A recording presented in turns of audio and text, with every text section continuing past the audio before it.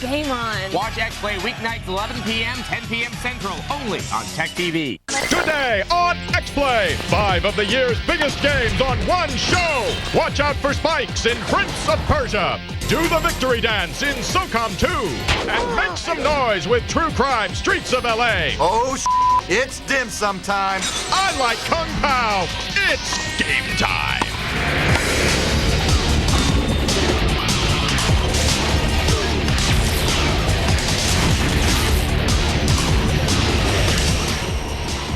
Warning! Adam Sessler and Morgan Webb may be hazardous to your health. There's some truth to that. You should see our parents. Welcome to X-Play. Today, we have 5 of the year's biggest games, and all of them are really, really good. Now, are you excited yet? I am.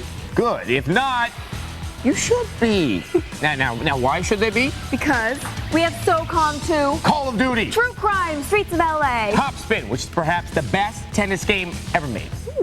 And we kick it all off with what is arguably the biggest multi-platform game of the year, Prince of Persia. Now, does it live up to all the hype? Because there's been a lot of hype, heaps of hype. Yeah, hell yeah, it lives up to it. Here's a review of Prince of Persia.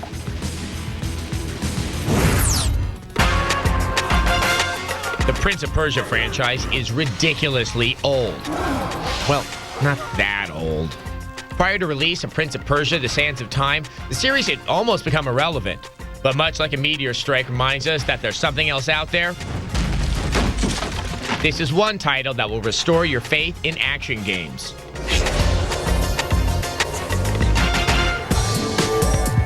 He plays the son of the king of Persia. When the prince becomes separated from his army, he stumbles upon a magical item called the Dagger of Time.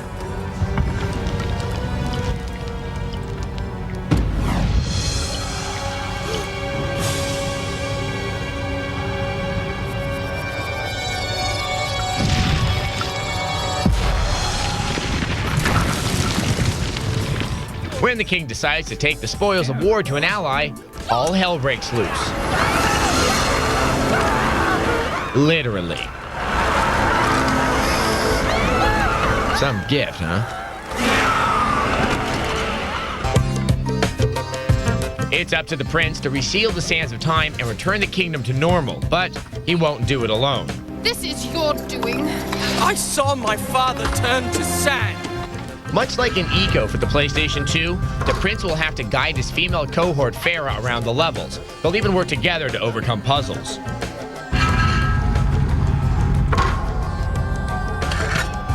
Speaking of puzzles, this game is chock full of them. In fact, once you get the hang of the combat, each room becomes one gigantic puzzle. The prince's combat abilities are unmatched. Move over, babe. There's a new Sultan to swat.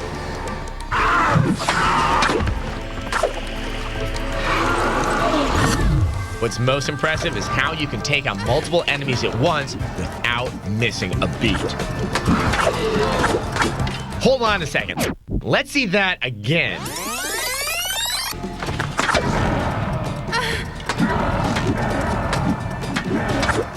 In addition to being a savvy pugilist, the prince has more moves than Kasparov.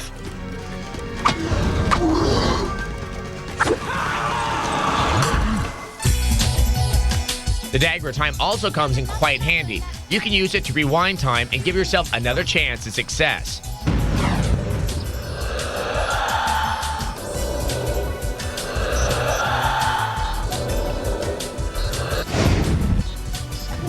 It can also freeze enemies to give you a chance to mop them up.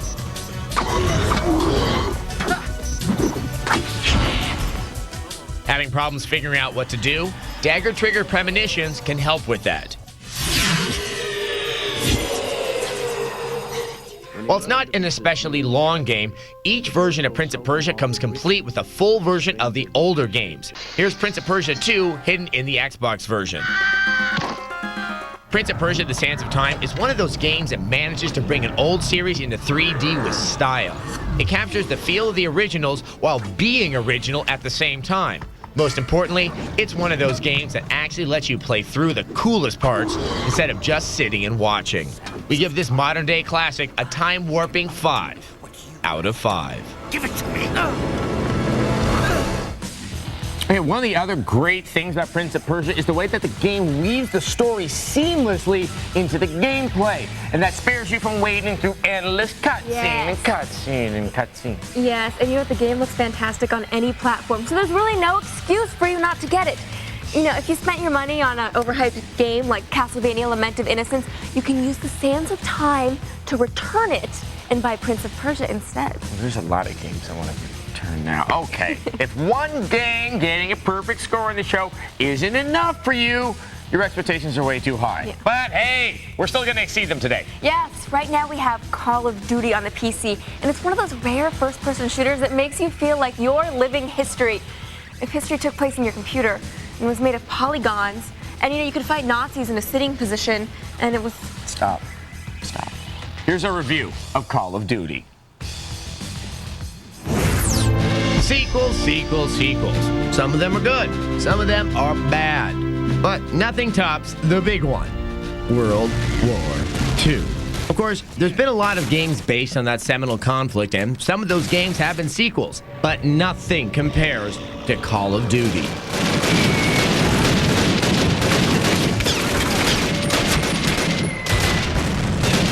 The game as you play as an American, British, and a Russian soldier in several famous locales in the war.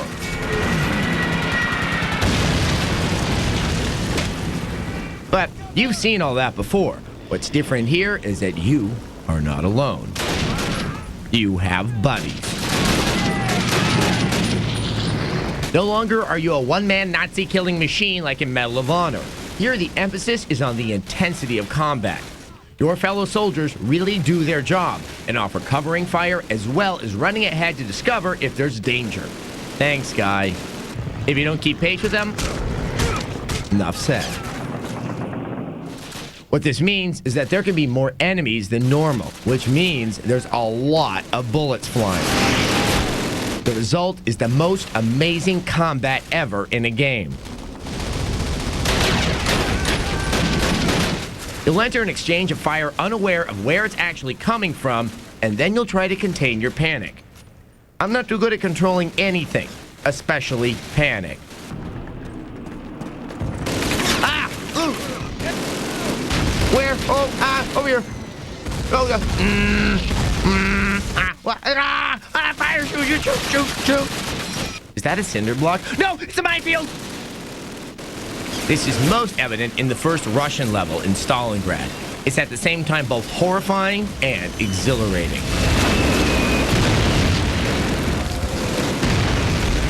Though the capper may be this Jeep chase, the excitement and confusion in this sequence make it one of the best moments in gaming, period. What? Yes, I mean that.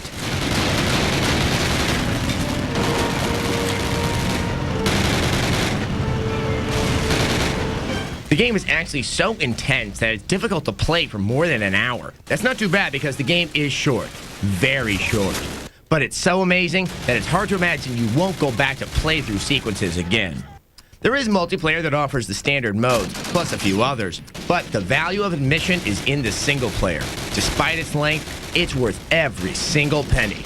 Not for the faint of heart, this is a must-play for any action fan. A 5 out of 5. Trust me, you ain't seen nothing yet. The AI in this one is pretty flawless. And that's the AI for both your enemies and for your teammates. It's amazing. I mean, this game is one of the most thrilling games I've ever played. There's a lot of times where I just had to hit the escape button and just pause and appreciate the fact that the design is just amazing. So go take a breather because we're getting really anxious. Stick around. When we come back, more of the year's big games. And later, a game with Snoop Dizzle. Was Dizzle? I don't know what I said either.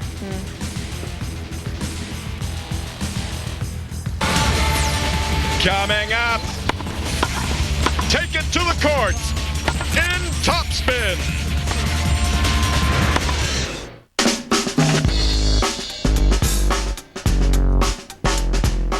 What's crucial to me? What's crucial to me? Making the most of my time. Speed.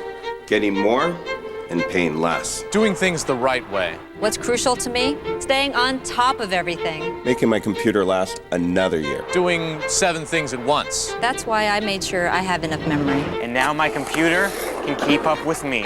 so that you can focus on what's important to you. Crucial makes it easy to select, purchase, and install memory upgrades. Memory, it's Crucial. It's back. Arby's Italian beef and provolone with oven-roasted beef marinated in Italian seasonings plus authentic provolone, all on a bakery soft baguette. If you haven't tried one, you don't know what you're missing. What are you eating today? Hey, Billy wants to check out bikinis online. What? The Bikini Islands, history class. Oh, sure. Hey, Billy, it's cool! How can the butterfly help you? Find out at msn.com. Hey, Vanessa, I'm home.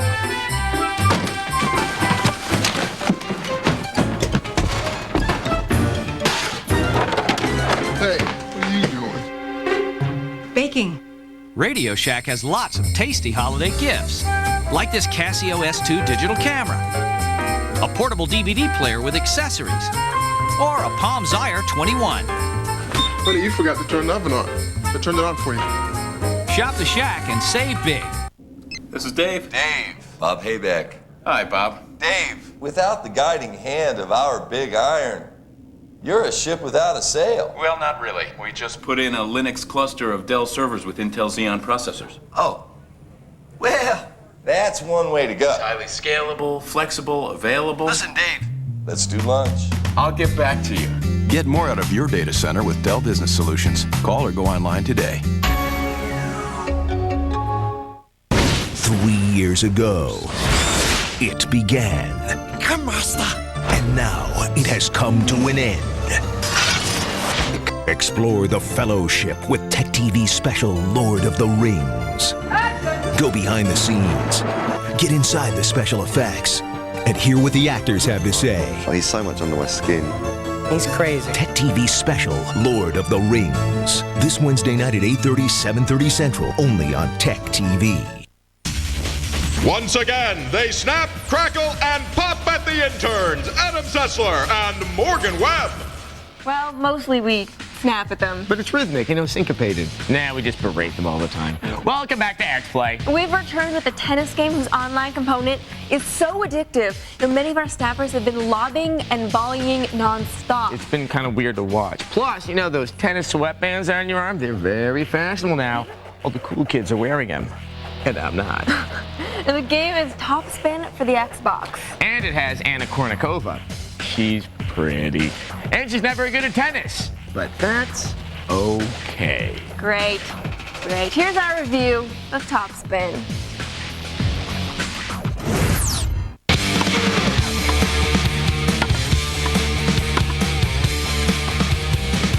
It's hard to make a bad tennis video game.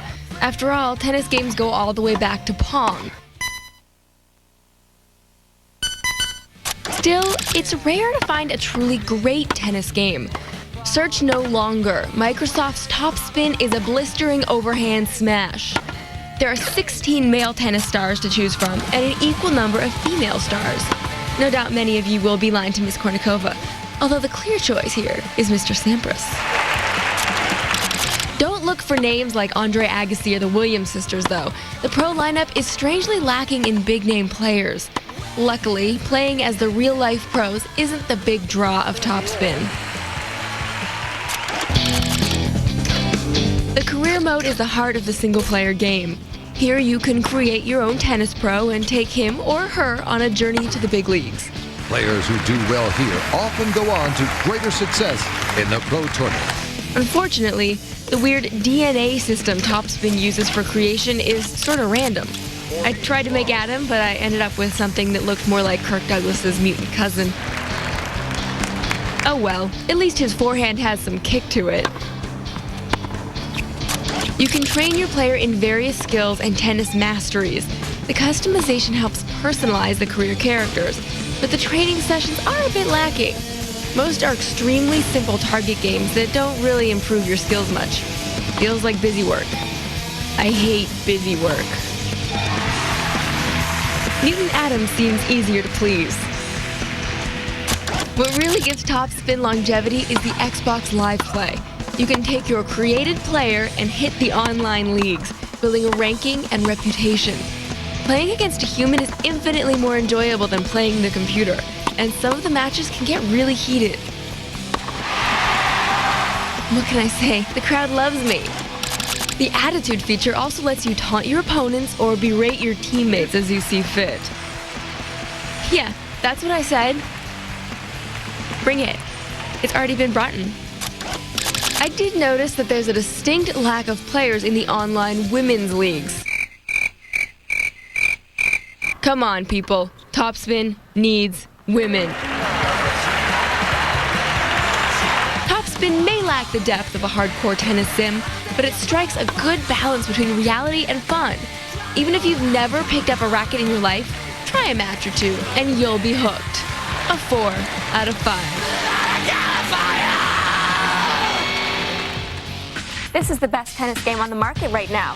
But you're going to want Xbox Live if you get it, because online play is the best part of the game. Also, you can customize your own horribly mutated player, like the one with me with Jay Leno's chin, Who doesn't like to muck up one of the world's most graceful and formal sports by making your player into a grotesquely swollen chudhead? Chud. Yeah. Coming up, sneak, shoot, and dance the night away in SOCOM 2.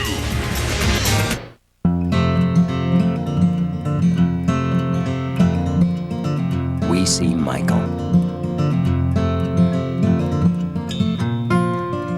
Marine biologist.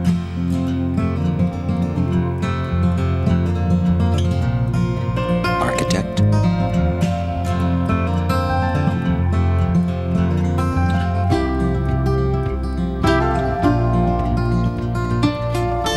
Broadway star.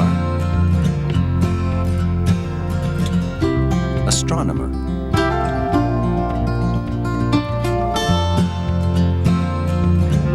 Or maybe astronaut.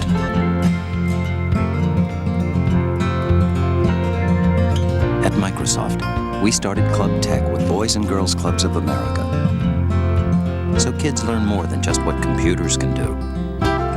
They learn what they themselves can do.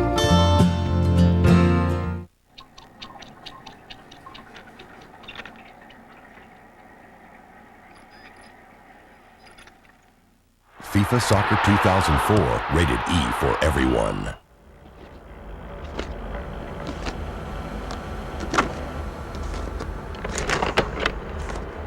NCAA Football 2004, rated E for everyone.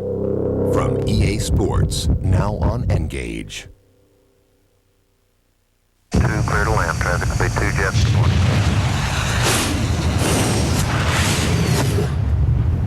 Imagine zooming to anywhere in a split second.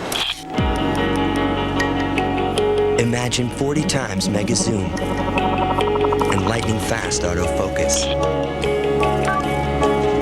Imagine what we can do together. The new Dimage Z1, another digital breakthrough from Konica Minolta. We got a problem up here. Tower 12, weather's moving it. Heading up. Do you have the right truck? Does your truck have a Duramax diesel? Does it have an Allison transmission? Silverado. It's the right truck. From Chevy. Silverado is the only full-size pickup available with OnStar. In space, no one can hear you scream except Adam Sessler and Morgan Webb. Welcome back to X-Play. Well, the hits are going to keep on coming. Now, PS2 owners have been waiting for this next game to come out for a long, long time. Yes, and is it worth the wait? Well, is the Pope, whatever, what is the Pope? Here's our review of SOCOM 2. Now let's be honest. A big part of what made SOCOM so popular was that you could swear at friends and strangers alike with the included headset. God damn it, you suck! I can't believe you're on my team! A SOCOM 2 fixes nearly everything that was wrong with the original. There are anti-cheating measures, more maps, a better single player, and more online games. But this is still a broadband-only game, so all you 56Kers should get ready to settle into the single-player mode, where you have to deal with a smooshed head guy.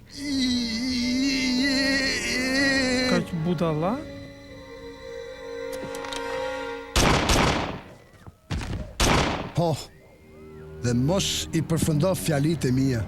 You get 12 new missions, but the basic mechanics of the game are unchanged. You issue orders via menus or the headset, and you follow waypaths to objectives. Yeah, aren't squad-based tactical shooters fun? Commander, you must locate the informant. Call sign Mallard. There are also new advantages to stealth. If you kill your enemies undetected, there will be fewer reinforcements to knock you around later on. On the other hand, if you make a mess of things, it's gonna be harder down the road. There have been improvements in your supporting team. Boomer, aka the walking target, is gone, and Jester, his replacement, is actually worth keeping. Of course, the single-player game, even revamped, is just a concession to those who can't play online 24/7. Navy SEALs are social creatures after all. The two new online modes are Breach and Escort. In Breach, one team defends a base against an assault. In Escort, you lead a string of sitting duck VIPs to safety. Ooh, you can do a victory dance. Oh, I'm sorry, that was immature. Okay, one more time. Damn. There's a new online ranking system that supports searching matches by player skill, so the newbie doesn't get pummeled as soon as he spawns. New friends and ignore lists make finding and avoiding players much easier, while live lobby chat over the headset builds a healthy bit of community. We gotta win this, Alright, bitch. Little drive-by dance. Rather than getting a full-fledged facelift, the game has received a few graphic upgrades but is far from a visual stunner. The new touches are nice, but the graphics are one area where SOCOM can't yet compete with its tactical PC cousins. Nevertheless, the simple fact is that there's no other shooter on the PS2 that can stand up to SOCOM 2. It gets a 4 out of 5. Okay, one more time. If you buy SOCOM 2 and you don't already own a headset, you're gonna have to buy one separately. No, you can play the game without a headset. Oh yes, but it's a very quiet experience and you miss out on all that deep online SOCOM chatter. Yeah, cover my right flank. No, my other right. No, it's more like, stop shooting at beep, hostages beep, beep, beep, beep, beep. Up next, parents love a game that lets you fight strippers. It's True Crime, Streets of LA. This Tuesday, the greatest adventure of all time is here. You must lead a team like nothing the world has seen. Then the game is on. Critics call it a mind-blowing adventure. Eyes open, boy. With amazing action. Care for a spin? That was naughty. From the director of Blade, Sean Connery, The League of Extraordinary Gentlemen. Own the DVD Tuesday. Cheers. Well, I think you look great.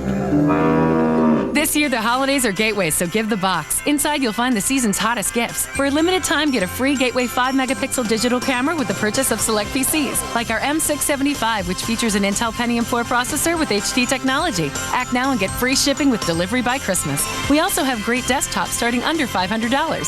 So hurry in, give the box. Today we're going to test a tractor beam from Ratchet & Clank Going Commando. Oh, nice, dude. Nice job, nice job. Whoa, turn that thing off! No, turn it off!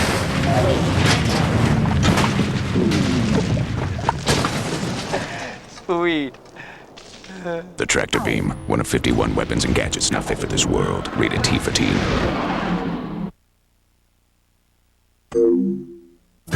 I can't believe I owe this much money.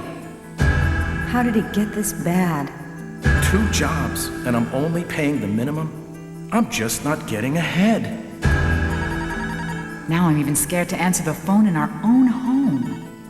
Disconnect notice? Could things get any worse?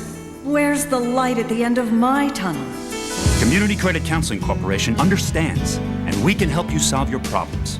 One simple phone call to us can help take the creditors off your back and let you begin the rest of your life. We're an accredited, nonprofit agency. We'll help reduce your repayment time by up to 75% and lower those high interest rates to as little as 0%. Finally, I'm on the road to reestablishing my credit and my life. Whether you owe thousands or hundreds of thousands in credit card debt? Call the toll-free number on your screen for more information. Call now. Get your life back. Coming up next week, it's Speed Week! Optimize your PC, upgrade your home network to gigabyte speed and share broadband connection. You say that any faster. Yes, I can. And while you're at it, we're going to show you how to build your own supercomputer. It's Speed Week all next week. On the screensavers. Once again, two people united by fear of their fan base, Adam Sessler and Morgan Webb. We do not fear our fans. Most of them. Welcome back to X-Play. We wind down today's show with yet another game that hopes to inherit Grand Theft Auto's freeform crown. True crime, streets of LA. But anyone who thinks this is nothing more than some GTA clone is wrong. It has supernatural elements, the ability to slow time, kung fu fighting, and some of the best voice acting ever. Yes, it's got the voices of Christopher Walken, Michael Madsen, Gary Oldman, Michelle Rodriguez, and one very famous rapper. Really? For shizzle. Here's a review of True Crime, Streets of LA. Yo, tough guy. Over here. You make big mistake. Welcome to the world of True Crime, Streets of LA. An action title that plays like Grand Theft Auto from a cop's point of view, with a healthy dose of kung fu added to the mix. True Crime offers freeform gameplay throughout a huge, accurate map of Los Angeles. It's a beautiful recreation of the ugliest city in the world. Rambo, eh? No, Nick Kang. As road cop Nick Kang, you'll drive, shoot, and fight your way through the crime-infested city. All the while brandishing your dual pistolas. Double the pleasure, double the fun. If you got enough ammo there. The story is an excellent send-up of standard action movie fare. You screw up this time, Kang, and I'll have your badge. Capiche? Sounds like a line from a bad video game.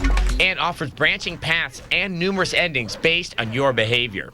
Drag and drop kick. And whether you're a good cop or a bad one, there's plenty of random street crime to keep you busy. Police, get out of the way! Another plus is your ability to slow time to pinpoint targets, fire non-lethal shots to contribute to your cop karma, and blow out offending gas tanks. Buckle up for safety. And you've got to love a game with objectives like these. Fight strippers. Fight S&M freaks. And fight General Kim. His name is Kim. There's also an unlockable bonus that allows you to play as none other than Snoop Doggy Dogg. This is the Snoop Dizzle, in pursuit of another dumbass mother. Oops, sorry Snoop. True Crime even manages to work in a jab at rival GTA developer Rockstar. On the downside, the controls are awkward and it takes a long time to get used to them. Damn, would you just die already? Also, the game is far too short. More. Most players will be able to finish in a day. And the end result is buggy, with characters passing through solid objects and plenty of random freezes.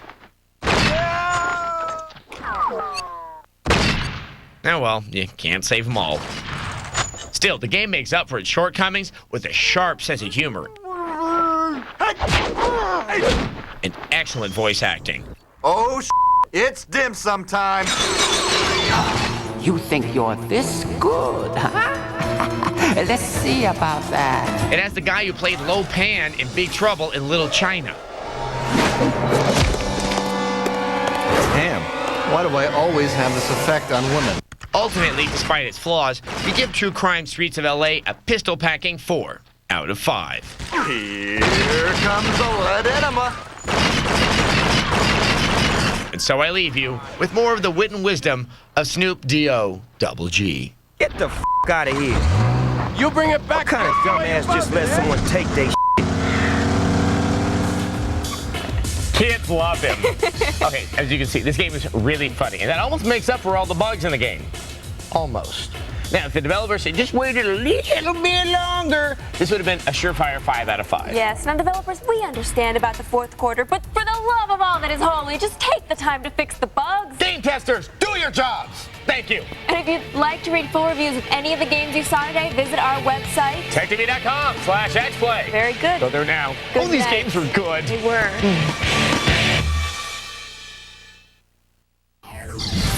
Today on X-Play, yes, it's Return of the King. Plus, The Sims make some magic. And Harry Potter gets aggressive in Quidditch World Cup. I hate flying lizards. It's game time.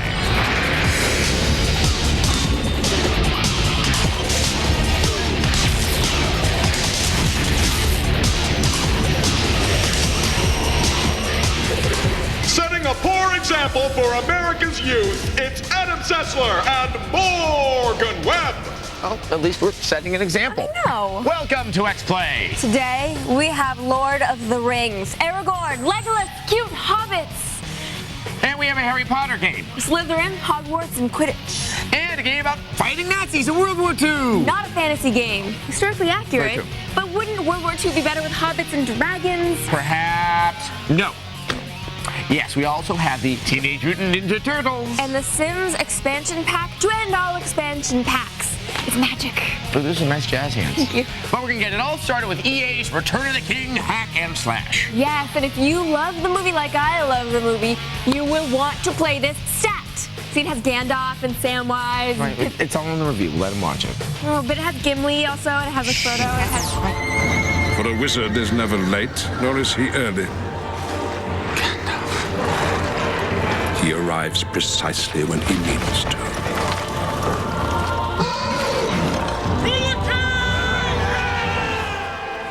Make no mistake, to play Return of the King is to experience the epic chaos of the film trilogy firsthand. Harry Gandalf!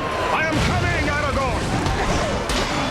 Aragorn! Similar to last year's Two Towers game, this is a straightforward hack and slash. Choosing from a large assortment of characters, you will defend Minas Tirith as Gandalf.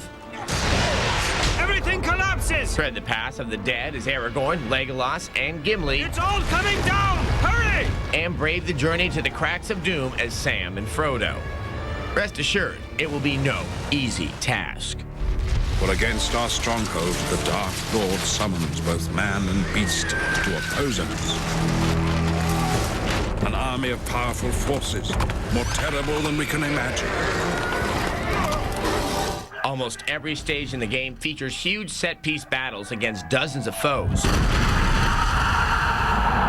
You're graded on your ability to dispatch the Spawn of Mordor efficiently and with combo moves, which in turn affects how much experience you earn.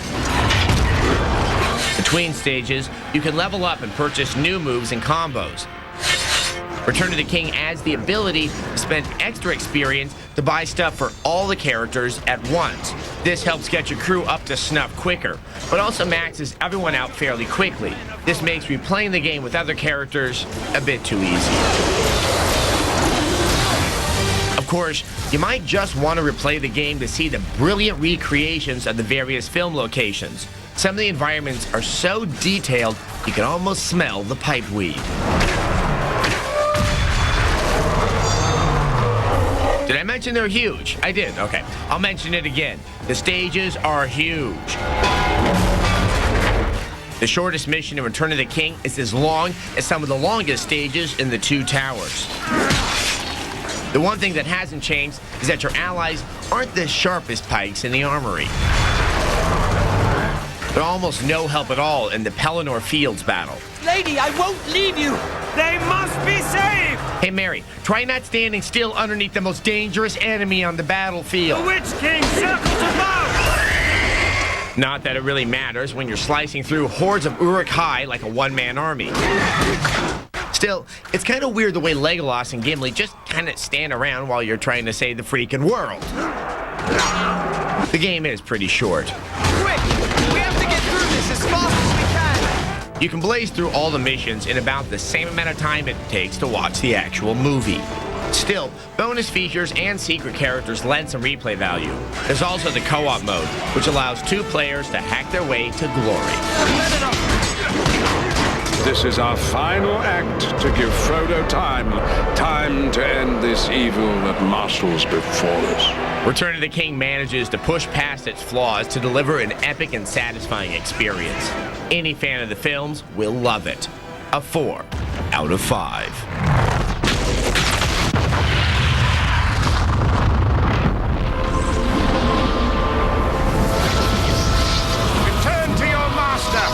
Creatures of shadow. Yes, excellent. This game makes me want to see the movie so badly, but here's a warning. If you play the game before you see Return of the King, it will spoil the movie for you. Yeah, so will reading the book. You don't have to get a spoiler warning for something that's been available for 50 years. I'm just saying.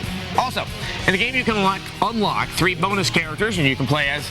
right, I won't spoil it for you, but some of them might be hobbits. Okay, and at the end you play a level called, and this is the actual title of the level, The Crack of Doom. I don't know if I want to play in Doom's Crack. But if you haven't had your fill of cinematic fantasy in video game form, I have more for you. I do. Here's a review of Harry Potter Quidditch World Cup. Is the World Cup played in Doom's Crack? It's not a good place.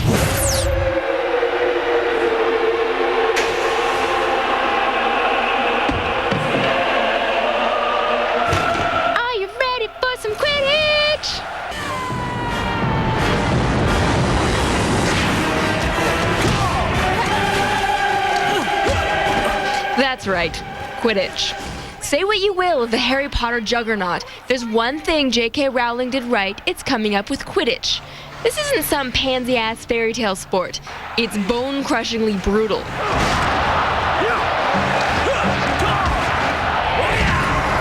If you haven't yet been inducted into the cult of Harry Potter, here's the deal. 2 teams of 7 square off on an oval Quidditch pitch. 3 chasers try to gain possession of the quaffle and toss it through one of the 3 rings for 10 points. Meanwhile, the 2 beaters try to whack the bludgers onto the other team. At the same time, the seeker is keeping an eye out for the golden snitch. Catching the snitch ends the game, awards your team 150 points, and renders the events of the rest of the match largely pointless. At the start, you can play as any of the 4 Hogwarts houses. The problem here is that the matches are way too easy. While playing through the house matches, we only got scored on once. Hufflepuffs. Stupid. Once you've slogged through and won the House Cup, you can move on to the World Cup. The bad news, Harry Potter is relegated to the sidelines. France ties things up. The good news, the game actually gets challenging here. Playing Quidditch turns out to be surprisingly straightforward. The developer took a game with absurd rules and somehow managed to make it play well in a video game form. Usually, you're guiding your chasers around either with the quaffle or in an attempt to tackle the one who's in possession. After a length of time determined by your skill on the pitch, the golden snitch will appear, triggering the final play of the game, the snitch chase. She's grabbed it! I will not forget this beautiful World Cup match! The problem here is with the combo and special move controls. There are a lot of moves, but it's unclear if there's any advantage to using one move over another. Worse yet, it's hard to know how to do the exact move you want. This leaves the game feeling a bit shallow. But that doesn't mean this game sucks. Far from it. This is a very nice sports title that captures the essence of Quidditch. Harry Potter fans should snap this game up, and some skeptical gamers will find something to like here as well. XPlay gives Quidditch World Cup a 3 out of 5.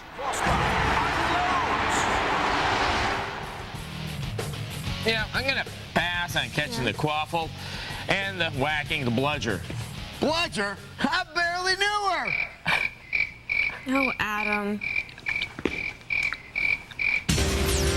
Don't worry, April. We got you covered. Coming up, we revisit the turtle power movement of the early 90s.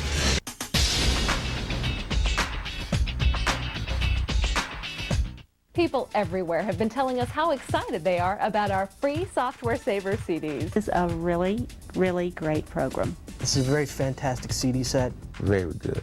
I think it's phenomenal. Software Savers includes names from CDs you know and trust, like Home Depot, Webster's Encyclopedia, Rand McNally, and the American Medical Association, just to name a few. And you get them free. Just pay the $6.95 shipping and we'll send you $100 in great name software. Let the Home Depot experts show you how to do all your home improvements. Really, anyone can remodel their house if they're willing to sit down and look at it. Then create your own home on your PC. Repaint, add a new addition, and see it all in a 3D walkthrough. I had this resource that helped me design my apartment without ever moving a piece of furniture. And for medical help for your family, turn to the Family Medical Guide. It's essential for any home. It will explain to you, well, these are the symptoms, this is how you feel, this is what you need to do.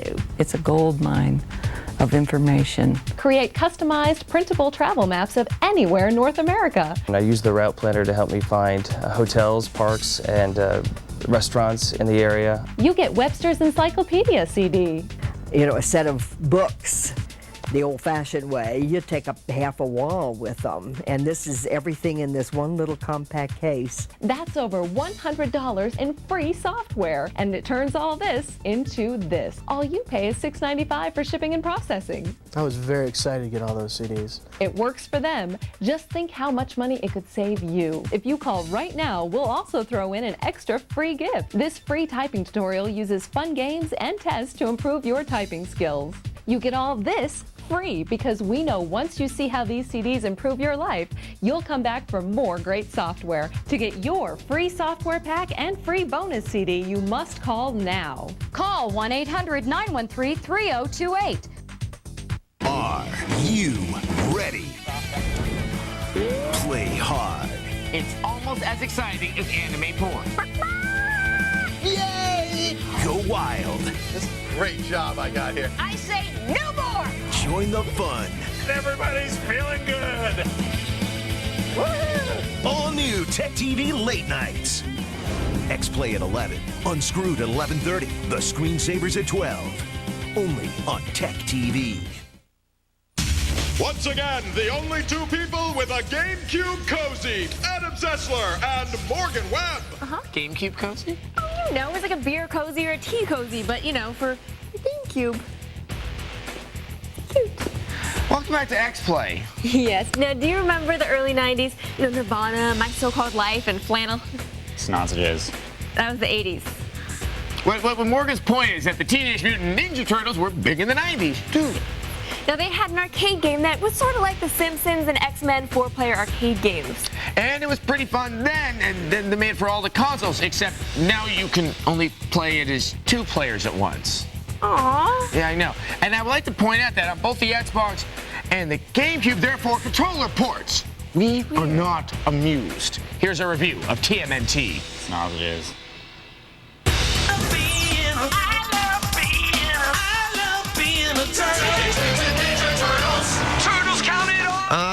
Yes, memory lane. You all remember the Turtles, don't you? So happy together. No, not the 60s band, the mutated teenage ones from the 80s. Don't worry, April. We got you covered. Yes. It seems like America ran out of original ideas years ago. So it's no surprise that these little rascals have popped up once again, this time on your PS2. Shell Shocker! Shell Shock! Unfortunately, this reincarnation is about as inspiring as an old episode of Blossom. Now, how come no one has come up with that game idea? Whoa! Teenage Mutant Ninja Turtles is the perfect example of a licensed game that focuses too much on visuals and marketing power and not enough on actual gameplay. Even by side-scrolling basher standards, the gameplay here is weak and uninspired. The lack of complexity in the fighting system, combined with the lack of variation in the action itself, leads to a game that, despite being gorgeous, is still a total snooze. What? Shh. This game takes the new cartoon series and uses it as a jumping point to string together a series of thug-filled levels. Now, despite all the bad things that we have said thus far, the graphics are, without a doubt, stunning. The cartoony images are bold, bright, and colorful, and Turtles is definitely one of the best uses of this recently overused graphic technique we've seen. The voice acting and sound effects ain't bad either. Help me, please! Overall, the presentation is the greatest part of the game. It's a shame that the rest of the design can't follow suit. The levels move through various parts of the city, and while they look terrific, the stomping grounds suffer from an incredible lack of things to interact with. Hey, dude, you're making me look bad. Keeping in line with the lack of interaction in the levels is the lack of interaction in the turtles. Are those guys ninjas? The gameplay is comprised entirely of repetitive bashing, with virtually no strategy, no depth, and no technique at all. Worse, however, it's just really boring. To add to the shell-shock grievances, the game only supports 2 players. Considering the arcade game from 1989 supports 4 players, this is inexcusable. Sorry! X-Play gives Teenage Mutant Ninja Turtles a 2 out of 5. Too clumsy, Michelangelo. This game is so repetitive, it's painful. It's painful. It's painful. And I think only the beautiful cell shading and the nostalgia factor is the only thing that saves it from the dreaded 1 out of 5. If you agree with us, or if you think we're playing wrong, well, actually, you're wrong there. But if you have any opinion about the Turtles, you go right to our message boards right now. TechTV.com/XPlay. There you can also see our Max Payne 2 naked cheat code. Ooh, and watch our anime porn feature. Yes, people really seem to love it. Yeah. Sausages.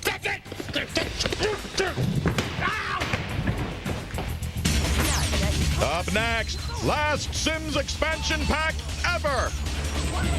It's Making Magic.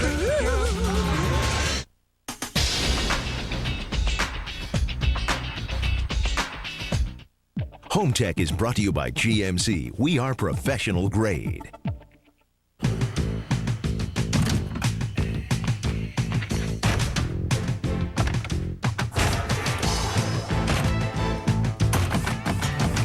Multifunctional, adaptable, retractable. It's a sport utility with more utility. The new GMC Envoy XUV. It's not more than you need, just more than you're used to. GMC Professional Grade Engineering. Sultan's Icebox Flip Screen 03 is an all-in-one entertainment system that fits under your kitchen shelf. The Icebox lets you listen to music and watch TV or DVDs, and its broadband connection lets you check email. The Sultan Icebox's flip-down 12.1-inch touchscreen tucks neatly away when not in use. It's great for the high-tech kitchen, but watch out. At $2,300 plus installation, it's expensive. Circuit City's the place for DirecTV. Stop by today and get up to 3 rooms free, including installation and a $75 Circuit City gift card after mail-in rebate when you activate any Total Choice programming package. And right now at Circuit City, make the most of DirecTV entertainment when you upgrade any receiver to a DirecTV DVR for just $99.99. Circuit City, we're with you.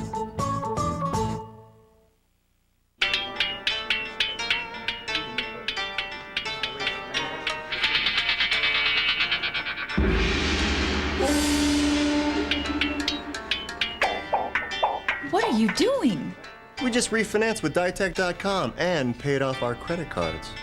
Cash out equity or consolidate bills with a new first mortgage from Ditech.com. The total lender closing cost is just $395. Get rid of high interest debt now. Call 1-800-DITECH-1. Oh, I shouldn't have to sell a kidney to get a new PC. No worries. Over here. Gateway presents the We've Got PC Savings Coming Out Our USB Ports event. Find a phone now to get a free processor upgrade on a new Gateway PC still under $500, or go with a mobile M305X notebook for under $800. It features the fast Intel Celeron processor, CD burner DVD combo, and $200 back. Call 1-800-555-2081 and go mobile for less. Everyone join hands. It's Adam Sessler and Morgan Webb. Welcome back to X-Play. Adam? Thank you, Morgan. Today, we turn our focus to The Sims, those little people we've been micromanaging since the year 2000. And we've covered their expansion packs, their nonsensical language, and we taught you how to kill them in horrible, horrible ways. And now the final Sims expansion pack has come out, and this one lets you do everything you could possibly want. Now, this is the last chance you have to mess with your Sims in a 2D world, because when The Sims 2 comes out next year, everything will be in 3D and made of glorious polygons. So until then, why not go crazy in the final expansion pack? Here's our review of Sims Making Magic.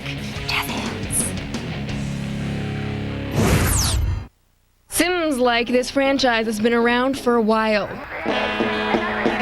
Dating Sims, Skins for Sims, and Sims Living Large have been whining, sleeping, and dancing their way into our collective consciousness for years now. Oh! Making Magic pretty much lets the Sims do whatever the hell they want. Oh, it's not Not with ease, mind you. But with a magic wand, there's a lot you can accomplish. This time around, you'll visit a variety of ethereal locales, where the locals are busy kibitzing about them thar shades, spirits, and potions. You're just an average Sim starting out, trying to make your magic bones.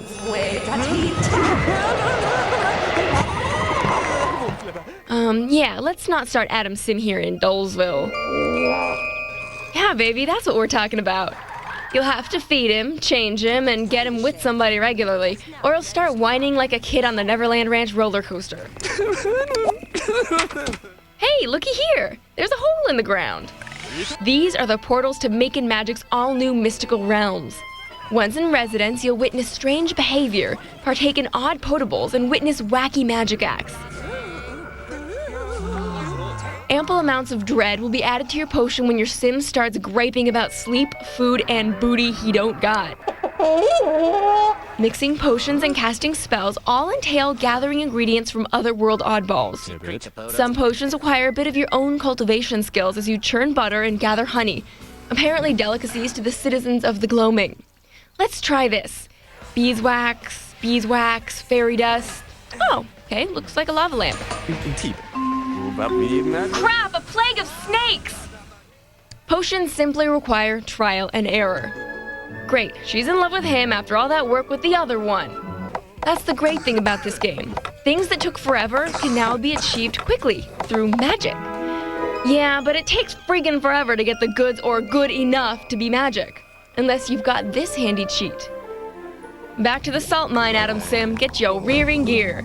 The sheer amount of task-based gathering needed for magic to be fun and some age-old camera scrolling issues bothered us a bit. But for the sheer amount of new items and the imaginative inclusion of illusion, we pull from our magic hat a 4 out of 5. Aha!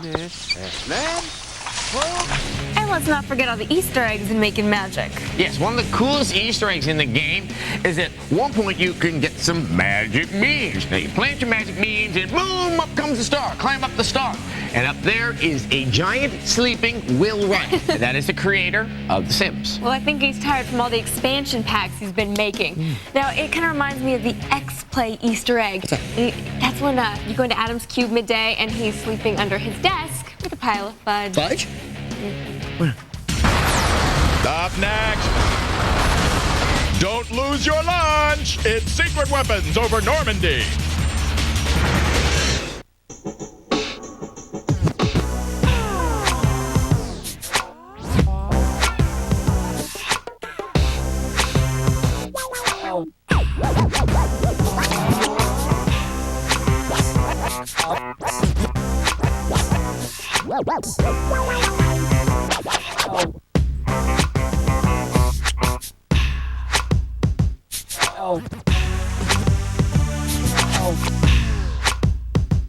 I'm Stanley Johnson.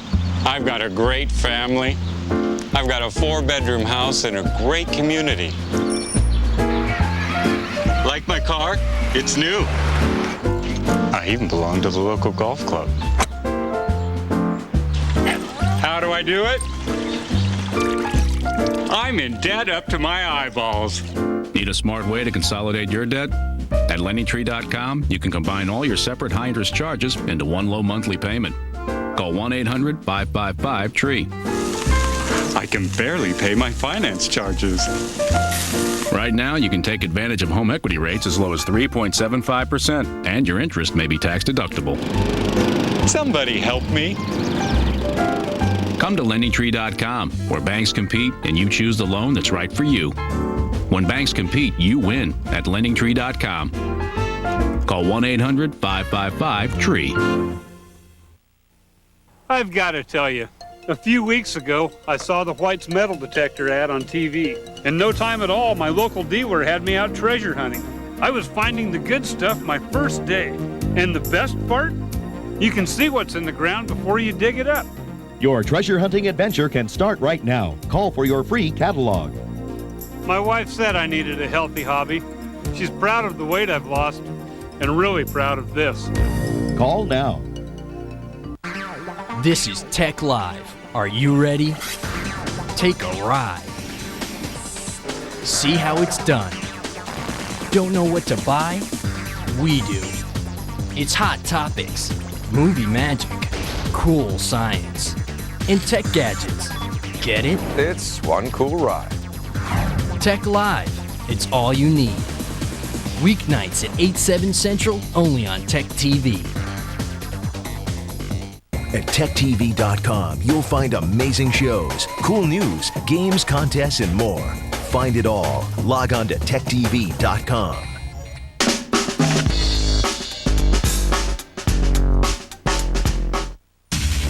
Once again, two people from a land before time. Southern California, Adam Sessler and Morgan Webb. It's really old out there. Welcome back to X-Play. We have a new flying game from LucasArts, but it is not a Star Wars title. Instead, it takes place during World War II, and it's up to you to rid the skies of the German menace. Here's a review of secret weapons over Normandy. Wait, which weapons? Shh, secret weapons. Aren't they airplanes? No, they're dungarees. Yes, they're airplanes. Way to spoil it, Webb. September 1st, 1939. Germany invaded Poland. This was the start of the Nazi Blitz. Yeah, we know all about World War II. We play games, for crying out loud. In Secret Weapons over Normandy, you play an American volunteer in the British Air Force. Your mission, to foil the Nazis using the most advanced aircraft available. As the new guy, you'll have to earn the respect of your cohorts, but you'll quickly become close with your comrades in arms. Damn if I'm not good at judging raw talent. You're showing promise. I've got a proposition for you. Maybe just a bit too close. Or other recent games like Crimson Skies focus on experimental and sometimes fantastical planes. Secret Weapons over Normandy is firmly based in reality. The secret comes from your classified missions. You fly a variety of planes in dogfights, bombing raids, and our favorite, escort missions. Things look quiet at that German airfield. Every once in a while, you'll take a break from the aerial action to man guns. With Hitler's invasion of England now indefinitely postponed. Cutscenes are brought to you a la the History Channel. Nothing like slowly zooming in on still pictures to give you an authentic sense of documentary tension. I wonder if that would work for us. The year is 2003. The console wars are dominated by the PS2. The Xbox and GameCube fight for market share against the Sony behemoth. Two plucky co-hosts wage an unceasing battle against the forces of video game mediocrity. Maybe not. Secret Weapons is definitely not a flight simulator. It's easy to jump in the cockpit and start mowing down Jerry. You can switch between a third-person view for dogfights and a top-down view for bombing the crap out of your enemies. The only problem with this interface is that with your plane locked in place, it often feels like the sky is moving around you rather than you flying through the sky. During dogfights, it's easy to lose track of where you are. Oh, oops, it's upside down again. Also, while the bombing raids are chock full of variety, the dogfighting missions that make up the bulk of the action all seem about the same. If you shot down one fast-moving spec, you've shot them all. Ultimately, Secret Weapons over Normandy gives a strong performance on many levels, but finds itself stuck in the hangar when it comes to the actual feel of flying. We give it a war-torn 3 out of 5. We're withdrawing immediately. I suggest you do the same. You know, something we didn't mention in the review is the game's nifty unlockable bonus. This is cool. Now, by finishing the game, you can actually play with an X-Wing or a TIE fighter. Yes, you can fight Nazi airplanes with Star Wars starfighters.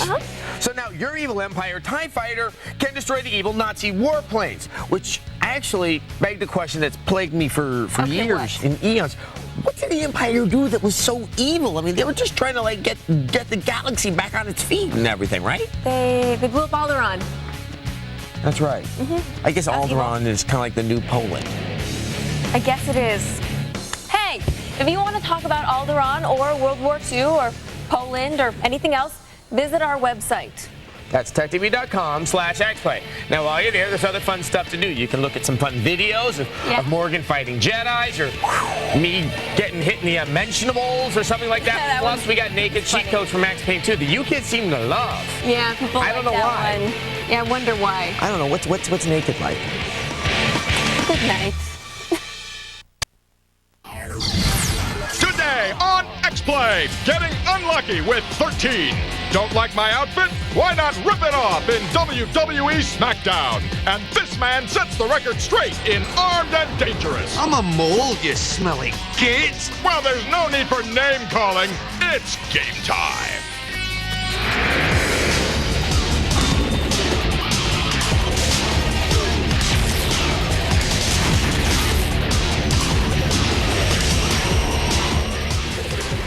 Please welcome your hosts, the lovely and vivacious Adam Sessler and Morgan Webb. I'm lovely and... Yes, you are. Welcome to X-Play. We have a great show for you, including a review of the beautiful cel-shaded shooter 13. And before you rush out and buy it, you're going to want to hear what we have to say about it. Now, on top of that, we review the new WWE SmackDown. And there's a game from LucasArts that actually pokes fun at Star Wars. Yes, and we have an interview with Batman himself, Adam West. We have the same name. And if you can't get enough of the war in Iraq from the nightly news, we have a squad-based shooter that you and your administration are gonna love. But we begin with a game some people have been very excited about, 13. I am guilty as charged on that excitement thing. Yeah, well, still, it comes to us from one of the most consistent developers out there, which is Ubisoft. You know, they're the people responsible for Splinter Cell and Prince of Persia and Beyond Good and Evil. So, does 13 hold up as well as those titles? Well, here's our review. All right, it's no secret that 13 is pretty. But how pretty is it? That's why throughout this review, we'll be playing 13, hot or not? Our first comparison is between unnecessary child of privilege Paris Hilton and 13. You guessed it, 13 is hotter. The game isn't just graphically impressive, it's graphically inventive. What the? 13 uses the comic book effect to add drama to the usual gunfights.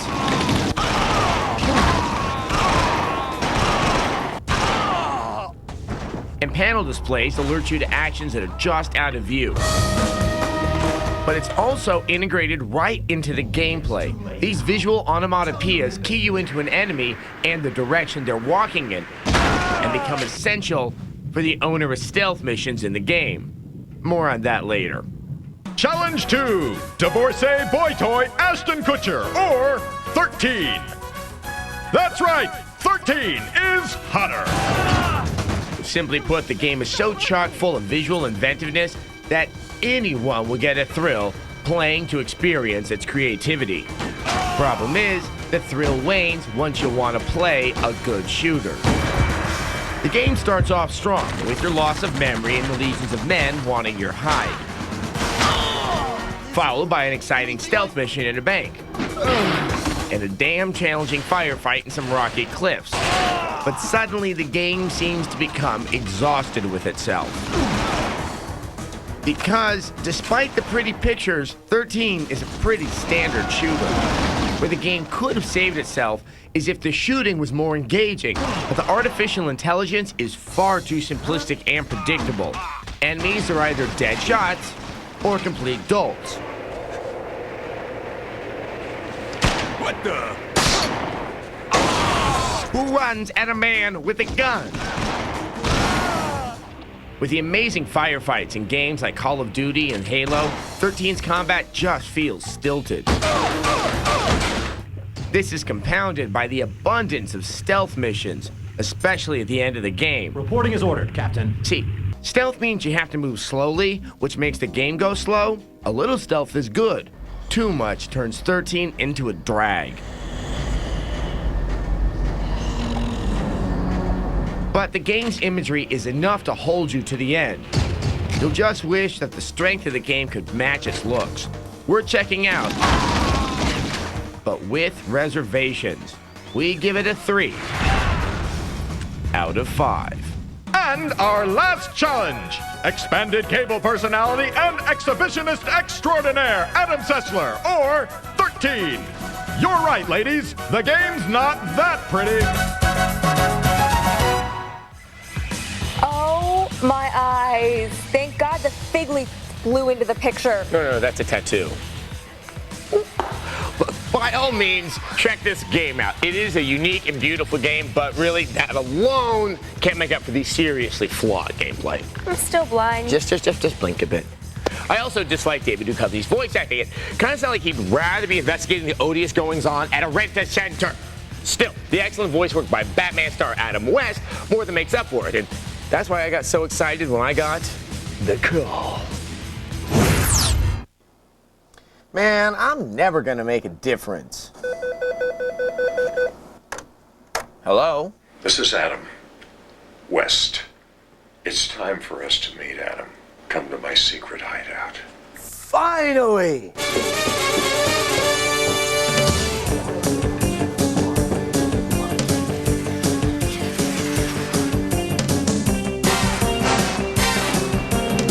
Fighting crime!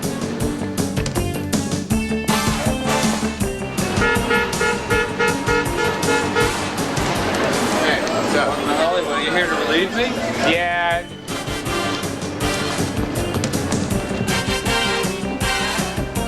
Oh, there's no bat cave on this.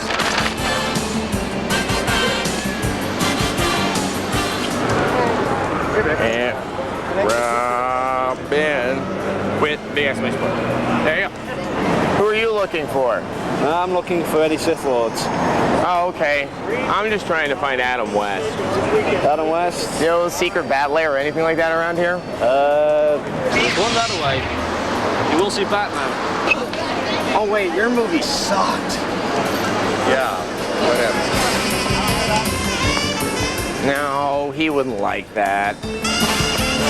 Josh Huckabore, that's definitely not Adam West.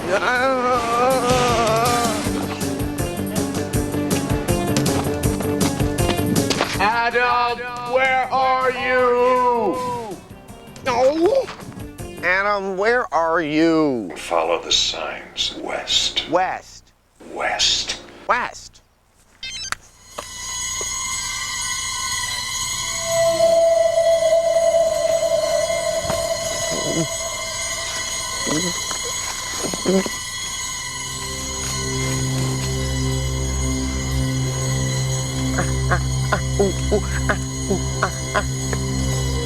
Yes! Yes, yes, yes, yes, yes! Ow!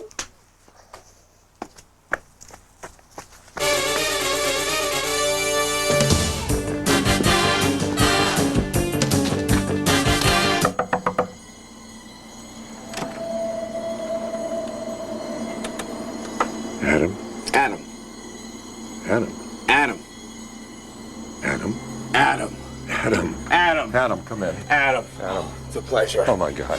I'm so glad I finally found you. Well, Adam, I don't know how the hell you did it, but good work. All right, Must thank be a you. crime fighter. Yeah, I see. So, let's just start things off. Let's talk about the video game 13. You're doing the voice of General Carrington. The night you disappeared, you were about to ID number 1. When you go to do voice work for a video game, how does it work? You're there for 1, 2, 3 days? You go in for maybe 3 hours. Usually, there are no other actors. You go in and work by yourself with the director and all the other folks. And it's a very creative thing because you have to, based on what they've told you, you have to kind of conjure up the character. Those idiots still haven't found a way to fix this station. You can prepare, really cook with it, and come in and bring something and do your work. And it's that simple. Hey, errand boy, come here. I got to take another leak. Now, you and your voice become a cultural icon. Let's talk about the role that got you there, and that's, of course, Batman. Emergency. Batman speaking. How did you come up with the way that the Batman talks? All I had to do was pull on that cowl with the funny little ears, and I just instantly became Batman, and the speech patterns and whatever. Batman muses a lot, Adam? Good thinking, Robin.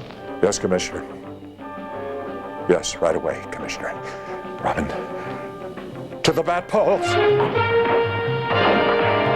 Have you ever seen any of the Batman video games?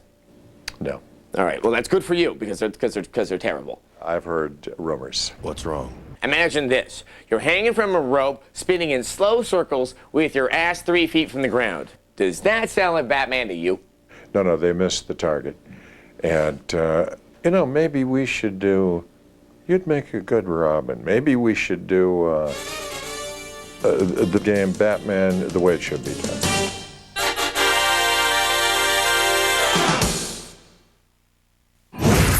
Holy overly snug Robin suit, Batman! It was the biggest size that they had. Oh, God. Would you rather the tattoo? See, make up your mind. Anyway, I gotta tell you, Adam West was so cool in person. It was a pleasure. It was an honor. Adam. Yes, first naked photos of you, and then a Robin suit. We're gonna get so much prison mail. What kind of prison? Not the women's prison. Up next, ashes, ashes, we all fall down in Conflict Desert Storm 2. Hey, we gotta get going. I'll put the hors d'oeuvres in the car. Just grab my brother's gift, okay? You forgot my brother's gift. No, I didn't forget. It's at Circuit City. We're gonna pick it up on the way. Forget. I didn't forget. You forgot. That's why with Express Pickup, you can order gifts online and pick up within minutes. It's that fast. Circuit City, we're with you. Wow, that was fast. I have no idea. What?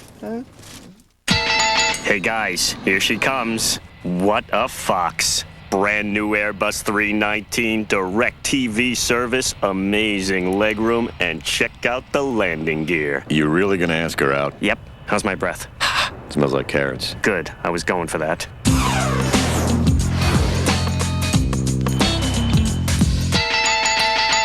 Hey Foxy, you want to have dinner with a rabbit? No, I want to have a rabbit for dinner. Waiter, check please. All right, let's go, guys. Cougar, I got your back. Roger that. Jester, you copy? What's he doing? Jester? Jester, hold your fire. Hey, he almost shot me. What the? Jester! You idiot. Oh! I'm out. Me too. Man, Jester, what's the deal, dude? What you doing?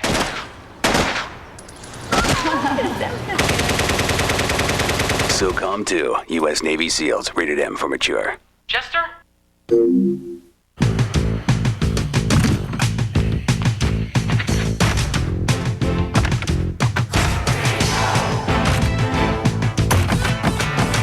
Multifunctional,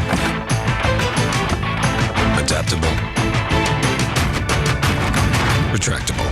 It's the sport utility with more utility. The new GMC Envoy XUV. It's not more than you need, just more than you're used to. GMC professional grade engineering. 3 years ago, it began. Come, Master. And now it has come to an end. Explore the Fellowship with TechTV special Lord of the Rings. Go behind the scenes, get inside the special effects, and hear what the actors have to say. Oh, he's so much under my skin. He's crazy. TechTV special Lord of the Rings. This Wednesday night at 8:30, 7:30 Central, only on TechTV. I'd like to buy a vowel from Adam Sessler and Morgan Webb.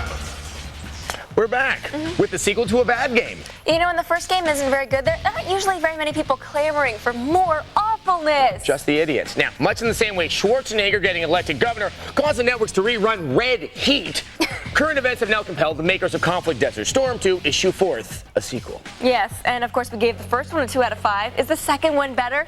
And does anyone care? Find out in our review of Conflict Desert Storm 2. Try as we might, we can't seem to get this guy. Now it's time for gamers everywhere to have a go. The problem is, Conflict Desert Storm 2 Back to Baghdad takes place during the 1991 Iraqi War, not the 2003 sequel. Oh well, there's still an off chance we'll find him in the game, right? Yoo-hoo, Saddam, where are you? Come out, wherever you are. Okay, so Saddam doesn't actually make an appearance in the game, but that doesn't mean you don't have your work cut out for you, because Conflict Desert Storm 2 is very challenging. The game plays like a first or third person shooter, but because you can only control one man at a time, most of the buttons on your controller are used to give orders to your comrades. You've got civilians down there. Check your fire. The level of control over your squad is very impressive, but it's also a bitch to learn, especially the advanced location command, which takes 3 button presses and both analog sticks to pull off. You've got to pick up the pace, or those Delta boys ain't gonna be around to say thanks. Thank goodness both Scotty Stand down. Private Will. and Private Elmer Fudd aren't part of the squad. Stand down. Private Will. Infantry! Later, once you've mastered the controls, you'll find that the best way to play is slowly and carefully. Switch to the right character at the right time. You'll also find that there's more to the game than just shooting the bad guys. Secondary items in your inventory get a lot of use, especially the smoke bombs, which provide cover for your men. Unfortunately, these are now legal to use in all California bars. The game has 10 long missions with plenty of interesting objectives. Be advised, Iraqi armor is deployed in the town. The music in the game is pretty generic stuff, but finally someone decided to implement the personal soundtrack feature. Oh yeah, now that's music to fight by. It's much more satisfying to play through the campaign with a few buddies. And because each soldier has different abilities, every player is going to have something interesting and unique to contribute to the team. Conflict Desert Storm 2 is Xbox Live enabled, but don't get your hopes up. You can't actually play the game online. For a game that screams team play like this one, not being able to play online is a real sore spot. If you can get by the steep learning curve, there's some pretty compelling gameplay here. Certainly enough to keep you busy for a while. X-Play gives Conflict Desert Storm 2 Back to Baghdad a 3 out of 5. Wow, from a 2 out of 5 to a 3 out of 5. Way to reach for the stars. Yeah. Maybe by the third installment you'll actually be able to find Saddam. You know, that'd be totally worth a 4. Uh-huh. Up next, we learn that violence is the answer in WWE SmackDown. X-Play presented by the Nokia N-Gage wireless multiplayer gaming device. Engage anyone, anywhere.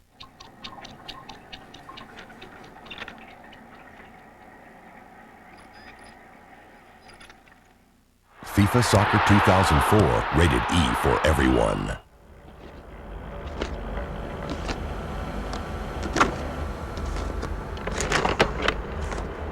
NCAA Football 2004, rated E for everyone. From EA Sports, now on N-Gage.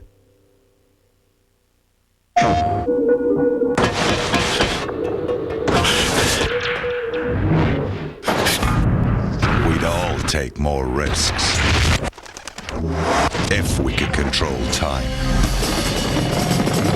Rewind time. Freeze time. Controlling time is the ultimate power. Use it wisely. Rated T for Teen. Prince of Persia, The Sands of Time. The whole notion of getting a website was just intimidating. Who's going to design it? Who's going to host it? And how much is it going to cost? Introducing Website Solutions from Register.com. You can build your professional website and host it for as little as $4.95 a month. Getting your business online has never been more affordable. Register.com makes it easy. They helped us create our site, and they host it. And it's costing us less per month than a double mocha. Register.com. Website solutions start at under $5 a month. So, have you found the big O?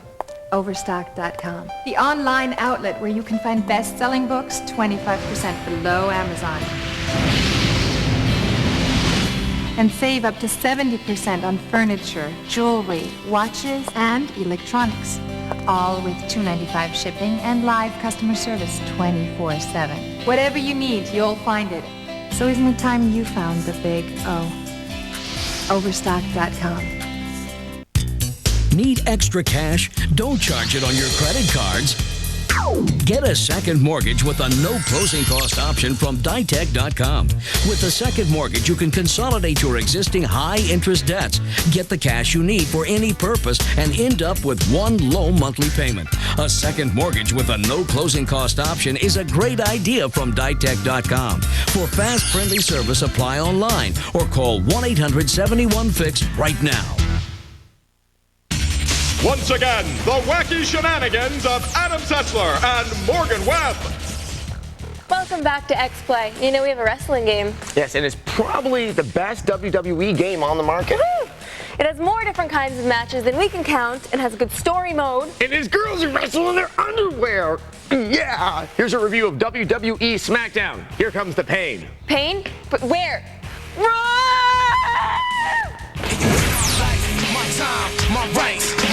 You know who you are, wrestling fans. Whether you're still in the closet or even if you can be seen wearing a Goldberg t-shirt. Luckily, WWE SmackDown Here Comes the Pain goes out of its way to give you your fix.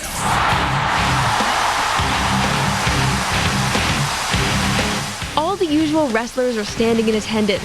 Plus, their similarities to their real-world counterparts can be scary. Oh yes, definitely spooky. This latest installment features revamped grappling mechanics, which is a break from SmackDown's previous emphasis on fast-paced arcade-style gameplay. But I don't want to imply that the game isn't still fast-paced. It's just that now you initiate a grapple of the specific type and then select a specific maneuver. It's as simple as that, and that, and that. This provides much more depth and tactical capabilities than in previous SmackDown games. It's beautiful, really. Additionally, a reversal system has been implemented that allows you to perform the I've got you, no, I've got you dance over and over again. Among the most significant features in Here Comes the Pain is the revamped season mode, and the seasons come complete with vicious backstage brawls. Get 'em. Plus, it's simply your best chance to try and hypnotize famous wrestlers like Goldberg, for example. You are getting sleepy, Goldberg. Sleepy, sleepy. Ringside, SmackDown Here Comes the Pain may be the best-looking wrestling game out there. You can play any of the ladder matches, cage matches, and tag team combos that have become standard in the world of wrestling games. But this game also introduces the especially brutal bra and panties match. The object here is to, well, rip off your opponent's clothes. The humanity. Shake it off, sister. So let's see. The Create a Wrestler feature is as solid as it ever was. I know that's important to some of you. But as much as we'd love to hear a few sound bites from the actual wrestlers, we're still stuck filling in the lip sync ourselves. Blah, blah, blah, blah, blah. Can I borrow those underwear? Blah, blah, blah. Blah, blah, blah, blah, blah, blah, blah, blah. At the end of the day, any wrestling fan worth their salt will love this game. So slam this one down in your letter to Santa. We're giving SmackDown Here Comes the Pain a 4 out of 5. What is it about scantily clad women in our fan base? I'm not sure. But I bet that you can probably find the answer on our website. That's at TechTV.com/XPlay. And by answers, I mean streaming video of our anime porn segment and the Max Payne 2 naked moaning sheet, or that picture of me with the Up next, what's going on in this scene from Armed and Dangerous? I never tire of that sound. The most powerful game system now has the ultimate holiday offer. Get Tetris Worlds and Star Wars, Clone Wars, 2 months of Xbox Live and an Xbox for only what? Rated E to T. Xbox. It's good to play together.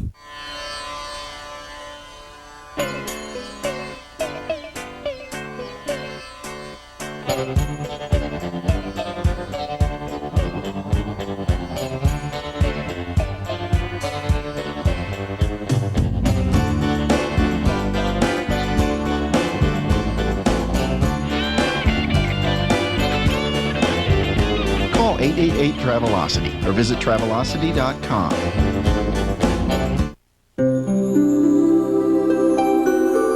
Well, I think you look great. This year, the holidays are Gateway, so give the box. Inside, you'll find the season's hottest gifts. For a limited time, get a free Gateway 5-megapixel digital camera with the purchase of select PCs, like our M675, which features an Intel Pentium 4 processor with HD technology. Act now and get free shipping with delivery by Christmas. We also have great desktops starting under $500. So hurry in, give the box.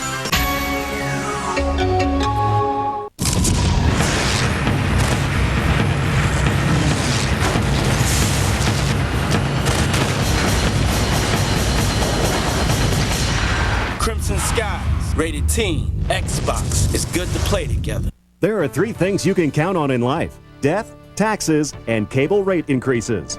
Thousands of Americans each day have realized that rising cable rates and poor service are not their only choice. People are switching to DirecTV. Switching from cable has never been easier, especially now that you can get a 4-room system for free. With the DirecTV Total Choice Plus with local channels programming package, you get over 130 channels of your favorite programming with true digital quality picture and sound. And best of all, you get your favorite local channels too. DirecTV also offers premium programming from HBO, Starz, Showtime, Cinemax, plus Sports Pack. Plus up to 55 pay-per-view choices a day. Plus you get your choice of the best sports programming available, including NFL Sunday Ticket, exclusively from DirecTV. Your choice has never been easier. Call now to order your DirecTV system for up to 4 rooms for free. That's a $299 value. And your standard professional installation is always included. Call now.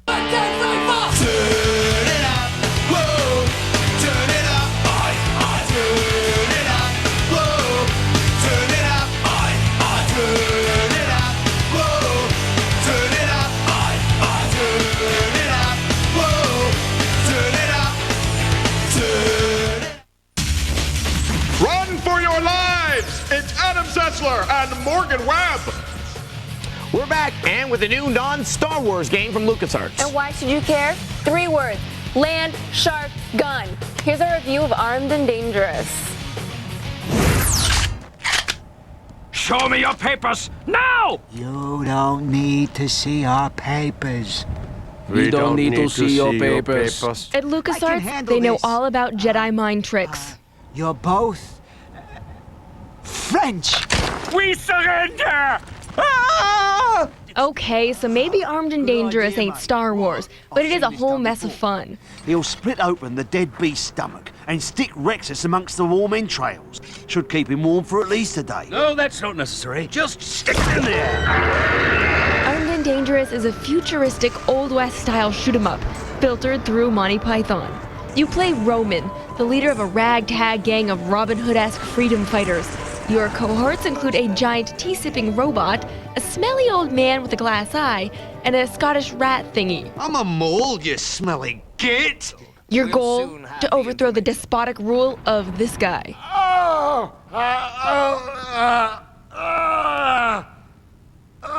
I never tire of that sound. The wackiness extends well beyond the cutscenes. Among your arsenal, you have some pretty groovy weapons. There's the topsy-turvy bomb, which turns the primal forces of gravity against your enemies. And the new all-time X-Play favorite weapon, the land shark gun. Dun-dun, dun-dun, dun-dun. Yeah! Chompy, chompy. But, and this is a big but, when the wackiness stops, the game gets real dull real fast.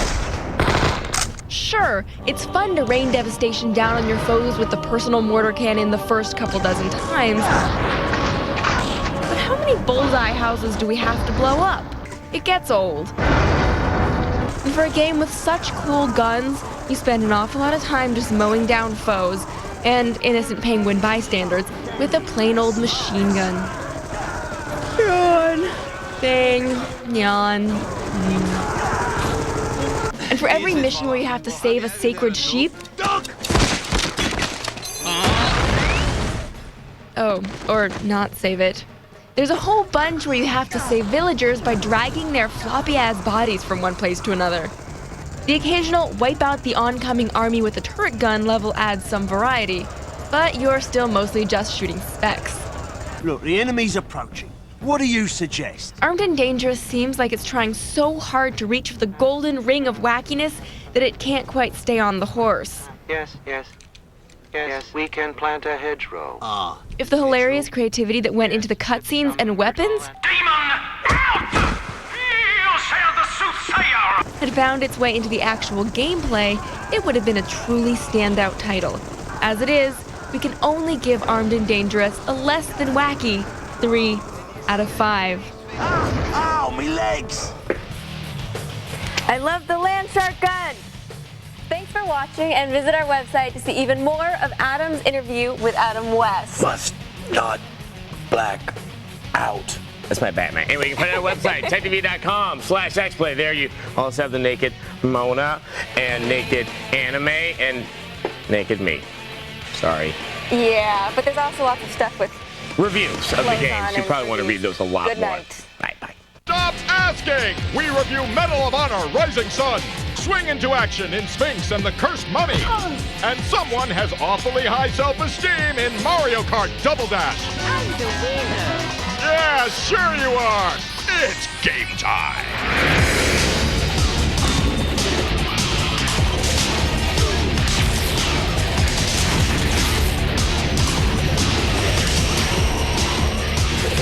Please welcome dance sensations Adam Sessler and Morgan Webb. That's an invitation to disaster. You could do a little dance. No. Welcome to X-Play. We have one of the biggest shooting titles and one of the biggest racing titles of the season on today's show. And we're going to tell you which one to buy and which one you should run away from. Yes, we have the new Medal of Honor game, so you can stop bombarding us with the email about where is it. They're just excited. And we're also going to review Mario Kart Double Dash. Here's my prediction. You, like me, will be playing it constantly. Plus, we've yet another Mario Party. Party! An action title with mummies. And I hit the streets to find out what real people are playing. What, not people? us. Oh, No, apparently I'm not. a facsimile. But first, a game everyone wants to know about. And by everyone, I mean the people who send us viewer mail about it every 5 seconds. It's the latest installment in one of the most successful World War II series out there, and the first to take place in the Pacific Theater. Here's a review of Medal of Honor Rising Sun.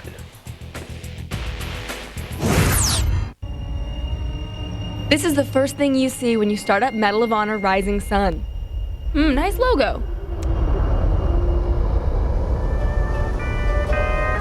Oh look, an opening cutscene. Okay, I'll watch.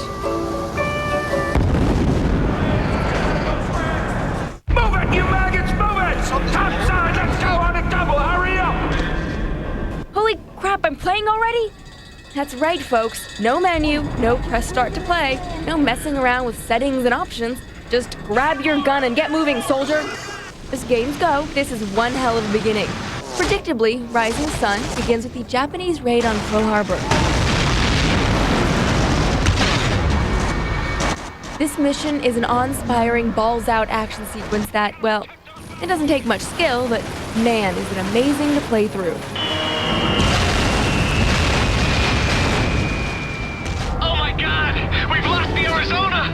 Unfortunately, the rest of the game fails to live up to that auspicious beginning. What we have here is a game franchise that's starting to get that not-so-fresh feeling. Here's the problem. There's not much in Rising Sun that we haven't seen before, and it's been done better everywhere else. Wherever you go, be it jungle, town, or village, the combat feels unremarkable. This is partly because the controls feel a little sluggish, especially when trying to aim precisely, and because of the shoot the bad guy that pops up game mechanic. But it's mostly because of the enemy AI. They're just plain stupid.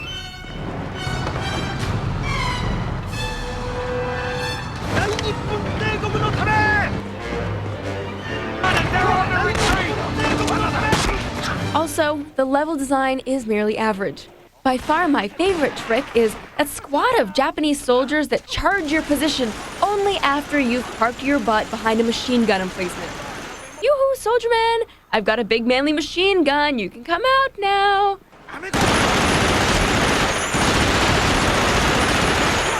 I'm beginning to think this is why Japan lost the war. But it's not all bad. The music is top-notch and as good as previous entries in the series. And there are a couple of memorable moments. The most memorable being the machine gun-mounted elephant you get to ride as he charges through the jungle. That was fun. Silly, but fun. and the midnight raid on Guadalcanal contains a few surprises. But these moments don't come often enough, which is sad given that the single-player campaign is painfully short. At least there's multiplayer. If you have a friend, you can play through the campaign co-op. Medal of Honor isn't a disaster, but it is a step back from what was achieved in Allied Assault and Frontline. Take away the stirring musical score and Spielbergian earnestness, and you've got just another average first-person shooter. We've got a rating for average games. That would be a 3 out of 5.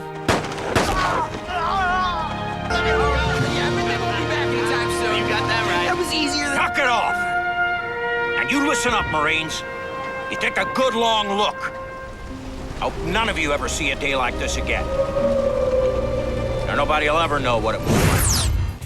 All right, now you're going to have to consider that all the other Medal of Honor games have been great, which is why this one really does feel like such a letdown. Now, if you have a PC and you want some of that World War II action, go out and get Call of Duty. You will not. That's you will true. not have That game has better AI, it has better everything. Everything is better.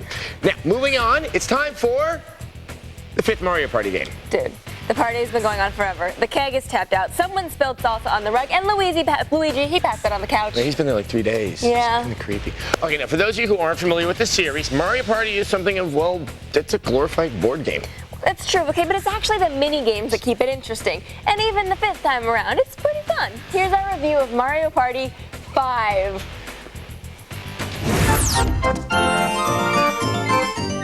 Another year, another Mario Party. Wait, this is the party? Where's the hookers and Coke? Stop! For God's sake, Mario throws one lame party. Nintendo brings you more of the same in Mario Party 5. This party is all about mini-games. There are more than 70 of these tiny, fuzzy, cutesy-wootsy gems in several categories. Some rely strictly on chance, like in this one where the competitors both pull random ropes and someone wins. Finish!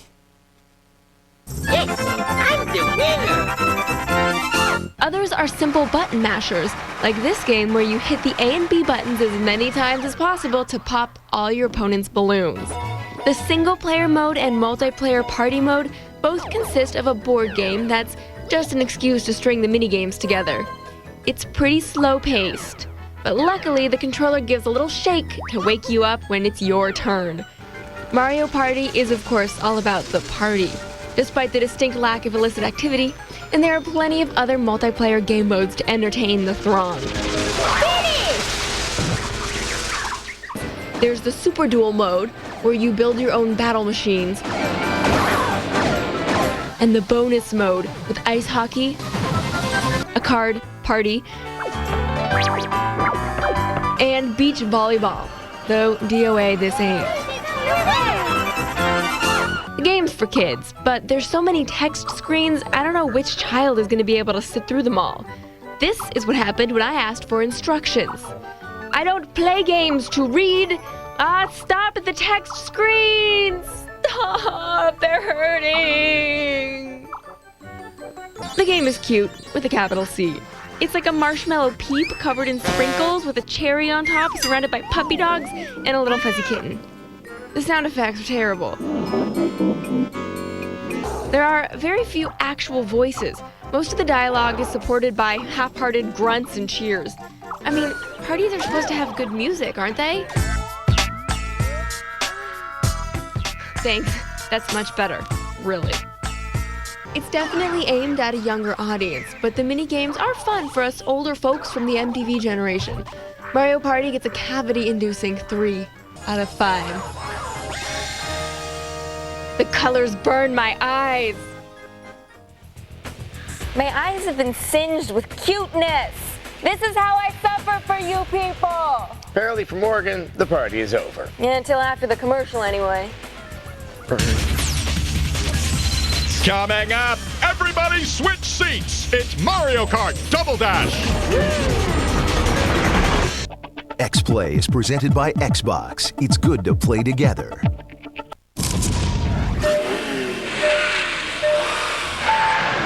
It's good to see what you and an Enzo Ferrari can do together.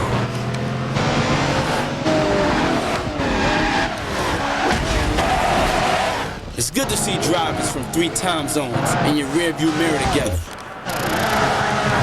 It's good to show the streets of Florence where true art is together. Project Gotham Racing 2, rated E for everyone. It's good to play together.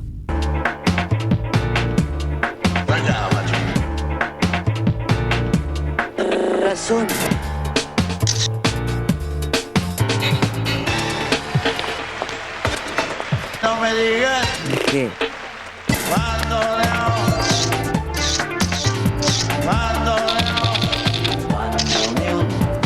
Take your best shot. The E715 with self-portrait, one of the newest internet-ready camera phones from Samsung. 2 clear to land, traffic speed 2 jets.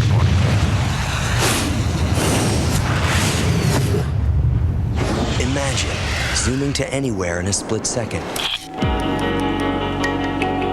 Imagine 40 times mega zoom and lightning fast autofocus. Imagine what we can do together. The new Dimage Z1, another digital breakthrough from Konica Minolta.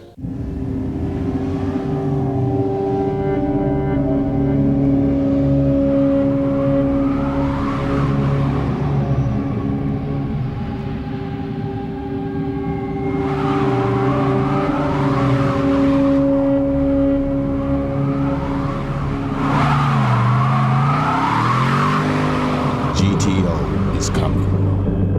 Fuel for the soul. 3 years ago, it began. Come, Master. And now it has come to an end. Explore the Fellowship with TechTV special Lord of the Rings. Go behind the scenes, get inside the special effects, and hear what the actors have to say. Oh, he's so much under my skin. He's crazy. TechTV special Lord of the Rings. This Wednesday night at 8:30, 7:30 Central, only on TechTV. Gather ye rosebuds while ye may. It's Adam Sessler and Morgan Webb. Welcome back to X-Play. We love Mario Kart. You love Mario Kart. And anyone who thinks the cutesy racing title for kids has clearly never tried playing it because it's more addictive than crack. Not that any of us would know firsthand about crack. Why are you looking at me? Here's our review of Mario Kart.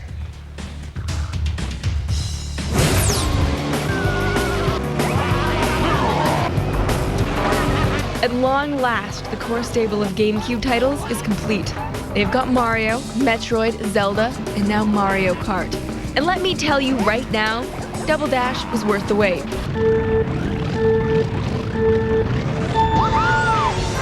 This game has one big innovation that's immediately apparent. Now there are 2 riders on each kart. The characters take turns driving and launching devastating attacks on the competition. Okay, maybe devastating is a bit extreme.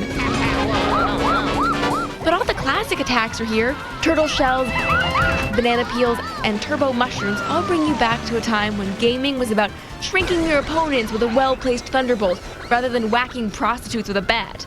In addition, each character has their own fancy new weapon. Mario and Luigi have fireballs. Yoshi has an exploding egg. Donkey Kong has the Mega Banana of Doom, and so on. The addition of an extra rider gives Mario Kart a dash of strategy absent in previous incarnations. It won't affect your driving much. The characters have the same simple, elegant driving style we all remember fondly. Some characters are heavier than others, though. For example, racing with baby Mario and Luigi will give you quicker acceleration, whereas Wario's Pimpin' Caddy has better top speed. But the real difference is in the combat. Twice the riders, twice the weapons, twice the boom! Time for a giant spiky shell smackdown. Winning races will unlock new karts, most of which are slight upgrades of standard karts. For example, here's the Princess Buggy, now in fashionable taupe.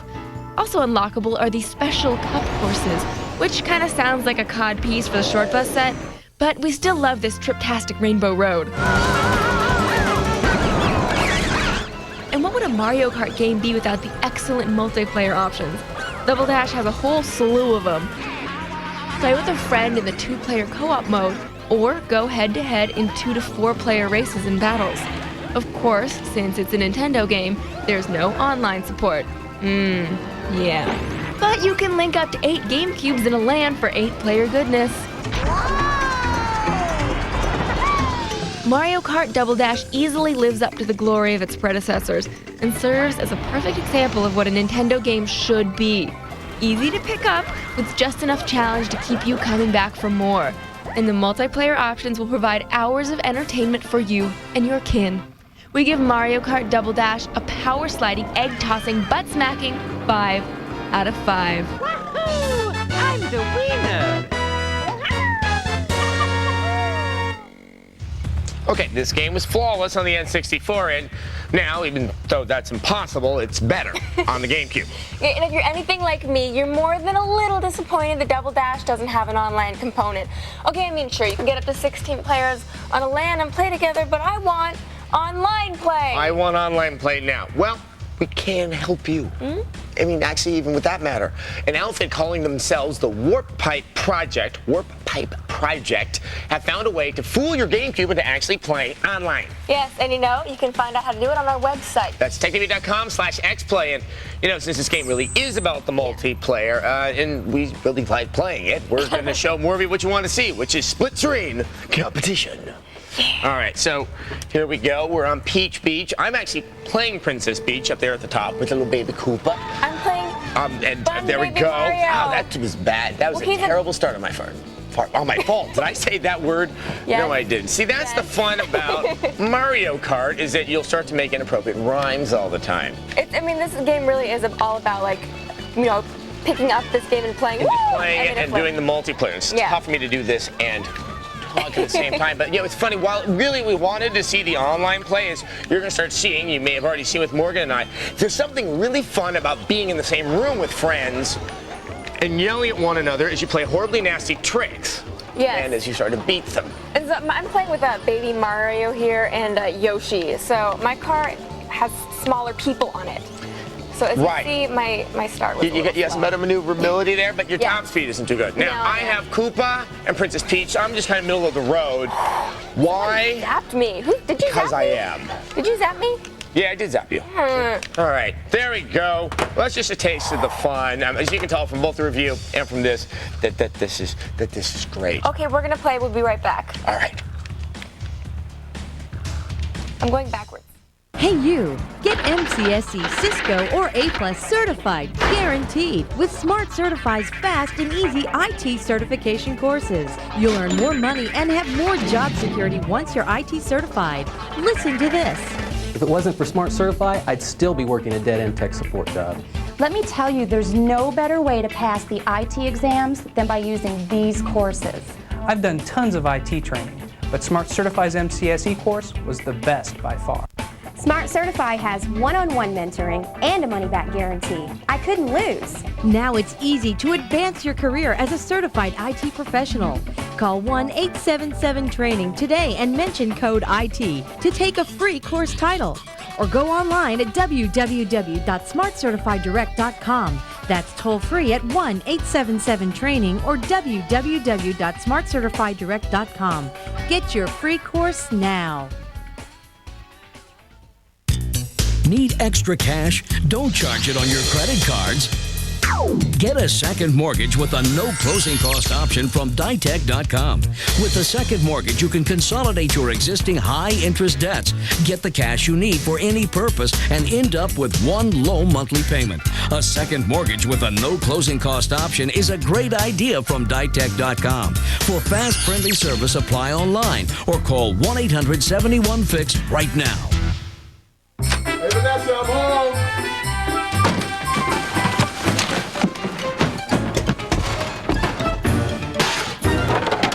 Hey, what are you doing? Baking. Radio Shack has lots of tasty holiday gifts, like this Casio S2 digital camera, a portable DVD player with accessories, or a Palm Zire 21. Buddy, you forgot to turn the oven on. I turned it on for you. Shop the Shack and save big. Well, I think you look great.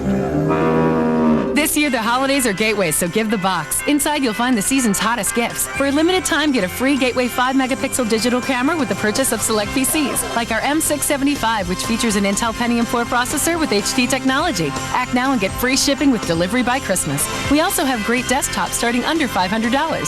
So hurry in, give the box.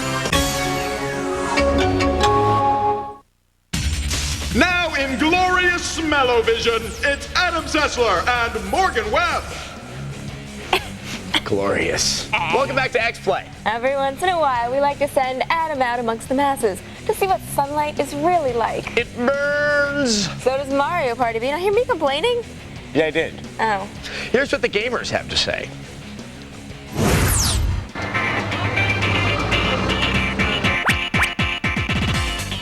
Okay, 20 seconds or less, describe the most favorite game you've ever played in your life and why. Final Fantasy Tactics, because it has great depth, and I played that for probably over 100 hours straight sometimes, you know. It's just a great game. All right, time's up. Grand Theft Auto Vice City. Just like to be able to get out and beat people up and steal the cars. Final Fantasy Tactics. Vice City. You get to kill people, steal cars. Killing people's fun. So, I mean, if someone offered you a game where you could help ladies across the street, offer a lot of hugs, and make really nice breakfasts for people, that just wouldn't appeal to you? Well, if you stole their canes and beat them over the head, maybe, but...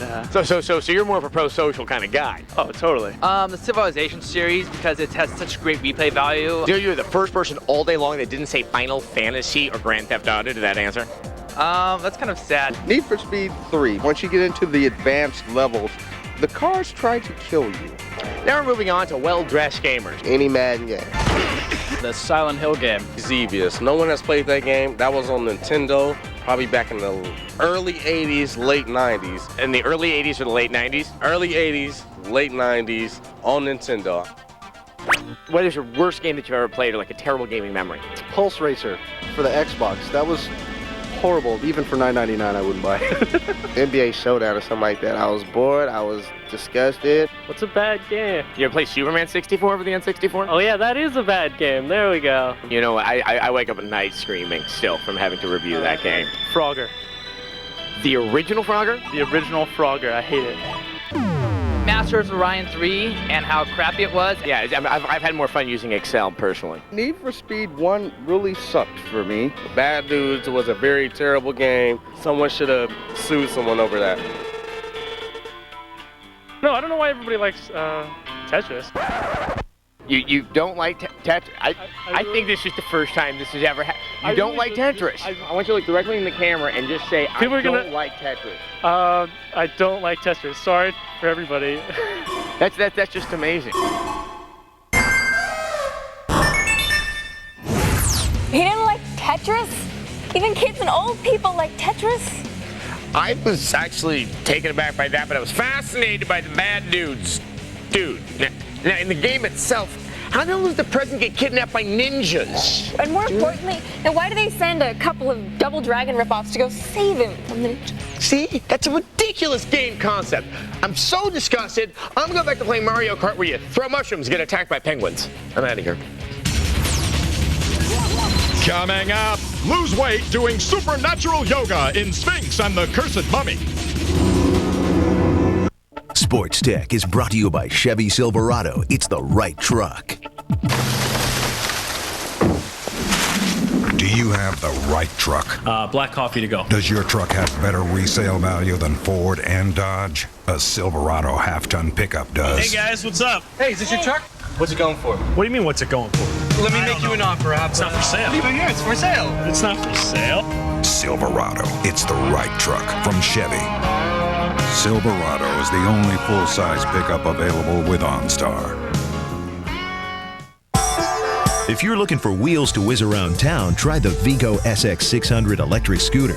The Vigo SX600 sports 12-inch aluminum alloy wheels, moped-grade tires, front and rear suspension, and responsive front and rear drum brakes. The Vigo 600 will go up to 20 miles per hour for about 20 miles when fully charged. Retailing for $795, it's great for short journeys or around campus. So, have you found the Big O? Overstock.com, the online outlet where you can find best-selling books 25% below Amazon. And save up to 70% on furniture, jewelry, watches, and electronics. all with $2.95 shipping and live customer service 24/7. Whatever you need, you'll find it. So isn't it time you found the big O? Overstock.com. There are two kinds of people with hair loss. Those that keep asking, why me? And those that do something about it. I got the permanent solution from the guys who were as determined as I was. You too should make the call. I'm a member of the 72 Dolphins, so I'm not used to losing anything. When I noticed that I was losing my hair, at first I danced around the issue, then I decided to tackle it permanently. These guys are serious about restoring your hair. Look at me. One call, medical hair restoration. Wanting hair on your head isn't being vain, it's only being human. MHR understands this. Not only do they have more doctors who are board certified, but most of them have had the procedure themselves. These guys get it. Make the call. Get your free information package and start regrowing your own hair permanently. Plus, call now and get $300 worth of additional grafts. One call. 1-800-670-7961. That's 1-800-670-7961. TechTV's Invent This, a new series that looks at ordinary people with extraordinary ideas, gadgets, gizmos, and crazy inventions that could change your life. You thought the light bulb was revolutionary? Well, wait till you see what we've got. Invent This, tonight at 9, 8 Central, only on TechTV. If I had a hammer, I'd hammer Adam Sessler and Morgan Webb. Oh. Welcome back to X-Play. We have an action game filled with mummies and puzzles. Yes, we have a review of Sphinx and the Cursed Mummy. Which used to be called Sphinx and the Shadow of Set. Which used to be called Sphinx. Which used to be called Stop Changing the Damn Title Already! Here's our review of Sphinx and the Cursed Mummy. Yeah. Where do you find a bunch of yakking birds, a cute lion, and a lot of whining deities? If you said Madonna's London townhouse, yeah, you'd be wrong. Sphinx and the Cursed Mummy is an all-out adventure-rama of activity that will take you to the four corners of the gaming universe. You'll start the game as the feline demigod Sphinx. After a few wise words from a wrinkly relic, you'll set off with your out-for-himself counterpart along a treacherous trail of danger. This game barely lets you get familiar with challenge sets before it develops new ones to throw your way. Sphinx collects useful items to assist him on his quest. The in-game casts present you with an array of objectives that you'll begin to lose track of as you switch between characters. Switch characters, you say? That's right, a handy transporter shuttles you between mystic realms and introduces you to little King Tut here. Tut, and his later form as the Cursed Mummy, allow you to confront the game with a fresh personality for problem solving. Sphinx prefers the direct approach. He hacks, he smotes, he scores! Tut and his mummy self do the creep, sneak, and listen. The mummy is prone to bumble into things. The rub here is, he's dead, so nothing can really hurt him. As in this humorous poke at the third dimension. Of course, there's always the bottomless abyss. Nobody likes the bottomless abyss. The graphics and interactive elements are rich in detail here. There's also barge loads of side puzzles for cash and skill collection, which a little Sphinx needs to get ahead. A bestiary of stinging, spitting, and exploding creatures and plant life also add to the mix of peril and puzzles. Characters will ask for things, like submissions to plundered museums, and in return, reward you with tools for continuance. Swimming, climbing, jumping, and running can at times be augmented by spells, which make these actions momentarily godlike. So if you like doing this,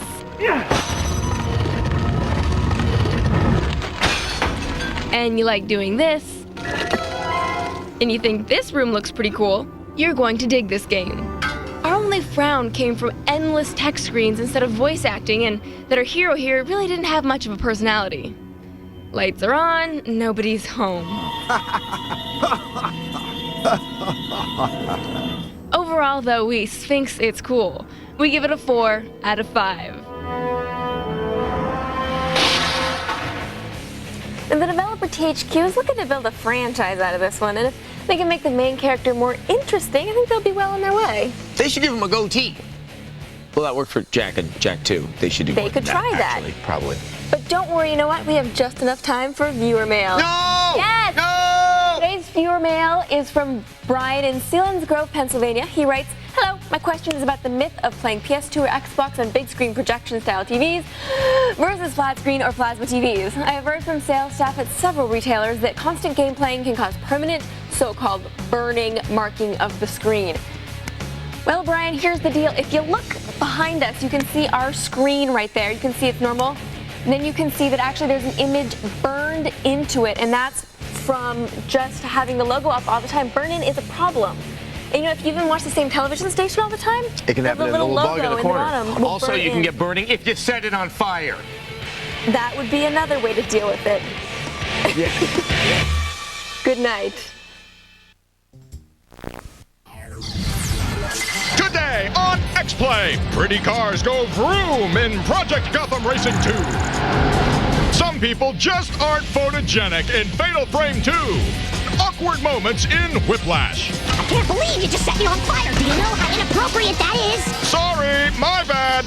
It's game time.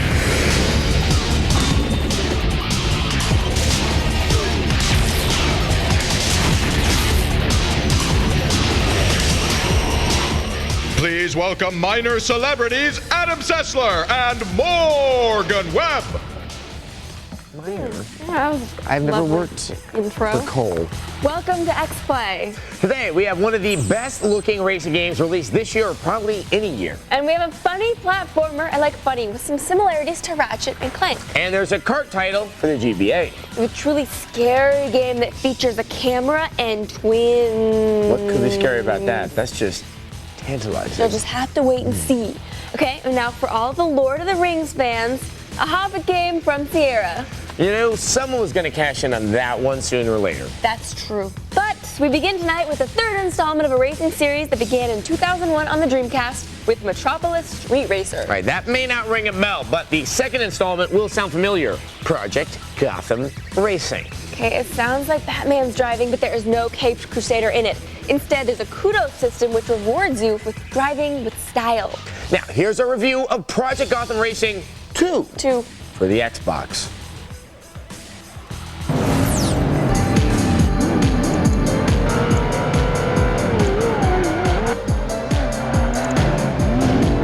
The sequel to one of the Xbox's top launch titles, Project Gotham Racing 2, is set to renew the franchise's status as the king of the arcade racers.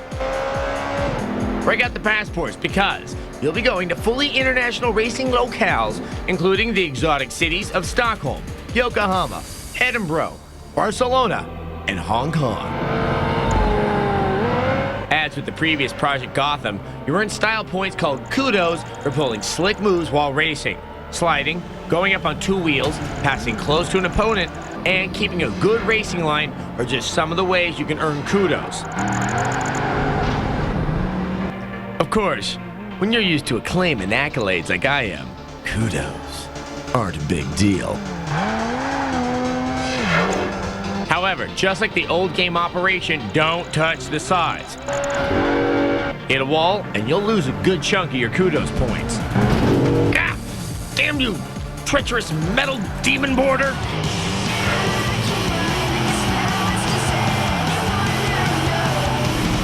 This aspect of hazardous driving being balanced with smart racing is what makes PGR2 such a compelling game. Nailing a great kudos combo is easily as satisfying as winning a race.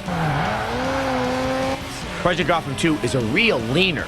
That is to say, when you play it, you lean in the direction you want your car to go.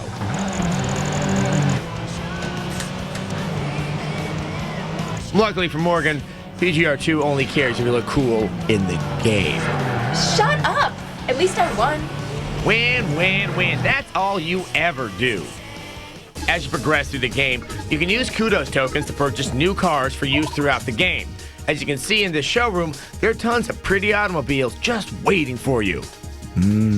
Enzo. Be careful with those gorgeous rides, though. The humanity! Won't someone think of the exotic Italian cars? Don't worry, that damage won't actually affect the car's performance. Unfortunately, it's entirely there for show. If there's one major complaint that can be leveled at Project Gotham Racing 2, it's that the computer opponents are a bit on the cheesy side. They'll slam into you whenever they feel like it, often sending you spinning. Easy boys, this isn't Gran Turismo. They also hold the racing line like they're glued to it. Move over, you hog. If you get tired of the pattern-addicted computer racers, you can always turn to Xbox Live. PGR2 is always plugged into Xbox Live, so it can update high scores on every race in the game in real time. It also makes it quick and easy to jump into an online race whenever you like. Xbox Live is so heavily integrated into the Project Gotham 2 experience that you're really missing out on a big part of the game if you don't have a Live account. Project Gotham Racing 2 blows the pants off of most other racing games. If you're already playing your Xbox Online, it's a no-brainer. We give it a 4 out of 5.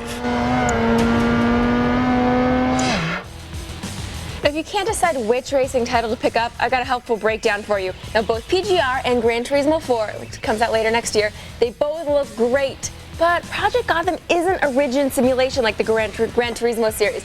And it has online play with Xbox Live support and has leagues. Now, the Gran Turismo series appeals more to the gearheads. Those are the people who like the details and the tuning of the car and all that. And that game, too, will also have the online play. And most importantly, Project Gotham is Xbox exclusive and Gran Turismo is PS2 exclusive, so they might just make your decision for you. Most likely. Now, in the meantime, Morgan and I are going to show you an aspect of Xbox Live play called ghosting, right? We're going to look at it downloaded. Yeah, here it is, right here. So you download a ghost of and this is the best race on this track with the best score out of 36,000 people who've played this level online. And of course, at the time of this taping, people are going to run out and do Try it again. to beat it right now. Right. Now, this guy is drafting right here, and he's really tight. Really, it's actually called tailgating if you do it in the streets for real. But this is drafting. He's right behind the car. And if you look there in the upper right-hand corner, you can see all the different kudos that he's stringing together, and he's just racking up those points. So he's gotten out from behind the car right now so that he can rack up some more kudos. Now he's doing some of the more tricky stuff. He's doing the spins. I mean, he's getting so many points right now. This is some of the most amazing driving I've seen in this game or any driving game. Yeah, so the white car is actually the computer car, and the blue car is the car that's racking up so many points. If you want to know, it's a really great way to find out if you're having trouble with a certain course you can't seem to get out of, like a low ranking. Yeah. You use this, and boom, maybe you'll be better. Check out what the big boys are doing. Yes. We'll be right back. What are the big boys doing? I don't know. Coming up, making money off The Hobbit. I've been waiting for you. And interspecies dating in Whiplash. This holiday, Xbox, it's good to play together. The most powerful game system now has the ultimate holiday offers. Get Tetris Worlds and Star Wars, and Clone Wars, 2 months of Xbox Live and an Xbox for only what? Rated E to T. Xbox, it's good to play together. Just got all my shopping done. Great. Do. Jingle bells. No, it's good. I was in choir. The holidays are here. Dash through your list today at Circuit City. Save $20 on this Olympus 3.2 megapixel digital camera. Just $229.99 after mail-in rebate. Save on great gifts in every department. Circuit City, we're with you. I can assure you the bank's closing costs are very competitive. I'll just open these blinds to let in a little extra light. Save big money on lender closing costs with the $395 Ditech One fee. That's impossible! The $395 Ditech One fee. Why pay more? Lost another loan to Ditech. Log on to Ditech.com or call 1-800-DITECH-1.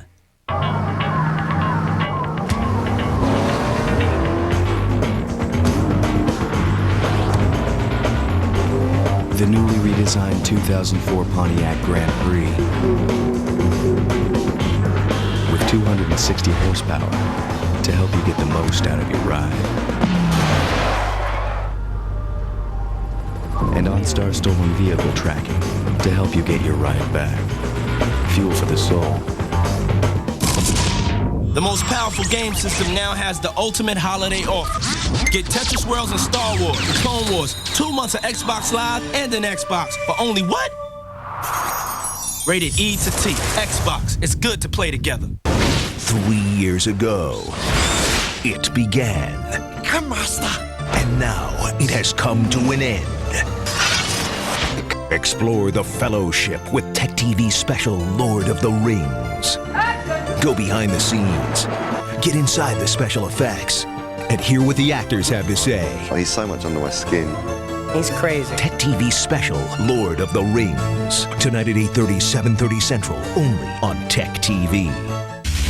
Once again, two people who aren't taking performance-enhancing drugs, and it shows! Adam Sessler and Morgan Webb. But where does it show? Welcome back to X-Play. We have a platformer with a great sense of humor. Now, in it, you actually play two characters who are chained together, a bunny and a crazed weasel. Yes, I said a crazed weasel. Here's our review of Whiplash. This is different. I'm not talking about the sizable appetite of a greedy global consortium creating comical commercial commodities at the cost of conscripted critters. I'm talking about our heroes here. Spanx, the weasel, and Redmond, the bunny, look like some sort of plushy hanky-spankies going on between the Velveteen Rabbit and the rat from Ice Age. I could really use a deep tissue massage. Genron is up to no good. They're testing on animals to develop products nobody needs. And though animal testing is not funny, this game is. Spanx and Redmond have escaped from Genron's Combinator, which blends creatures for useless hybrids. Years of testing has, of course, endowed our heroes with special abilities. I can't believe you just set me on fire. You literally set me aflame. Do you know how inappropriate that is? The weasel's just a tweaker with an appetite for destruction. Redmond the bunny acts as his instrument of devastation, chaos, and calamity. Check me on this, but this is the first time I've ever seen a rabbit chained to a small feral mammal used to put a kibosh on the nefarious intent of corporate greed. Clever is pretty much the lead theme in Whiplash. You'll maneuver Spanx and Redmond through soaring public spaces, dread-lit labs, and intriguing puzzle elements. Just as crazy as all get out. All the while, you'll be liberating hamsters, skunks, and monkeys under the disembodied guidance of Genron's supercomputer. Your energy, while admirable, is misdirected. Oh my god! It's the voice from all the movie trailers! And a few other willing conspirators. I've been waiting for you. Over time, you'll gain power and develop a modicum of fighting combos and special abilities. Whiplash tips its hat to a generation bent on mindless mayhem as you try to bankrupt Genron by destroying everything you see. Money is deducted from their weighty coffers as you raise, thrash, and trash them into Chapter 1-1. There's a lot here that widely compares itself to the plethora of puzzling platformers out there, but this game distinguishes itself through its cleverness.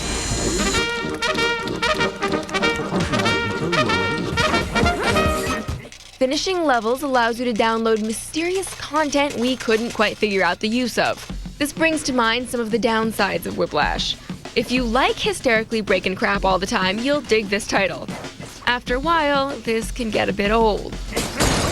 At times, quest directions seem to become needlessly murky as well. But originality and action have to be rewarded here. It's the Fattress. Yes, the Fattress. The first mattress conceived and designed specifically with the needs of the morbidly obese in mind. We give it a 4 out of 5. Morbidly obese. I like this game. It's funny. Now, of course, if the gameplay matched just how funny the game is, it would have had that perfect 5 out of 5. Moving on, we have a Hobbit game. But before you get all excited in a Twitter, we should point something out. This game was not made by EA. No, those are the folks who did the Two Towers and the Return of the King game. See, EA has the movie license, Sierra has the book license. Though I have no memory of Bilbo being killed by wolves in the book. It's a short book. I know it's not there. Anyway, the game also looks nothing like the recent Lord of the Rings games or the films. It looks like the Rankin Bass Hobbit cartoon from 1977. Here's a review of The Hobbit. This is the tale of Bilbo Baggins. sweet Hobbit, what happened? I'm small, lazy, and furry, and this hatted homeless guy just invited all his homeless friends over. Now, well, let's see what's doing in Hobbiton. It's bright, positive, and everything seems edible and bad for your teeth. It seems some don't want the kiddies to miss out on the magical mayhem of the Tolkien franchise as The Hobbit hits the candy-coated circuits of a console near you. Hey, Bilbo! Wanna play some hide-and-seek? Enter Gandalf, who informs you that you're off to recapture the dwarf's pile of treasure from the greedy dragon Smaug. Put on your furry ears, Hobbiteers. A standard hack-and-slash, lever-pulling, crystal-fighting, boulder-dodging, and sadly, boredom-inducing adventure awaits. See Bilbo jump for mysterious bling. See Bilbo throw stones at wolves. See Bilbo pole vault. See Bilbo fall. Again and again. There's an awkward in-game camera that makes falling a fairly regular pastime. Combat will cause controller clenching angst as combos reset and the dim Hobbit pauses, all the while being shredded to ribbons by the more aggressive inhabitants of Middle-earth. There are some well-rendered environments within the game. I mean, look at this ooze. Feeling low? Mr. Mushroom will get you back on your feet. Mystical mushroom. Which, of course, demands a trip back to ooze. One stealth mission involved our fuzzy burglar creeping past cockney-voiced trolls that seem as if they could all of a sudden burst into the chimney sweep dance from Mary Poppins. You can't expect folk to stop here just to be ate by you and Bert. Aside from a few depthful vistas, the characters themselves seem to suffer from relatively basic animation. They're just not that scary, tough, or good-looking enough to really involve you in the story. I mean, what are those things? Over time, you'll find the ancient pseudo-intellectual English purveyor of bad pop songs. And I shall call you Sting! As you gain power, your sword staff and stone throwing moves gain momentum, and well, you can probably figure out that you will then wield some tiny guy whoop-ass. This game seems to be a little too cartoony for us, from the damn near day-glow coloring to the awkward camera and fight moves. We're tossing this one close to Mount Doom. We give it a 2 out of 5. It was just a dream. Don't I wish? No, the game is just a bad Zelda clone. Sorry, Bilbo, no pipeweed for you. Colors are too bright as it is. In a moment, spinning our wheels in Crash Nitro Kart. X-Play is presented by Xbox. It's good to play together.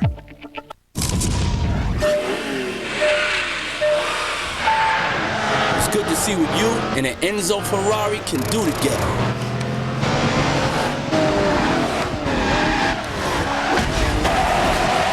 It's good to see drivers from 3 time zones in your rearview mirror together. It's good to show the streets of Florence where true art is together. Project Gotham Racing 2, rated E for everyone. It's good to play together. All these CDs have to go, so we're giving them away. That's right, we've got so many CDs in our warehouse, we're running out of room. So we're giving them away free. These CDs, they do it all. They're top-of-the-line editions of brand-name software, Home Depot, Webster's Encyclopedia, Rand McNally, and the American Medical Association, just to name a few. Names you know, names you trust, and you get them free. Video Professor partnered with these companies, and we have thousands of their CDs. But now we desperately need to make room, so call now, and we'll send you a pack of these new CDs free. Just pay the $6.95 shipping and we'll send you $100 in great name software. What do these CDs do? What don't they do? But try this for starters. Learn secrets of the Home Depot pros, wallpapering, plumbing, carpentry, tile, insulation, and more. Then create your own home on your PC, add walls, carpets, a new addition, and see it in a 3D walkthrough. But that's not all. Create printable maps of anywhere in North America and try restaurants, hotels, and sightseeing stops along the way. Remember, this is free. How about researching almost anything in seconds? History, maps, nature, science, geography, trivia, and more. You get an encyclopedia of knowledge free when you call. Want more? How about free medical help 24 hours a day? health information, medical emergencies, CPR, drug facts, burns, fractures, cuts, bruises, and essential information for any family. And we're giving it away. It's not priced to sell because there is no price. We'll give you the CDs, you pay for the shipping, and they're yours. It's that easy. What are you waiting for? Pick up the phone to make sure you don't miss out. We need the space, you want the CDs, and you get them for free. Everyone's a winner. And if you call right now, we'll throw in a great $30 typing tutorial CD absolutely free. That makes almost $150 worth of software free with one free call. Don't wait, these CDs will go fast. To take advantage of this risk-free offer and get your free software pack, you must call now. Call 1-800-478-3097. Raise the roof and secure the floors for Adam Sessler and Morgan Webb. Okay, we are back with kart racing. Ooh, okay, we already took a look at Crash Nitro Kart for the consoles, and now we're going to check out the portable version. Yes, we are. Here's our review of Crash Nitro Kart for the GBA. Brace yourself for Crash Nitro Kart! The formula is simple. Take franchise favorites like Crash, Coco, and Crunch. Just eat less and exercise more. And pit them in madcap races against not-so-familiar enemies. And conquer the world, of course. Then sprinkle in the ability to hop, a few play modes, and a story that involves the evil intergalactic Emperor Velo kidnapping everybody. Ruler of this galaxy. And voila, you have an instant coffee break diversion and the basic premise of Sony's Crash Nitro Kart. But can this simple concept transfer from the PS2 to the GBA without losing any of the game's essentials? Surprisingly, yes. Originality isn't CNK's strong suit. Solid execution, however, is. Unlike most Mario Kart clones, this puppy makes provisions for warm-up boosts, power slides, and even performance-induced bonuses. However, due to the nature of the GBA platform limitations, these graphics are reminiscent of old childhood memories of kart racing back in the day. Actually, this is more reminiscent of childhood kart racing. But with new technology of anti-theft wheel locking, it's a lot safer to stick with the old Game Boy. The 3 racers you'll choose from before each competition sport inherent differences, as varying speed, acceleration, and turning attributes make handling each a unique experience. For example, Crunch has a pretty decent speed, but can't turn worth the shit. The title also makes great use of weaponry. If an enemy is out of range of your bombs, try the missile launcher. Now that's fun for the whole family. Despite platform and concept limitations, Crash Nitro Kart makes the most of what it's given. Sharp visuals, solid handling, and a rollicking soundtrack are joined by some slightly inventive play mechanics. Expect nothing out of the ordinary here besides a good old-fashioned arcade-style showdown. We give it a 4 out of 5. Now, if you want to read full reviews of any of the games you saw today, go directly to our website. And I know where that is. You do? TechTV.com/xplay. Okay, good. we'll be back with something scary. Whoa. And it's nothing. Coming up, whimpering in fear over Fatal Frame 2. Hey, Vanessa, I'm home.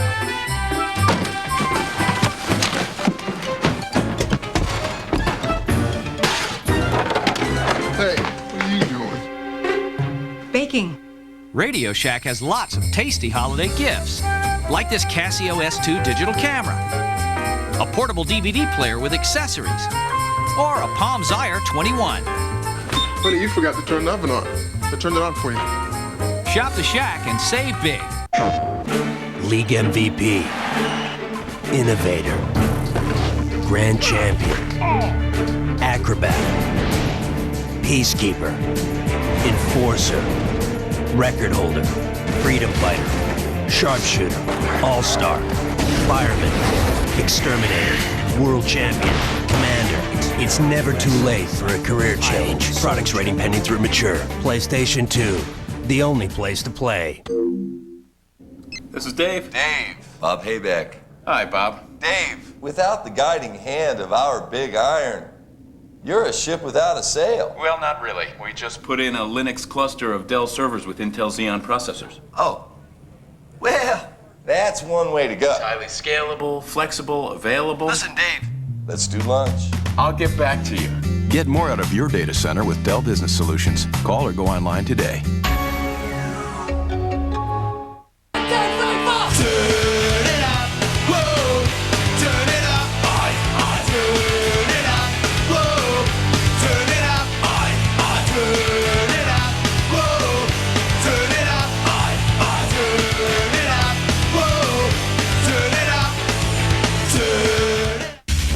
Whistle while they work. It's Adam Sessler and Morgan Webb. Welcome back to X-Play. All right, survival horror fans, and we got a game for you. It has twists. Yes, a magic camera. Oh, yes. And it's going to scare the crap out of you if you play it with the lights out. Instead of fighting evil with the gun, you use a camera. Okay, I know it sounds lame, but it's actually quite creepy. All right, here's our review of Fatal Frame 2, Crimson Butterfly.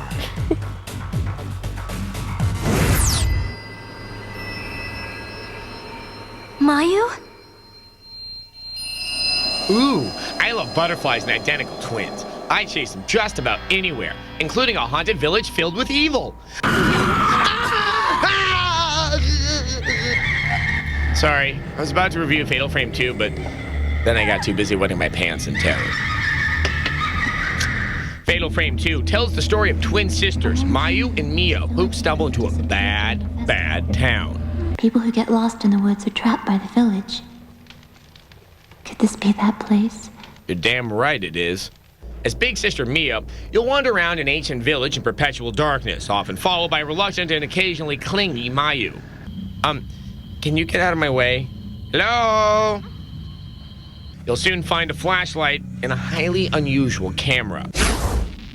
So this is the camera obscura. It takes pictures of impossible things. An old photo box is an unlikely weapon, but if you have the patience, skill, and nerves to operate it, the camera obscura will serve you well against the supernatural. One button gets the camera ready, putting you into first-person mode where you aim the viewfinder and shoot. And while you may flinch at getting too close to the attacking spirits, it's best to wait for the most opportune moment in your ghostly photo session to snap the picture. Capturing an opponent in their fatal frame just before a certain attack does heavy damage and sends the camera-shy spirits reeling. Work it, baby! Work it! That's right. Make love to the camera.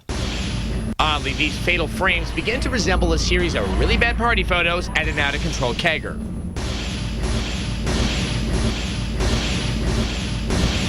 Where's the beer? Putting yourself in harm's way will earn you plentiful points with which to upgrade the camera and the special lenses you'll come across.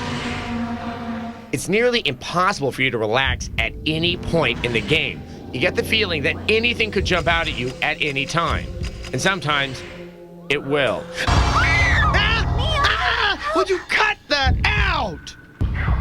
During much of the game, particularly the masterful opening, the action is so gripping and well plotted that you may not even notice you're being led around through a series of checkpoints and puzzles. On the downside, the game has its share of bad camera angles and eventually runs out of new enemies to scare you. Yes, you're dead. Also, the girls seem to be constantly playing verbal tennis. Mayu? Mio? Mayu? Mio? Mayu? Mio? Still, with a great core story, Fatal Frame 2 is a horror-themed title that anyone should consider playing with the lights off. We here at X-Play give it a spine-tingling 4 out of 5.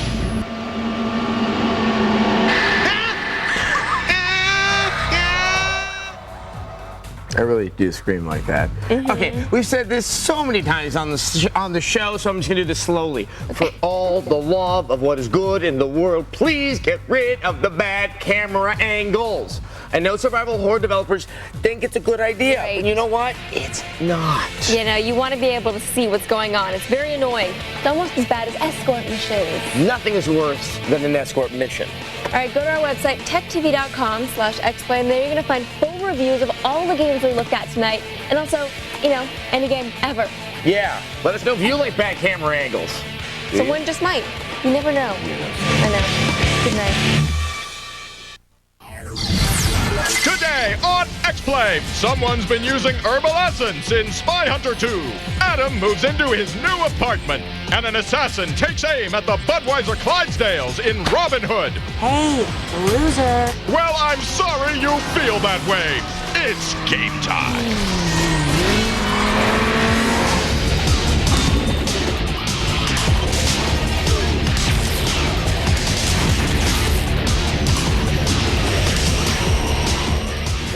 Go, go, Gadget co-hosts! It's Adam Sessler and Morgan Webb!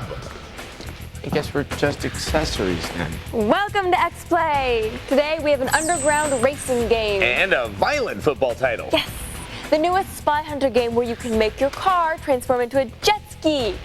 Why? Good question.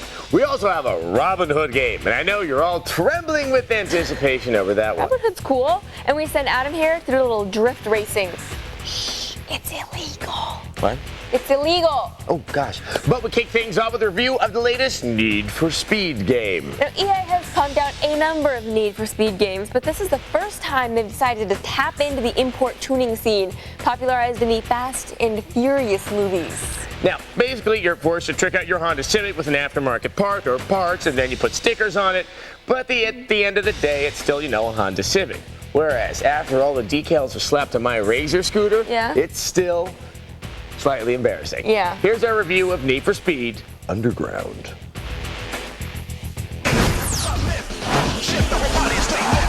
I feel the need for speed. That's right, EA's seminal racing series is back, and with speed to spare. This time around, things are a little different. Sure, you get licensed cars from manufacturers like Mazda, Mitsubishi, Subaru, Toyota, and more. Or less, depending on your taste in cars. But you won't have to be driving that stock Dodge Neon for long. The key here is to trick out your ride until it becomes something you'd want to drive. Wannabe kingpins meet shady challengers, interact with foxy females, and pursue a loosely tied together campaign in the underground mode. Hey, loser. Easy, sister. If I wanted to hear someone complain while I play video games, I'd invite my girlfriend over. After I meet her. Now move it. The underground mode consists of an astounding 111 challenges divided into several categories. The bulk of the challenges ask you to take on other cars in circuits or one-shot deals. With aggressive computer AI, it's no easy task. You also get to try on the latest driving craze for size, drift racing. The more you skid, the bigger the bid.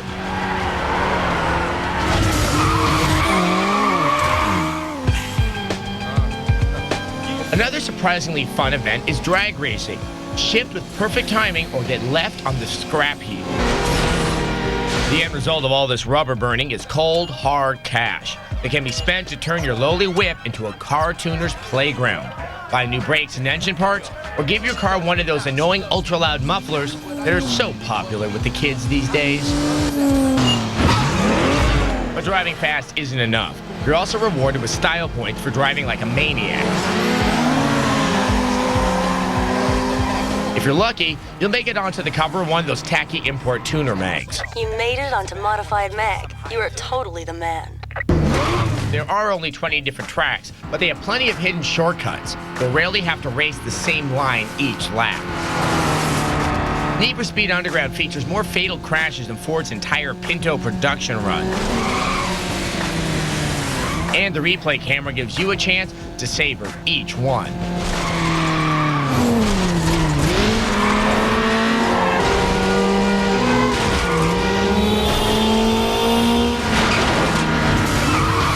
The visuals are also littered with nice details like on-track objects to run over.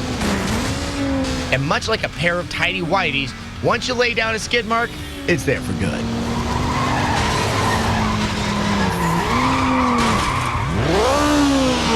2-player split-screen options and online matchups on the PS2 make this one solid racing game. If it had more tracks, it would be laying a patch on the competition.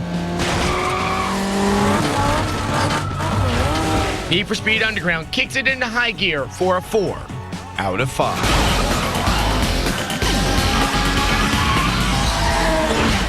You are totally the man. Okay, if you're one of those people who delights in souping up your Toyota Celica and making it hecka fast, this game is for you. Now, one of the other new additions to Need for Speed is drift racing. Now, what is drift racing? Well, that's what we sent Adam here to find out. Except, I think you got a little confused. This isn't fair. You told me to go drifting, and I took that quite literally. The life of a drifter is said to be a lonely one. So you can imagine my surprise when EA contacted me to attend a drift racing event. In preparation for this most solitary affair, I figured I'd drift my way there and get warmed up. Little did I know the trials and tribulations that awaited me. Once my Game Boy's battery died, it was just me and the locals.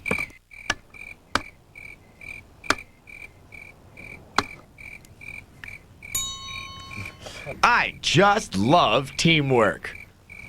After a big meal, it was time for me and my new pal to get some shut-eye. He was real nice. Give me back my box! After a hard night on the road, I was ready to enter the competition. Hey, guys. Wow, you sure packed light. What's he talking about? Hey, I'll see you from the winner's podium. Before I got started, I figured I'd get myself some vittles. Life on the road makes a man hungry.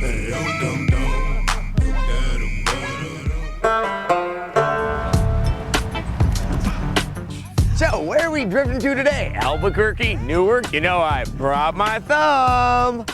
You're not going anywhere. You're gonna be drifting in cars, and why are you dressed like that? This isn't a hitchhiking competition? I put this together special.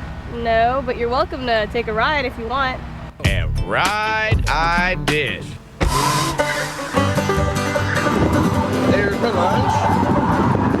Apparently, drift racing is a new sport.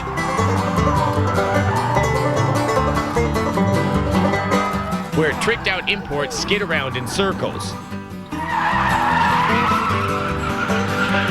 It also happens to be one of the new gameplay modes in EA's Need for Speed Underground. After going for a spin, I was ready to try out the game and some Dramamine.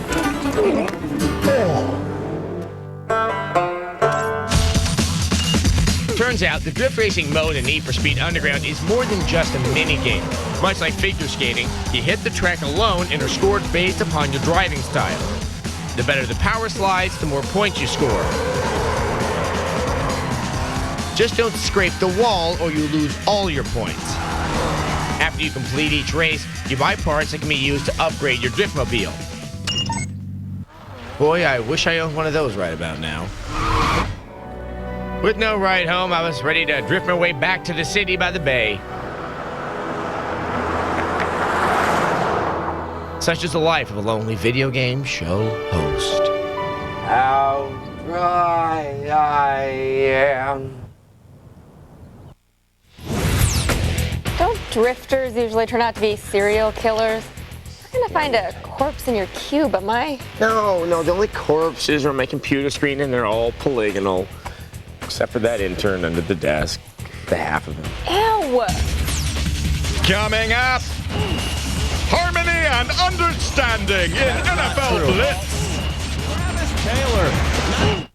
People loved it so much we brought it back. The big, bold flavor of Arby's Italian beef and provolone. With beef oven roasted so it's tender and juicy, not greasy. Then marinated in Italian seasonings with authentic provolone on a soft baguette. If you haven't tried one yet, you don't know what you're missing. Gee, I'll admit, you have a really nice announcer voice. Thanks, Sarah. Excuse me, someone's at the drive-thru.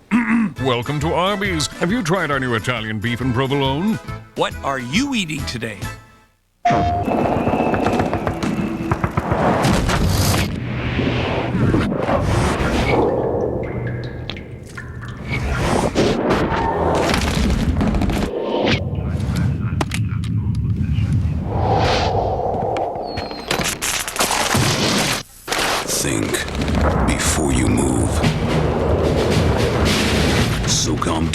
U.S. Navy SEALs, rated M for mature.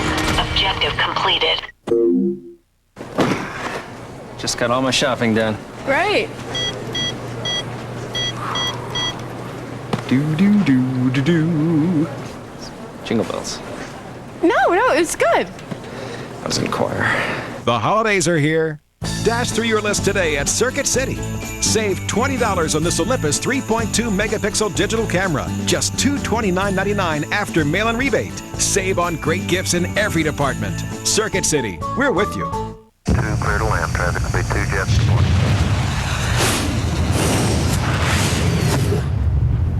Imagine zooming to anywhere in a split second.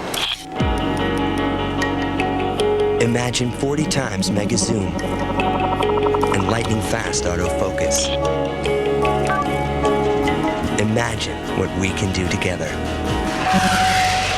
The new Dimage Z1, another digital breakthrough from Konica Minolta. Leo Laporte's 2004 Technology Almanac is back. It's a one-of-a-kind resource for every day of the year with advice, tips, and secrets about today's most popular technology topic. It's everything you love about the screensavers. Networking, MP3 players, we've got it all. His last 2 books were bestsellers, and this one is sure to follow. And don't miss all the other great books from TechTV, including Security Alert, Sell It on eBay, and Windows XP for home use. Leo Laporte's 2004 Technology Almanac. Get it at a Barnes & Noble near you or online at barnesandnoble.com. By the power of Grayskull, it's Adam Sessler and Morgan Webb.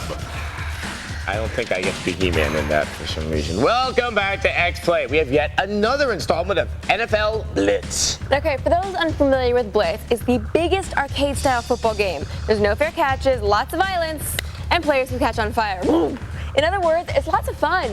But then there's this year. Yeah. The NFL and NHL went to Midway and told them to tone down the very violence that made Blitz and hits so entertaining. And what remains ain't pretty. I know. Here's a review of NFL Blitz Pro.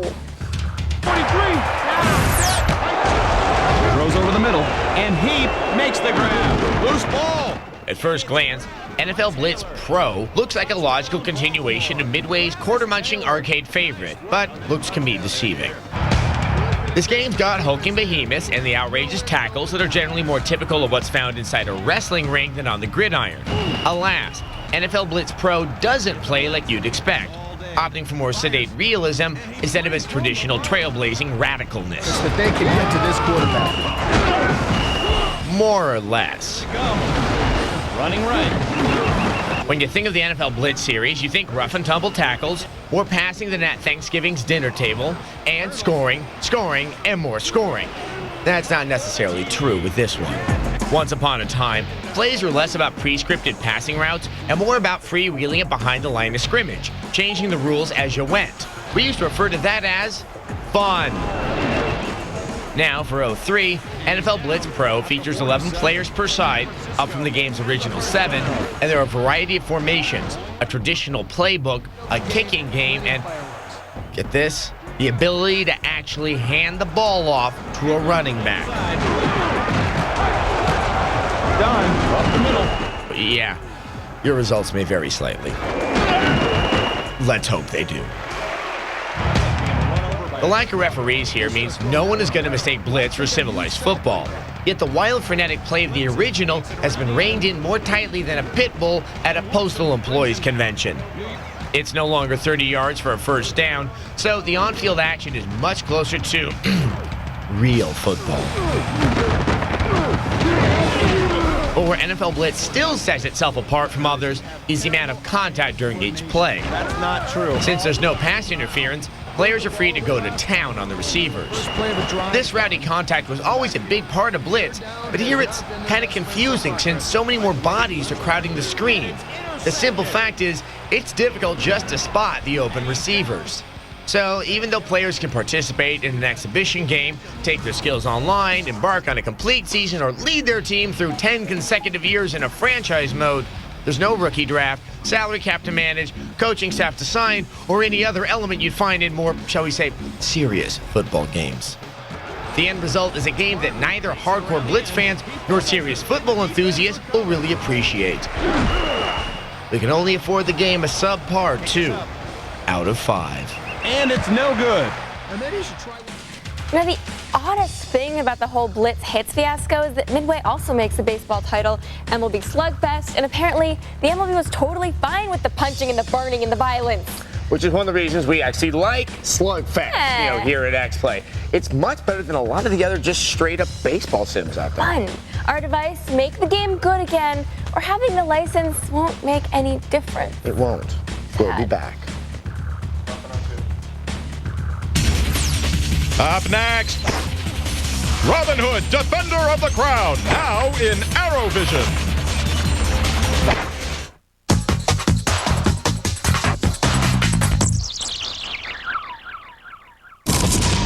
The most powerful game system now has the ultimate holiday offer. Get Tetris Worlds and Star Wars, Clone Wars, 2 months of Xbox Live and an Xbox for only what? Rated E to T. Xbox. It's good to play together. I have important information on how you can earn more money in the IT industry. Right now, businesses are desperate to hire certified IT professionals to secure their networks. You can fulfill this demand and make a great salary by getting IT certified now with Smart Certified Direct's fast and easy training courses. Their self-paced online training for MCSE, Cisco, and A+ certification allows you to study whenever and wherever you want, with 24-hour access to certified instructors, all with a 100% money-back certification guarantee. And right now, you can take a free training course title by visiting www.smartcertifieddirect.com or by calling 1-877-TRAINING and mentioning code TechTV. There's no other obligation. That's on the web at www.smartcertifieddirect.com or toll free at 1-877-TRAINING. Get your free course today. What if all-wheel drive had brains? Constantly adjusting, giving you the handling of rear-wheel drive and the traction of all-wheel drive, but only when you need it. Introducing the Infiniti G35 with intelligent all-wheel drive that changes with the weather. I can assure you the bank's closing costs are very competitive. I'll just open these blinds to let in a little extra light. Save big money on lender closing costs with the $395 Ditech One fee. That's impossible! The $395 Ditech One fee. Why pay more? Lost another loan to Ditech. Log on to Ditech.com or call 1-800-DITECH-1.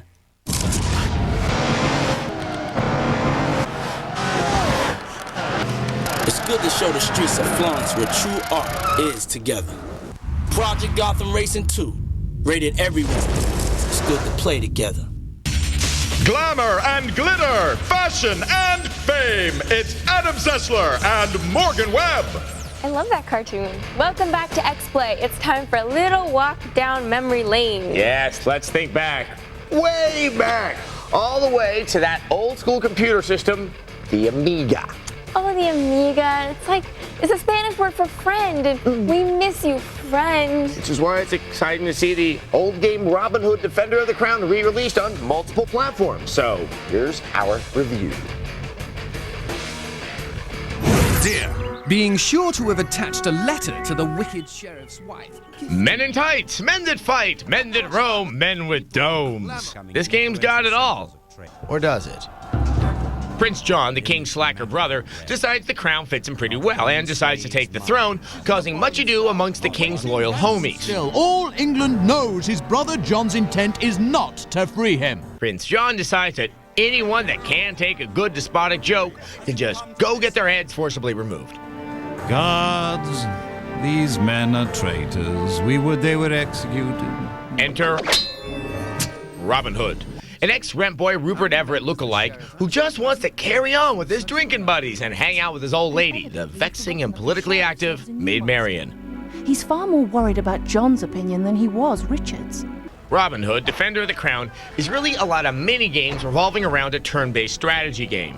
You'll start in Sherwood Forest, where these floating talking heads discuss the lighter and darker events of the wood. Not entirely surprising, is it?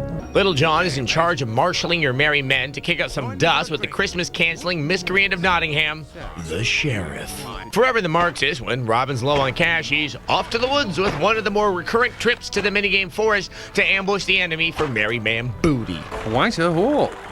Robin's arm kind of works like a turret, and accuracy was at times challenging. After delivering the sheriff a sound thrashing, political activist Marion convinces Robin to save England. Then I have a couple more commands for you. It is then that you'll begin to wage strategy on a mind-erasing level. Minigames will begin to pummel you like a catapult.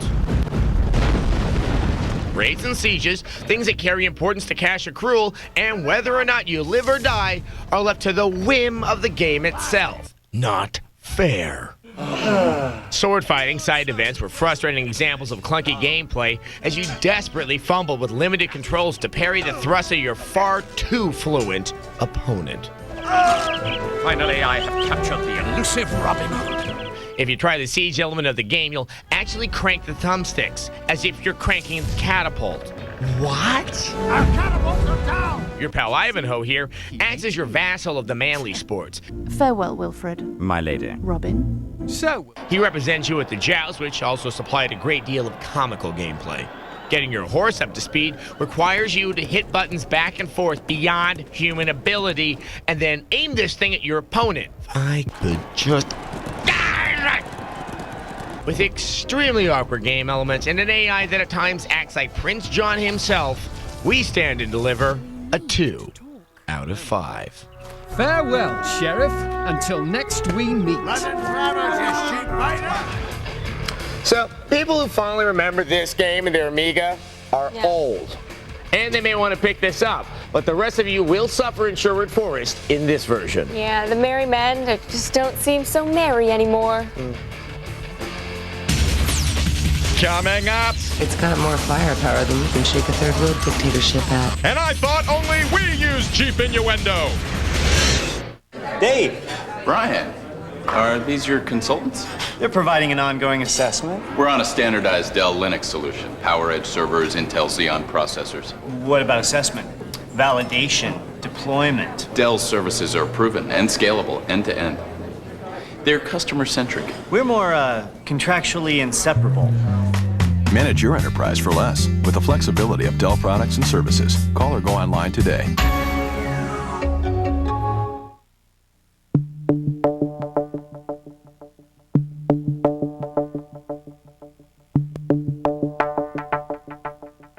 Introducing the first SUV with a power sliding rear roof. Whoa. The new GMC Envoy XUV.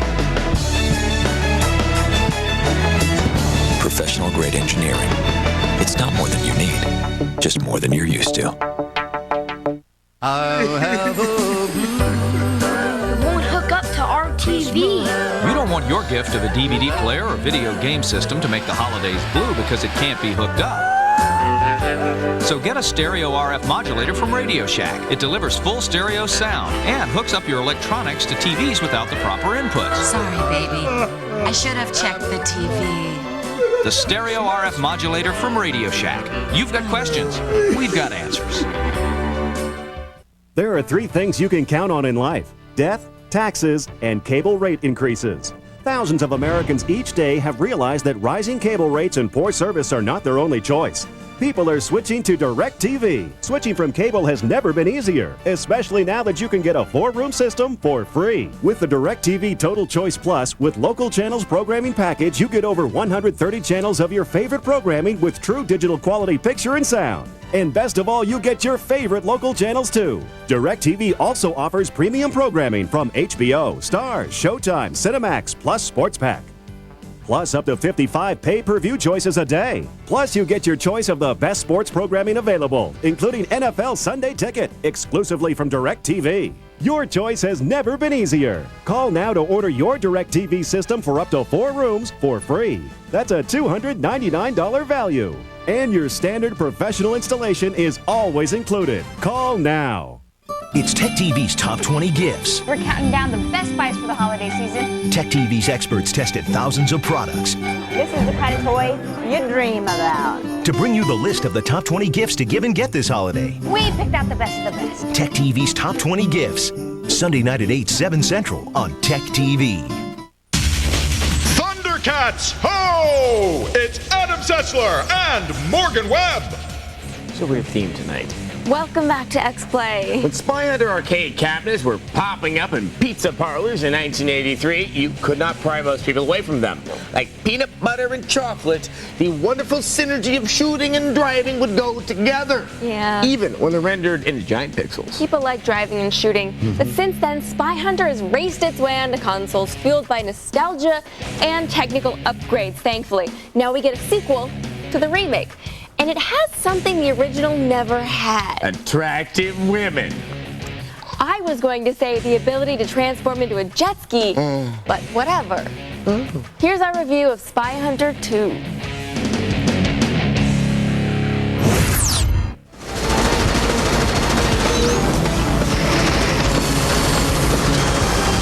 Spy Hunter's Alex Sex has received some intriguing upgrades. Some for the better. Here's your new toy, Alec. The other kids will be so jealous, at least the ones you don't blow away first. Some for the worse. Agent Vivel is under attack. Protect her at all costs.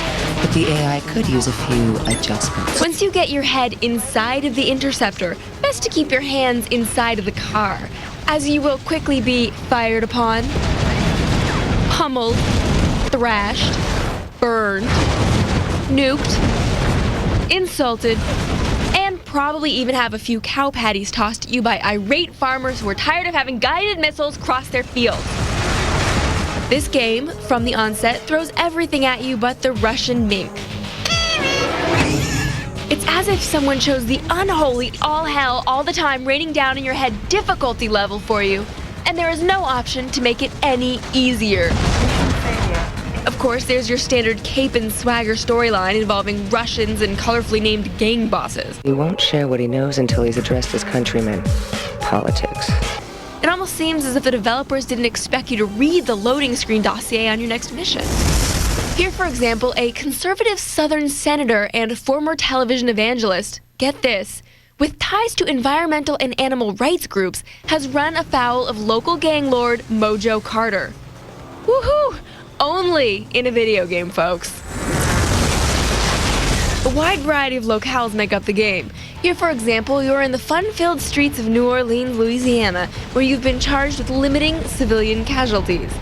At times, Spy Hunter 2 literally breaks your vehicle into different forms based on exposure to damage or terrain. A handy flip of a switch modification makes the Interceptor into a 4-wheel drive tank, giving you stability and traction on anything loose under tire. Aiming becomes rather sketchy at times. The firing reticle will sometimes auto-target and at other times stray frustratingly close, but not quite on, the target. The explosions in the game are quite spectacular and add to the over-the-top nature of the wild ride. The environment also responds well to kinetic exposure, throwing obstacles and pieces of debris around like plates in a Greek restaurant. With glitchy graphics and a tiresome retro camera angle, we have to give Spy Hunter 2 a 3 out of 5.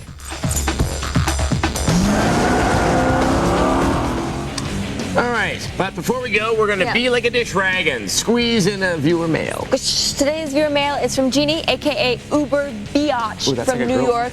New York. Yeah, sounds like your type of woman. Yeah. Yes, she asks, you guys covered this thing a few months back. It was the Atari joystick that came with, like, 4 games. I only remember Pac-Man. You plug it into your television set and played, no system required. I can't, for the life of me, remember what it was called. Help me, help, help! We're here. Okay, you know, there's a little bit of confusion here because there's quite a few of these joysticks out there. The Atari joystick doesn't have the Pac-Man, but there is one that does have Pac-Man. That's made by Namco. Yes, I'm going to play a little Pac-Man right now. All right, so this is the Namco joystick. And not only has Pac-Man, it's got Dig Dug. Remember Dig Dug? Yes. Diggin' and Dug. Yes. Bosconian, Galaxian, and there's also Rally X. That one's cool, too. So you just take some batteries, you just plug them into the video and audio cables in the back of your television, and it has everything contained in here, which shows you how far the technology has come, that these things used to be in arcade cabinets, and now they are little tiny things on your Take them in the palm of your hand. Yeah. See? And you know what? They're only about 20 to 30 bucks. They're so Yes. cool. No, there's supposed to be a Atari one which has 10 games in it. There's also an Intellivision one, and there's one from Activision as well. And the price is good. And if you need a, something to make people happy in your life, it's a good idea. Although, you know what? The joysticks sometimes are a little less than responsive in the way that you would like them to be.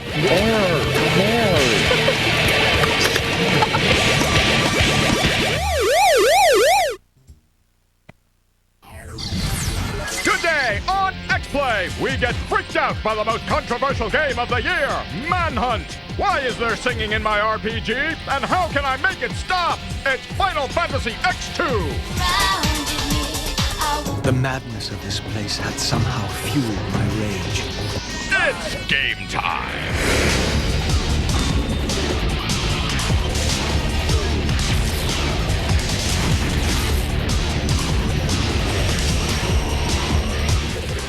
Stop, drop, and roll. It's Adam Sessler and Morgan Webb. It's a useful safety tip if That's you're very watching the nice. show and on fire.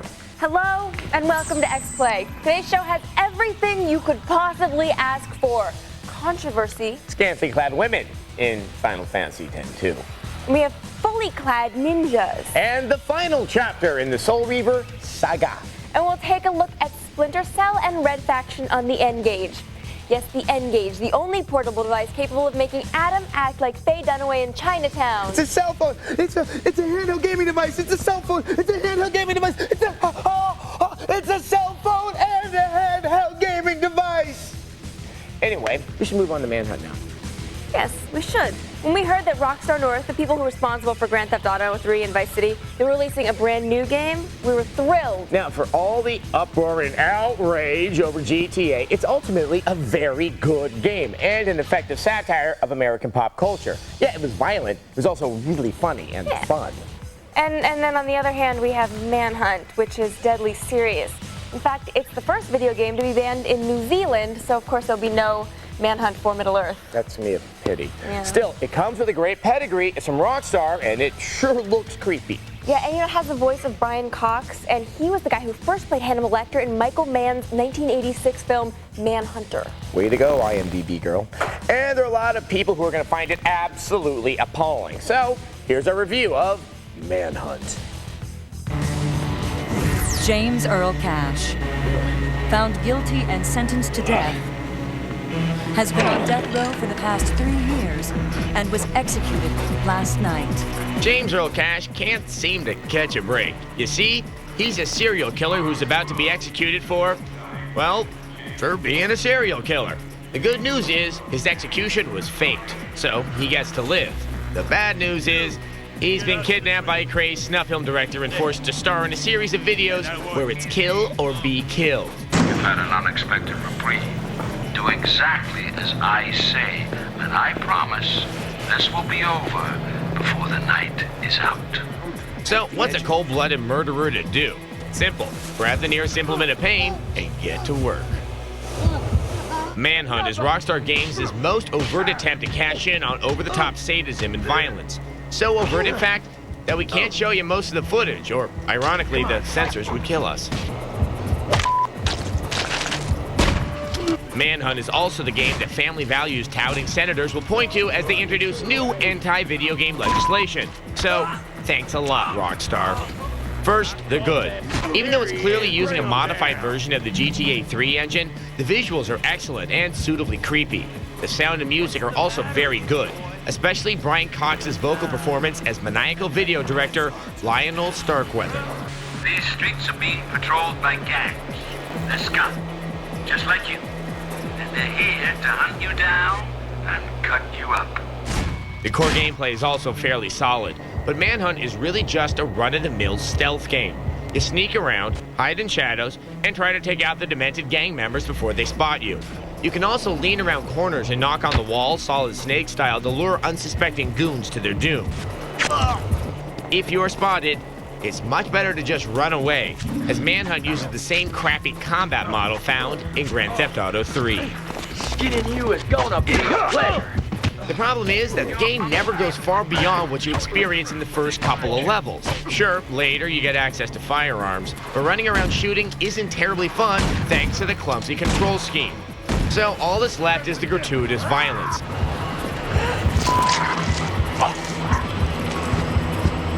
Now let me be perfectly clear, Manhunt is violent. If little Timmy wants this game for his birthday, just say no.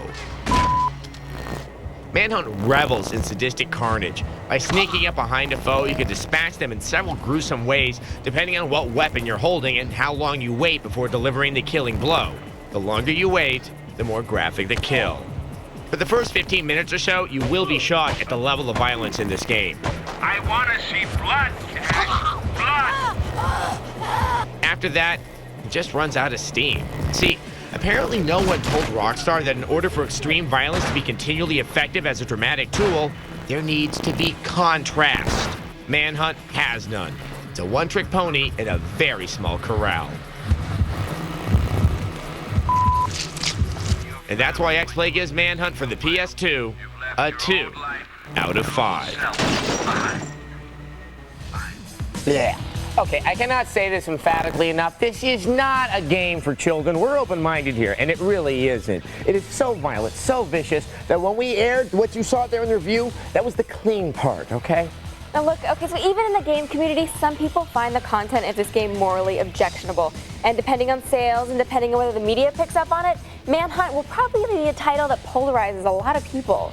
Okay, the one thing that isn't debatable is its quality. Yeah. All content issues aside, it's not a very good game, sure, but Manhunt is pushing the envelope, and Rockstar still has every right to do that. Now, whether people buy it or not, that's another story. We'll see. Okay, enough Manhunt. Yes, let's move on to something light and whimsical with ninjas. What's whimsical about a ninja? Well, this particular ninja has a grotesquely swollen head, that's whimsy. But he still looks kind of cute. It works for him. Here's our review of iNinja.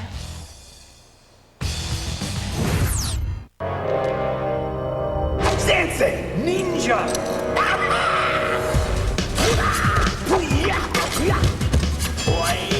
Listen, Grasshopper, and learn the way of the ninja. The ninja uses stealth. He uses his skill with the sword to overwhelm his foes. He bowls over his foes with giant eyeballs. Right! Yeah, okay. iNinja is not your typical ninja game. Instead, it is one of the most variety-packed games we've seen in a long time. There's the typical jumping and sword fighting you'd expect from a platformer, but there's also rail grinding, barrel rolling, artillery shooting. Welcome to the Kiss Me Deadly Assault Cannon. And rock'em sock'em robot style action, just to name a few.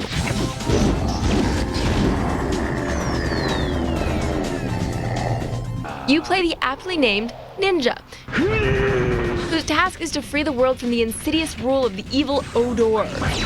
To do this, Ninja must collect Rage Stones, which seem to be some kind of mystical crack. We're not quite sure why you would want to collect things that make you freak out and kill your sensei, but there you are. Actually, after hearing Sensei fumble his way through cliches, maybe a little decapitation isn't such a bad idea. Go now, and remember, a stitch in time is worth 2 in the bush. So what could be wrong with a game with this much humor and variety? Well, how about this? What if you had to play every single level again? And what if you were given new, tedious objectives like kill every enemy in the level or a time limit? Because rolling a giant eyeball over a narrow beam wasn't hard enough the first time. Now I have to do it really fast? I don't need that kind of pressure! And some of the levels aren't even all that much fun the first time around. Sure, battling a giant robotic fish sounds fun on paper, but as it turns out, it's actually kind of boring. iNinja is not a terrible game. It could have been a great game if only the developers had known when to stop. It still gets kudos for cuteness and overall, dare I say it again, variety. But why, oh why, do we have to do everything twice? Knocking your enemies down like 9-pins while riding a giant eyeball is great fun the first time, but after that, it just gets dull. Right! We give iNinja a 3 out of 5. There is some supernatural force keeping this door shut. I can't help you get through here, Ninja. Okay, so we didn't have time to talk about it in the review, but the cutscenes in iNinja were done by Don Bluth. Go Don. Okay, Don Bluth is the man behind the arcade classics Dragon's Lair, and Space Ace. So it's nice to know he's back, as long as he promises never to make anything like Dragon's Lair 3D again.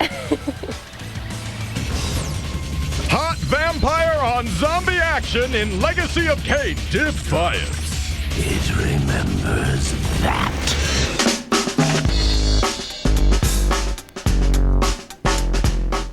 Something's gotten into my parents lately.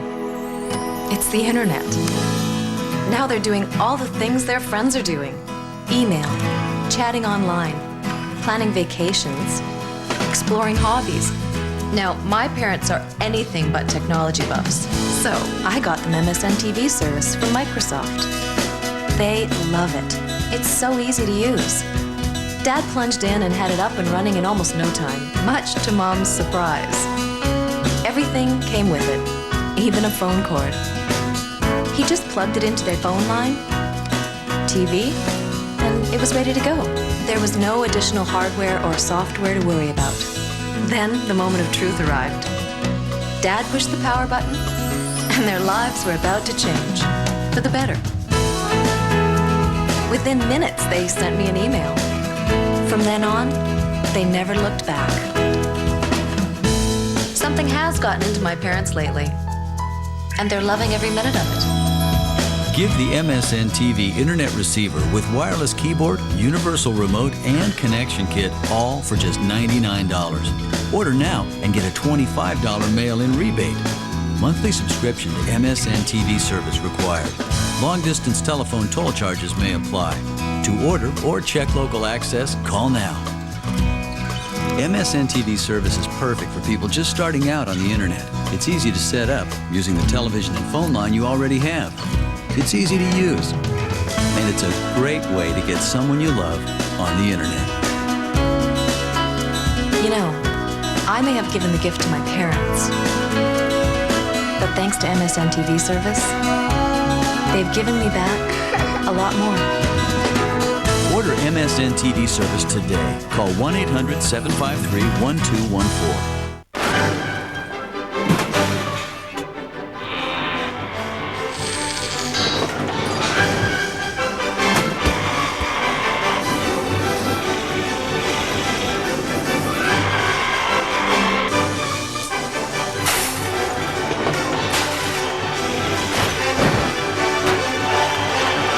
Watch the Robot Wars Christmas Day Marathon.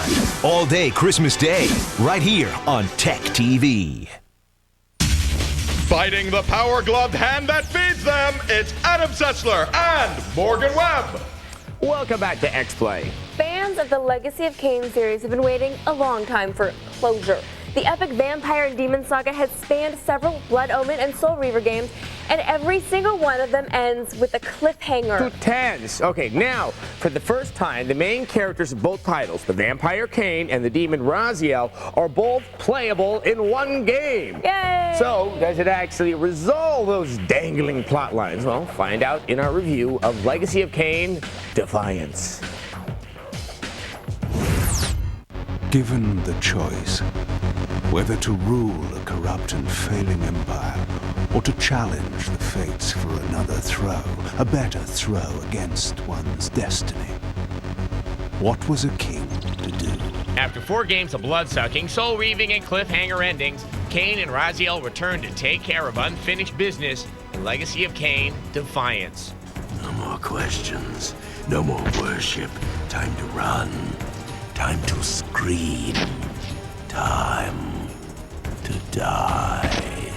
This time, you play as both Kain and Raziel, alternating between levels. Defiance picks up immediately after the end of Soul Reaver 2, which was actually centuries before the beginning of Soul Reaver 1, and about the same time as Blood Omen. Sort of. It's complicated. Just smile, nod, and go with it. The last 2 games had fairly weak combat. Oh, it remembers that, does it? But Defiance goes to moderate lengths to remedy this. In what can best be described as a Devil May Cry-like fighting style, Cain and Raziel hack their foes up with special speed combos and air juggle attacks. After you stun them, you can suck their blood or steal their soul to boost your health. Booyah! With authority! It's fun the first few times, but you'll be doing this a lot. Cain and Raziel's attacks are all pretty much the same, and there's a real lack of variety when it comes to the enemies. There are zombies, and angry human vampire hunters, and the occasional shadow monster thing. And that's about it. After a while, mopping the floor with nondescript monsters gets to be a bit of a chore. The chore is worth taking on, though, due to the absorbing and well-written story. Raziel is not what you think. You dare imagine what I think. It might not make a lot of sense if you haven't played the previous games in the series, but the excellent voice acting and twisting plotline make Defiance hard to put down, even if you don't know who Mortanius and Janos Audrin are. First, your omniscience, and now your powers. You're slipping badly. Be ready for a lot of Cain's musings. These statues were singularly inanimate. I knew better than to assume they would always remain so.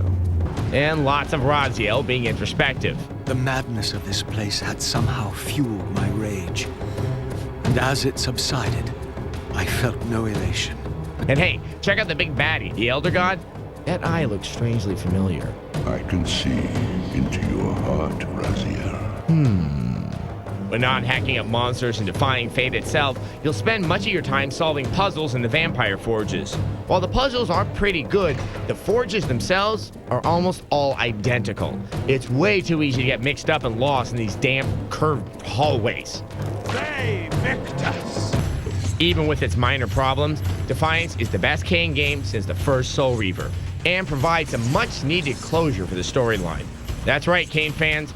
No cliffhangers here. Just intrigue, a few long-awaited answers, and a 4 out of 5. One can only match, move by move, the machinations of fate, and thus defy the tyrannous stars. This is the masterpiece theater of vampire demon games.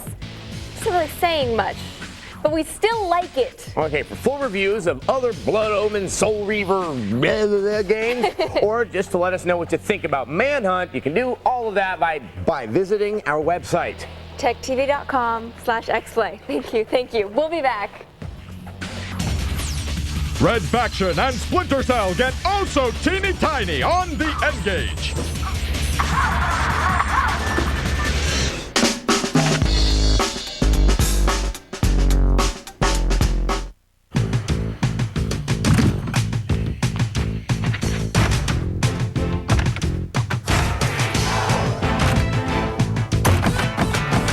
Multifunctional, adaptable, retractable. It's a sport utility with more utility. The new GMC Envoy XUV. It's not more than you need, just more than you're used to. GMC Professional Grade Engineering.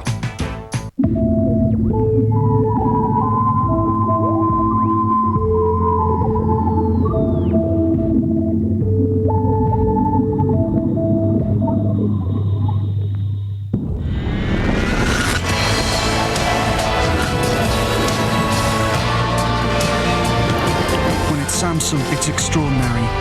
Driven by DNIE technology, Samsung LCD TV, the power of LCD. It's the last days of shopping and you don't have a thing. You waited too long to start. The Radio Shack sale's happening right now. It's right around the block. Hey procrastinators, now get a Game Boy Advance SP Value Pack for just $109.99 after mail-in rebate. Save 10 to 45% on MP3 players. And save 25% on all Leapfrog educational toys, including our exclusive value packs. Shop the Shack. Yeah. You'll save big. The Procrastinator Sale. Radio Shack. Well, I think you look great. This This year, the holidays are Gateways, so give the bucks. Inside, find the season's hottest gifts. For a limited time, get a free Gateway 5-megapixel digital camera with the purchase of select PCs, like our M675, which features an Intel Pentium 4 processor with HT technology. It makes sharing digital pics easy. We also have great desktops starting under $500. So hurry in, give the box. Hi. We have a little leak or something. Holy moly. Guess I better get started. Right. But first, could you give me your price and the prices of some of your competitors? You know, don't want to pay too much. Our customers know the importance of shopping around because at Progressive.com you can get our price for car insurance plus the rates of other big-name companies. You could save hundreds. Call Progressive today. What's with all these homies dissing Adam Sessler and Morgan Webb? Yeah, what's with them? Well, we're homies. Why are you dissing us? Oh, nice. Stop. Welcome back to X-Play. All right, we're going to move on to our first game reviews on the N-Gage. All right, so in case you've missed the massive advertising campaign because you were in a coma, the N-Gage is a portable gaming system, and it's also a cell phone. Oh, hello? Yes? Orlando Bloom? I would love to go out with you. And apparently it makes a phone call for you as well. Okay, the handheld market has, of course, been dominated by the Game Boy Advance, as you can see right here.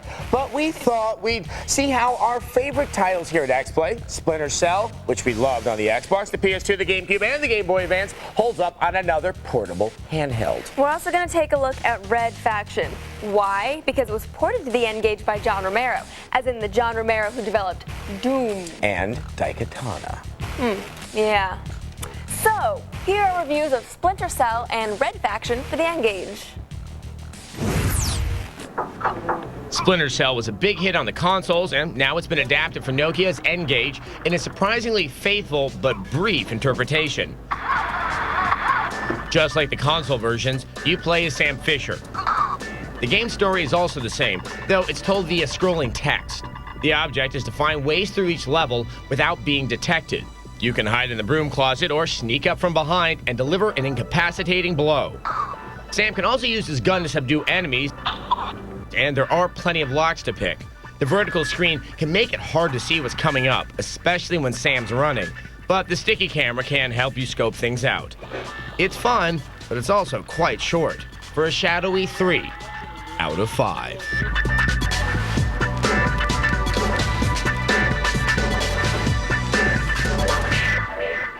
The N-Gage port of Red Faction is far less successful. It's an ugly, muddy mess, even by handheld standards. Even with such low-grade visuals, it still can't even avoid slowing down and stuttering. Hey, Tomb Raider proved that 3D was possible on this system, so what gives? It's mostly a series of brown and gray hallways that all look the same. Prepare to get lost repeatedly. That is, when you're not being assaulted by the same enemies over and over. Yeah, die, Miner. I am thoroughly nonplussed by your witty repartee, sir. Factor in the clunky controls and not too bright auto-lock feature, and you've got yourself a bona fide 1 out of 5.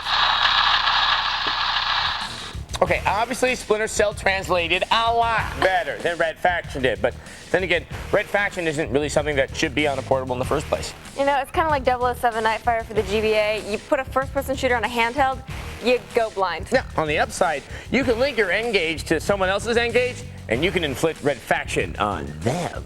Oh, goody. Next, marketing geniuses put cute girls in Final Fantasy X2. Lonely men everywhere rejoice. Footage at 11. My name is Jim Lucier. I'm assigned to the 10th Special Forces Group at Fort Carson, Colorado. In my job, you have to be prepared for anything, so I train for everything. Every day is a little different. You push your limits far enough, you find out you don't have any. Ich bin ein Hauptmann bei der US Armee. And there's one more thing that the Army trained me to do. The Doctor will see you now. Get more of Jim's story only at GoArmy.com. I moved to Earthlink because I only want the internet that's good for my kids. Because I like being the guy you can always reach. because an Earthlink address makes a good impression. I moved to Earthlink high speed because my life moves fast. Because access should come with choices. Different people, different passions, different reasons for moving to Earthlink. Whether you choose dial-up, high-speed, or wireless, make the internet your internet. Call 1-800-827-0142. We're currently offering 6 months of dial-up service featuring Earthlink Accelerator at half price. I moved to Earthlink because they hate internet pollution as much as I do. I moved because they block pop-ups. And I'll take all the help I can get. Because Spam Blocker keeps my inbox neat and clean. Speed, security, control. Your reasons are your own. Call, go online, or visit these retailers and get 6 months of dial-up service featuring Earthlink Accelerator at half price. Move to Earthlink. It revolves around you. Amazing grace, how sweet the sound that saved a wretch like me. I once was lost, but now am found. Was blind, but now I see. The sound of a child's voice is a beautiful sound. Unfortunately, 27,000 children died yesterday because no one was listening. But you're listening now. Make one phone call and make a difference in one child's life. It'll cost you 80 cents a day. To us, that's a small amount. To them, it's amazing grace. TechTV's Invent This, a new series that looks at ordinary people with extraordinary ideas, gadgets, gizmos, and crazy inventions that could change your life. You thought the light bulb was revolutionary? Well, wait till you see what we've got. Invent This, tonight at 9, 8 Central, only on TechTV. Once again, the Sherry Lewis and Lamb Chop of X-Play, Morgan Webb and Adam Sessler. Everything about that disturbs me. Lamb chops. We are back with the moment many people have been waiting for, Final Fantasy X-2. It's a sequel to Final Fantasy X, and it's the first game sequel to any Final Fantasy game. Now this time around, it's the ladies of Final Fantasy who take center stage, and apparently they've been watching too many episodes of Gem and the Holograms. Here's our review of Final Fantasy X-2. Ready, boys? Of course he's ready. When Final Fantasy X-2 was first unveiled, RPG nuts worldwide were certainly excited. However, newcomers to the most famous role-playing series ever might get a rash from repeatedly scratching their heads in confusion. Who the heck is Len? Nonetheless, X2 kicks the proverbial ass. You just need to get with the program. Veterans of the Final Fantasy series know that having heroes in life-threatening jeopardy is simply just par for the course. Poor girl. But what you might not know about is all the singing and dancing. Yep, Britney Spears has nothing on this show. X2 has Yuna, the quiet, straight-laced heroine of the first game, letting her hair down with her friends Riku and the newcomer Pain as part of a sphere hunting team known as the Gullwings. Say cheese! The girls can fly around the world of Sphera in this aircraft, but it can be difficult to keep track of the main quest. Hi, is this a sub-quest? Hi, do you know if this is the main quest or not? I'm trying to find the main quest. That's right. The simple fact is, there's so much to do around Sphera that a better name for the game might have been Side Quests, the video game. What? Asfinger says what? What? Never mind. What follows is a good deal of combat, and the opposition can be really nasty. It's a good thing these girls brought along a change of whites. Every girl knows that having the right outfit and accessories is crucial for making the right impression. No. No. Please. How about the sexy yet sinister witchy poo look? It's a little embarrassing. Each outfit allows for different strengths, and the right combos can lead to some classic victories. For example, one girl can mesmerize a fellow with her songs and foxy dancing. Want to sing along? but another girl can steal stuff from them while they're mesmerized. It's out on the wrist. And when they have nothing left to give, you can finish them off while they're sleeping. You had your chance to run. Like I said, classic. How's that? But it's not all action. In between missions, there's still plenty of time to run around the ship playing grab ass. La la la la la la la la la, monkey butt. Or simply throw a little party on deck. Yeah, so okay. The game might not be everyone's cup of tea, but it's fun, lengthy, and action-packed. We give Final Fantasy X-2 a pop-rockin', chick-lovin', way cutesy. You haven't changed a bit, Tubby. 4 out of 5. What? No thanks? I think some Final Fantasy fans will love it, and others will feel oddly emasculated by it. Yeah, I think I've gone blind. Okay, and before you send us an angry email, we know the Final Fantasy Emma Children is a sequel to Final Fantasy VII, but it's a movie, not a game. Yell at us at our website. Yes, techtv.com/xplay. Send us happy or angry email there. Draw a picture. Good night. Today, X-Play goes out of the office. See Adam go commando. Put your butts down low. Hear Morgan give constructive criticism. That was out, you jackass! And shudder in the Valley of the Larps. Does it have a wall of power around it? Holy Nerdfest, Batman! It's game time.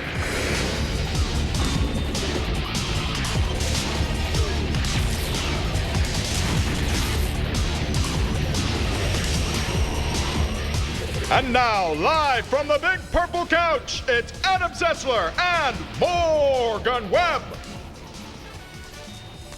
Welcome to a very relaxed episode of X-Play. Adult beverage, anyone? Oh, don't mind if I do. Thank you. Now, this year, we've reviewed and previewed hundreds of games, which means that we spend a lot of time cooped up in the game lab. Now, our eyes slowly glazing over, muscles atrophying.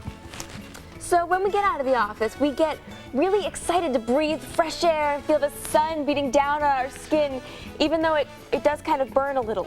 Now, this year we hit everything from the beach to the racetrack to the mountains, where I spent time with a special group of live-action role players and a man dressed as a cat. Yes, you did. And every time, we did it to get a new perspective on some of your favorite games. And now we're going to bring that perspective to you. Here are some of our favorite moments spent out of the office. Like the time Adam went commando. I still am. Rainbow Six Raven Shield puts you through some tough missions. Yep, that keeps happening. So I figured I needed more training than the game could provide. I accepted Ubisoft's invitation to come down to a launch event and play through a level of the game in real life. They modeled one of the levels after an actual old building at the Presidio in San Francisco. Our night started with training from actual SWAT team members. Low to the ground. You're almost erect, but your butt's down low. And when you walk, it's going to be heel-toe. So you're going to stop, go in front of you, just stop and stand up. Step.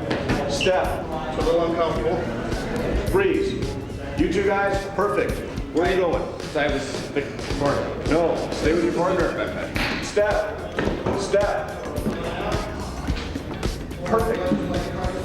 Perfect. After spending plenty of time walking around like a duck, I knew I was ready to suit up and get my hands on a gun. Whose finger's on the trigger? Oh, it's a natural. Okay, so maybe I needed more training. You're a politically suspect, I can tell. Soon enough, it was time to spring into action, and we all piled into our sweet limo for the mission. I was obviously teamed up with the best. How do I do this thing again?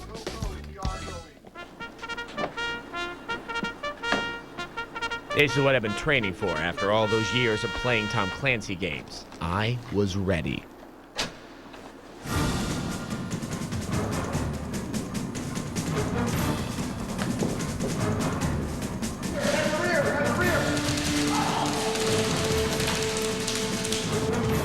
Hey guys, look what I've done.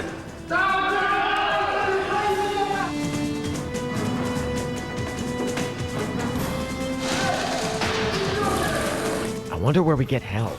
Hey guys, I'm just gonna step in here for a second, take a leak. Whoa, wrong room.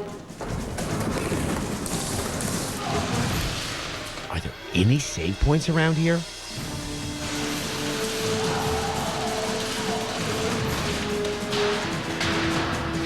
this is the ammo. Not bad. We eventually subdued the terrorists. Or so we thought.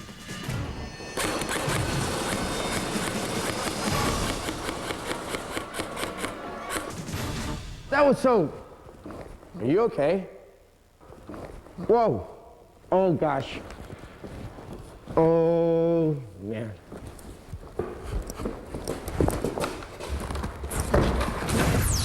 You got the cameraman killed. No, it was only pellets, and they just sting a little bit, you know.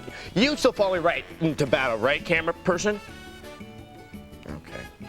Yes, of course. In that segment, we had to hide Adam's natural beauty under a flak suit and a mask. But that wasn't the case when we went to investigate the truth behind DOA beach volleyball.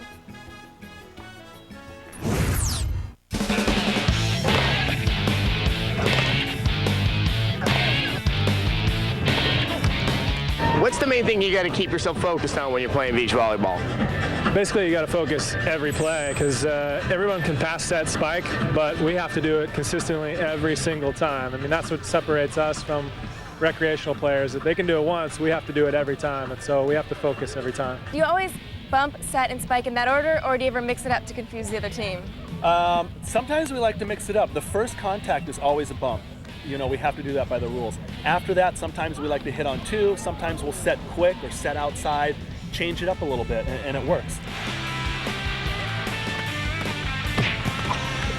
There's a video game called Dead or Alive Extreme Beach Volleyball. I have you have heard of this. Now, in the game, you can buy your teammate presents in order to encourage them to do better. Now, if I was playing with you, what present should I get you in order to get a better performance out of you? Oh, boy. I'm always partial to a peanut butter and jelly sandwich. That'll fire me up. Cross-court shot off a nice set from Karch.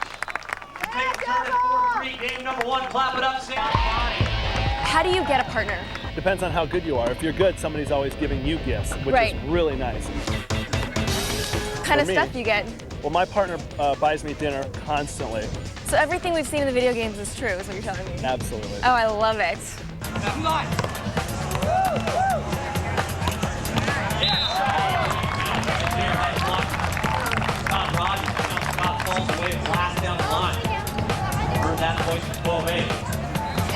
Now, do you play always at the front of the court or the back of the court? What's kind of the logic behind that? Well, for me, I'm 6'6", and even though my teammate's 6'4", I am the blocker exclusively, so I'm always at the net. Now, you may see that in the video game. You have one player that serves and runs to the net. You'll be simulating what I do. That's what I do. I serve and run to the net and then go block. Is there kind of like a minimum height requirement that I'm missing by several inches? I think maybe almost a foot, and I hate to say it, but you might be able to wear some high-heeled shoes or something. Now, what's the trick to hitting, to spiking, where do you want to spike your ball to? Basically, all you care about is getting the ball to the sand on the other side. Whether that's a chip shot, roll shot, or a thunder straight down, doesn't matter, so all of it works. I'm partial to the hit straight down because it's spectacular and I like it, it's a lot of fun, but also the chip shots work very well too. When you're bump setting, you want to keep one foot in front of the other, bend your knees, and use your whole body to move the ball forward, okay? Okay. Here we go. Keep your arms straight. I'm straight. Straight. Here we go. Yay! I'm the champion!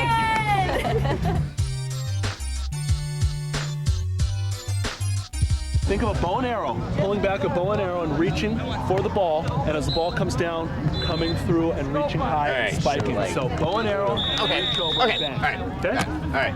I'm just going to toss you the ball, hit it right back at me. All right. Not bad, not bad. Yeah. That was out, you jackass! That's good.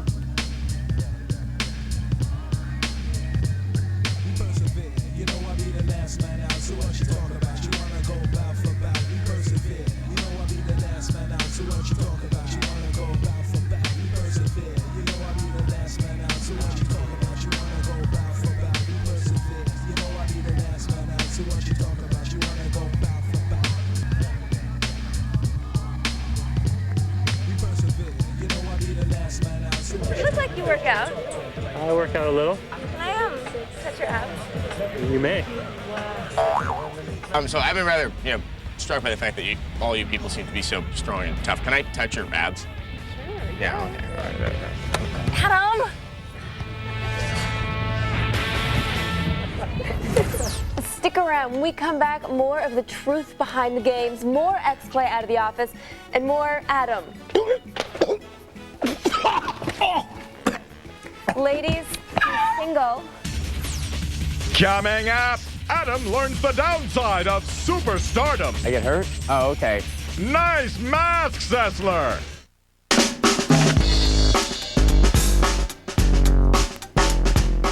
What's crucial to me? What's crucial to me? Making the most of my time. Speed. Getting more and paying less. Doing things the right way. What's crucial to me? Staying on top of everything. Making my computer last another year. Doing 7 things at once. That's why I made sure I have enough memory. And now my computer can keep up with me. So that you can focus on what's important to you. Crucial makes it easy to select, purchase, and install memory upgrades. Memory, it's Crucial. Time control. Your greatest weapon.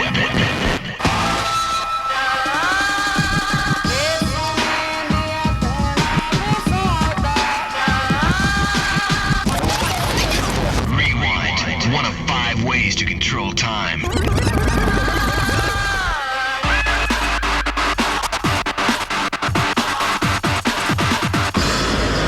Prince of Persia, The Sands of Time. Rated T for teen.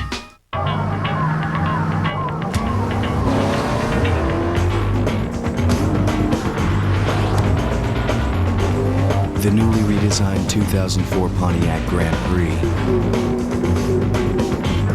with 260 horsepower to help you get the most out of your ride. And OnStar stolen vehicle tracking to help you get your ride back. Fuel for the soul. Shopping for your wife? Yeah, after what happened last year, I need to get her something really nice. Thank you, sweetie. Ta-da!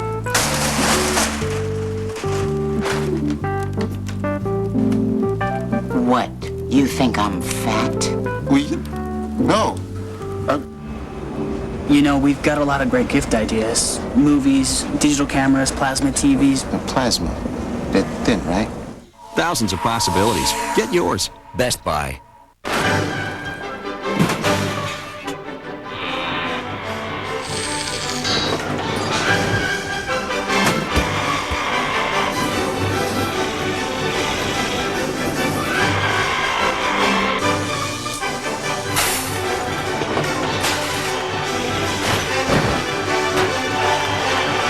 Watch the Robot Wars Christmas Day Marathon.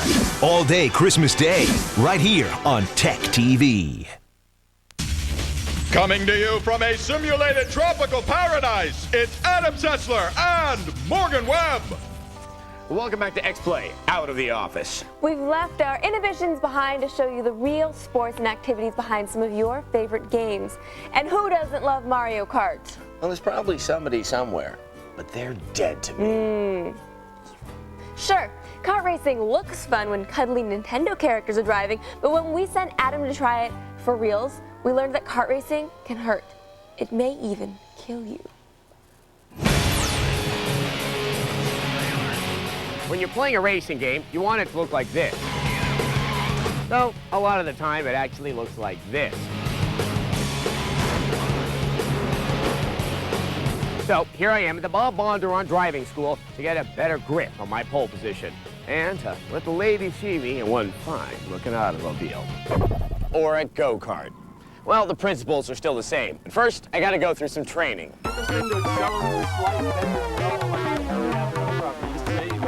We call these our Pro Karts. This is what you're going to be driving. They're powered by 2 6.5 horsepower Briggs & Stratton engines. They don't go quite as fast as shifter carts over there, but they do run about 60 miles an hour. Very important piece right here. Brake master cylinder, right? Has a little plastic reservoir on top of there full of what? Brake fluid. You must have a helmet and a jacket on to drive. Before I hit the track, I pulled our instructor aside for a little one-on-one chat.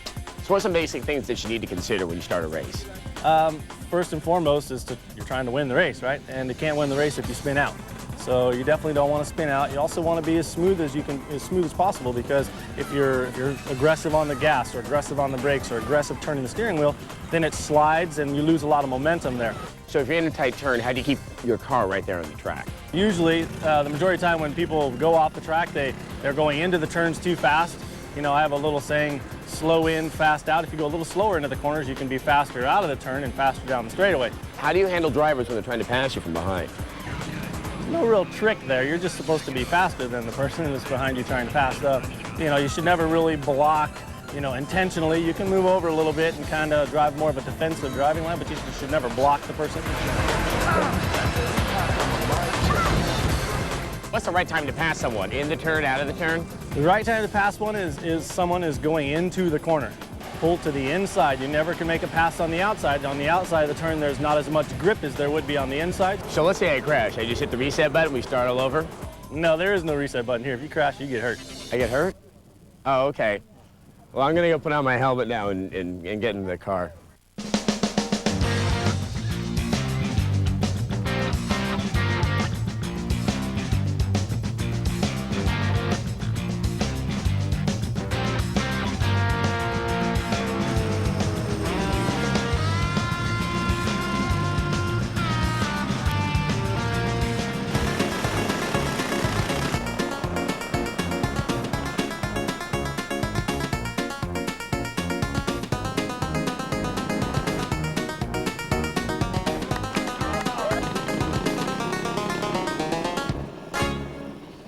Nice stunt double. What stunt double? I never use a stunt double. I had a growth spurt. I believe in myself. Up next, tremble at the athletic prowess of Morgan Webb.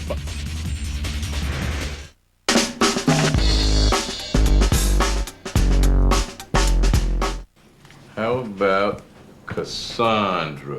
Yeah, that's pretty. I wonder what that means. Yeah, that's Greek for prophet of doom.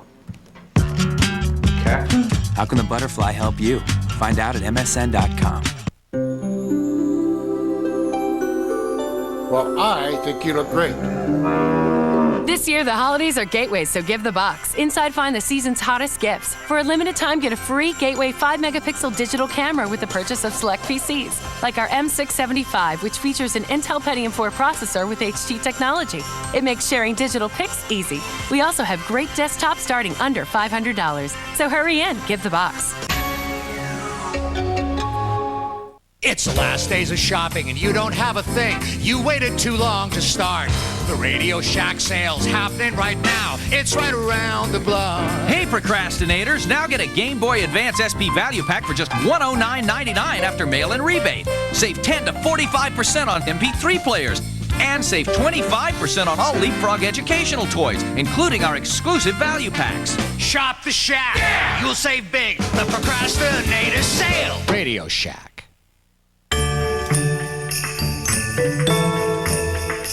There are many events this season, but one you don't want to miss. The Infinity Event of the Season. Featuring the new G35 sedan with intelligent all-wheel drive that changes with the weather. The Infinity Event of the Season ends January 5th. See your Infinity dealer for attractive lease and APR finance rates.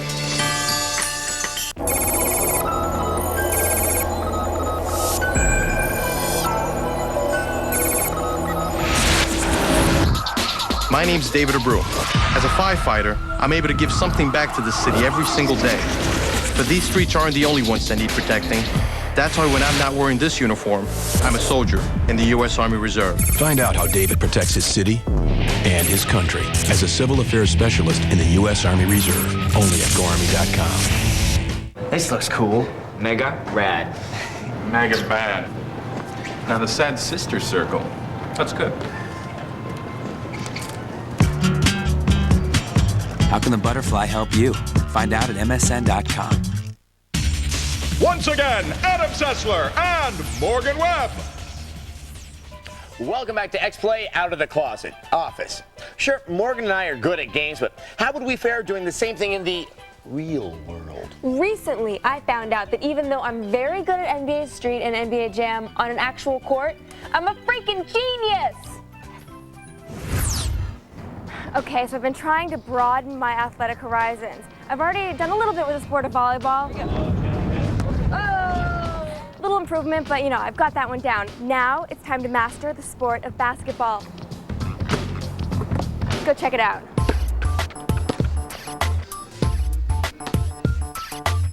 There's no feeling like running onto a real NBA court. But before I could feel like a pro, I needed to learn how to play like one. All right, we're here at the Staples Center, downtown Los Angeles with LA Clipper Quentin Richardson. Now, I don't have any game, but he does. So I'm gonna get some pointers for my jump shot. So you show me how to do it? Yeah. All right. No, it's real simple. Basically, you just gotta, you know, when you keep your form, keep your elbow in, keep your hand under the ball. When you shoot, extend, and have a lot of follow through. Right.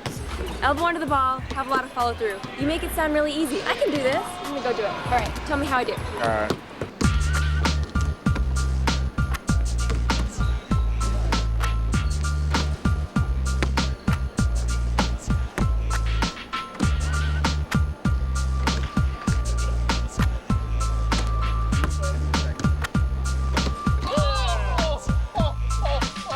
Having mastered the jump shot, well, kind of, it was time to ask Quentin about something I know a little about.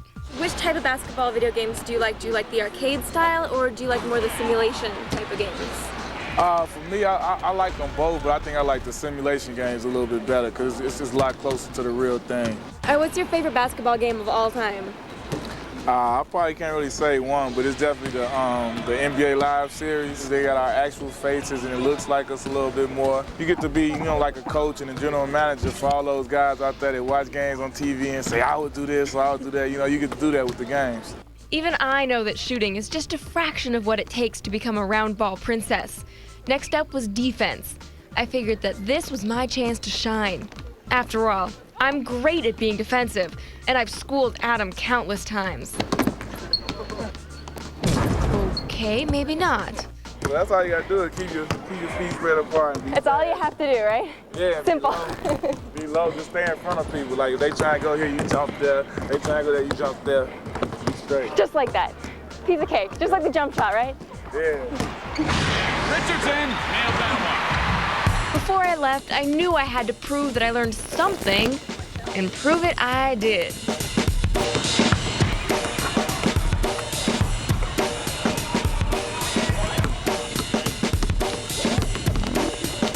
At least I thought I did. How'd I do? Well, really, you know, didn't I see you play volleyball on this show before? Yeah? Yeah, you may need to stick to playing volleyball. Sorry. The way I figure, he's just angry I stole the ball. I guess we all can't be good sports.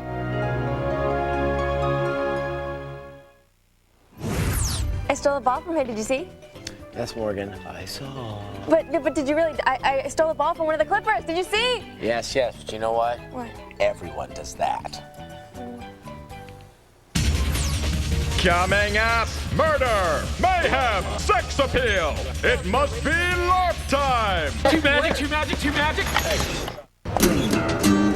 Whether polishing a presentation, building a website, or making a music video, there's no better, clearer computer reference than Visual Quick Start guides. Visual Quick Start looks you can look right up in the index or right to the page for half a dozen illustrations, taking you step by step through it, and it's beautiful. Problem solved.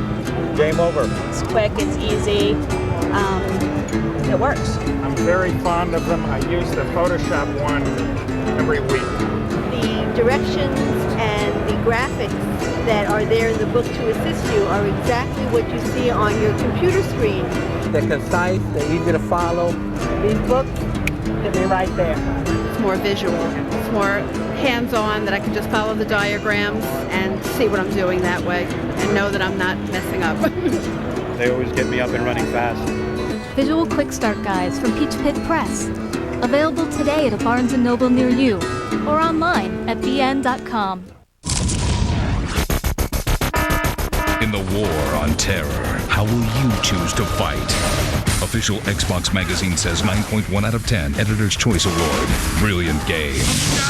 You picked the wrong person to mug, punk. Stuff magazine says 5 out of 5 stars. State-of-the-art gaming. In the war on terror, wage war as you choose. Invisible War, a Deus Ex game. In stores December 3rd. Rated M for mature. Xbox, it's good to play together. The elves are back! Pringle, Pringle, show us what you got. And you can bowl them right down Santa Claus Lane. TechTV presents Super Elf Bowling. Download the game now and go for the perfect score. Super Elf Bowling. It's all new and available only at TechTV.com and Nstorm.com.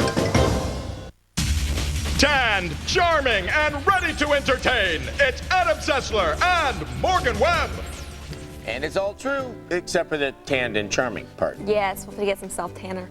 Now, all episode long, we have been out of the office trying to do things in real life that we do in games all the time, which made us wonder, what happens when a massively multiplayer online role-playing game comes to life? Well, Morgan, only I and the LARPs, the live-action role players, know the truth. And the truth is embarrassing. Ah, nature. Trees, the clean air, the silence, the nights, the elves, fighting together. There's something serious happening here, and I'm gonna find out what's going on. Paradise!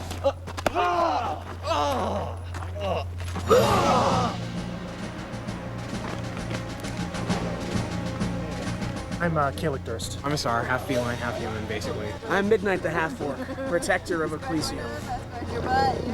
What's going on? There's a murder, attempted murder committed a week ago. What's going on? My friend, when you deal with nobles, everything goes much more out of proportion than it should be. So what's going on exactly?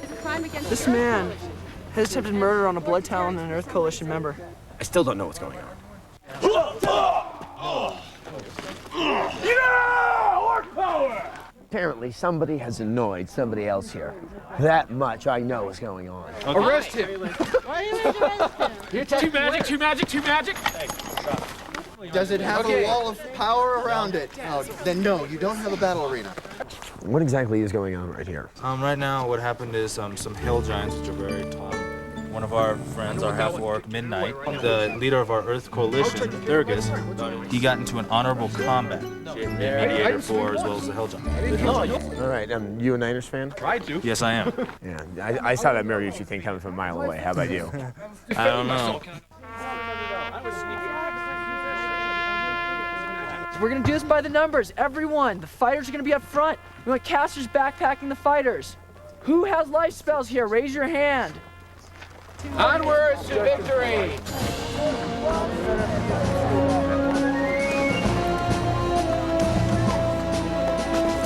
Scenes of the battle has begun. Fight over! Fight over! Fight over!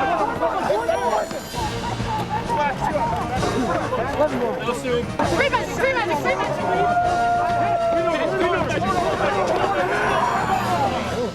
No matter how many times you see this, you really just can't get used to just the gravity of the carnage.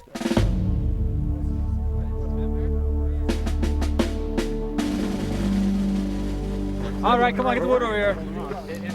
Just want to double check about why you have to burn the trolls after you kill them. They regenerate. So if they burn them, they can't regenerate.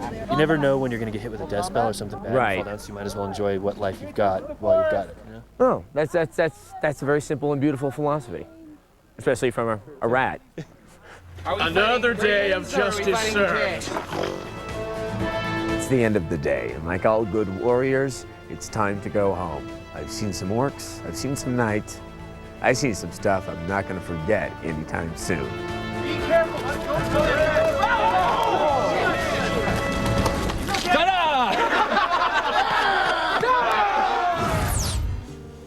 Thanks for watching X-Play Out of the Office. We hope you learned a little something tonight. No, that's too much praise, Morgan. Yeah. Okay, well, to find out more about anything you saw today, visit our website. You know what that website is? It's techtv.com/ X-Play. We also have great game reviews, cheat codes, and of course, more LARP footage. All right, yes. Look, I told you, you're fanning me too much. But I'm supposed to have a breeze in the... Too magic, too magic, too magic, too magic, too magic. All right, you know, head over to the website and check out... 3 magic, 5 magic, 5 magic, 5 magic, Pillow power. Pillow power. Do you have a wall of power around you? Maybe I do. You can't see my wall of power. 10 magic! Tonight on X-Play, we bring you the best of 2003, honoring such games as The Legend of Zelda: The Wind Waker, Ratchet & Clank Going Commando, and The Prince of Persia. Who will win Game of the Year? I bet something will. Strap in! It's Platitude time!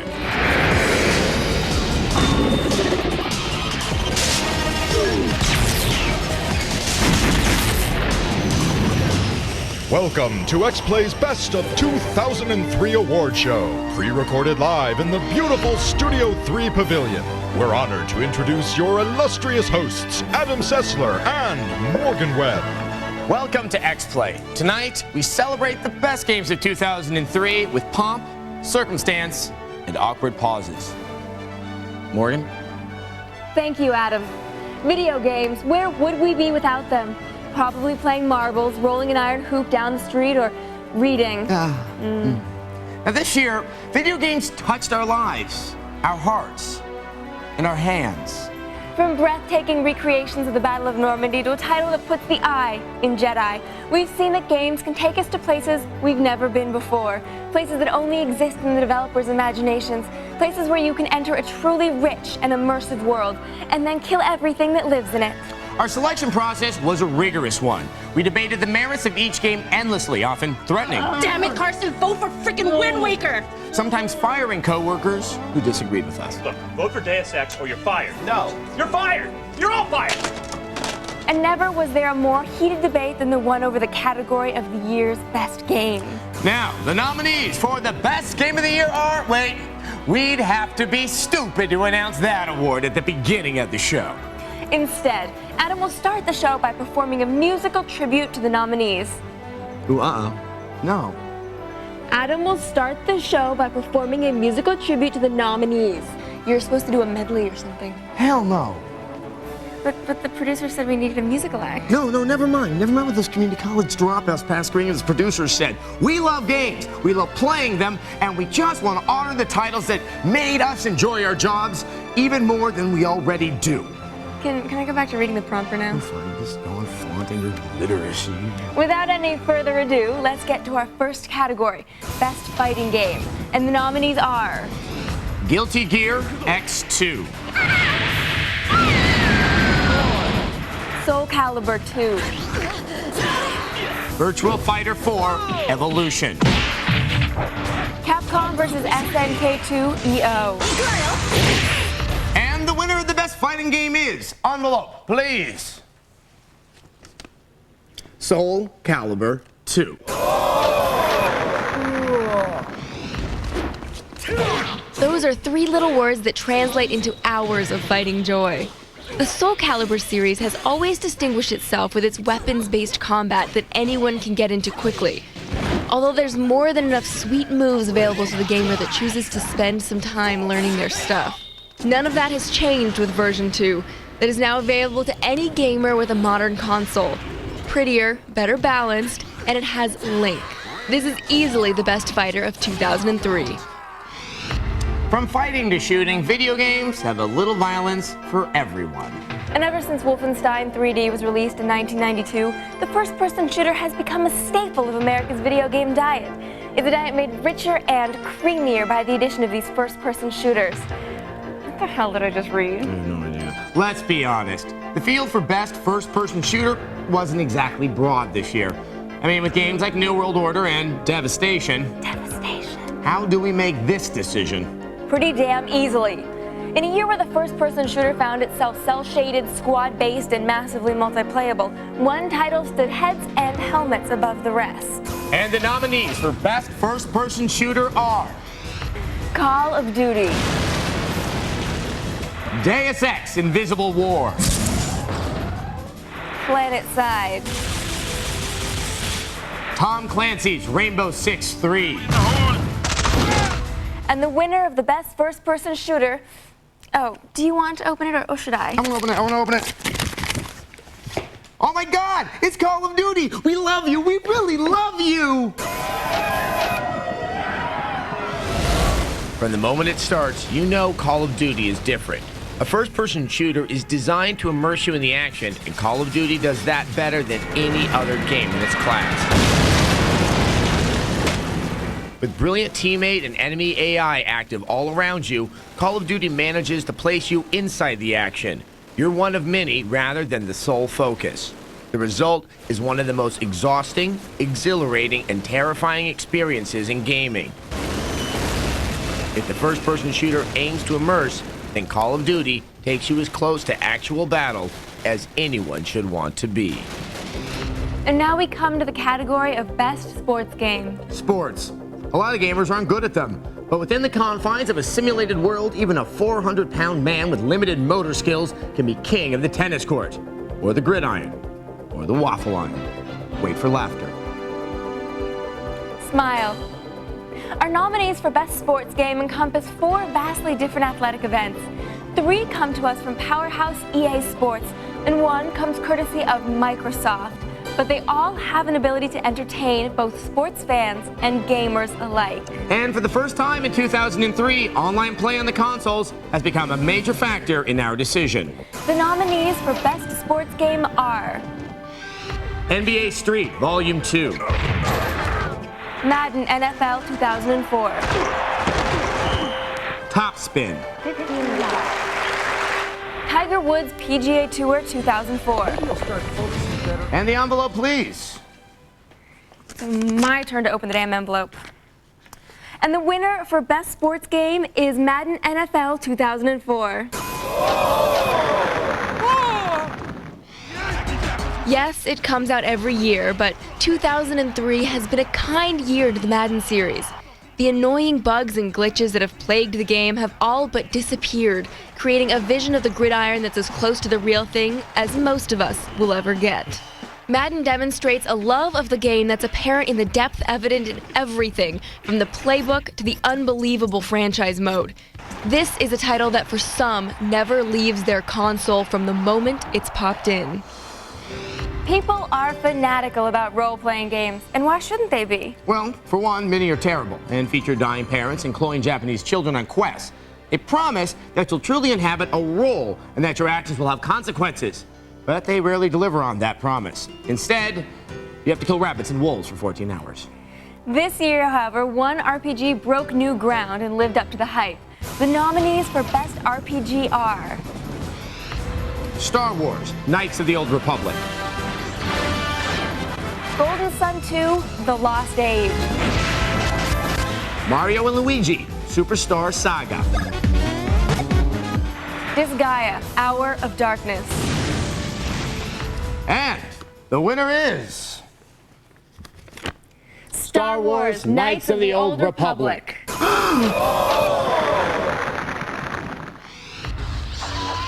Knights of the Old Republic is one of the freshest takes on the role-playing game in years. Firstly, by using the science fantasy universe of Star Wars, the genre is liberated from the tired high fantasy and anime settings. More importantly, the game actually lets you play a role. The decisions you make determine the direction the story takes. There is no right or wrong outside of your own ethical compass. How come I get the feeling you're trying to take us for a ride? With an exceptional story, mature treatment of the material, and pacing that doesn't let go of you, Knights of the Old Republic is a landmark title that is easily the best RPG of 2003. Stick around. When we come back, we have more of the year's best games, more awards, and more of the band leader trying to get me to wrap things up. X-Play is presented by Xbox. It's good to play together.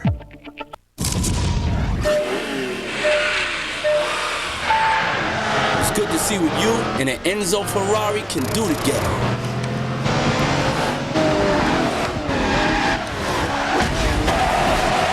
It's good to see drivers from 3 time zones in your rearview mirror together. good to show the streets of Florence where true art is together. Project Gotham Racing 2, rated E for everyone. It's good to play together.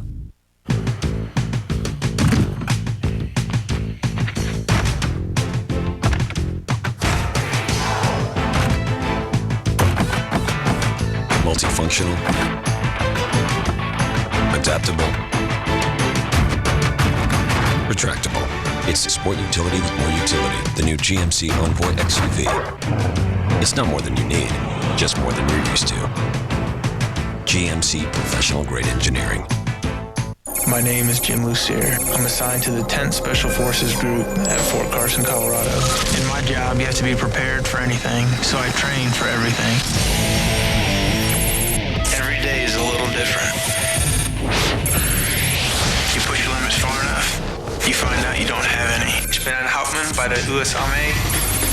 And there's one more thing that the Army trained me to do. The doctor will see you now. Get more of Jim's story only at GoArmy.com. Hurry in to Circuit City's Red Dot sale today. Look for the Red Dot and get extra savings in every department. Save up to $430 on desktop packages and notebook computers. Save up to $75 on digital cameras. And save on mobile and portable DVD players too. Like this 5.8-inch widescreen portable DVD player, just $169.99 after price break and mail-in rebate. Don't miss the savings at our huge Red Dot sale. Circuit City, we're with you.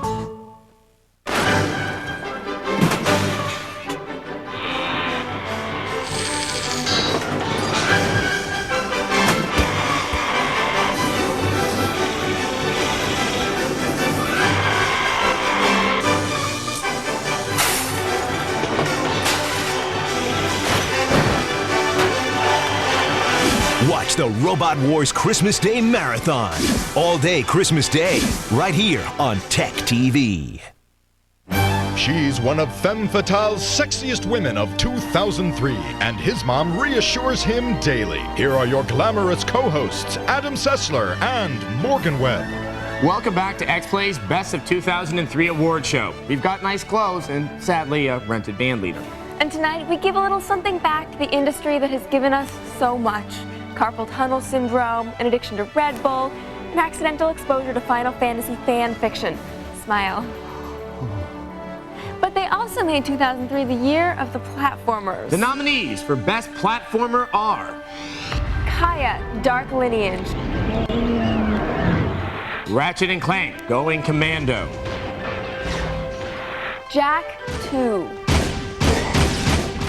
Rayman 3, Hoodlum Havoc. And the winner is... Oh, I'm so happy for them. Ratchet and Clank, Going Commando. Oh, that's awesome. With the introduction of weapons-based combat, Ratchet and Clank opened up what a platformer could be. Now, with Going Commando, they taught everyone what it should be. With careful attention to level design and complex enemy AI, developer Insomniac Games have made the first truly sophisticated platformer. A game that requires both planning and timing and has so much variety, it could have filled 3 separate titles. The polish in Going Commando shines so brightly, you start to see the future of a genre in its reflection. And now, the interns. Thanks. It's an honor to be here. They let us out of the cage to present this award, didn't they, Chris? Ad lib? Ad lib? We're here to give the award for Best Racing Game, and before we read the nominees, we wanted to clarify something. They only beat us a little. Wait for laughter. But seriously, we picked up the nominees for this category because in every one of these games, whether they were trick-based or involved cars or spaceships, crossing the finish line was the primary objective. And the nominees for Best Racing Game are SSX 3, Project Gotham Racing 2, Mario Kart Double Dash, F-Zero GX. And the winner is Mario Kart Double Dash Exit Stage. Oh.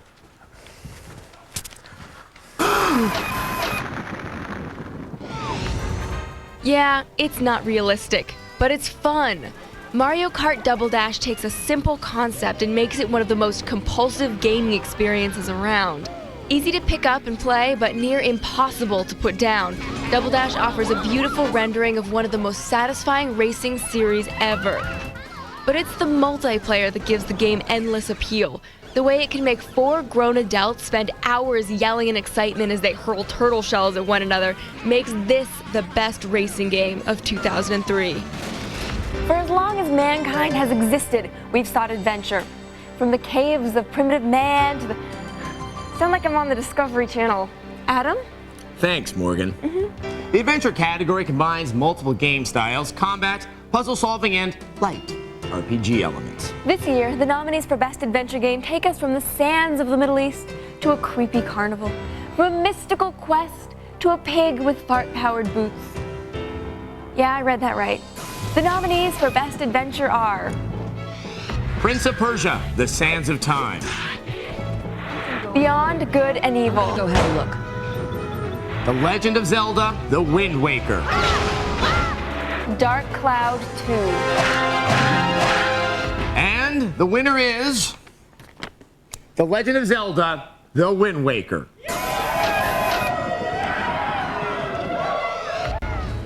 The Legend of Zelda: The Wind Waker is exactly what an adventure title should be. With the simple story of heroism, you travel through a vast and cohesive world so filled with character and intrigue that the game comes alive. The engaging puzzles, appallingly enjoyable combat, and near-obsessive side quests make Wind Waker one of the hardest games to relinquish in favor of sleep. If that weren't good enough, the risk and reward of its incomparable graphics make it a game you wish would never end. Stick around when we come back. Celebrities, the award for Best Action Game, and later, the award for Best... 1, 2, play it with the milkshake!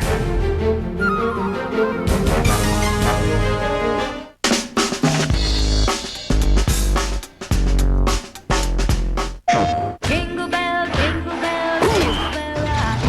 Jingle bells swing and jingle bells ring. Snowing and blowing up bushels of fun. Now the jingle hop has begun. Jingle bell, jingle bell rock. Jingle bells chime in jingle time. Dancing. Share the joy this holiday season. Products ready and pending through Mature. PlayStation 2, the only place to play. We're extending our amazing 5 free CDs giveaway. Even we couldn't believe how popular our Video Professor Software Savers offer would be. The phones have been ringing off the hook, stock has been flying off the shelves, but we want everyone to get a free pack of software. So we're extending this amazing offer, giving you time to call in right now and get a great pack of software for the whole family free. These self-help and informational CDs contain a wealth of knowledge that no home should be without. Take a look at what you get free from household names you know and trust, like Home Depot, Rand McNally, American Medical Association, and more. From wallpapering and plumbing to building cabinets, let the Home Depot experts show you how to do all your home improvements. Then create your own home on your PC, repaint, add a new addition, and see it all in a 3D walkthrough. Create customized, printable travel maps of anywhere in North America. Plan trips ahead of time, add points of interest, restaurant stops, and more. You'll never get lost again. Research almost anything in seconds. History, maps, nature, science, geography, trivia, and more. And for medical help for your family, turn to the Family Medical Guide, covering everything from minor scratches and burns to emergency assistance with CPR, shock, bleeding, and heart attacks. It's essential for any home. That's over $100 in free software that turns all this into this. All you pay is $6.95 for shipping and processing. It really is free. Video Professor gives you all this free because we know once you see how these CDs improve your life, you'll come back to us for more great software. You have no contracts to sign and no commitments. Plus, as an added bonus, if you call right now, we'll also throw in an extra free gift. This free typing tutorial uses fun games and tests to improve your typing skills. This special extended offer can't last forever, so make sure you don't miss out. It's free. It's risk-free. Our friendly operators are standing by, so call right now to get your free software pack. To get your free software pack and free bonus CD, you must call now. Call 1-800-478-5028. Welcome back to X-Play's Best of 2003 award show. Let's welcome two very special guests to the ceremony. If you saw the film The Last Samurai, he'll seem very familiar and appealing to the ladies. And pop culture would have a gaping hole were it not for his portrayal of Richie Tenenbaum. Presenting the award for Best Graphics, here are Tom Cruise and Luke Wilson, lookalikes. Graphics. They're so much more than just another pretty face. That's right, Tom. Without graphics, there'd be nothing but an empty screen and a lot of confusing noises. Luke, this year the staff of X-Play judged graphics based on technical and creative achievements. This year brought us cel-shaded superheroes, mystical worlds, and dragons flying through waterfalls. Dragons flying through waterfalls? You guys are dorks. Shut up. We're getting paid. The nominees for Best Graphics are Beyond Good and Evil, Beautiful Joe, Crimson Skies, High Road to Revenge, Panzer Dragoon Order. And the winner is Crimson Skies, High Road to Revenge. Can I get my gift back now?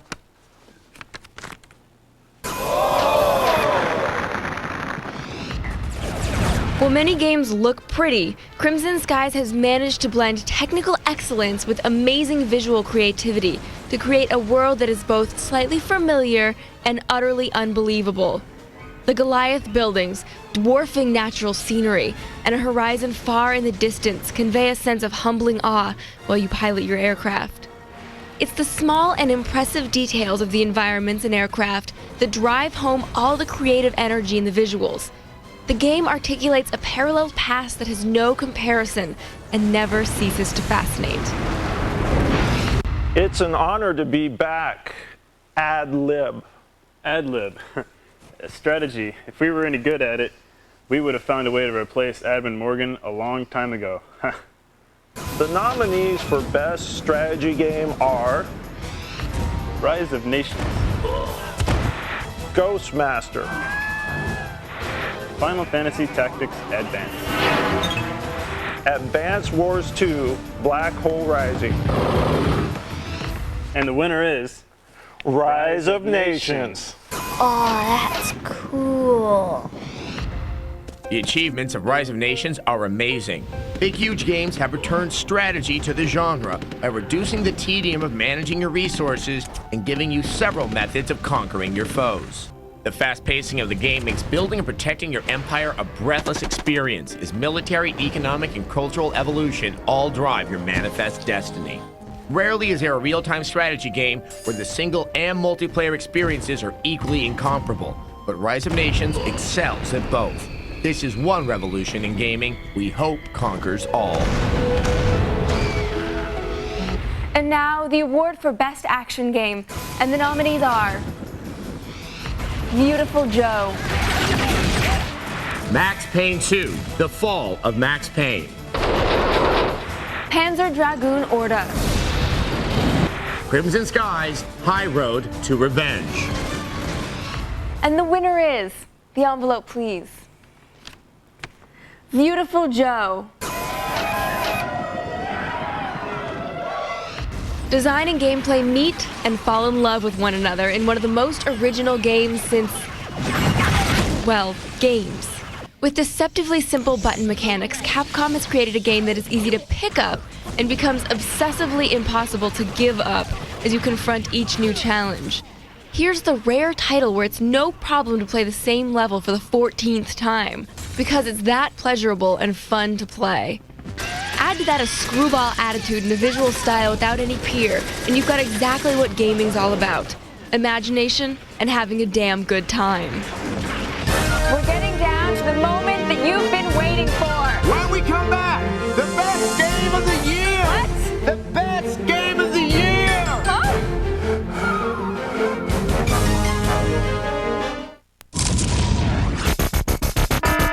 In the war on terror, how will you choose to fight? A Official Xbox Magazine says 9.1 out of 10. Editor's Choice Award. Brilliant game. You picked the wrong person to mug, punk. Stuff Magazine says 5 out of 5 stars. State-of-the-art gaming. In the war on terror, wage war as you choose. Invisible War, a Deus Ex game. In stores December 3rd. Rated M for mature. Xbox, it's good to play together.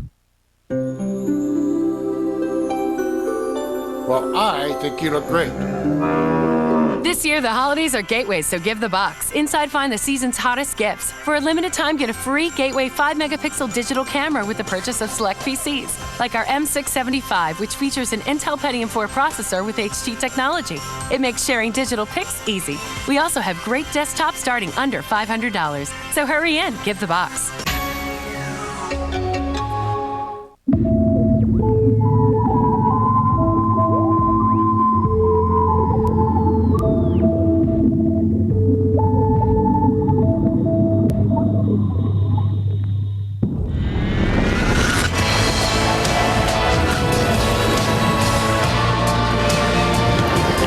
Samsung, it's extraordinary. Driven by DNIE technology, Samsung LCD TV, the power of LCD. We were over our heads in credit card debt and looking for a way out. A number of companies said they would help us, but they were only interested in charging huge upfront fees and putting us further into debt. Credit Guard of America was different. Credit Guard of America won't put you further into debt. As a nonprofit service, we've helped thousands of people for over 11 years. We work with you and your creditors to reduce your monthly payments so you can get on with life. Credit Guard of America cut my monthly payments in half. They cut my interest rate from an average of 23% to 8%. Some even went to 0. I'll be out of debt in 4 years instead of 20. Credit Guard of America saved me over $13,000 in interest fees alone. Call now to reduce your monthly payments. Cut the interest rates on your credit cards by up to half and get your unsecured debt paid off years earlier. Don't you owe it to yourself to work with a real nonprofit service? Call now to find out how to receive a free credit report. Certified counselors are standing by. Call 800-213-4632. The elves are back! Pringle, Fringle, show us what you got. And you can bowl them right down Santa Claus Lane. TechTV presents Super Elf Bowling. Download the game now and go for the perfect score. Super Elf Bowling. It's all new and available only at TechTV.com and Nstorm.com. Presenting the final award for Best Game of the Year, it's your glamorous co-hosts, Adam Sessler and Morgan Webb. Welcome back to X-Play's Best of 2003 show. We've reached our final award of the evening. We've seen so much this year that boiling the games down into just 5 selections for Best Game was absolutely devastating. Would you? Anyway, every one of these games was an absolute gem. Adam? Thanks, Morgan. We really can't say enough about the quality of the final 5. The games in this category are all groundbreaking, genre-defining, and worth every penny. From a game where you choose between the dark side and the light to a title that played like a superhero comic come to life, it was a year full of triumphs. After fierce debate, we boiled it down to 5, and from 5, only 1 will emerge victorious. So, without further ado, the nominations.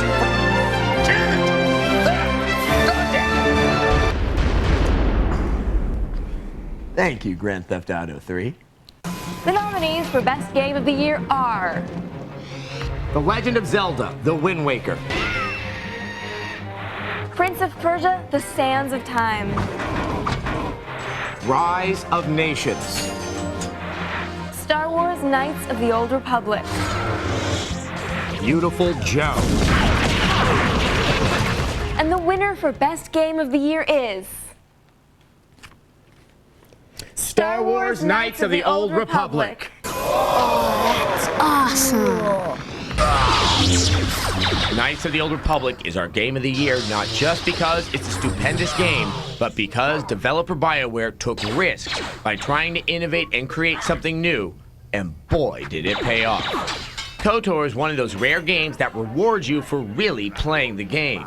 The more you investigate and talk to other characters, the richer and more complex the story becomes. But it's the way in which you as the player feel that you're actually having an impact on the story rather than being led by the hand through a fixed narrative that sets this game far apart from its peers.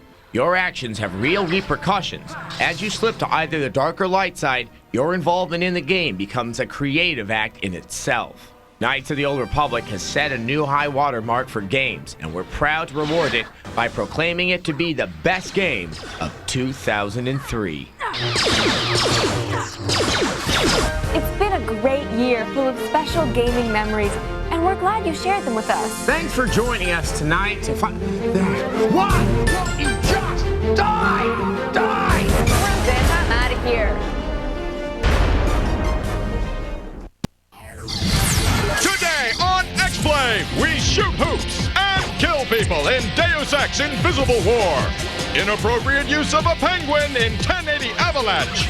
And cuddly anime robots talk trash in Mega Man X7. Are you stupid? So what if I am? It's game time.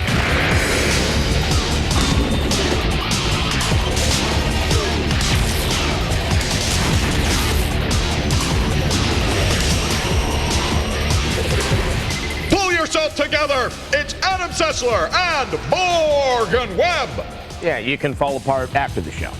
Welcome to X-Play, and we have one big show, 5 big games, and new installments of some of the most popular first-person shooters ever. We have Counter-Strike on the Xbox. The newest expansion pack for Battlefield 1942. And the relaunch of an influential snowboarding title. And a popular video game character returns in a brand new title. But we're going to kick things off with a sequel people have been waiting for since Deus Ex was released in 2000. 3 years later, Deus Ex Invisible War has arrived. Here is our review.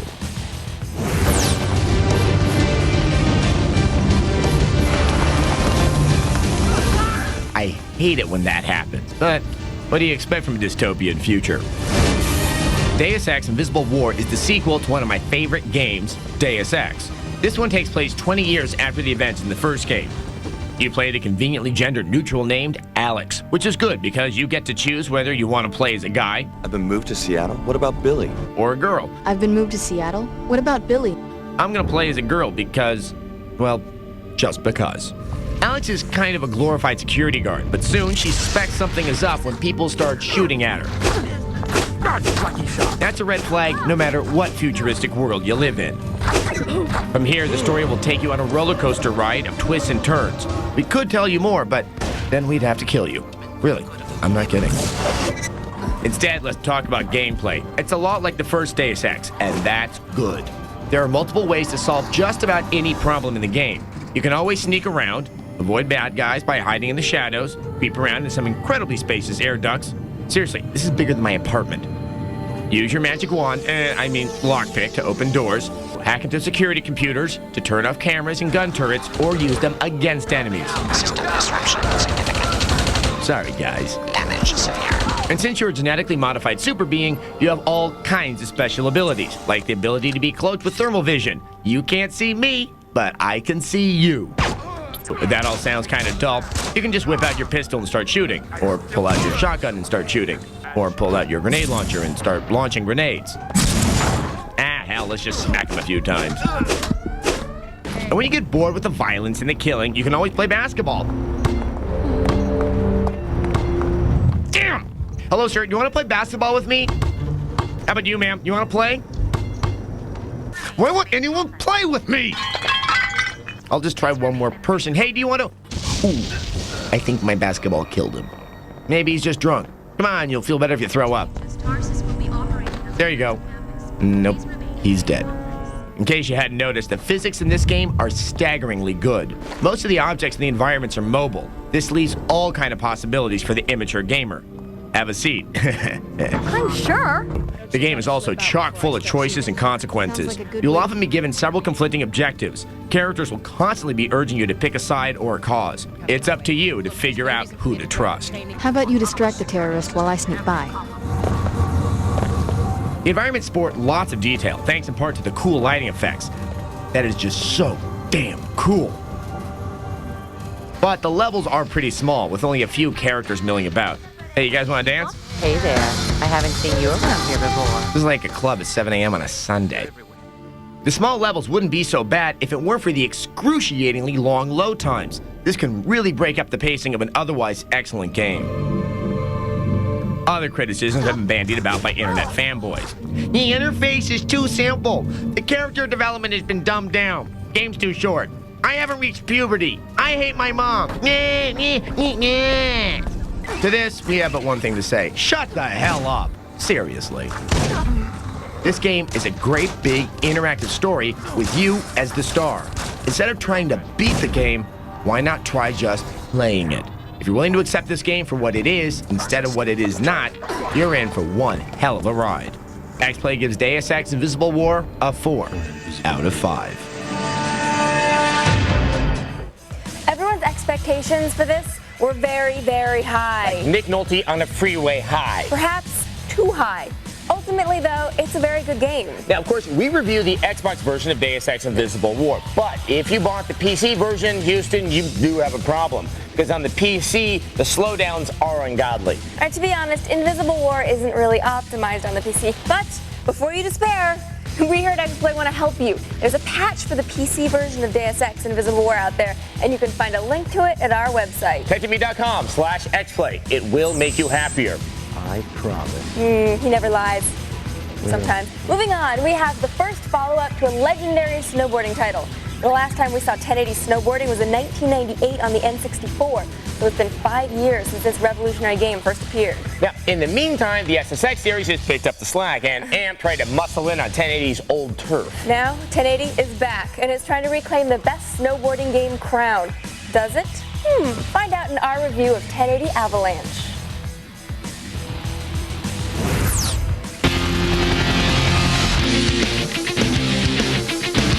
Once upon a time in 1998, Nintendo's 1080 snowboarding ruled the snowboarding roost with realistic physics and stunning graphics. Well, it's 5 years later, and here we are with essentially the same game for the GameCube, 1080 Avalanche. Sure, the graphics have improved, but 1080 Avalanche seems like it was developed in a vacuum, away from all the great snowboarding games of the past few years. There's certainly no shortage of gameplay modes to explore. Match Race unlocks the majority of the game. Here you duel against a measly selection of 5 riders. Huh? As you complete each circuit, new boards become unlocked. You unlocked Mr. Beaks. Oh look, it's nature's little clowns. There are also gate races that help you hone your racing skills. And then there's Trick Attack, which lets you hit the board park and strut your stuff. Green air. Launch yourself into the stratosphere in hopes of nailing the perfect trick and air make. Or practice your grabs in the half pipe. Green air.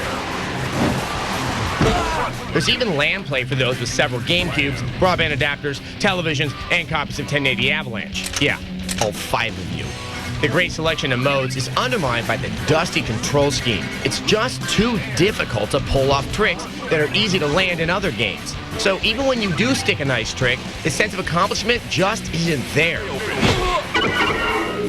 When the biggest addition to the controls is the ability to regain your balance, it might be time for a redesign. As poor as the trick system is, the course design is excellent. No boring, repetitive environments here. Each course has plenty of alternate routes, and the environments are completely interactive. Ooh, my bad. But the biggest draw is the Avalanche. You're sure you want to go through with this? That's right. You get to outrun in Avalanche at the end of the game. It's really unstable up here. I'll maintain radio contact as long as I look out.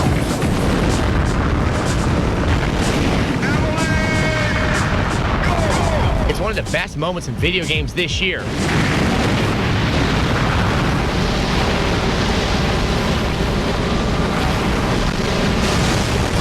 But like the rest of 1080, it's over far too quickly. In fact, you can whip through the entire game in a handful of hours. One thing that 1080 Avalanche does do well is provide an unrivaled feeling of cruising through real snow. The powder feels like powder, and when you hit a patch of ice, you can feel the speed immediately increase. There are some things that 1080 does better than any other snowboarding game. but it's too short, and the data control scheme keeps it from greatness. For a frozen 3 out of 5. Those 5 years have passed since the first 1080 came out, and the biggest thing that's changed is the balancing system. Yeah, the avalanche at the end is great, but overall, the return to 1080 has been a big letdown. All right, so rent it or just buy SSX3, or actually go snowboarding and get some exercise. Oh no, let's not get irrational with the exercise. Up next, mankind takes flight. In Battlefield 1942, Secret Weapons of World War II.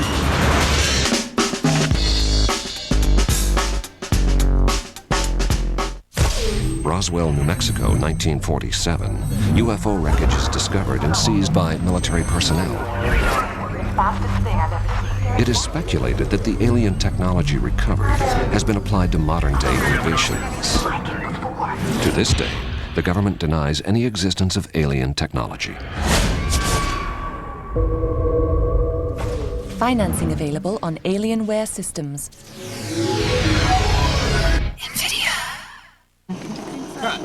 Okay, let's move to 22. This medical situation is all make-believe, but for many it's not. Did you know that 1 in 2 women will suffer from heart disease or a stroke? So for American Heart Month this Valentine's, give a gift with real heart.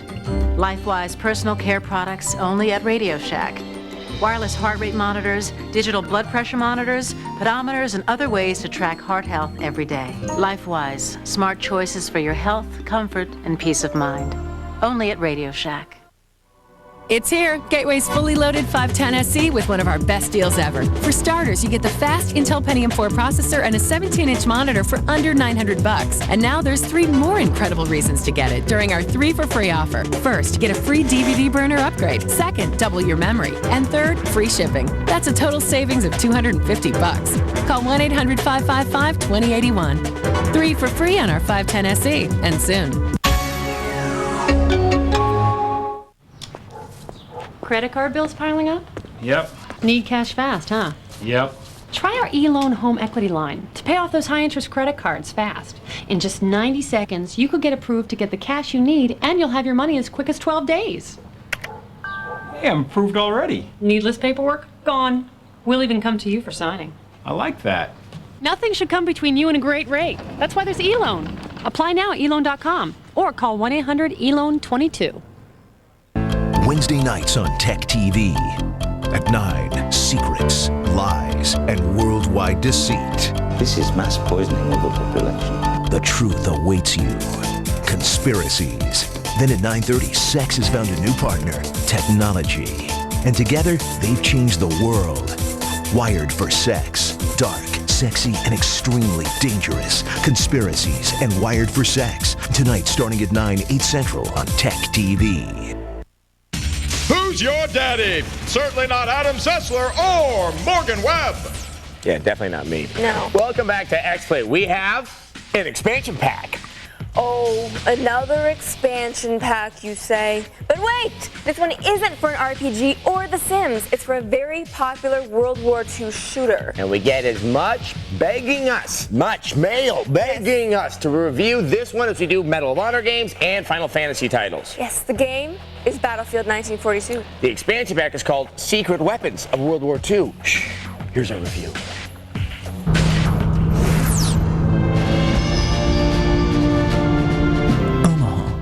Guadalcanal, Stalingrad. The names conjure images of heroism, sacrifice, and struggle, of the Great Crusade to rid the world of fascist and imperialist menaces. They are the names that echo through the 20th century. And yet, there are other names that are hidden away in the dusty files of history. Sturmtiger, Flakpanzer, Natter. These were the last resort terror weapons of Nazi Germany, seen only in the late part of the war. X-Play now presents virtual wartime correspondent Adam Sessler on the men and machinery that comprise the secret weapons of World War II.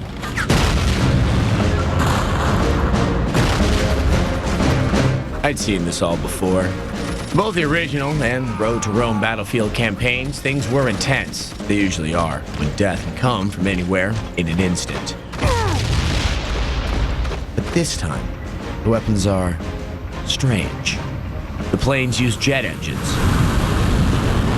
And the fighting is in far more obscure locales, like the Eagle's Nest, Hitler's Austrian getaway. And somehow, it all comes together to make one great expansion pack for a game that's, well, starting to show its age. 8 new maps offer a nice wide variety of terrain, and a new gameplay mode helps spice up the package. Objective mode is similar to normal conquest play, but you have a specific target to destroy or defend. In this case, the turbines I'm tossing grenades at.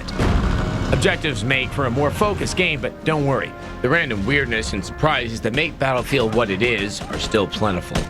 I meant to kill him. All part of the plan. Not part of the plan. Okay, new plan time.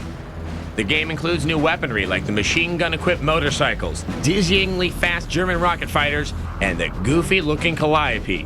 It's really just a Sherman tank with a rocket rack, but it packs a wallop. You might even see a few Rocketeer wannabes. Position secured. Or get a chance to turn the deadly Axis Wasserfall guided rocket against its creators. Smile, you son of a... Ah! Okay, the new rockets and jets are a little tough to control, but they do make things interesting. Hey, nobody likes a show-off, Doc. While some people may not want to throw $30 at a few new maps and vehicles, Secret Weapons of World War II offers great additions to the basic Battlefield game. We give it a 4 out of 5. And Battlefield fans are gonna want to pick this one up, if only to wear the Rocketeer's backpack and fly around like a birdie! Well, actually, the jetpack is highly combustible, so if you get shot wearing it, you will blow up and die instantly. Like an exploding birdie! Coming up, yet another Mega Man game. We can't allow this madness to continue.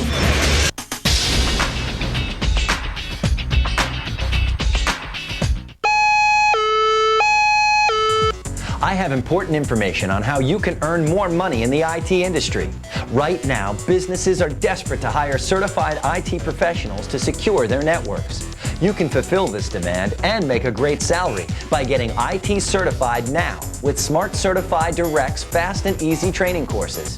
Their self-paced online training for MCSE, Cisco, and A+ certification allows you to study whenever and wherever you want, with 24-hour access to certified instructors, all with a 100% money-back certification guarantee.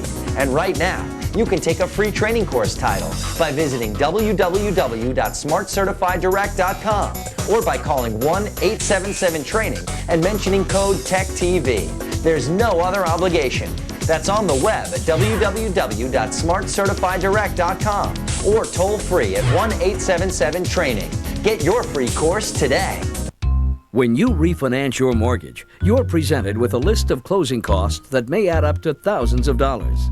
Well, at Ditech.com, we've cut those closing costs down to just $395 with our Ditech One fee. No points, no broker fee, no other closing costs, period. Why pay more? The $395 Ditech One fee from Ditech.com. Just call 1-800-DITECH-1 or log on to Ditech.com. If you want to make tons of money on the internet, then you need a powerful website. Get your very own free website now that features over 50 ebooks ready to sell like hotcakes. Go to freebookwebsite.com now and instantly start selling the hottest ebooks like No Money Down Real Estate, Making Money on eBay, Golf, Internet Wealth, and many more. Over 200 million people online and $47 billion spent last year alone. Cash in on the high-profit electronic book explosion right now. Go to freebookwebsite.com and sign up free in total privacy. Guaranteed. No monthly cost ever. Get your free website instantly right now. No waiting. It's all 100% totally automatic. There's no inventory to buy, no selling, no order taking, no customer service, no shipping, and no hidden costs. Go to freebookwebsite.com. We call it a cash machine on autopilot. But hurry before it's too late. Once again, your beautiful and vivacious co-hosts, Adam Sessler and Morgan Webb. What? Welcome back to X-Play. We have Mega Man. Yeah. Well, Capcom celebrated the 15th birthday of Mega Man in 2003, although the first game in the series came out in 1987, which would make him 16. Maybe they're bad at math. Quite possible. Well, anyway, there are currently enough Mega Man games floating around out there to shingle your house with. Now, we have the 7th Mega Man X game, and we'll see if the 7th time's the charm. Here's a review of Mega Man X7.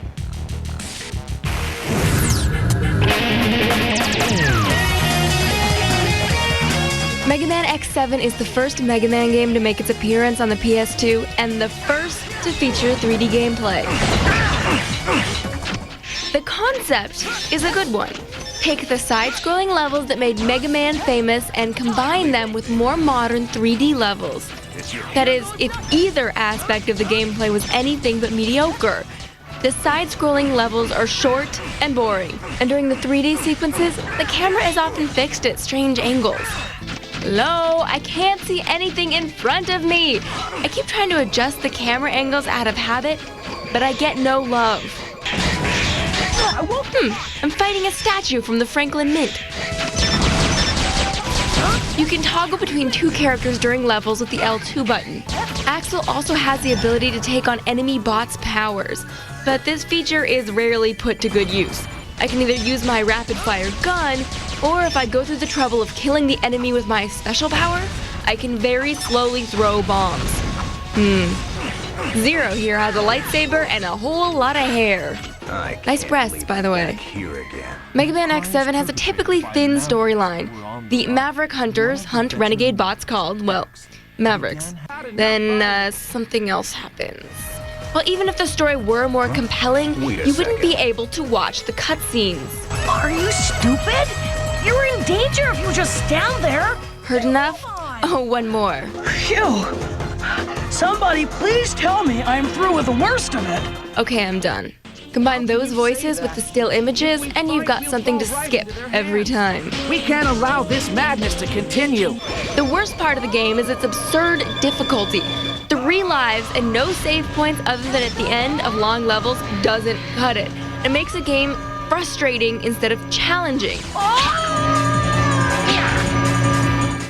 And if you really want a headache, try the upside down level. Although Mega Man X7 is marginally better than this year's earlier Mega Man Network transmission, that, well, it doesn't mean a whole hell of a lot. Hardcore Mega Man fans may still get some enjoyment out of it, but at this point, how many of you are still left? Nobody. Mega Man X7 gets a disappointing 2 out of 5. Guess who doesn't get better with age? Ooh. Mega Man! Oh my, yeah, he's not like cheese. Well, I can't wait until he turns 21. Then he can have a stiff drink after playing his own crappy games. Up next, nerd on nerd violence in Counter-Strike for the Xbox. Why are Gateway's new notebooks winning awards? Maybe it's that our 200X is less than 1 inch thick and a flyweight 4.3 pounds. It's also got Intel Centrino mobile technology for greater wireless freedom and longer battery life. And right now, it's an unbelievable value. Be sure to check out our multimedia M675 with a huge 17-inch widescreen that's also winning awards. Call 1-800-555-2086 and go mobile for less.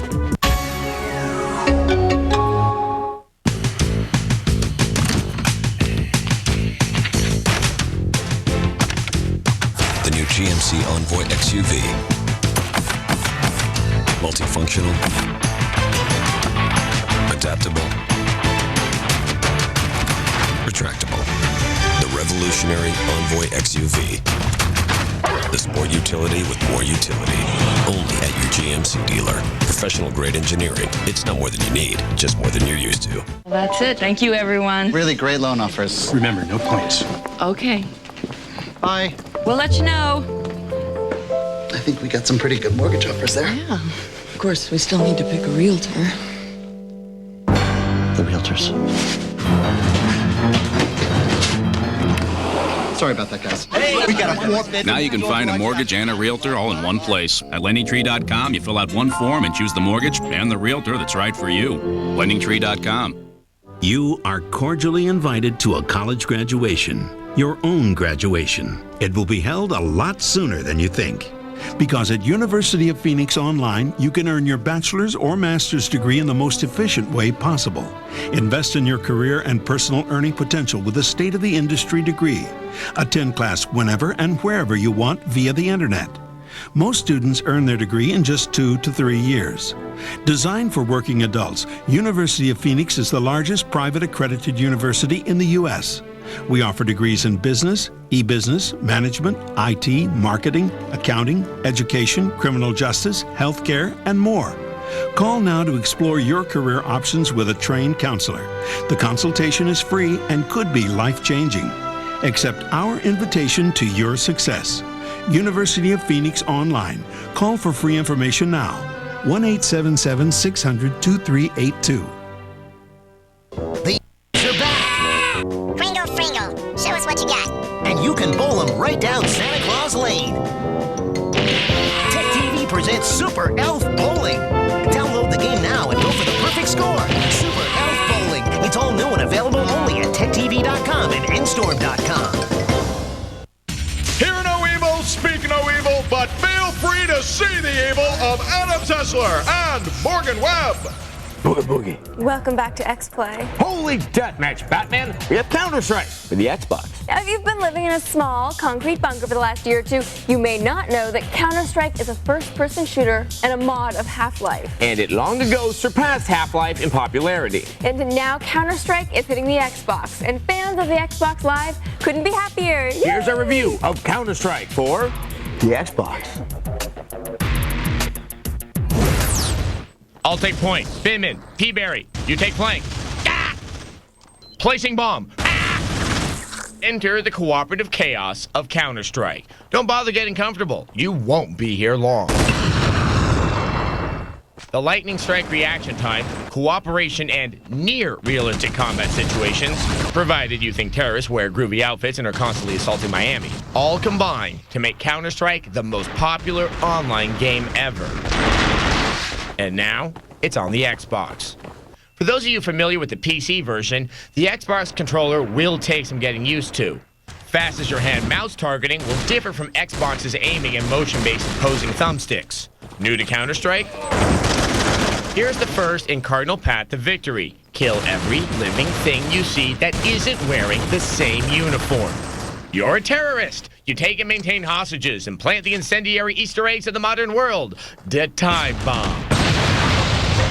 You're a counter-terrorist. Thwart them by either defusing the bombs or liberating and guiding hostages to safety. Hostages here seem either dulled by fear or fairly low on the old dimmer switch. There also seems to be a lot of twins being kidnapped in this world. Speaking of dim, why do these hostages need the depression of the X button to be convinced to follow me from captivity?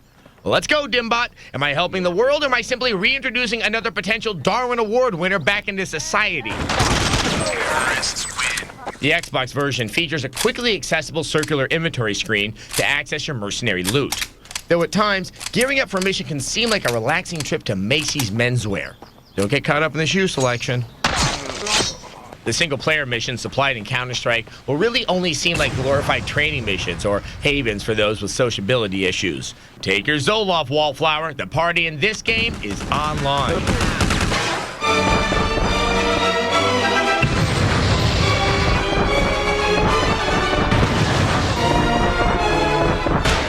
However, much like driving any of our nation's highways, the cooperative experience isn't always socially constructive. Nobody picked you for football when you were a kid? Now's your chance, sports fan. Covering fire, sniper support, and tactics will earn you not only victory, but also extend the length of your game beyond a few selfishly played minutes. Sound editing is nicely done. And a new realistic addition is the ringing in your ears when you're closely exposed to a grenade. New map supplies some nice variety to what could be seen as the glorified paintball courses from early versions of the game. Are the graphics dated? Sure. Is the over-the-top Killer Be Killed, Save Your Pal, Russell Crowe, Gladiator part dated? Hell no. That's forever. We give it a 4 out of 5. Okay. Counter-Strike. You looked so much prettier on the Xbox.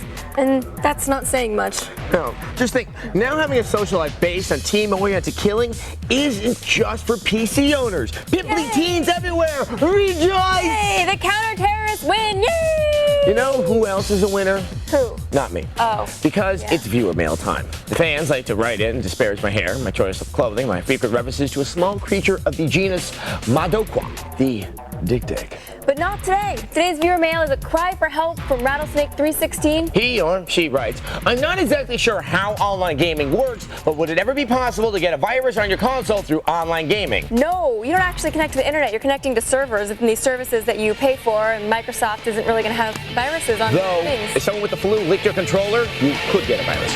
Visit techtv.com/xplay for more witticisms like that. Good night. Today on X-Play, the hot singles of Final Fantasy XI, declaring an orange alert about Fugitive Hunter. And an American Idol beauty puts it in terms we can all understand. It's a rhythm-based game. Okay, I got it. It's game time.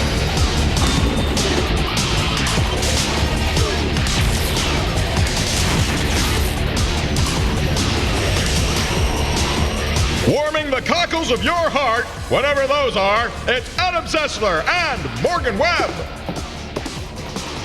Hello and welcome to X-Play. Now tonight, we have one exciting show for you. It's full of drama, action, and Final Fantasy. Plus, we have a soccer game. And we have a game based on Warhammer 40K. And a first-person shooter where you hitbox Osama bin Laden. And a celebrity guest. Yes! Later, the very lovely American Idol Kimberly Caldwell is on the show. And as many of you remember, she sang and captured America's heart with an elaborate Rube Goldberg device. And now she teaches me about rhythm-based gaming. So this show has comedy and tragedy. And what more can we ask for entertainment, right? Well, we can ask for elves, chocobos, and attractive catwomen. That's what we can ask for. Yes, Final Fantasy XI is finally here. Yes! Yes! Now, why is Adam actually excited about a Final Fantasy game? Because it's the first online game in the series. And that means that Final Fantasy fans can spend thousands of hours interacting with each other online and leave the rest of us alone. Here's a review of Final Fantasy XI for the PC.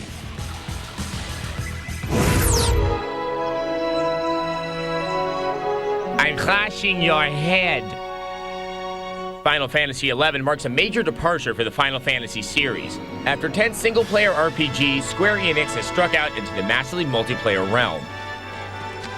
After slogging my way through the clumsy interface, I'm ready to create my character. Let's see. Okay, not into this cutesy-wootsy munchie cheat thing. I'll go with a hot cat girl. Yeah, that's normal. The world of Vana'diel is pretty standard fantasy. It's formerly pure, but now it's under siege by some kind of evil. Only you and thousands of other players can save the place from the rampaging hordes of orcs and other monsters. Like this evil sheep. What? You've never seen evil sheep before? They're bad. Oh, sorry.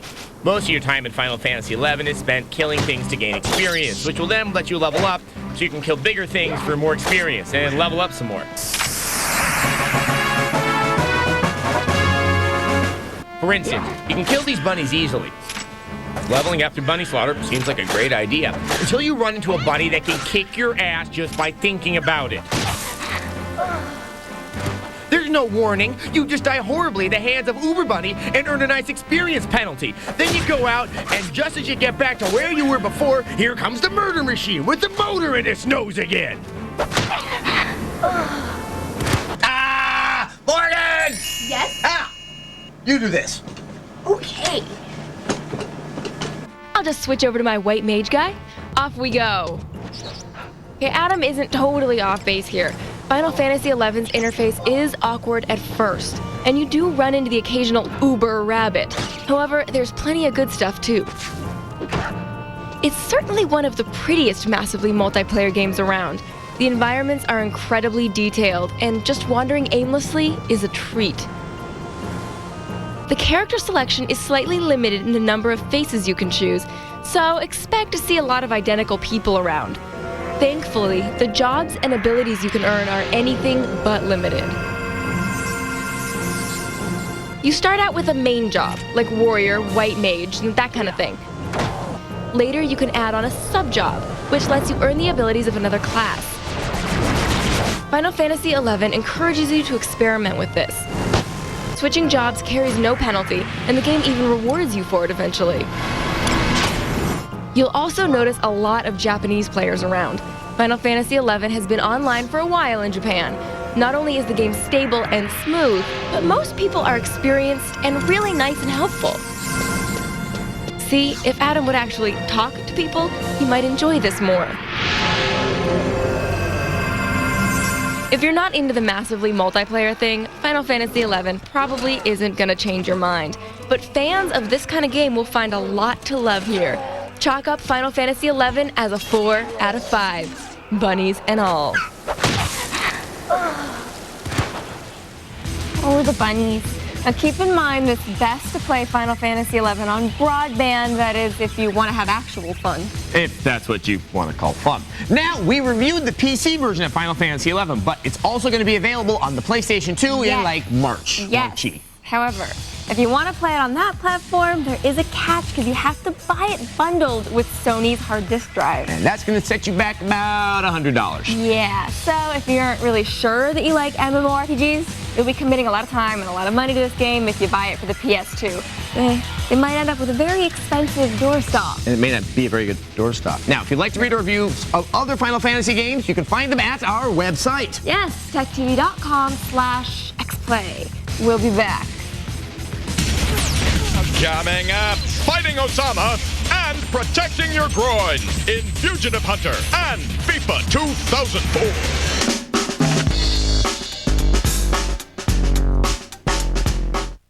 When you refinance your mortgage, you're presented with a list of closing costs that may add up to thousands of dollars. Well, at ditech.com, we've cut those closing costs down to just $395 with our Ditech One fee. No points, no broker fee, no other closing costs, period.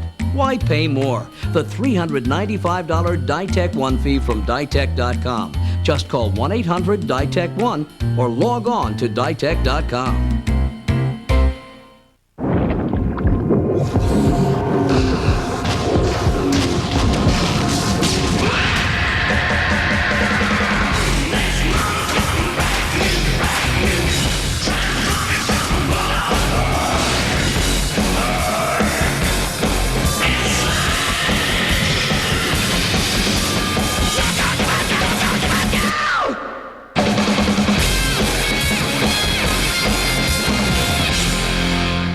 If you want to make tons of money on the internet, then you need a powerful website. Get your very own free website now that features over 50 ebooks ready to sell like hotcakes. Go to freebookwebsite.com now and instantly start selling the hottest ebooks like No Money Down Real Estate, Making Money on eBay, Golf, Internet Wealth, and many more. Over 200 million people online and $47 billion spent last year alone. Cash in on the high-profit electronic book explosion right now. Go to freebookwebsite.com and sign up free in total privacy. Guaranteed. No monthly cost ever. Get your free website instantly right now. No waiting. It's all 100% totally automatic. There's no inventory to buy, no selling, no order taking, no customer service, no shipping, and no hidden costs. Go to freebookwebsite.com. We call it a cash machine on autopilot. But hurry before it's too late.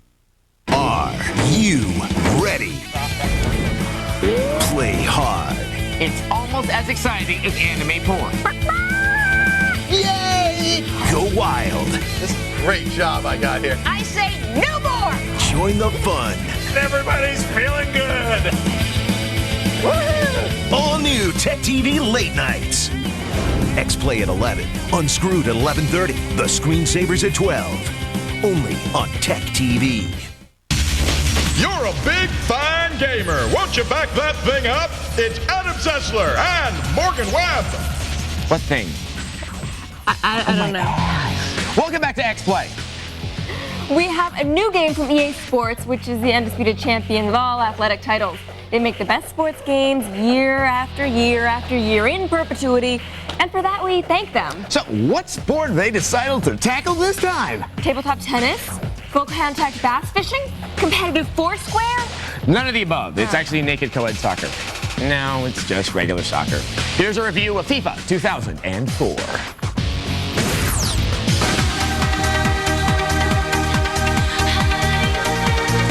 Hey, I know this game. It's soccer. Yeah, that's it. Better known in some parts of the world as football, and I know a thing or two about football. When I was done flexing my considerable skill, I decided to try playing soccer in a safe and healthy way with EA Sports' FIFA 2004 for the Xbox. This year, soccer fans will find 18 leagues, 450 teams, and 15,000 real-life players from around the world, including the unfortunately named N-But. Have a favorite soccer stadium? There's a good chance FIFA will have it. From Manchester to Milan, day or night, wherever, game on. For soccer fans, FIFA 2004 is still easy to pick up and play, while at the same time maintaining depth for FIFA Masters. Small tweaks with the right analog joystick for freestyle dribble control help add professional realism. And while this game sounds easy at first, take it from me, this is no cakewalk.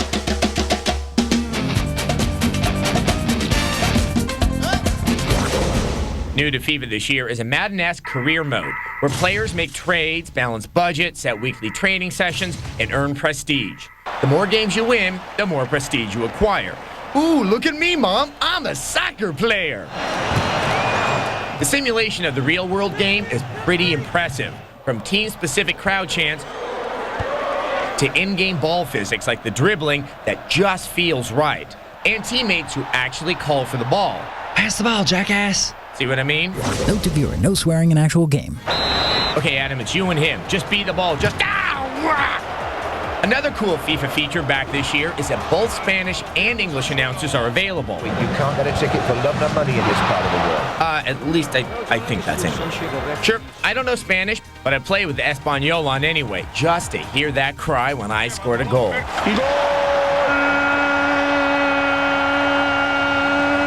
Did he just score a goal? Solid gameplay and all these added features, we can do nothing less than give FIFA 2004 for the Xbox 4 out of 5.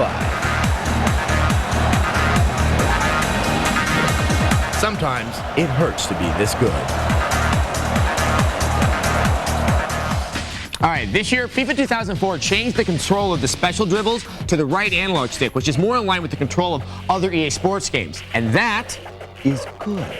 Now we have to mention the reason FIFA didn't land a perfect 5 out of 5 is because, okay, while it's innovative, it's just not yet fully realized. For example, you can control 2 guys at once, which is cool, but it's still pretty clumsy and just difficult to do. And speaking of clumsy and difficult, here's a game that's all that, and it's completely offensive as well. Yes, shudder at our review of Fugitive Hunter.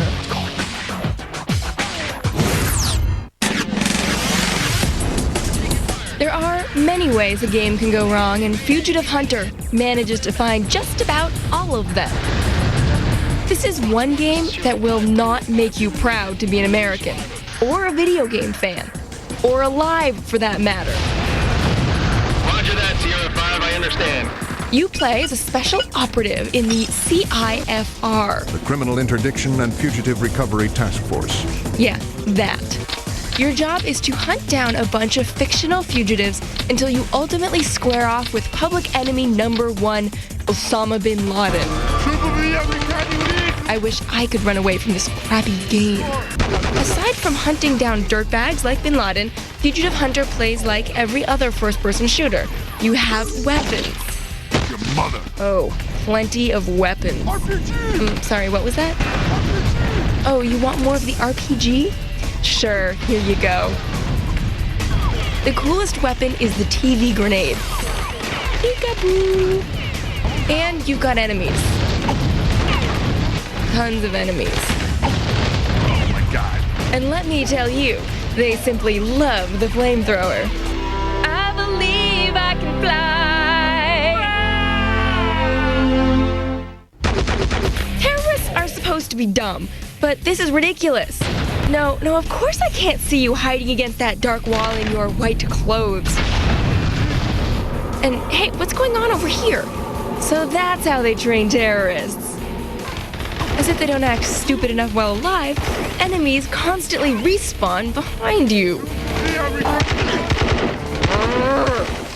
When was the last time you saw someone climb down a ladder head first? Exactly. Though you're free to gun down wave after wave of nondescript terrorists, the dastardly fugitives cannot be harmed. Instead, you have to capture them by beating them down in a ridiculous fighting minigame. Virtual Fighter 4, this is not. You may not be able to shoot the fugitives, but post-capture kicks to the head are, however, encouraged. Are we done yet? Oh no, then there's the writing. Pull up a chair and have yourself a listen to these Pulitzer Prize-worthy quips. Too slow. Oh yeah. You like that? No, not really. So, what have we got here? The gameplay's dull, the fighting minigames are hilarious, and the enemies are morons. That's it. Keep coming, boys. But that's nothing compared to how little tact was used in making this game. It constantly preys on fear and hatred, yet the final showdown with Bin Laden plays out like it's a joke. If you kill me, 1,000 more will rise. All right, then we'll keep you alive. The bounty on Fugitive Hunter is minimal for a 5-4. 3, 2, 1 out of 5. Going to be kicking your ass. Okay, I think the words awful and jingoistic have never applied more to a game. The developers of Fugitive Hunter, it's Black Ops Entertainment, are also behind the new Terminator 3 game with Arnold, and that one looks like to be a suckfest too. Yeah, there's Fugitive Hunter, Conflict Desert Storm, and Conflict Desert Storm 2. These games are all bad. Okay, the moral: stop rushing out terrible current event games. No one wants to play them, especially like a Mad Cow first-person shooter. Well, unless you spend time and make a loving Mad Cow first-person shooter, just a really beautiful game. Then we'll totally play it. Moo! Bing!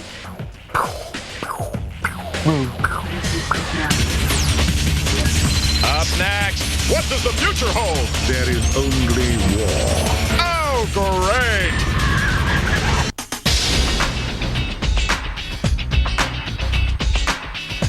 Mr. Shatner, please have a seat. We have to let you go. But I'm the voice of Priceline. But now it's the new Priceline. What's new about it? You can actually choose your flights, times, even airlines from a selection of very low fares. Or you can still name your own price and save even more. But who could possibly replace me? Hi, guys. Hey, Bill. Hey, Leonard. The new Priceline. Now there's a choice. Every few years, the FIFA World Cup needs a communications network that handles anything you throw at it. Where do you find a network like that?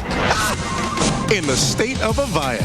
We built a network that juggles converged voice and data and thousands of IP calls a day. That's why the world's largest sporting event called on Avaya Global Services again. We shoot, we score, you win. Reach Avaya, a higher plane of communication.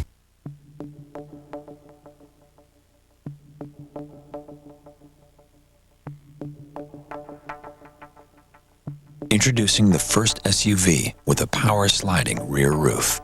Whoa. The revolutionary Envoy XUV, found only at your GMC dealer. Professional-grade engineering. It's not more than you need, just more than you're used to. I'm Stanley Johnson. I've got a great family. I've got a 4-bedroom house in a great community. Like my car? It's new. I even belong to the local golf club. How do I do it? I'm in debt up to my eyeballs. Need a smart way to consolidate your debt? At LendingTree.com, you can combine all your separate high-interest charges into one low monthly payment. Call 1-800-831-4971. I can barely pay my finance charges. Right now, you can take advantage of home equity rates as low as 3.75%, and your interest may be tax deductible. Somebody help me. Come to LendingTree.com, where banks compete and you choose the loan that's right for you. When banks compete, you win at LendingTree.com. Call 1-800-831-4971. What the world needs now is Adam Sessler and Morgan Webb. It's sort of catchy. That is kind of good. Yeah. I don't think I'll sing it though. That's good. Welcome back to X-Play. Warhammer 40K is one of the most popular pencil and dice tabletop games that are out there. It just is. So then, how did developers bring Warhammer, which boasts meticulous strategy and careful planning, how'd they bring it to your console? Why, by making a first-person shooter, of course. Of course! Okay, here's a review of Warhammer 40K for the PS2.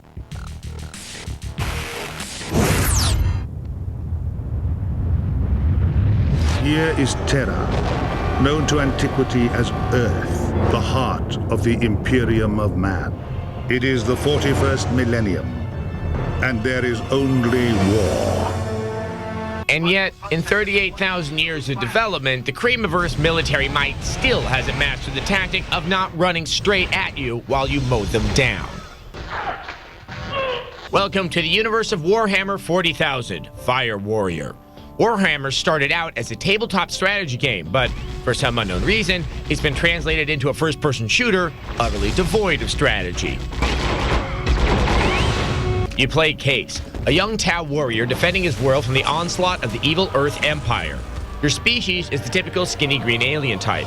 Thankfully, you hide your spindliness behind bright yellow armor because you need to present as obvious a target as possible to the poor Earth soldiers. One thing you've got to give our great, etc. grandchildren, they have utterly mastered the art of corridor design. Rooms are separated by as many long, twisty corridors as possible.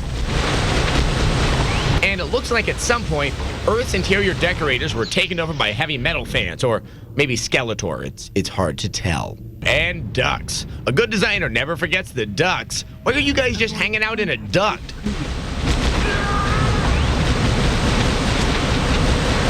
Even when Fire Warrior steals from other better games, it can't quite get it right. There's your recharging shield, as seen in Halo. Unfortunately, it gets depleted in about a second, so it's not so useful. Then there's your ability to only carry 2 weapons at a time, also swiped straight from Halo. While this adds a nice touch of realism, it's hindered by the fact that you can't put down your default pulse rifle, even if you run out of ammo.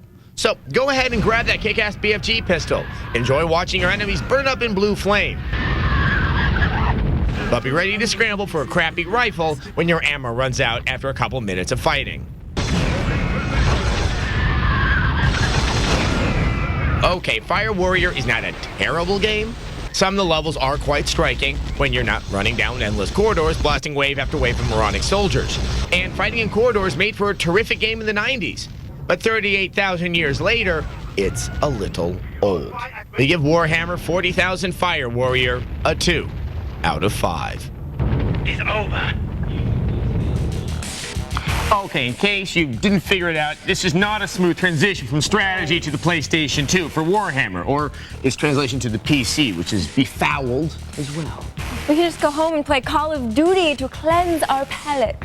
Well, we can, because after the break, I get to talk to an American Idol. Is it a girl idol? Yeah, she's pretty. Oh. Yeah. Up next, infotainment with Kimberly Caldwell. Now there's a video game to where you can stay in shape and still have fun with it.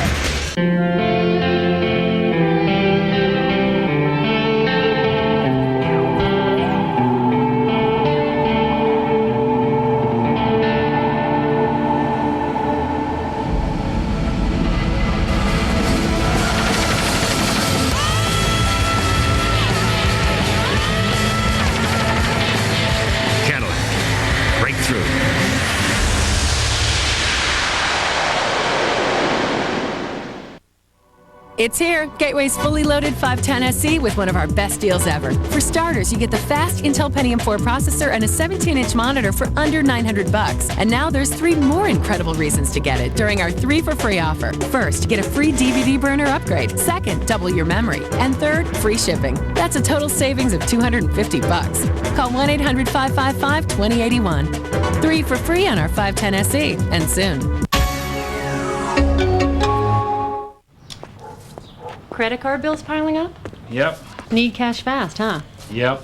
Try our e-loan home equity line to pay off those high-interest credit cards fast. In just 90 seconds, you could get approved to get the cash you need, and you'll have your money as quick as 12 days. Hey, I'm approved already. Needless paperwork? Gone. We'll even come to you for signing. I like that.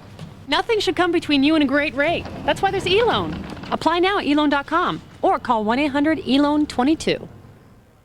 Are you missing out on the wonders of the internet and the convenience of email because you just can't understand computers? Are you offline for that big promotion or better paying job because your computer skills aren't what they should be? Or are you a computer user who's frustrated because you just can't understand the complicated manuals? Introducing Learn2, the fastest, simplest, easiest way ever to master the computer in the privacy of your own home. I think with Learn2, all you have to know is to turn on the computer. If you can find that power button, you can learn how to use a computer. What I learned in an hour with Learn2 would have taken me 10 hours with a computer class. Over the years, I've demonstrated thousands of new products, but every once in a while, I run across a new item that's truly noteworthy, and that's the case with Learn2. And now, for the first time, Learn2 can be yours absolutely free. That's a $69 value. You pay for shipping and handling only. If you order now, we'll send you this MDR Sports Radio absolutely free, just for trying Learn2. You're back! Pringle, show us what you got. And you can bowl them right down Santa Claus Lane. TechTV presents Super Elf Bowling. Download the game now and go for the perfect score. Super Elf Bowling. It's all new and available only at TechTV.com and InStorm.com. Rubbing elbows with runner-ups, it's Adam Sessler and Morgan Webb. Welcome back to X-Play. Today we give you the gift of song. Don't change the channel. Don't. I promise. We will not sing. We will instead turn things over to a pro. American Idol, Kimberly Caldwell. Yes. Now, some of you may remember that she was a finalist in the second American Idol. All right, sure, she didn't win America, but she's a girl, and she talks to me. And that makes her a winner in my book. And that's sad. Let's cry. Here's how it goes. Hit me, baby, one more time. Yeah. Absolutely dreadful. You are the worst singer I have ever heard in my life. Recognize these voices? Yes, it's those pitiless panel pests of pop song Punishment. Paula, Randy, and Lemony Limey Simon Cowell can at long last be brought into your home. Watching the tide roll away. Not our homes, but maybe your home. Or their homes. We recently got a visit from ex-idol Kimberly Caldwell to show us the inner complexities, or lack thereof, of the American Idol game for the PS2, where a host of bimbos, divas, geeks, and clays await. It's a rhythm-based game, so you don't actually have to sing, but you actually can customize your own character from hair color to nail polish color, anything you'd like. Because I'm really fixated Of course, on stuff like that. right. You can use either the dance pad or the controller. Right. And on the dance pad, you have to hit the right square that it shows for you to hit on the screen while your character is singing. And if you hit the wrong one or you don't hit it in time, then she sings out of tune and off tempo. Now, what are the types of songs? Obviously, we're probably not going to be singing, opera or anything like that. American Idol is a pop show, so most of them are pop, but, there's definitely a variety of things you can pick, from NSYNC to Sheryl Crow to Backstreet Boys, I think, are on here. Okay. The little girls will eat up the songs. Exactly. Now, how far did you get in American Idol when you were on it? I was like the top 7. Okay. Out of everybody who chat. So you made it to that final set with the blue the top sparkly. 10, yes, with the whole stage and everything. One last thing. Do you have any words of advice for the young, impressionable youngsters? I have a feeling that you're going to probably recommend that they get the game. But, if you're one of those, advise them of that. If you're one of those American Idol fans that sits at home and plays video games all day with your thumbs, now there's a video game to where you can stay in shape and still have fun with it. A superb performance tonight, and congratulations on becoming American Idol. Don't be a fool. Stay in school unless you do better at other things than learning. Great. Not only does the game have bad singing, it has also judges who criticize your performance. Oh, where can I sign up? It's really good for the self-esteem. Yeah. Okay, honestly, Kimberly Caldwell is really nice, and you know what? She didn't try to mace me. Really? So we really want to thank her for being on the show. And we're going to leave you tonight with a viewer mail. Oh, yay! All right, we may poke fun at our fans, but we do care deeply about the vast an often silent majority of you who send us really kind emails like this. All right, today's email is from Jedi Hawk. He writes, Yo, peoples, just wanted to drop y'all a note and say very well done on your hilarious award show. Keep up the good work. Seriously, you guys, we did not write this one. I swear, an actual fan sent it to us. Yes, so thank you very much, Jedi Hawk. You should have a warm tingly right now. Now, the one thing I don't understand is, what was so hilarious about the award show? I mean, that was a very serious matter. It's like, you're a winner. You thought it was serious? Yeah. What part of having the interns talk did you think was serious? Well, they're serious interns. I mean, with the eyebrows and the furrow to the brow when they're doing their work for us. Screaming at the end of the show. Well, fine, whatever. Well, if you would like to know who won the awards, if you happen to miss the show, you can find that at our website, which is techtv.com/xplay. All right, so go by there now and read a bunch of stuff about reviews and things. Yeah, find out the games you're going to want to buy, because the games you got for the holidays are boring now. Bye-bye. Bye. Today on X-Play, get off the porch and fire your shotguns in the air. We've got monster trucks and just what every hobbit needs, resource management. A well is running low. It's War of the Rings. Can someone get me down? No, it's game time.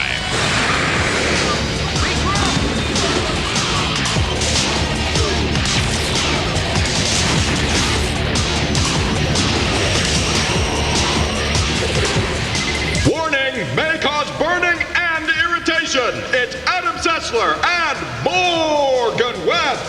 That explains everything. Hee-haw! Welcome to a Truckalicious episode of X-Play.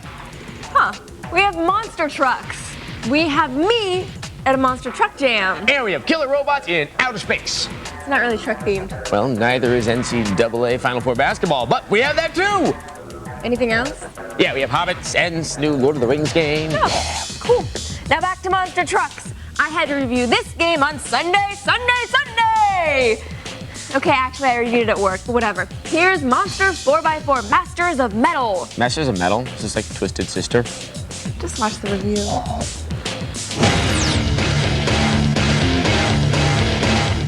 The sweet sounds of butt rock. Must be another racing game. But wait, this racing game has giant tires and mechanical snakes and penguins? Wrong way! Ubisoft's Monster 4x4 Masters of Metal sounds like a tribute to Dokken and Quiet Riot. But in this monster truckin' game, you'll pick a driver, a truck, a course, earn money, win championships, get better equipment, blah, blah, blah, blah, blah. It's pretty much the same as every other generic racing title, except for the bad flash dance pose you strike when you win a race. Suspenders went out of style back in 1983, honey. The game features 2 distinct racing events. One offers more realistic races in 3-lap competition around a dirt track, and frankly, it's pretty boring. There's little track variety beyond the look of the surrounding area, and the iffy physics of the trucks makes it only moderately entertaining at best. Wow, what an exhibition! The championship tour actually sports a story that chronicles the adventures of our rookie Mutter and his horribly malformed hands. Ew. Along the way, he'll meet shady elements who stage no-holds-barred off-road races, which are the most interesting part of the game.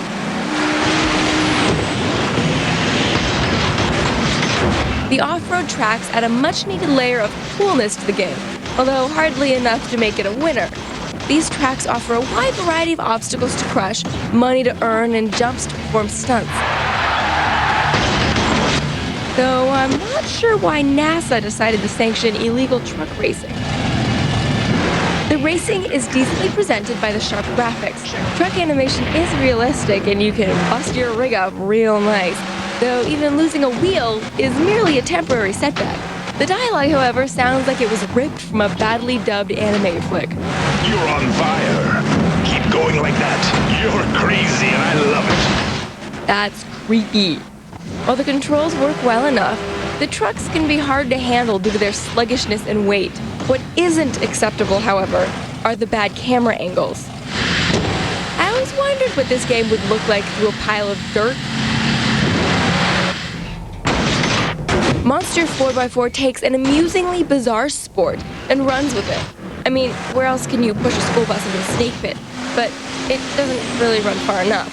Eventually, a general air of boredom settles over the whole production, forcing you to make your own fun by driving into Arctic wildlife, ramming planes, trying to hit the inflatable dinosaur in the crotch, and running over penguins. While monster truck fans may love it, we can only give Monster 4x4 a tire-popping 2 out of 5. Stupid penguins. Not a good game. Really? Unless you're a monster truck fan, and then it's probably more fun than a barrel of mullets. And to find out what monster truck jams are really like, I sent Morgan to the deep south of Southern California. I'm so proud of myself. She had to go there to check out a real-life monster jam because she drew the short straw. Yes, I went to the monster truck jam, and you know what? It's really loud. I'm here at the San Bernardino Monster Truck Jam. We're gonna find out what it takes to drive a monster truck. Let's go inside.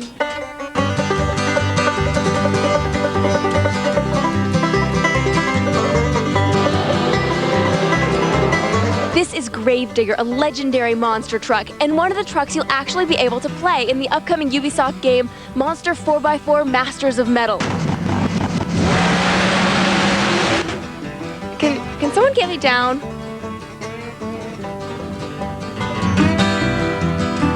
Now, as you can see, each truck has a lot of sponsors and bumper stickers, but I'm not really sure what this one's about. Isn't this where the engine is supposed to be? Look, it's his and hers. King Crunch sounds like a candy bar. I wonder if they know they spelled it wrong. I'm here with Pablo Huffaker. He is the driver for the famous truck Gravedigger. Driving the Gravedigger truck's the biggest rush in the world. Do you think there's any way a video game could compare to the real thing? Maybe if you played the thing sitting up on your roof in a lawn chair and when you got really excited, slide it off. Do you ever pop these suckers on a nail or something like that? Usually not nails, but you know, we'll stick a piece of a car part through them, maybe a window frame or something like that. I don't know what would happen to my car if I ran over a window frame. Actually, I pretty much do. All right, David Smith, you drive King Crunch. So do you think playing a video game could ever compare to actually driving a monster truck? I don't know. It all depends on how big the screen is. I'm here with Tina Huffaker. She drives Blacksmith. And can you tell me what it feels like to drive this monster truck? Oh, it's somewhat like a roller coaster ride. What do you like about it? I like the donuts. Where you just turn your car around? Right. Nice. What advice do you have for young monster truck drivers? Just visualize something that just irritates you to no end. Morgan, will you play this for me? Morgan, will you smell this for me? Morgan, do you have a sister? My name is Brian Manson, and I'm driving the Checker Six Kragen Scarlet Bandit tonight. That's the truck with the girl on it. That's the truck with the girl on it, yes. Yeah. My name's Aaron Basil, and I'll be driving the partner in crime of that truck, Bounty Hunter. That's the one with the boy on it. That'd be the one with the boy on it. What does it really take to drive a monster truck? Lack of brain cells. Yeah, that methanol, it's really not very good for you. Whose idea was it for you guys to drive monster trucks? We just don't have anything else to do, really. Anytime we can get our destruction fixed, then that's all good. See, it's good that you guys found a good outlet for your aggressions. That's right. You never know where we'd be if we didn't find monster trucks.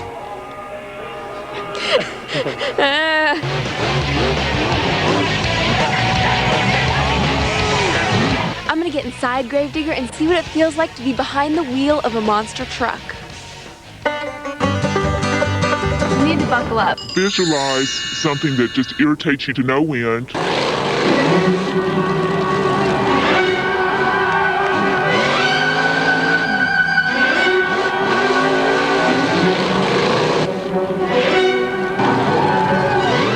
Sessler? Morgan.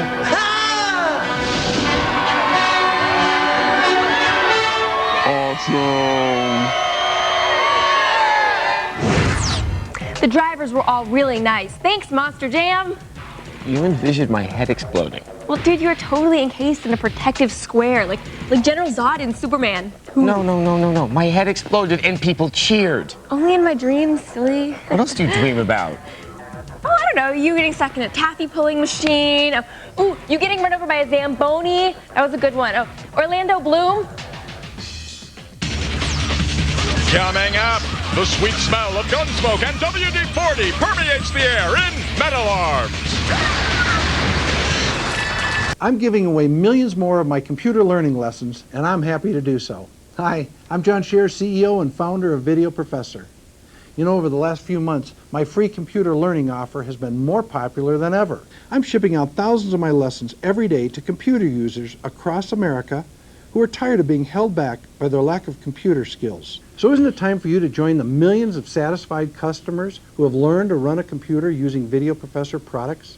Remember, it's a complete lesson of your choice, and it's absolutely free. You can choose from Windows, Word, Excel, Quicken, and many more. The only thing easier than ordering my free lesson is learning with them. This proven what you see is what you do learning method, written in plain English, is fun to follow along with, and it's easy to use. Use the play, pause, and rewind buttons to follow the easy step-by-step instructions. I guarantee you'll be up and running in less than an hour. Call now and I'll send you any one of my products absolutely free. You just pay a small shipping and processing charge, and I'll even refund that if you're not completely satisfied with my product. You know, I have people stop me all the time to tell me how much they like learning with Video Professor. How surprised they were with the amount of information they learned from just one CD, and how much it has improved their lives. That's why I can make this incredible free offer, because I know that once you try my product, you will come back to us for all your computer learning needs. So what are you waiting for? Pick up the phone and call. Order your free CD today. I'll ship this to you within a week. So, what do you got to lose? Try my product. Call Video Professor now for your free lesson. Choose from Windows, Word, Quicken, the Internet, and many more. Call now and this free gift will be yours. The Anytime Organizer is the calendar, diary, address book, and journal on your PC, so you'll never miss an appointment again. Remember, you must call now to get your free CD and the extra free gift. To get your free computer learning CD, you must call now. Call 1-800-836-5748. Dear X-Play, how can I play games and watch a fantastic show at the same time? Signed, All Thumbs and Thackeray. Well, Thumbell, we've made it so easy, even Adam can do it. Play TechTV's Hyperactive. It's the game you play online while you're watching X-Play. Answer trivia questions, chat, win cool prizes, and more. To play, log on to techtv.com/hyperactive during X-Play Monday through Friday nights at 11 Eastern, 10 Central. Watch and win. Play TechTV's Hyperactive, only on TechTV. Whistle while they work. It's Adam Sessler and Morgan Webb. Welcome back to X-Play, the show where crazed robots with guns are just par for the course. Yes, we have a game with a cute little robot who looks a lot like the flying droid from the black hole. Okay, sure, he's adorable.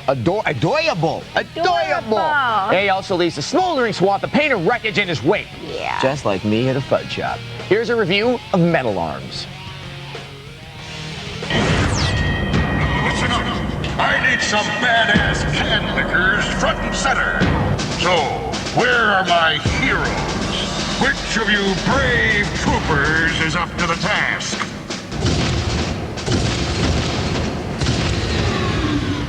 Guess I better let a hand.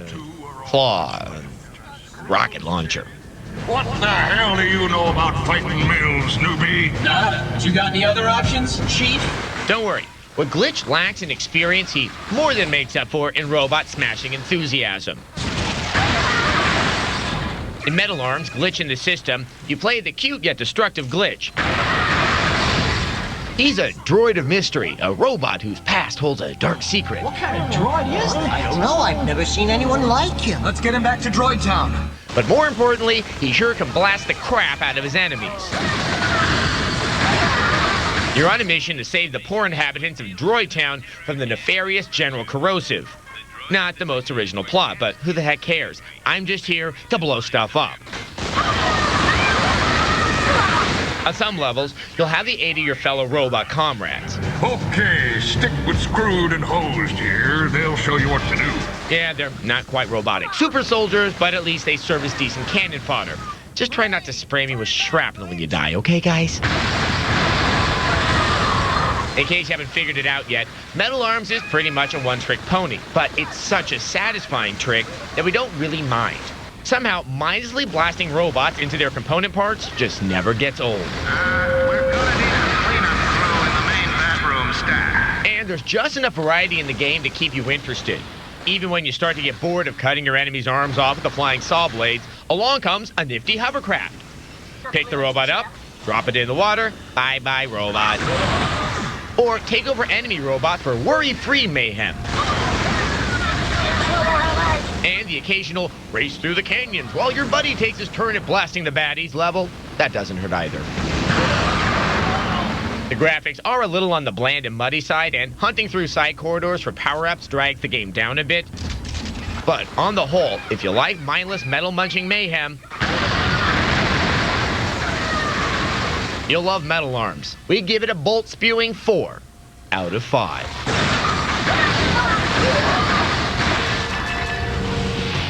And you can pick up Metal Arms on the GameCube, the PS2, or the Xbox. You know, it's always nice when we recommend something on all 3 platforms because then everyone has a chance to play. Yeah, unlike life. You have a controller. Up next, cheerleaders narrowly avoid a tiger attack in NCAA Final Four. Whiners need not apply. Robot Wars is next. There is no escape. Critics are calling The Suffering the scariest video game ever. Maxim gives it 4 stars. And IGN says it's a great game. The Suffering, out now on PlayStation 2 and Xbox, rated mature. I have important information on how you can earn more money in the IT industry. Right now, businesses are desperate to hire certified IT professionals to secure their networks. You can fulfill this demand and make a great salary by getting IT certified now with Smart Certified Direct's fast and easy training courses. Their self-paced online training for MCSE, Cisco, and A+ certification allows you to study whenever and wherever you want, with 24-hour access to certified instructors, all with a 100% money-back certification guarantee. And right now, you can take a free training course title by visiting www.smartcertifieddirect.com or by calling 1-877-TRAINING and mentioning code TechTV. There's no other obligation. That's on the web at www.smartcertifieddirect.com or toll free at 1-877-TRAINING. Get your free course today. While other mortgage companies are still filling out the paperwork, Ditech.com is busy processing your loan. Apply now for a low fixed rate mortgage.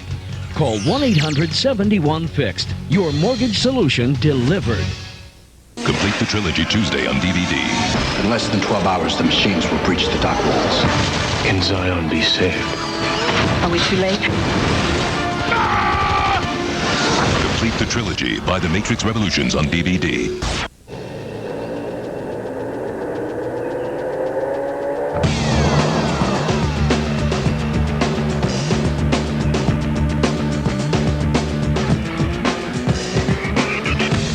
Colorado Z71 with an available 220 horsepower engine.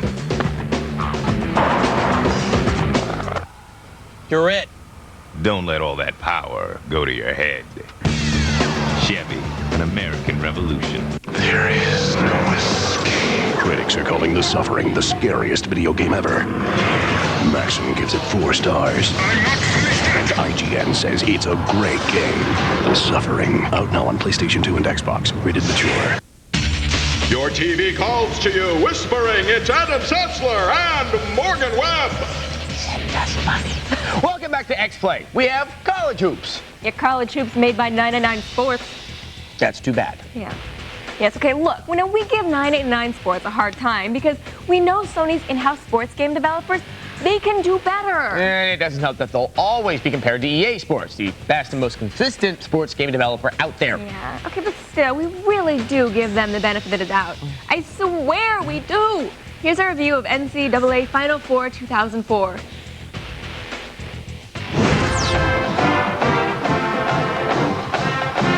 College ball. You gotta love it.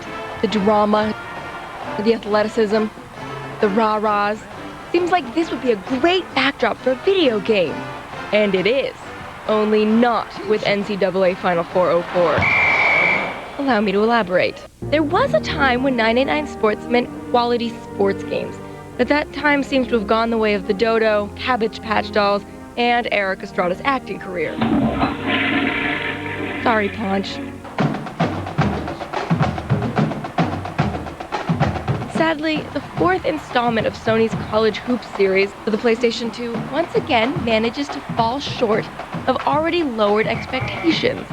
Not only is the presentation disappointing, but the controls and gameplay are nowhere near as tight as they should be for a 2003 release. Hey, you want some fries with that shake? Montana, Texas A&M, getting some fresh legs on the court.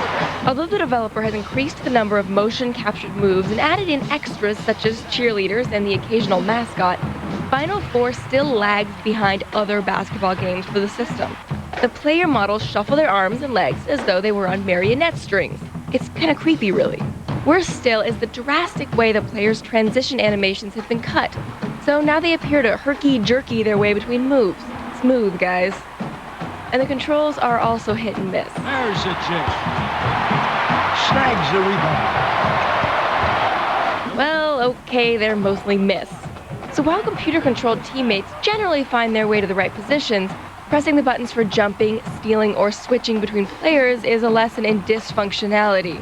I mean, dysfunctionalism. Okay, I mean that it doesn't always work. Considering the problems associated with the core gameplay, it's hard to get excited about the new online aspect. Unfortunately, it suffers from the same dodgy controls and sloppy animations.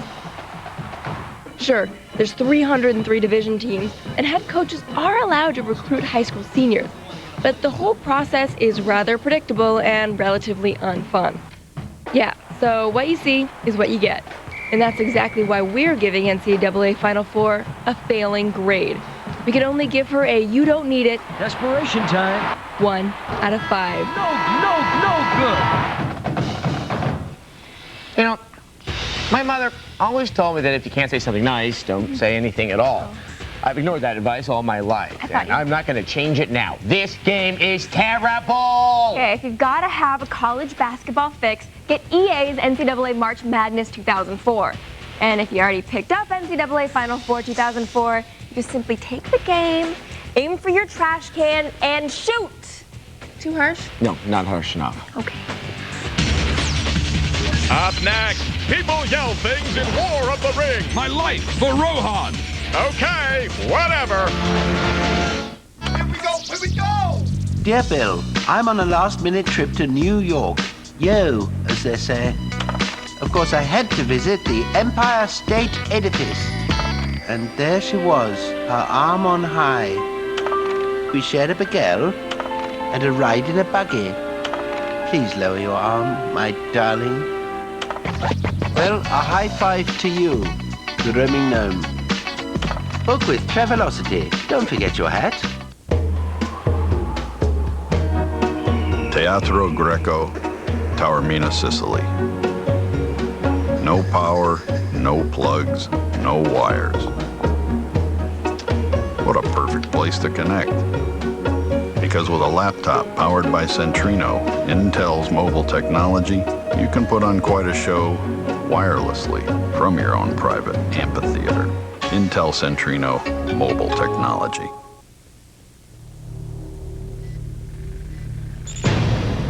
Saber 1-5, this is Bobcat 36 from what the enemy camp. Coordinates to impact as follows. Grid, Echo, Hotel. Over.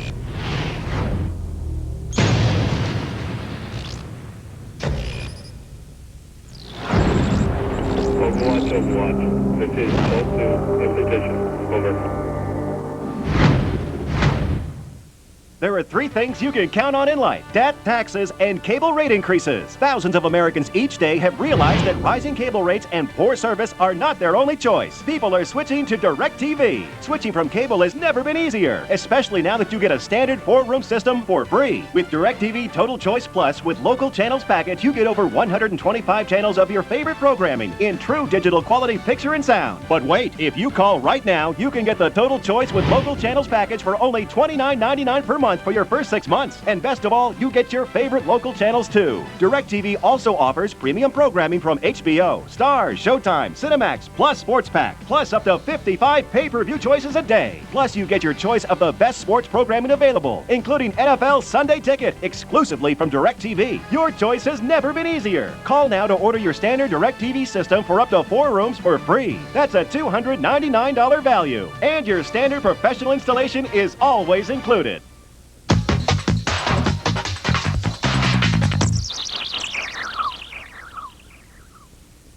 Amazing, engaging, always entertaining.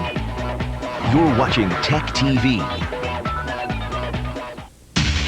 Hot Hobbit on Hobbit action with Adam Sessler and Morgan Webb.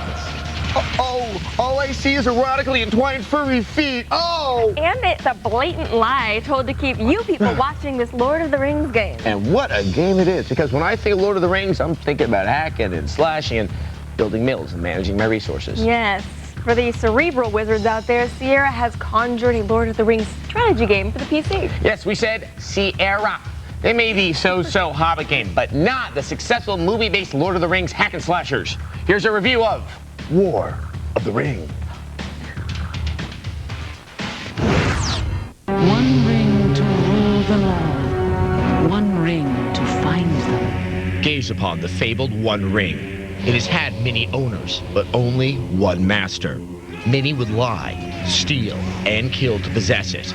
But are you willing to point and click for it? Yeah! In Sierra's real-time strategy game, War of the Ring for the PC, you experience both sides of the struggle for control of Middle-earth. Now, before you start swearing allegiance to Gondor, you should know that War of the Ring is based on the books, not the films. So, neither the visuals nor the sounds are anything like the Lord of the Rings movies. I am Gimli, son of glowing! This is most obvious in the voice acting, which can get kind of, well... They will have a hard time crossing the Anduin without a bridge! How nice for you. War of the Ring lets you play as either the good guys, who are fond of noble-sounding declarations... My life for Rohan! Or as the minions of Mordor, who are fond of all things dark and dingy. Servant of darkness. Like most RTS games, you harvest resources like food, water, and ore to construct a base and raise an army. Most of the missions involve defending against raiding parties until you have enough troops to overrun the enemy. While both sides have a bland but balanced assortment of basic units and similar obstacles, A well is running low. A pile of ore is running low. you can use A-list heroes like Legolas and Gimli to lead the fight. Or if you're playing on the side of evil, use the Nazgul or Saruman. As you perform tasks, you earn fate points, which can be spent on powerful combat spells or to summon uber heroes like this ends. God would. No comment. Grouping units is easy, and so is ordering them to patrol an area or enter battle. Camera control is decent, and you can rotate and zoom closer to the action. However, the graphics are only so-so. I mean, how can you kick ass without decent feet?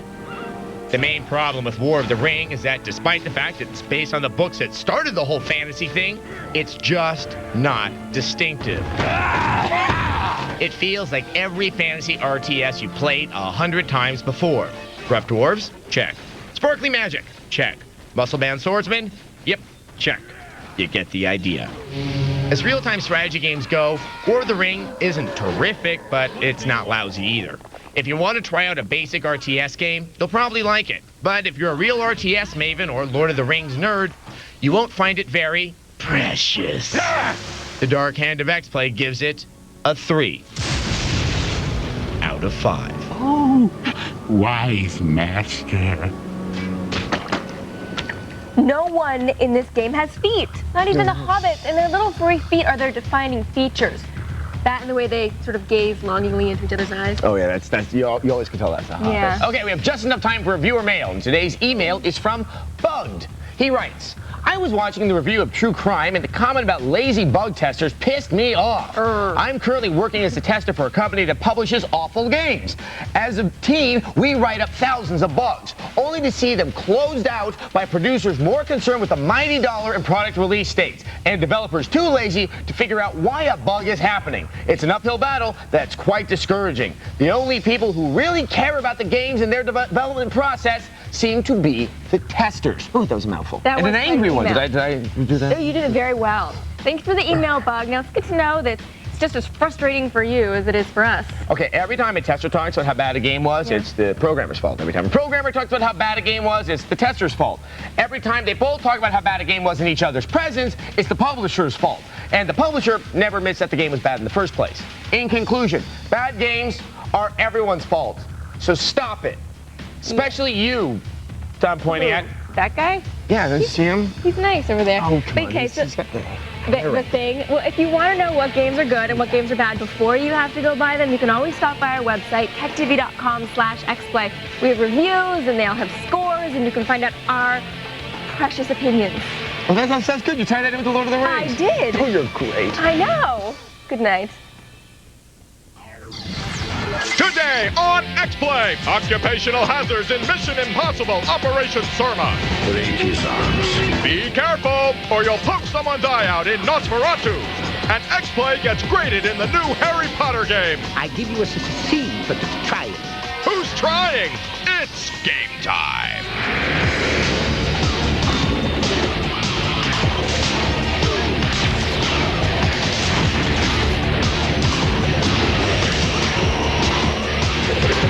Please welcome two people who get a tax credit for buying anime porn games, Adam Sessler and Morgan Webb. Thank you, Uncle Sam.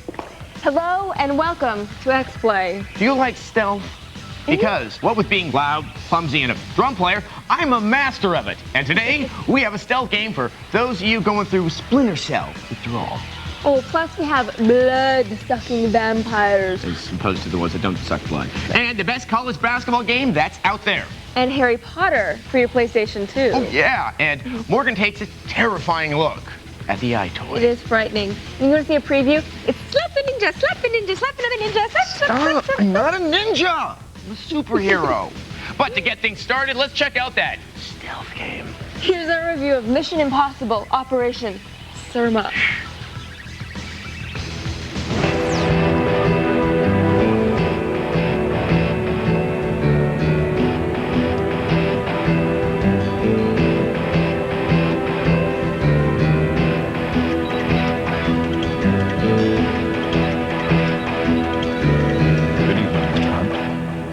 I'm sure you're familiar with the man you're about to see. With an ear for stealth and an eye on the Splinter Cell audience, Mission Impossible Operation Surma takes Ethan Hunt in a bold new direction.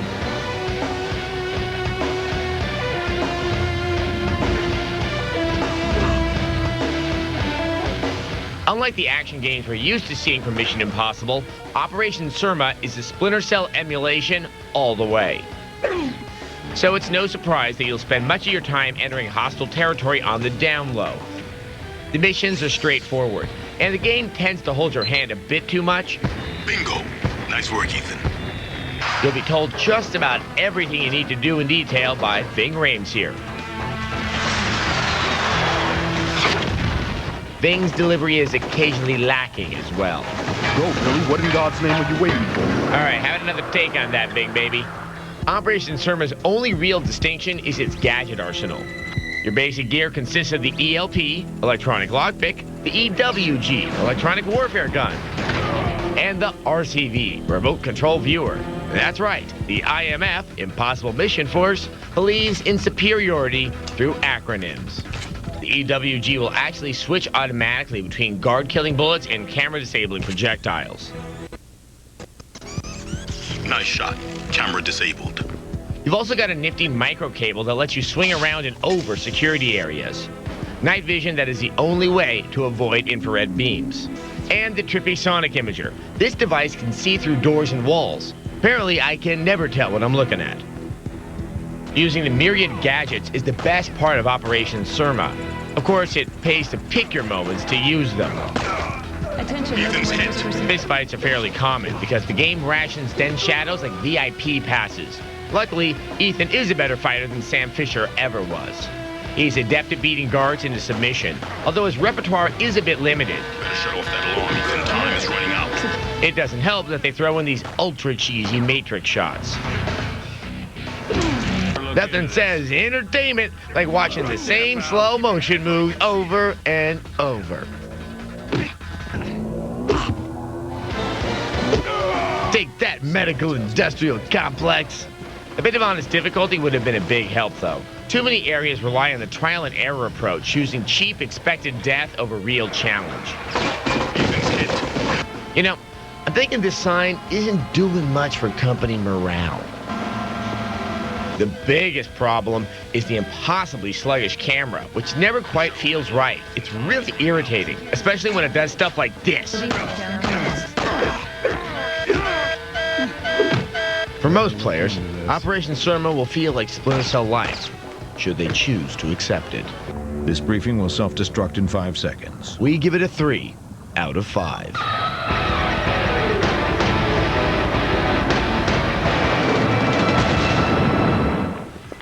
Okay, so Mission Impossible has more gadgets, but it doesn't have the overall quality that made Splinter Cell a genre definer. And if you can't wait for another installment of that title, don't worry. Sam Fisher returns later this year in Tom Clancy's Splinter Cell Pandora Tomorrow, whatever that means.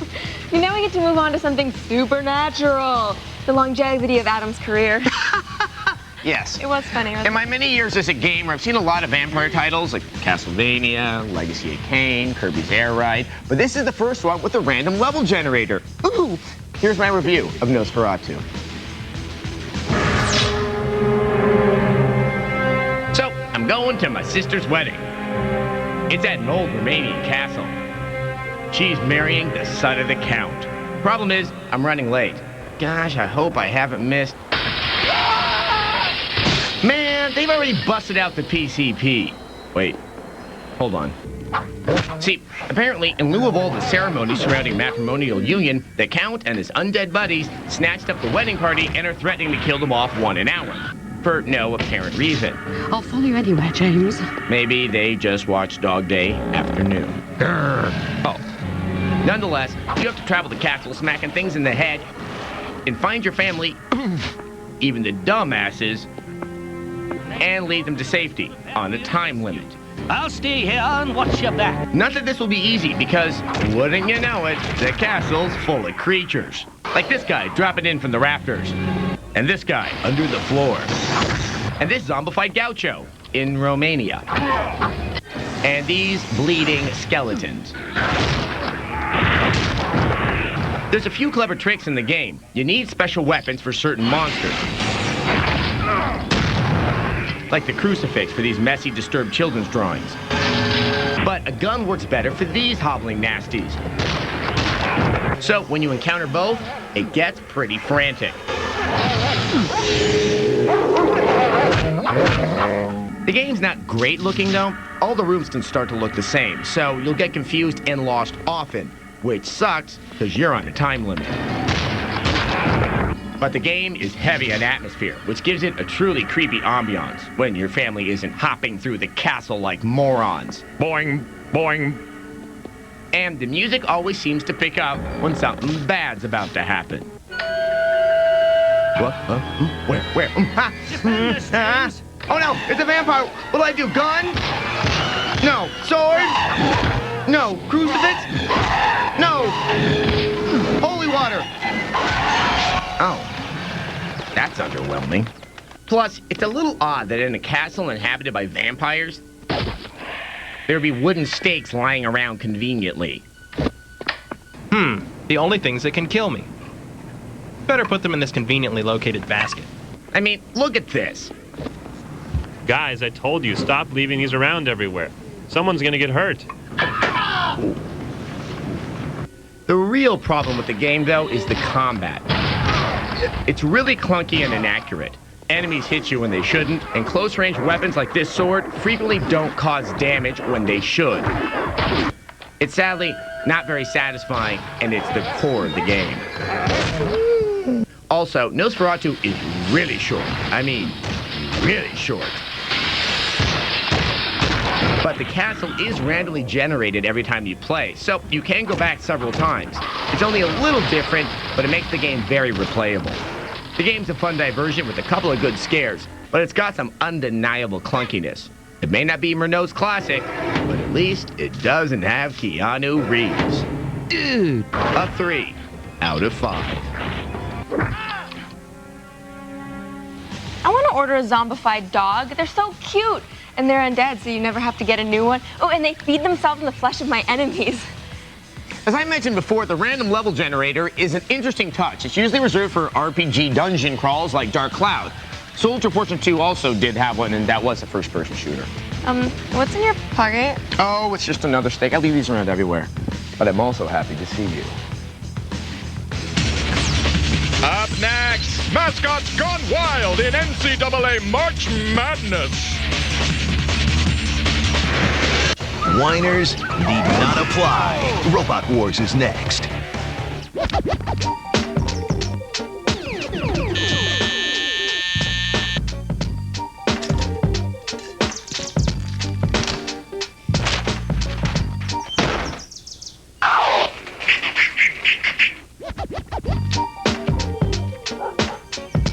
Gamefly.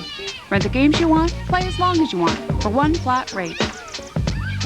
No due dates, no late fees. Go to Gamefly.com for your free trial.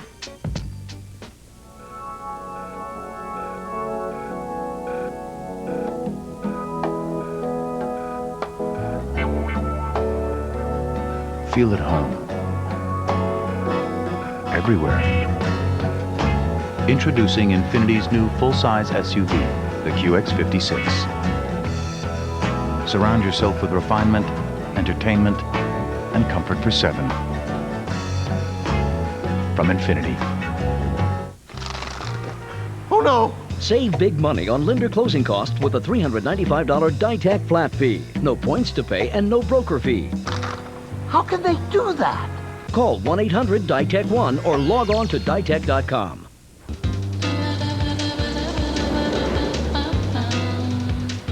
Want to glide with a thin, light laptop? Unwire with a wireless laptop powered by Intel Centrino mobile technology. Douglas Baker has always been reasonably happy with his choice of hairstyle. But recently, Douglas switched to Progressive Auto Insurance. And if they can shake things up by letting you compare a competitor's rates and over 20 other facts and figures, then perhaps he too should step up to the plate. Way to go, Douglas. Think easier. Think Progressive. Visit Progressive.com or call 1-800-PROGRESSIVE. Dear X-Play, how can I play games and watch a fantastic show at the same time? Signed, All Thumbs and Thackeray. Well, Thumbell, we've made it so easy, even Adam can do it. Play TechTV's Hyperactive. It's the game you play online while you're watching X-Play. Answer trivia questions, chat, win cool prizes, and more. To play, log on to TechTV.com/hyperactive during X-Play Monday through Friday nights at 11 Eastern, 10 Central. Watch and win. Play TechTV's Hyperactive, only on TechTV. Only one of them looks great in a dress. It's Adam Sessler and Morgan Webb. Don't be so hard on Morgan. Welcome back to X-Play. Yes, it's been a tough year for college basketball games. The dreadful NCAA Final Four 2004 was arguably one of the worst basketball games ever made. What a distinction. So we were understandably nervous to play NCAA March Madness 2004. However, March Madness comes to us from EA Sports, and you know what? They could make shuffleboard entertaining. Here's a review of NCAA March Madness 2004.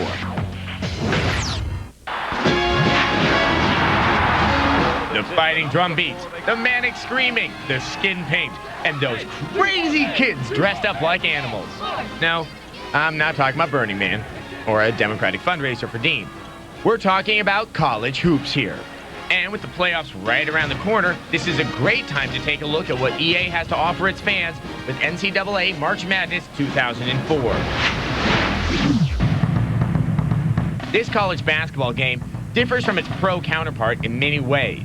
The biggest perhaps being tempo. The kids just play it faster, maybe from drinking all that testosterone-enhanced milk. Players cut quicker, guard more ferociously, Swats it away, and love to run. Run, Forrest, run! Don't think it's all flash and dash either. Within the field houses and sweaty gyms of NCAA March Madness 2004 lurks serious college hoop strategy. Need some playbook tips, motivational speeches, or lectures on the importance of a big conference game from a top caliber coach? You got it. The next step is to take that feeling and win with that feeling. Gamers who truly know their chalk will appreciate the realism of the various playbooks.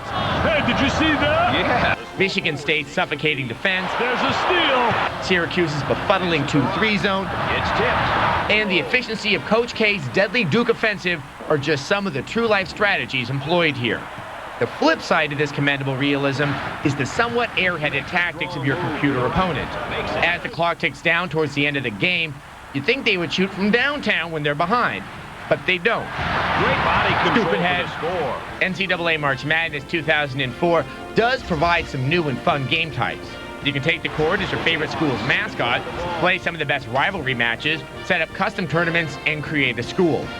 Stupid head, but there are simply not enough off-season features. Someone's gonna hurt come morning, Brad. Where are the deep recruiting options? NCAA March Madness 2004 does an overall good job recreating the college basketball environment. What is not decent, however, is the look of the cheerleaders. These walking mannequins have only a face Andrew McCarthy could love. Yeah, that's precisely why college basketball is so exciting, Dick. The broadcast team is fairly entertaining if you can stomach bombastic style. Dixie dude, Dunkaroo, that was awesome with a cap. It's quite impressive that EA was not content to simply add a mode or two and make some graphical tweaks to its NCAA March Madness franchise. The leap in quality and playability from last year's version qualifies it for one of the most improved sports games out there. But it still could use a little more time on the practice court. The shot's off target. We give NCAA March Madness a 3 out of 5. He's the truth, baby. I believe, Brad. I believe. Finger roll. Okay, there are over 300 Division I teams in this game. Now, sadly, ITT Technical Institute is not one of them. So when will the pasty students of ITT play the bespectacled pupils of DeVry?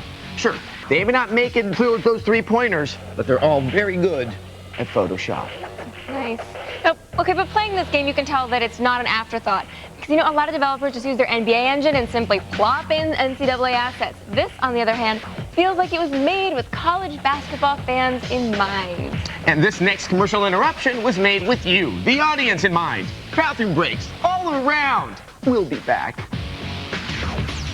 Coming up, this man likes the iToy. He likes it a lot. At GMC, we know that payloads don't need to stretch their legs. Listen to XM satellite radio, enjoy dual climate control, or watch DVDs. But people do. Introducing the new GMC Sierra 1500 Crew Cab. Professional grade engineering. It's not more than you need, just more than you're used to. Complete the trilogy Tuesday on DVD. What is the Matrix? 4 groundbreaking DVDs that take your imagination to unimaginable limits. Complete the Matrix experience. Buy The Matrix Revolutions on DVD. Is it time to change the batteries in your smoke detector? Come to Radio Shack. Buy any 2 9-volt batteries, get 2 9-volts free. Radio Shack, you've got questions, we've got answers. Ever try to use a bank or broker to refinance your home? That's why we started eLoan. It's a better way to refinance. Needless paperwork? Gone. Lender fees? Gone.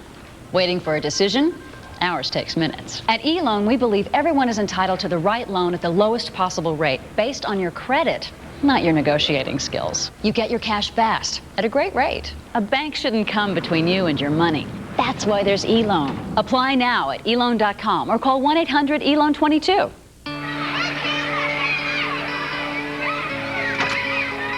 We moved to Earthlink because I only want the internet that's good for them. Because they're not ready for the same internet. Because I know what he's doing online. Without bugging me all the time. There's some words I don't want him to learn. Different families, different passions, different reasons for moving to Earthlink. Call 1-800-827-0142 and get 6 months of dial-up service featuring Earthlink Accelerator at half price. New parental control software lets you customize features for each child. You can set time limits and even filter out websites, emails, and keywords. We moved to Earthlink because it's safe for him and I get an internet without training wheels. Create the online experience that's right for your kids with new parental control software and get 6 months of dial-up service featuring Earthlink Accelerator at half price. Call, go online, or visit these retailers. Move to Earthlink. It revolves around you.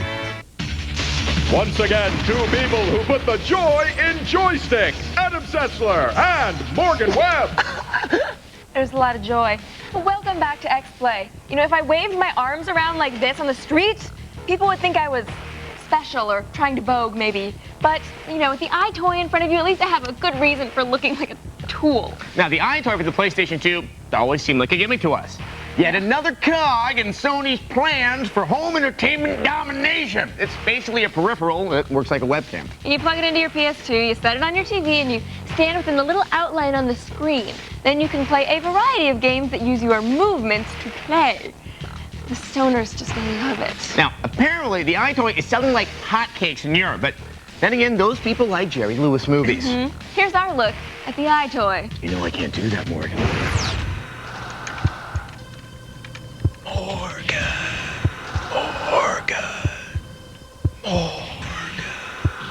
I'm working too hard.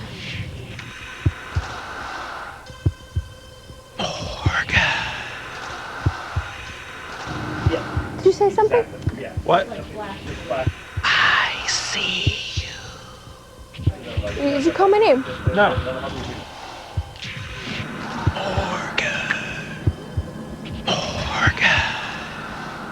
What the hell is that? Try me.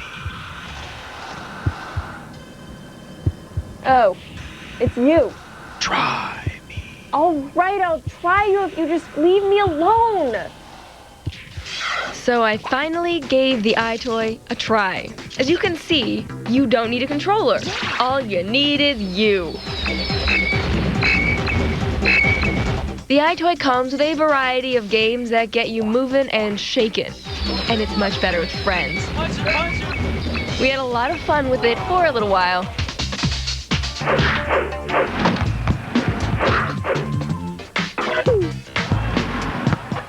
Ah, that's our intern Kevin, and he had a little too much fun. Sorry about that. Sure, on the outside you'll look like you're about to have a seizure. And be careful not to get in the way, because you might get injured. Ow! If you've tried out all the games, check out the playground area. You can play with bubbles and spiders, leaves, fish. Ooh, look at me, am I scaring you? You can even make your own 60s music video. For adults, this is a lot of fun after a round of drinks, or whatever. And for kids, well, it could be an instant babysitter. What we're really looking forward to is the future. Once games with real depth are made for the iToy, who knows what we'll get? Maybe a first-person shooter that will need slick body maneuvers to duck out of sight. Or imagine hitting something other than balloons. And while it's amusing at first, some of us slowly lost some patience. Well, I'm pretty sure I gave the iToy enough attention. It's time for it to move on to its next victim. I think we're getting the hang of it now.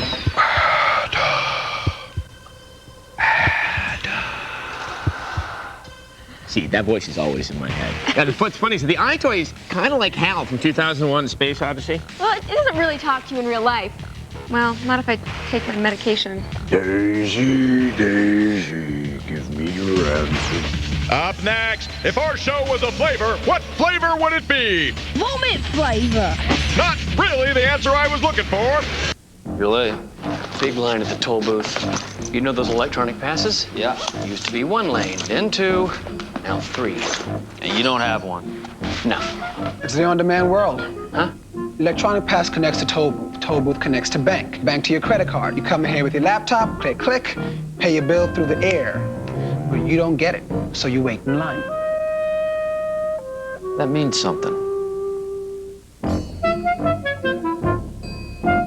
Hey you, get MCSE, Cisco, or A+ certified, guaranteed, with Smart Certify's fast and easy IT certification courses. You'll earn more money and have more job security once you're IT certified. Listen to this. If it wasn't for Smart Certify, I'd still be working a dead-end tech support job. Let me tell you, there's no better way to pass the IT exams than by using these courses. I've done tons of IT training, but Smart Certify's MCSE course was the best by far. Smart Certify has one-on-one mentoring and a money-back guarantee. I couldn't lose. Now it's easy to advance your career as a certified IT professional. Call 1-877-TRAINING today and mention code IT to take a free course title. Or go online at www.smartcertifieddirect.com. That's toll free at 1-877-TRAINING or www.smartcertifieddirect.com. Get your free course now. We were over our heads in credit card debt and looking for a way out. A number of companies said they would help us, but they were only interested in charging huge upfront fees and putting us further into debt. Credit Guard of America was different. Credit Guard of America won't put you further into debt. As a nonprofit service, we've helped thousands of people for over 11 years. We work with you and your creditors to reduce your monthly payments so you can get on with life. Credit Guard of America cut my monthly payments in half. They cut my interest rate from an average of 23% to 8%. Some even went to 0. I'll be out of debt in 4 years instead of 20. Credit Guard of America saved me over $13,000 in interest fees alone. Call now to reduce your monthly payments. Cut the interest rates on your credit cards by up to half and get your unsecured debt paid off years earlier. Don't you owe it to yourself to work with a real nonprofit service? Call now to find out how to receive a free credit report. Certified counselors are standing by. Call 800-213-4632. Coming up, Robot Week draws to a close, and we're going to take a look at some of our favorite robots of all time. Plus, we've all been working hard building our robots, and we're going to see how they turned out. Plus, tips on how to build your own robots from old computer parts and appliance things you can tear apart in your own home. That's all coming up today, 7 p.m. Eastern to 4 p.m. Pacific. On the Screensavers. If these two can get a job, imagine your own possibilities. It's Adam Sessler and Morgan Webb. Welcome back to X-Play. Now, that flattering intro and several others in today's show were actually written by two of our fans, Matt and Kelly from Chicken Farm Capital, Petaluma, California. Thanks for the low opinion on us, guys. Hey, in case you missed it the first time around, EA just remade Harry Potter and the Sorcerer's Stone for the next-gen console. See, Sorcerer's Stone originally came out on the PlayStation 1, and people freaked out about it. It sold about 4 million copies, and everyone started seeing dollar signs. So now the Potter-themed Zelda clone is back on the PS2, the GameCube, and the Xbox. Here's a review of Harry Potter and the Sorcerer's Stone.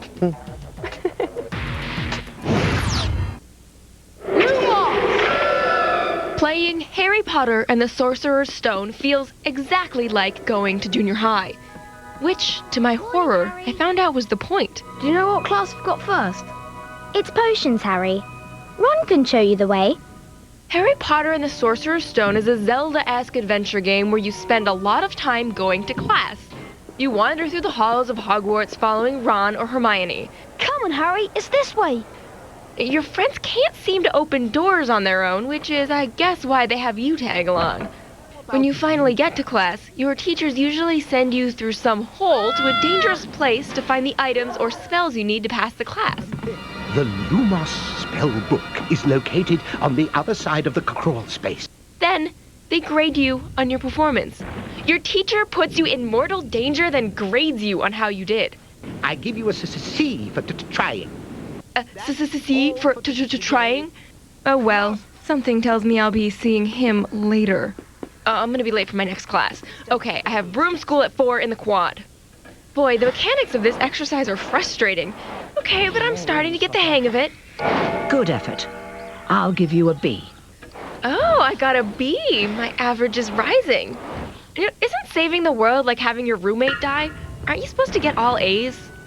Alright, so as you can tell, the pace of the game isn't exactly going to raise the pulse of any red-blooded Halo-playing gamer, but the game's officially licensed charm does work to redeem its plodding pacing. Harry Potter is a good-natured, kid-friendly game.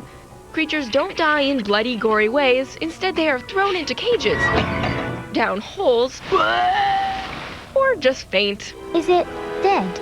I don't think so. Just knocked out.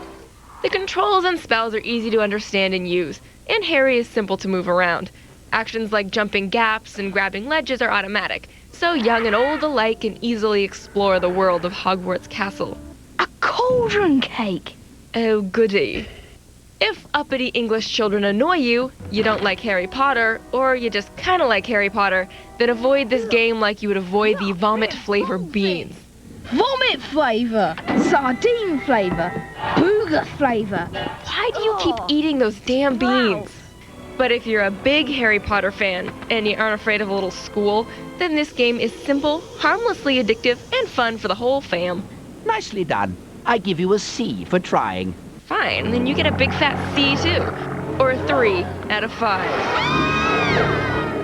That is all for today. That's just a pity. Now, as we mentioned earlier in the show, a couple of our disembodied voice intros, they were written by fans. And they were good, too. They were. If you'd like to submit one to us if you have any great ideas of your own, visit our website, techtv.com/xplay. And if we like it, we'll put them on the show, and we'll gently mock you. Or we'll savage you till you cry. We have some message board posts up there, too, so you can read what everybody else wrote. And as always, you can get reviews of all the games we had in today's show. So read them before you buy them. Trust us. You should. Good night. Today on X-Play, we sneak around with Siphon Filter, the Omega strain.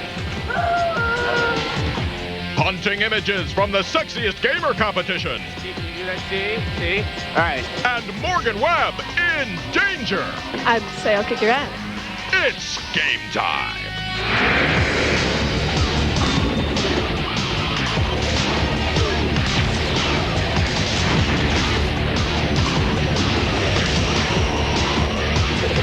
Please welcome the new leaders of the fledgling Republic of Nerdistan, Adam Sessler and Morgan Webb. I think that's next to Bulgaria. Hello, and welcome to X-Play. Today, we check out a stealthy sequel. That's also stealthy. And a medieval strategy game. An excellent soccer title for the Game Boy Advance. And, because it was inevitable, another SpongeBob SquarePants game. Yay! On top of all that, Adam and I went to the sexiest gamer competition. Trust me, it may redefine the definition of the word sexy.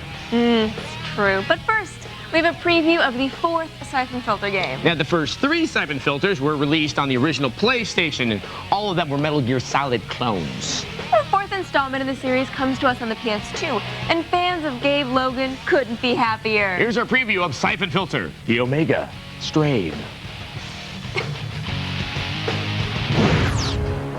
You must miss me terribly to bring me here at such expense. The game's only gonna cost about $50. Ivankov has decided to go into business for himself. I warned you the man was another Stalin. Ooh, purge! The new virus appears rather unstable, but Ivankov does not seem to care. He has someone making the rounds, selling it anyway. Nasty virus involved? It must be the new Siphon Filter game. Siphon Filter, the Omega strain to be exact. Bring on Gabe Logan. All right, I'm sending Amani with another team to Toronto to find him. Stone, you investigate the outbreak in Italy. Leon and I will go to Uganda. Yeah, see, you don't get to play Gabe in this one. He's moved up the chain of command, and the developers just didn't think Siphon Filter, the paper pusher, would fly in the States. You play a random agent whose boss is Gabe Logan. This threat is growing. We're the only ones who have a chance to stop it. Even without the gravel-voiced one, gameplay looks like it'll be very similar to previous incarnations. Here's a bunch of terrorists. Please shoot them. Carefully. Running around blasting a random makes you a harder target, but you won't be able to hit crap. Your accuracy rises the longer you take to set up a shot, and crouching doesn't hurt either. Though you'll still take some hits that way. Maybe try rolling to dodge the rain of lead. Or as a quick way to negotiate stairs. I'm not sure why somersaulting downstairs cracks me up so much, but there you are. And when you're not sucking down bullets or diving down stairwells, there are plenty of puzzles to solve. The bioanalyzer thingy needs power. Okay, that's fixed.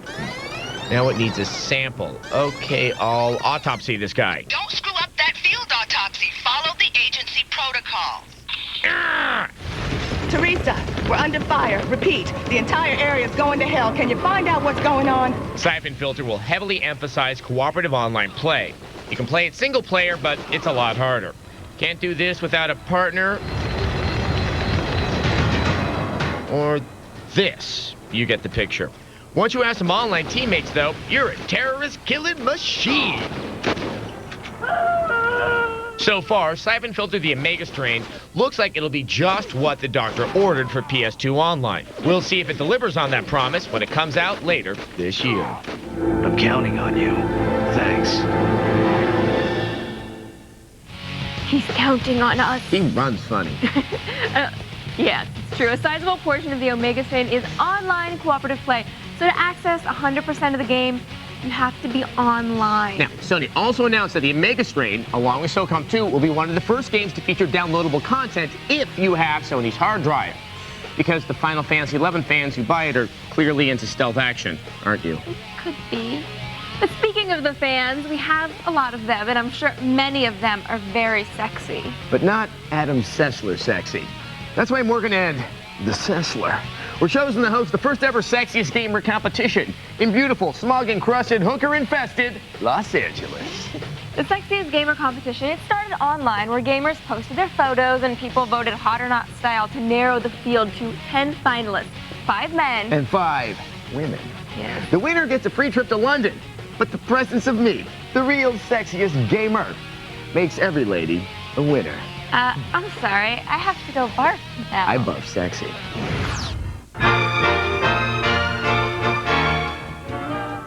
We're here at Universal City Walk in Los Angeles to host the world's sexiest gamer competition. Now, as everyone knows, I am a gamer.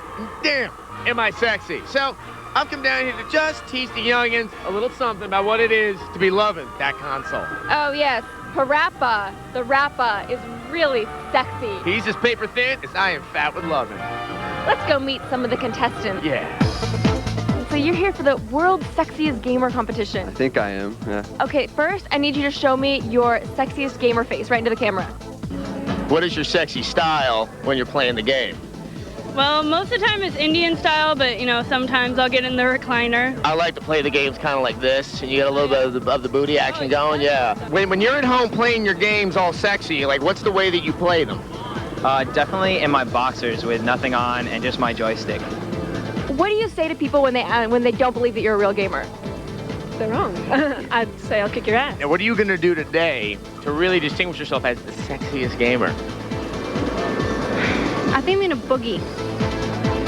See, can you do that? See? See? All right, see, now that makes you a sexy gamer in my book. All right. Okay, enough foreplay. Let's get to the competition. How many versions of the Nintendo Game Boy are there?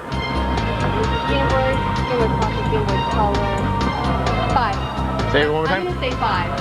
And you are completely right. Who is the developer of Microsoft's Halo game? Bungie. Yeah, Bungie. What is the minimum number of Space Invaders on the screen for the mothership to appear? Wow, talk about a disparity right there. Which Ally McBeal actress voiced the character of the blonde bombshell Elise in EA's SSS Tricky? I don't know. Which recording artist sang the title track for EA's new James Bond game, Everything or Nothing? Not the slightest idea. Don't worry, guys. Here comes the sexy part of the sexiest gamer competition. The sexy one.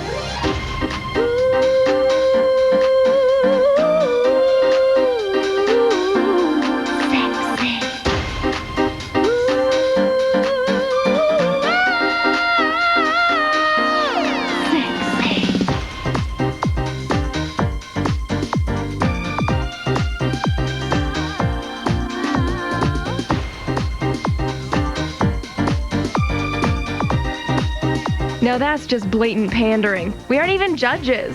Let's see how she fares in the final competition, a head-to-head match in Soul Calibur 2. Characters have been chosen, so let's start beating each other to smithereens.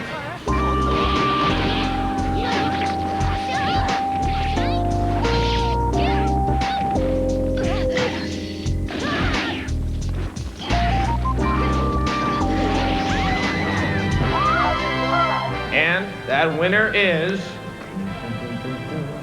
Ashley.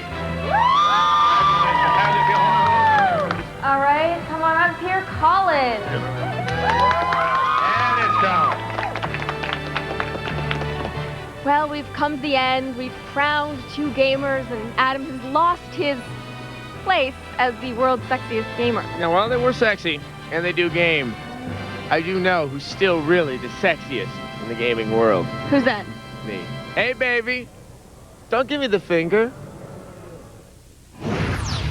So rejoice, gamers. You can have that acne and post-adolescent acne and all that kind of stuff. And you can still be the sexiest gamer in the United States.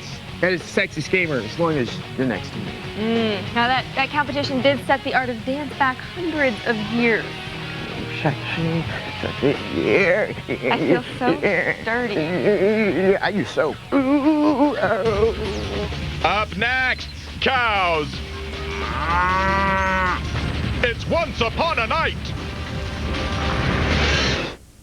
To be honest, I had given up on even believing that the right person for me existed. I knew that I had a great journey through life, but I didn't want to go through the journey alone. Ever wonder why it's so hard to find the love of your life? At eHarmony.com, we've developed a system for helping singles find a love that lasts a lifetime. As soon as I saw Paul, I knew he was the one. I didn't think it could happen for me. Chuck is such a blessing. Go to eHarmony.com and get your $40 personality profile free. Complete the trilogy Tuesday on DVD. In less than 12 hours, the machines will breach the dock walls. Can Zion be saved? Are we too late? Complete the trilogy by The Matrix Revolutions on DVD. Email that one. Email that one. Ugh. Here's one of me and my ex-boyfriend. That'll work. Life's better with the butterfly. Come see how at msn.com. Gateway's got a powerhouse of a PC at an amazing price. Right now, you can get our fast 3 GHz 510T desktop for only $799.99. It features the Intel Pentium 4 processor with HD technology that lets you run several programs. So you can play games and burn CDs at the same time, all at a super low price. Call now, and for a limited time, you'll get free shipping on your powerful new PC.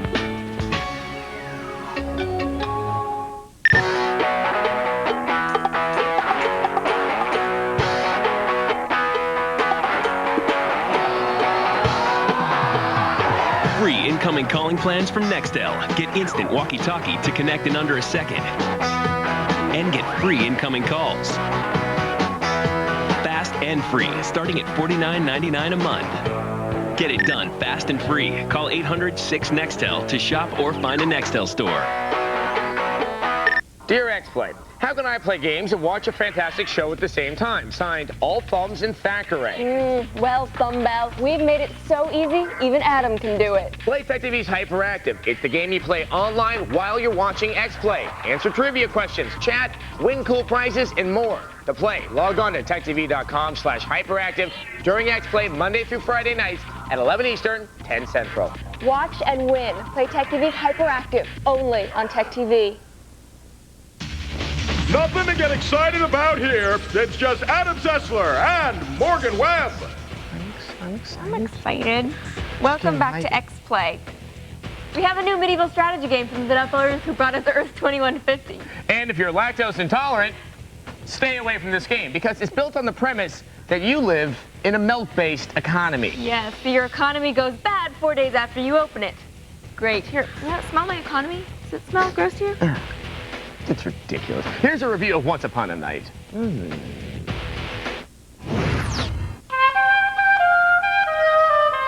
we think of lands ruled by evil dictators and the resources they've stolen, one particular conflict comes to mind. Not Operation Enduring Freedom. Instead, it's Once Upon a Night, of course. The epic struggle between a captured prince, his hook-nosed wicked nemesis, and their struggle to dominate the dairy industry.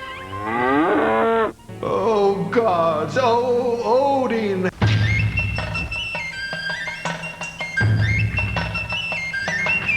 I can't tell you how many times I've been asked, hey, Adam, when are we going to see a Polish subsidiary of a German development house release a combination real-time strategy / RPG game where the unit of commerce is cow's milk?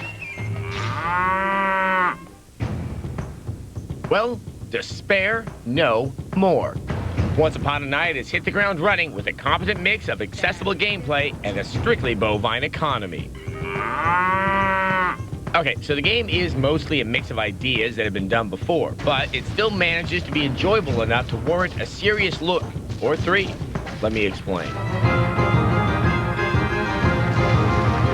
On one hand, this game is a fast-paced real-time strategy game. Only instead of chopping wood or mining rocks, the primary resource here is cow's milk. So hopefully you're not lactose intolerant. And a standard defensive unit includes, but is not limited to, the dreaded mother-in-law. Me.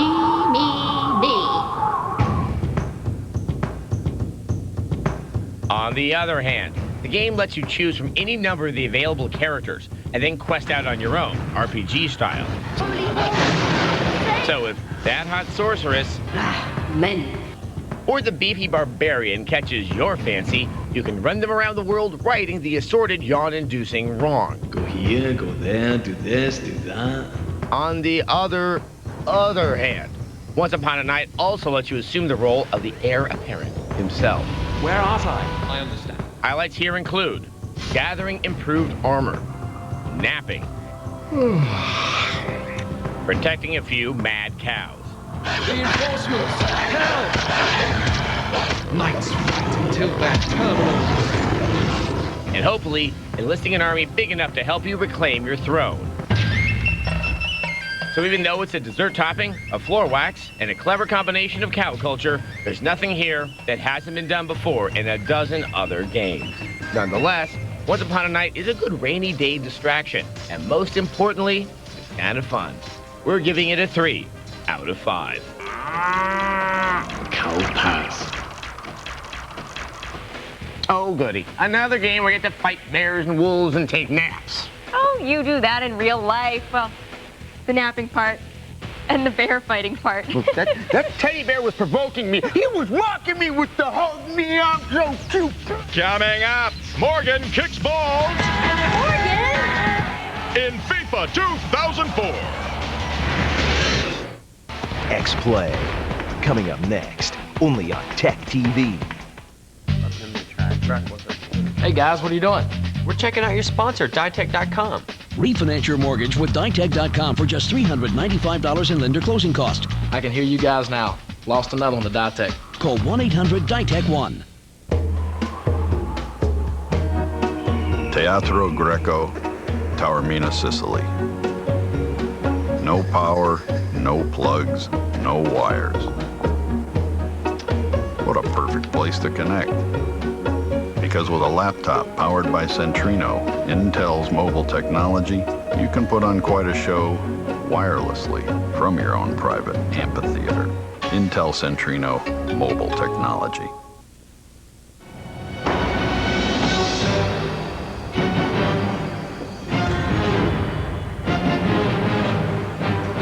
Fully independent rear suspension. 5.7-liter V8. 346 limited slip. For impressive balance, great agility, crisp handling. Rear-wheel drive is back. The 350 horsepower Pontiac GTO. Fuel for the soul. I have a 1-year-old child, another one on the way. My wife is a stay-at-home mom. We have a very good quality of life. Going for my bachelor's degree was a personal goal.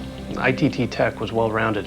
There was a lot of what I considered soft skill type classes, which is very beneficial in my work. As the Director of Operations for Tolt Service Group, I'm in charge of facilities maintenance as well as recruitment. I'd say 20 or more of the people that we've recruited are ITT Tech graduates. I had a lot of influence in that. One thing that I look in a resume is continuing education. What I learned at ITT Tech was how to learn. That's the fundamental element that I take away from my education. I feel that I exceeded my own expectations in that. We are educators helping people build a foundation for the rest of their lives. ITT Technical Institute, education for the future. Call 1-800-942-0077 or visit us on the web. Take advantage of our new programs that include on-campus and flexible online courses to better fit your busy lifestyle. Call 1-800-942-0077 today. Mortgage interest rates have changed. Now may be a great time to lock in a new low fixed rate from Ditech.com. Call 1-800-71-FIXED or log on to Ditech.com right now. Ditech.com, your mortgage solution delivered. Two people who need no introduction, but I'd lose my job if I didn't introduce them. It's Adam Sessler and Morgan Webb. That was nice for a change. That's true. Sort of. Welcome back to X-Play. Now, earlier this year, we reviewed EA Sports' FIFA 2004 for the Xbox, and we gave it a glowing 4 out of 5. Yes, but now that game has been squeezed down to fit into the Game Boy Advance. Is it as good all teeny tiny as it was on the Xbox? Here's our review of FIFA 2004 for the GBA. Pushing to the attack as he does here. Brings it down beautifully. This game is awesome, and I even play.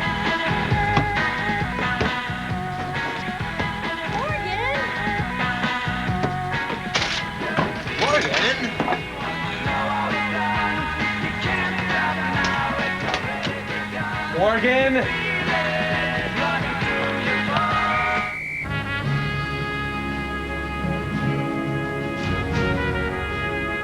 Okay, Morgan, bend it like Beckham. Concentrate, Morgan. You can do it. Morgan, I need these scripts voiced, and that photo shoot with Adam is in like 30 minutes. I'm playing soccer. If you want to play soccer, why don't you review this game?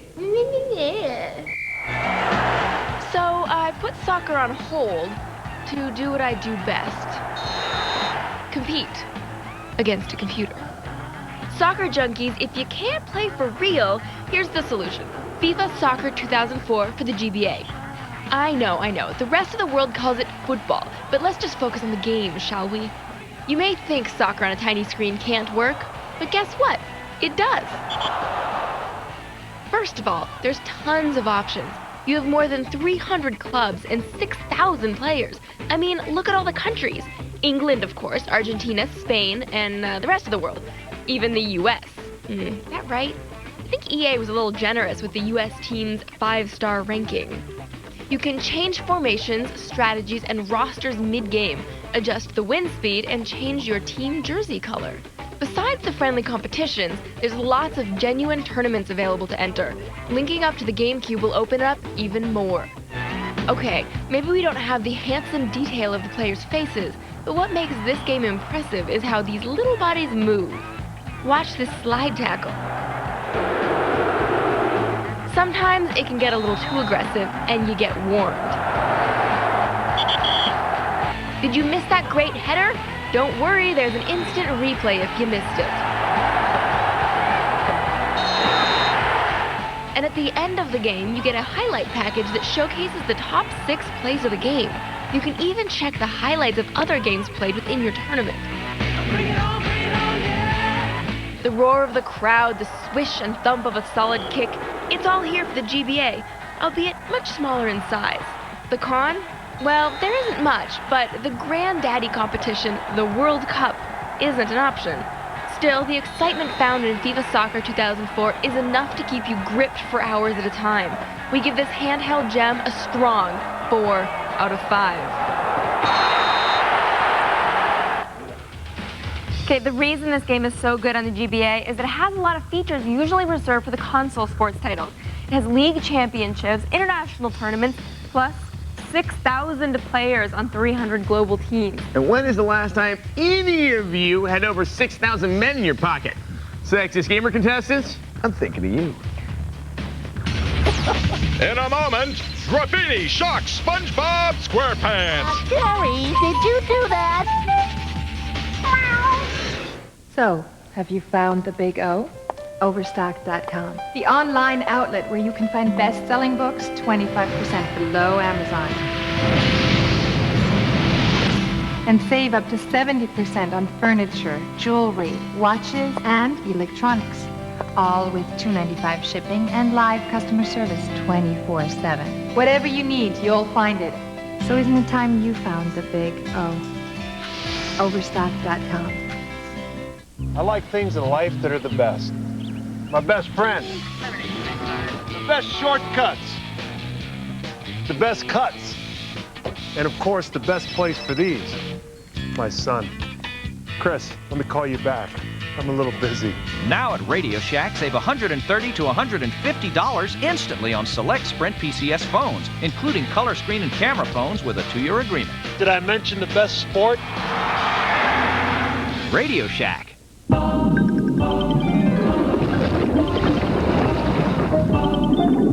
Even a little rain can feel like a deep sea dive when you're looking for your rental car. At Hertz, we know exactly how you feel. Hertz #1 Club Gold has your car waiting for you. You skip the counter and go directly to your car under a weather-protected area. No lines, no swimming. At Hertz, we know exactly how you feel, so we have exactly what you need. I can't believe I owe this much money. How did it get this bad? 2 jobs, and I'm only paying the minimum? I'm just not getting ahead.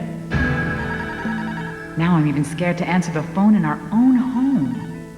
Disconnect notice? Could things get any worse? Where's the light at the end of my tunnel? Community Credit Counseling Corporation understands, and we can help you solve your problems. One simple phone call to us can help take the creditors off your back and let you begin the rest of your life. We're an accredited, nonprofit agency. We'll help reduce your repayment time by up to 75% and lower those high interest rates to as little as 0%. Finally, I'm on the road to reestablishing my credit and my life. Whether you owe thousands or hundreds of thousands in credit card debt, call the toll-free number on your screen for more information. Call now. Get your life back. Want to get your game on? Well, viewers, we've granted your wish. Turn to TechTV for the best in gaming, gadgets, and fun. Let Adam Sessler and Morgan Webb show you how to turn it on. X-Play, weeknights at 11:10 Central, only on TechTV.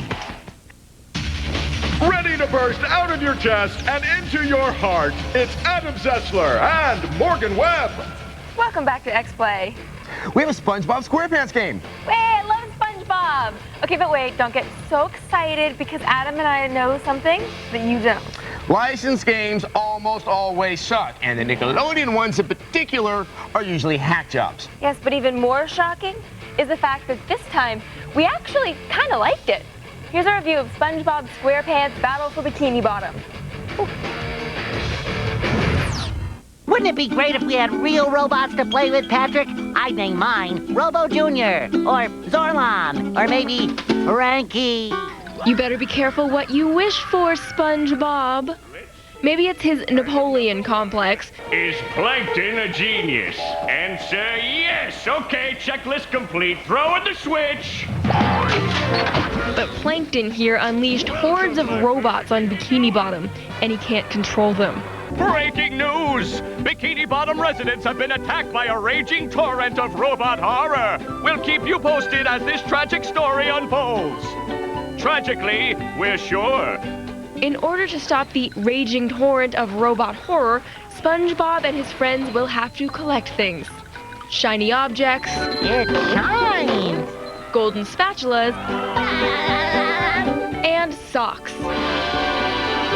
In the beginning of SpongeBob SquarePants Battle for Bikini Bottom, the game seems like a tedious collecting fest.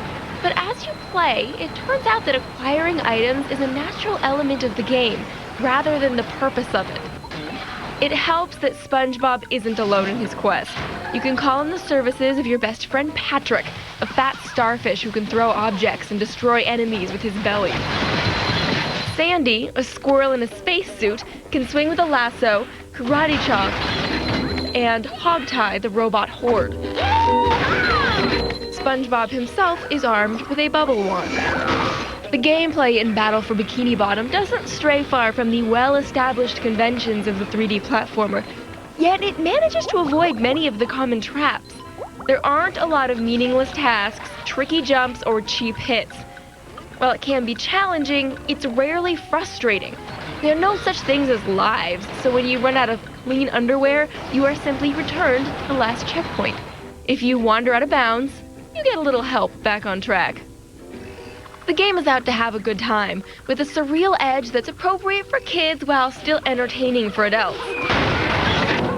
Cannons throw kitchen sinks, robots use mallets made of ham hocks, and SpongeBob fungies in his underwear. Is that sponge butt crack? Yes, thanks for noticing. I have been working out. This is a good game for SpongeBob lovers of all ages.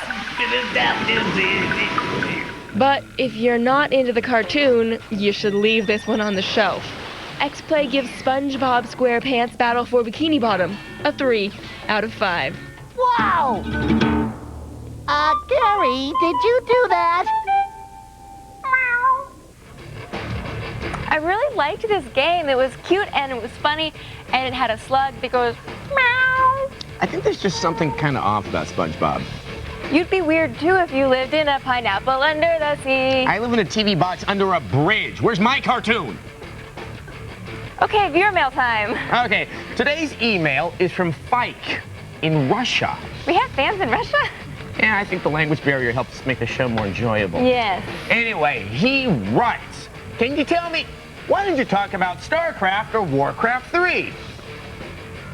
It's a good question. I think it is. Yes. Okay, now we haven't covered StarCraft because no new versions have been released since 2000. And as for Warcraft, we reviewed expansion packs like Frozen Throne and Yeah. Okay, but don't worry, my Russian friend. We will soon cover StarCraft Ghost and World of Warcraft when they're released later this year. Until then, you can read our reviews of those games at our website. TechTV.com/XPlay. That's where you go to get all the reviews of all the games we talked about today. They're not in Russian. No, they're not. They're in English. Squiggles. You have squiggles there. Good night. Today on X-Play. I want to have some fun. Ladies of the Night in Gothic 2. Getting funky with Dance Dance Revolution. And looking on the bright side of things in Broken Sword, the Sleeping Dragon. The bottle of beer had survived the crash unscathed. Oh, goody. It's game time.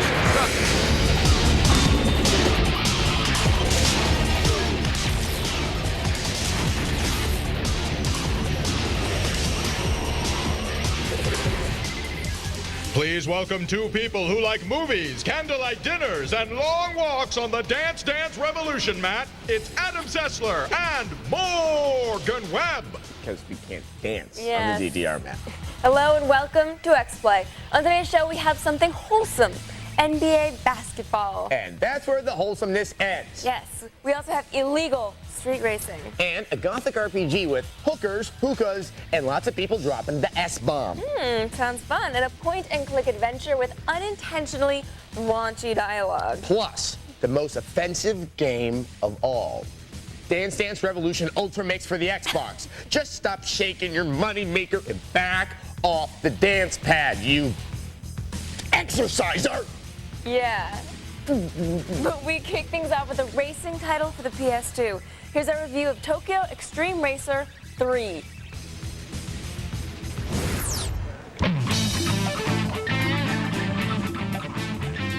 Many people dream of driving one of these beauties.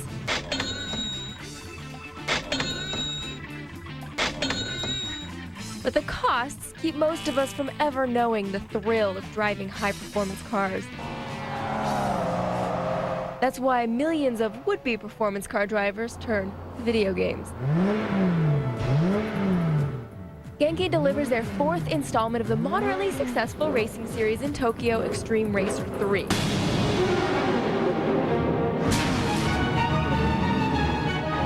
Yes, I did say the fourth installment. It may be called 3, but it's the follow-up to 0, which was the third game in the series. Confused? You're not alone. As you can see, 3 is better looking than 0, which was released in 2001. But the graphics are average at best when compared with many other PS2 racing games on the market. Tokyo must have passed laws preventing any vehicles except yellow vans and illegal racers to use the highway at night. Speaking of the highways, Tokyo Extreme Racer 3 offers 3 times as many highways to race on, compared to Tokyo Extreme Racer 0, but they all look basically the same. You can drive older and new cars from around the world, and it may sound like a lot of cars, but if you've played Gran Turismo 3 or Project Gotham Racing 2, you'll feel like there should be more to choose from. Genki tries to incorporate a samurai-style storyline, but it just seems a little out of place in a driving game. All we be clear by racing.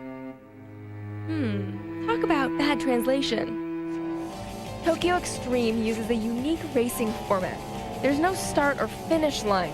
Instead, you have life bars. As long as you're in second place, your life bar will go down. To encourage better driving, your life bar gets penalized every time you hit something. If you're in the lead and you hit a wall while your life bar is low, you're gonna lose. The races are usually short. You rarely race against more than one car at a time, and the races are often lopsided. There are a ton of foes to race against, but some will only race you if you meet their requirements. Overall, Tokyo Extreme Racer 3 doesn't deliver a good driving experience. The weak racing, mediocre physics, and redundant tracks makes this one to pass in the fast lane.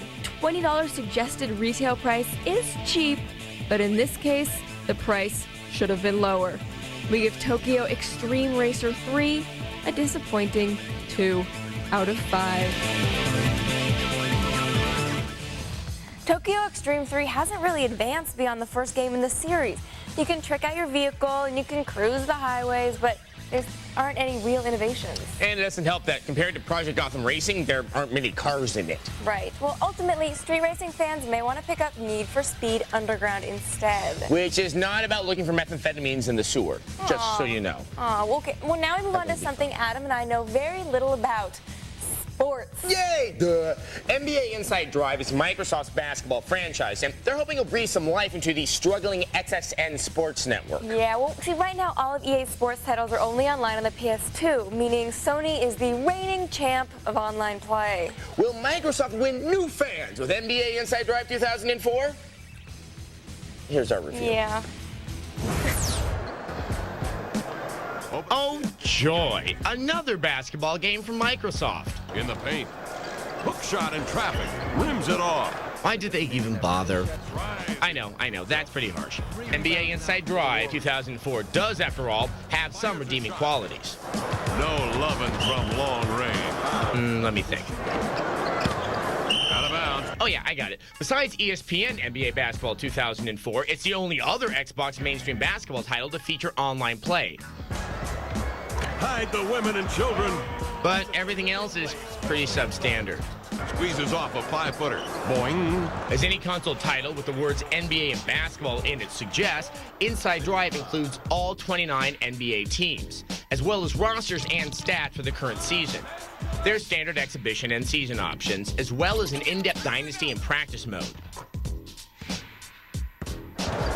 Oh, and Matilda, what a slammer. The game plays like an action-oriented simulation of real hoops, but the controls are a mixed bag. And it ends up like modern dance.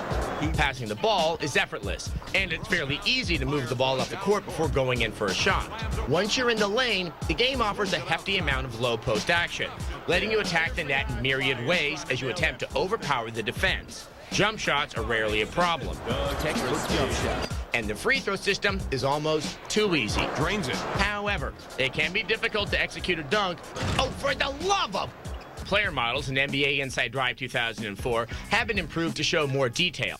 I guess even basketball superstars need Oxy 10. Was that supposed to be Shaquille O'Igor? Yes, my precious. Unfortunately, the player animation is also unimpressive. Deprecated. Most of the on-court movements bear a closer resemblance to RoboCop than Robinson. Wait a minute. Who's that good-looking kid on the court? Those smooth moves, that raw, untapped talent. Only one man I know can sink a basket like that. Me. No play. That's right. My favorite part of the game is, of course, the creative player mode. Hold on a second. Something's not quite right. Much better.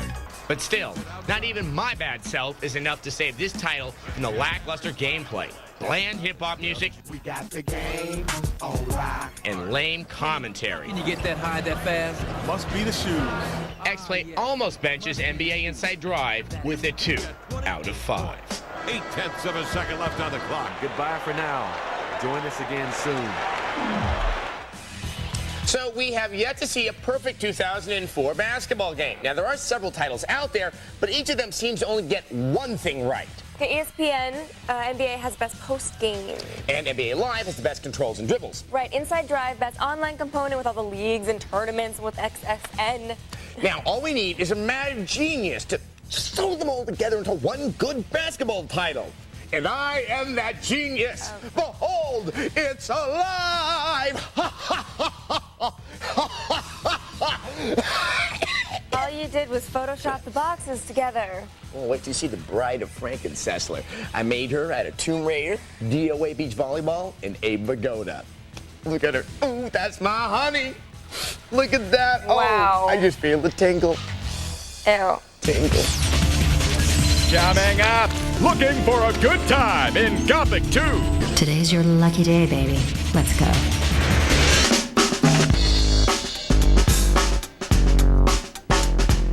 Free? Free? You're giving it away free. Hi, I'm Rob Graham, the president of Vital Basics, and I want to give you a bottle of Focus Factor, one of our best-selling supplements, absolutely free. Why would we give away a free bottle of Focus Factor? Because we know that if you try it, you'll buy it. Focus Factor contains nutrients that work with your natural brain chemistry to support focus, concentration, and memory.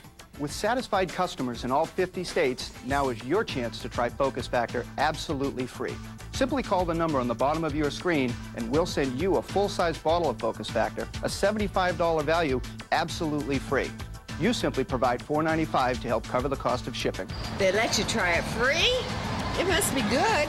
You know, I've been taking Focus Factor since we introduced it over 2.5 years ago, and I wouldn't work a day without it. To get your free Focus Factor, call 1-800-600-5764. 1-800-600-5764.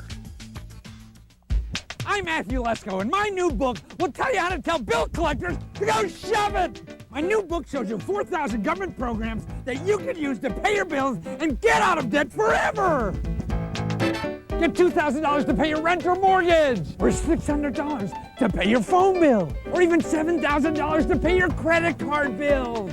I've been researching government grants for over 25 years, and government officials don't even know about these programs. And you've never seen a book that's so easy to use. Here's a program to pay for your prescription drug bills, or a program to pay for your living expenses, or programs to pay for your housing bills, apartment bills, or even your student loans. Over 80% of the people in the United States, including millionaires, are eligible. Isn't it about time you get rid of your debt once and for all? If you don't use these programs, somebody else will. So call now and get free money to pay your bills. Call 1-800-419-5353 now. The greatest games in the world are the ones where you are the champion. I don't know what happened there. Robinson throws it down with authority. Davis sets the solid pick. Williams nails it. Madden, NHL 2004, Tiger Woods PGA Tour. And the world's greatest games are all on X-Play. We're going to tell you which one is worth your money and which one you should skip at all costs. Adam Sessler, Morgan Webb. X-Play, weeknights 11:10 Central, only on TechTV. 4 out of 5 message board junkies agree. It's Adam Sessler and Morgan Webb. Yes, it is us. Only 4 out of 5. Fifth one's in. Welcome back to X-Play. We have a delightful RPG for you that takes place in a mythical realm populated by orcs and dragons and whimsy. Plus, it has medieval prostitutes and drug abuse. Now, that's delightful. Yeah. Here's a review of Gothic 2, the Susie and the Banshee story. Okay, it's just called Gothic 2.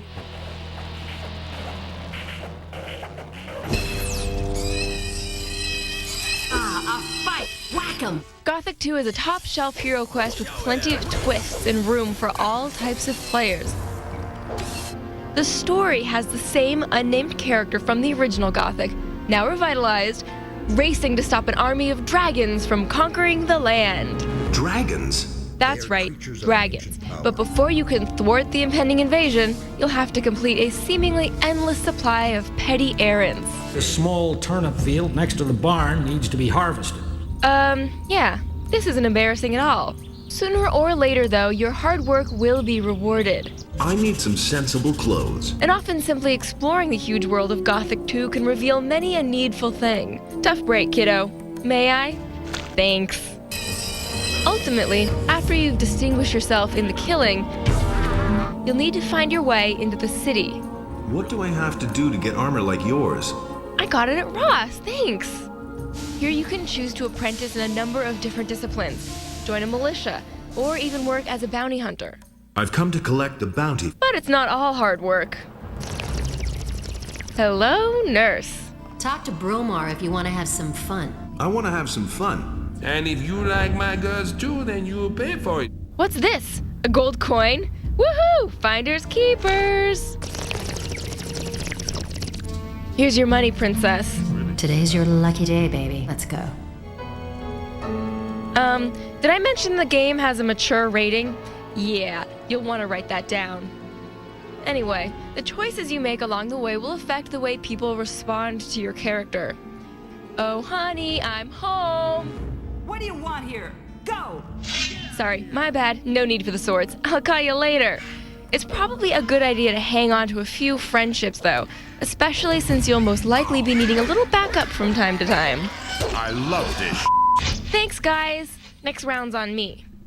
But Gothic 2 isn't just an exercise in social interactions. The game is also action-packed. Enemies range from big bad wolves and furry little gremlins, all the way up the food chain to unsavory humanoids, vicious urukai, and gargantuan mountain trolls. Ow! In short, Gothic 2 is a great game. Ow! Ow! Ow! And that's not just the pipe talking. We're giving Gothic 2 an above average 4 out of 5. Oh, excuse me, waiter. There's some sex in my RPG. Okay, in case it wasn't evident from our review, the game has a graphic sex scene. Actually, it has many graphic sex scenes, which means it has a mature rating, which means the kids are gonna eat this up. Yeah, with the prostitutes and the smoking of the mysterious green substance, I'm gonna guess it's gonna fly off the shelves. Or at least it will appear to fly off the shelves, assuming that you've been smoking the mysterious green stuff. Mysterious. Up next, limbering up in Broken Sword, the Sleeping Dragon. I don't know who you're talking about.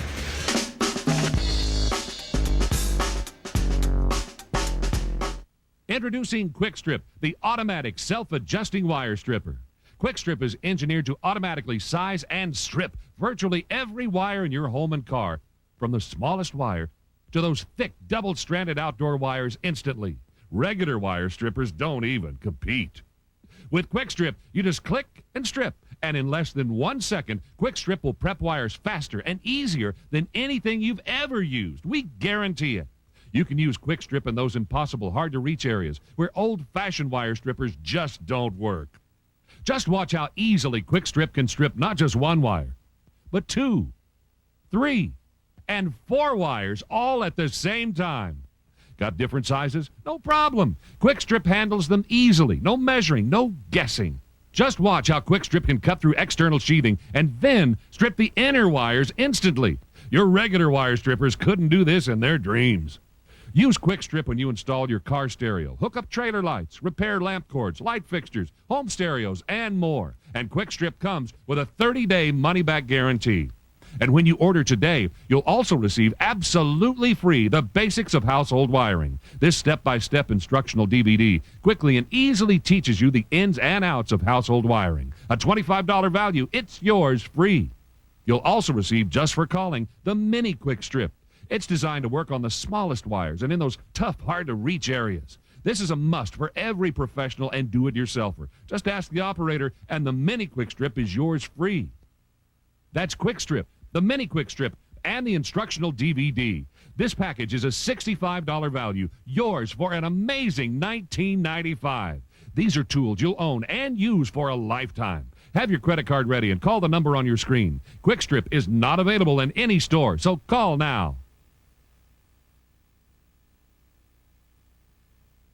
On the next Nerd Nation. My name is Rich Kronfeld. I really want to get abducted. Take a hilarious journey with one man. I think it would be important for aliens to learn about Earth's technology. And his obsession with aliens. It's going to be all about the truth. Spend 6 days in Roswell. What might have happened, might have happened. Oh boy, I'm a nerd, Nerd Nation. Monday night at 9, 8 Central, only on TechTV. Now available without a prescription, it's Adam Sessler and Morgan Webb. Welcome back to X-Play. The Broken Sword series started on the PC back in 1997, and now it's finally crawling onto the Xbox. Yeah, it's a point-and-click adventure that's a lot like last year's port of Siberia from the PC. Now, basically, the only fighting in it is in the cutscenes. Otherwise, it's just a lot of moving the cursor around and clicking on the things you want to examine. You know, click, click, click, again. So, here's a review of Broken Sword, the Sleeping Dragon. And trust me, the dragon isn't the only one who's sleeping.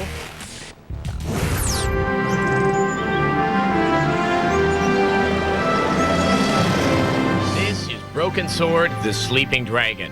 Games like this come along only once in a great while, and thank God for that. Even though the point-and-click adventure has been home to some of video gaming's most classic titles, it's hard to believe these games really survive in the modern world. Somebody has put the fear of God into him. This game is the third foray into the adventures of George Stoppard and Nico Collard. This time around, the not-so-dynamic duo is trying to solve the mystery of an ancient document, the Sleeping Dragon. Harry, stay there! And high adventure, exotic locales, and ancient secret societies all play a role. Are you ready for your task? Complete with silly voice acting and fake accents.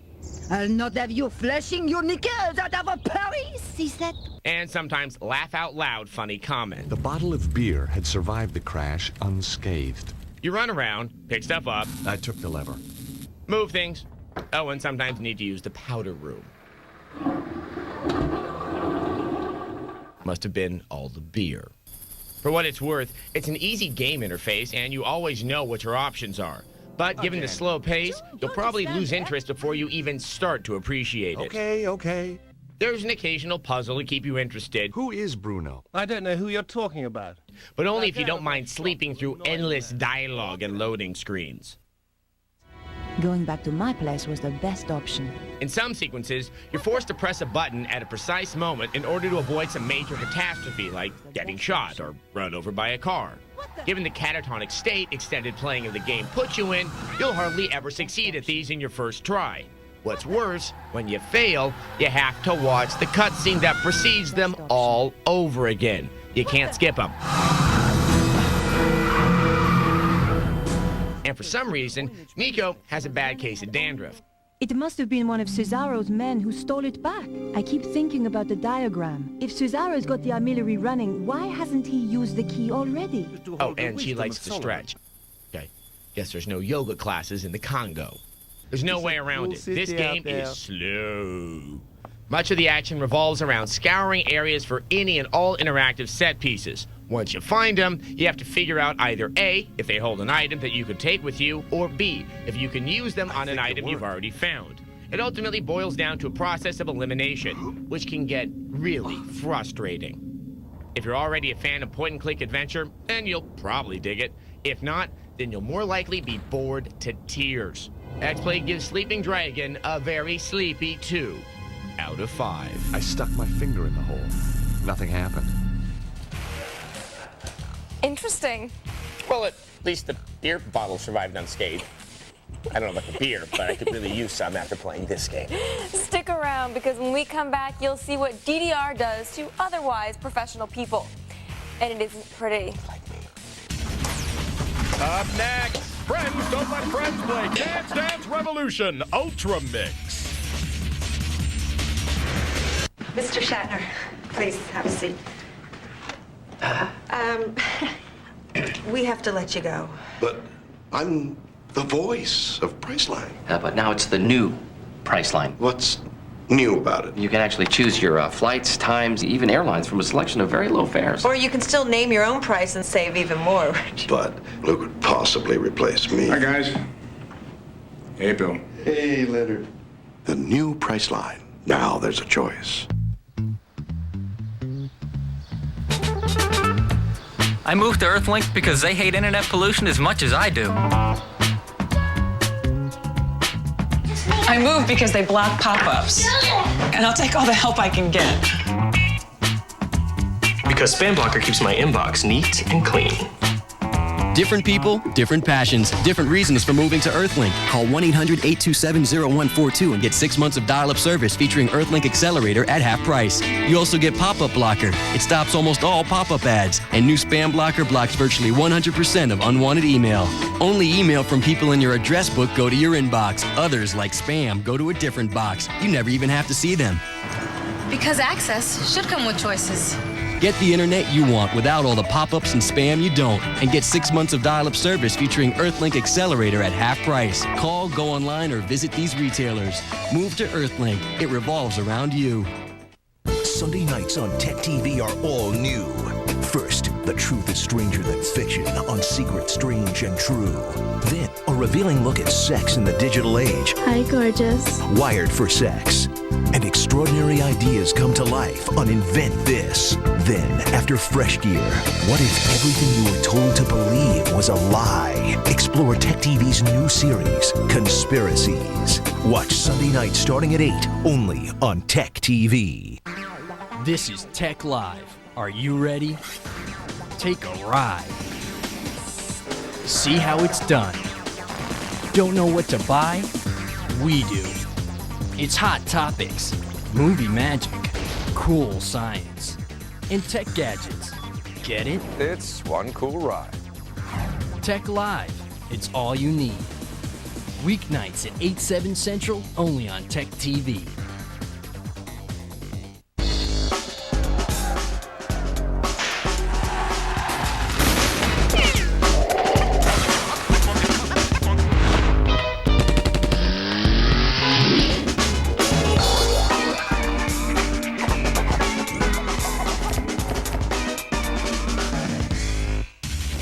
As free as a summer's breeze, it's Adam Sessler and Morgan Webb. That's not so fresh. Welcome back to X-Play. Up until now, Dance Dance Revolution has been looted to the arcade, the PlayStation, and the PS2. Yeah, one was on the N64 and the Dreamcast for like a second, but now the game is finally making its debut on the Xbox. Yay! So now Halo players can dance and drive women even further away. Yeah, well, here's a review of Dance Dance Revolution Ultra Mix for the Xbox.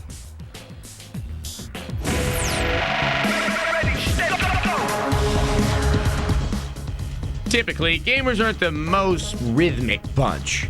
But Konami's out to change that with Dance Dance Revolution Ultra Mix for the Xbox. If you're new to this particularly odd form of hyperactive gaming, Ultra Mix will seem very odd. While you can play it with a controller, it survives on leg action, which means the $30 dance pad is a necessity. Slap that puppy down on the ground and start grooving. The object is to watch the arrows that scroll up the screen and press your foot down on the appropriate arrow in time with the music. Sounds easy, right? If you've ever watched diehard fans play the game, it certainly looks easy. If you have a keen sense of rhythm and coordination, it probably is. For the rest of us, though, the learning curve can be extreme. Oh, how will we ever get through this game for review? Who is that? I don't know. Morgan?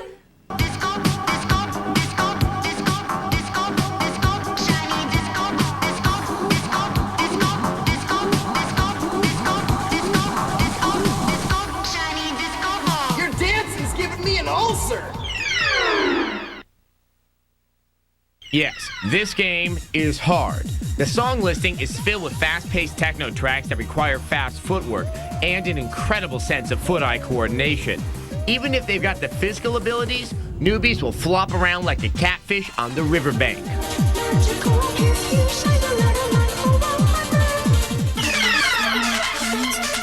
Yeah, drop the bomb. Yeah, we know that's DDR, but for those looking to get into the franchise, this can be a humbling starting point. But for veterans of the series, this is the ultimate version with almost 50 different songs to choose from. If you can think of a corny dance song from the past 5 years, it's probably in this game. For multiple players, Ultra Mix can't be touched. There's 4-player support, and you can even play on Xbox Live. If you can't hack the normal gameplay mode, you can always use Ultra Mix to work out. It will count the calories you burn, and it doesn't really matter how well you do. It's no walk in the park for newcomers, but DDR vets will eat Ultra Mix up. we step and strut to a 4 out of 5.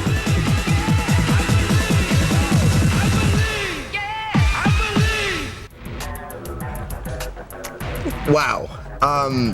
Let's never have the X-Play staff dance again. No dancing. Yeah, it's a deal. Well, at least until the next DDR game comes out. Well, then we can next month. burn the dance pads, or we can mine the dance pads. How about that?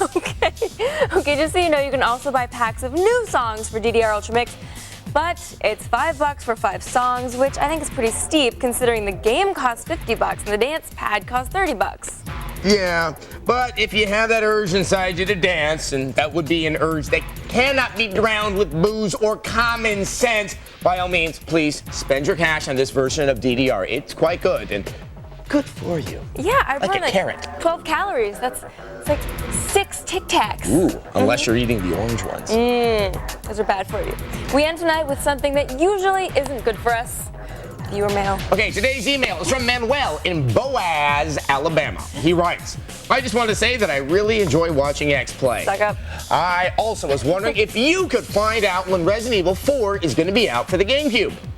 Well, Manuel, it looks like Resident Evil 4 will be out on the GameCube at the end of 2004. Okay, but Manuel, if you just can't wait that long for more Umbrella Corporation fun, we do have good news. Capcom is releasing the first online multiplayer Resident Evil game, Resident Evil Outbreak, in a couple months. So then you can just shotgun zombies with your friends to your little heart's content. Now, just so you know, Resident Evil 4 will only be out on the GameCube. It's probably going to be the last of the GameCube exclusive Resident Evils out there, but it's one I think even I, who gets frustrated with all the camera angles in Resident Evil, I'm excited about it, so. Well, I get scared at scary games, so we'll see if I play it. Check out our review at our website, techtv.com/xplay. We have information on all the games we looked at tonight and any game you're probably curious about. And message boards where you say so nice things about it. Good night. Today on X-Play, we look for someone to play with in Planetside Core Combat. And Dragon Ball Z Budokai urges you to move along. There's nothing Freudian to see here. Look at that. I got your tail. Nothing at all. Piccolo, do it! It's game time.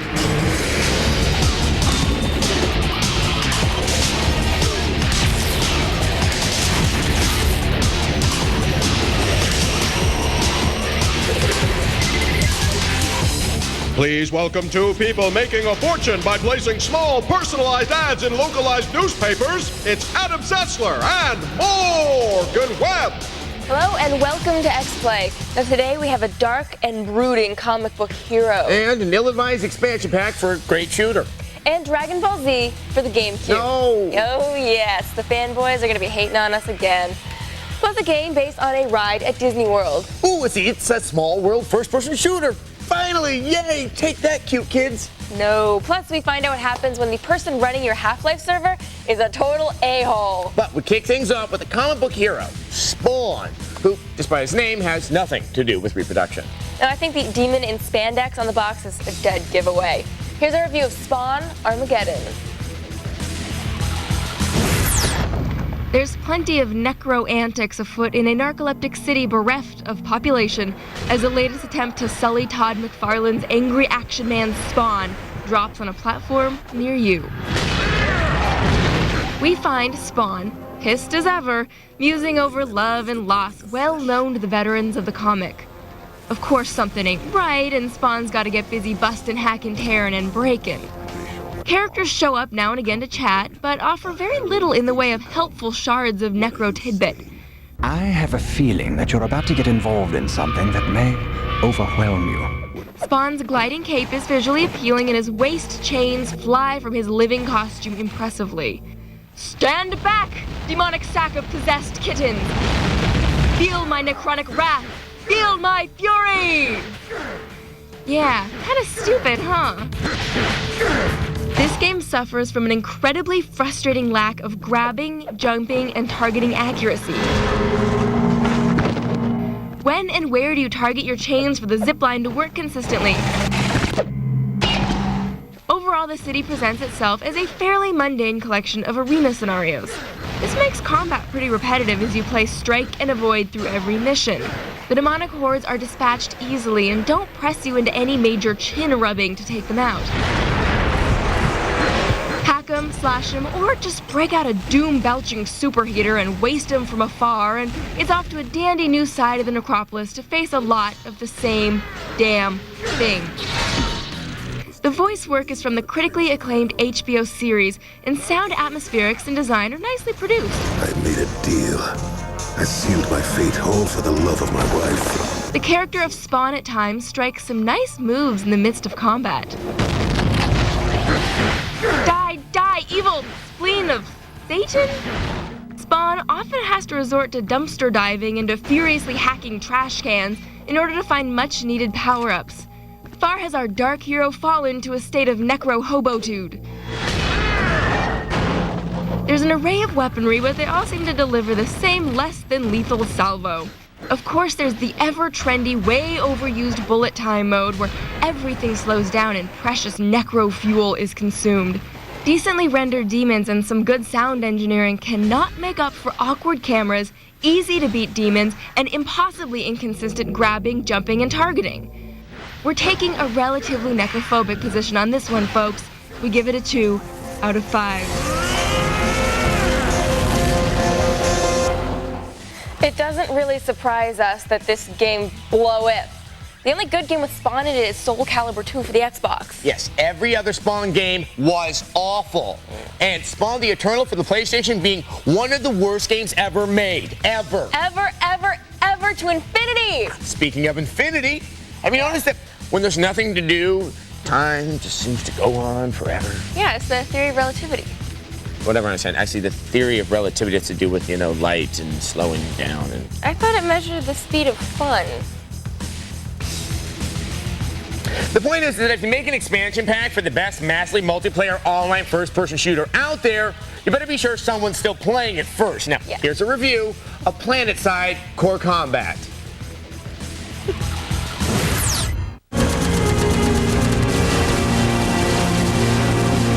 PlanetSide is a fantastic shooter that takes hundreds of players and drops them into a virtual war zone. We love it. PlanetSide Core Combat is a cheap-ass expansion pack that feels more like a half-hearted grab at your wallet. We hate it, and here's why. PlanetSide's big. There are already a lot of areas to fight over.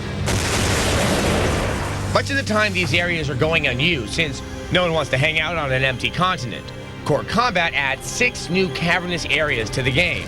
Why would anyone bother to come down here and fight? They wouldn't, and no one does. Hello? Anybody home? Anybody? I'm so lonely. The caves themselves look pretty nice, although getting around is a pain. There are ledges and cliffs all over the place, and they're connected by these things called zip lines. You'd think a mind-bogglingly advanced race of ancient aliens would come up with a more efficient mode of transportation than something you'd see on American Gladiators. There is one reason to visit the caves. They are the only place where you can snag some alien weaponry, vehicles, and cool new upgrades for your bases. Overall, the alien stuff is okay. See, you can tell it's alien technology because they're all curvy and shiny. The alien tech appears to be better suited for strategic use. I like the flail, a long-range siege weapon that requires a second person to paint the targets with a laser before you can fire. If you can find any targets. Or a second person. Anybody want to try to kill me? Hello? Target here. The main reason to visit the caves is to get technology upgrades for your bases. The upgrades range from shortening the respawn time when you die to creating a force field around the entrances to your base. If you don't buy the Core Combat expansion pack, you can't visit the caves, which is no big deal because almost no one goes down there anyway. Hello? You can't collect upgrades from the caves. That's lame, but at least you can still get their benefits once they are installed in a base. You can't use the new weapons or vehicles. This is a huge deal. PlanetSide is now a game where there are haves and have-nots. Either you pay the cash and get the weapons, or you're out of luck. Most of the content in Core Combat could quite easily have been made available to subscribers with a regular update. There's not enough here to justify the price, especially since players are already forking over $13 a month to play. We still love PlanetSide, but Core Combat isn't worth it. We don't say this often, but what the hell were they thinking? PlanetSide Core Combat nets itself a very angry 1 out of 5. Hello? Hello? A 1. One. You got a 1. But when PlanetSide first came out, you could have huge battles fighting against and alongside hundreds of other players. It was awesome and epic. It was like the Battle of Helm's Deep. Now, I found maybe, 4 players in the entire time I played Core Combat. Now, at one point, I actually got so bored, I conquered an entire cavern all on my own. Wow. No resistance. Yeah. It was a hollow victory. I just kept wondering if anyone was out there. Is anybody out there? Just not if you can hear me. Is anyone watching? Is there anyone at all? Hello? Up next, how we really feel about Dragon Ball Z.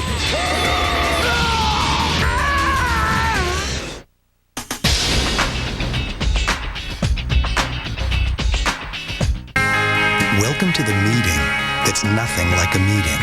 No travel, no downtime, just pure collaboration. Microsoft Office Live Meeting, a new service that lets you collaborate with groups small to large. Hold impromptu discussions to high-profile presentations, all with just a phone, PC, and an internet connection. So no matter where you are, it's as if you're all at the same table.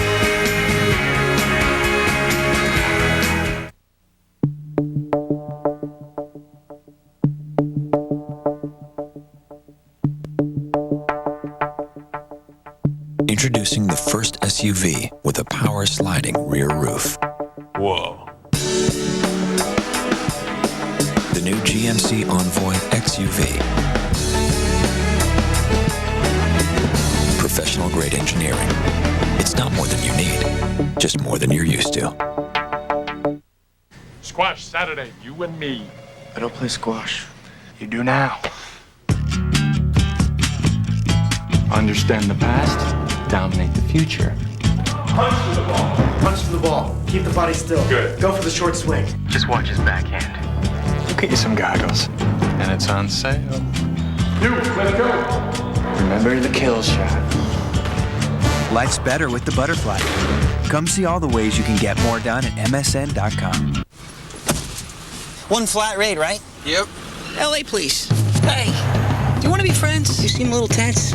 Do you mind if we stop and see the Grand Canyon? Oh! I can smell the ocean. Flat rate pricing. Bad idea for taxis. Good idea for online trading. At Ameritrade, you pay one flat rate of $10.99 for all internet equity trades. Sign up now and trade commission-free for 5 weeks. Plus, get our 5-second guarantee. Go to Ameritrade.com/TV/ or call 866-373-0622. Tuesdays on TechTV. At 8:30, hot products and cool gadgets. Check out Fresh Gear. We got our hands on one, and we are giving you a sneak peek. Then at 9, ordinary people with amazing ideas. Watch Invent This. If people have to live in boxes, somebody should at least invent a better box. And at 9:30, what happens when your body is pushed to the limits? Watch Body Hits. It all starts Tuesday night at 8:30, 7:30 Central on TechTV. Genetically spliced for your amusement, it's Morgan Sessler and Adam Webb. So I'm just quite not quite right about that. Neither of those work well. Welcome back to X-Play. A recent study shows that some fanboys are scarier than others.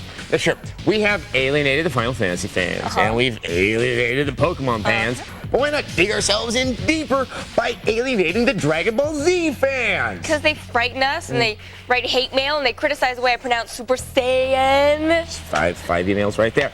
Well, that's not going to stop us when we review Dragon Ball Z Budokai. Now, we did this originally for the PS2. That was back a couple of years ago. And now Budokai is dragging its Dragon Balls onto another platform. Here's our review of Dragon Ball Z Budokai for the GameCube.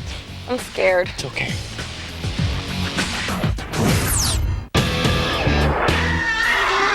Look, I don't want to upset anyone out there, but I have to be honest.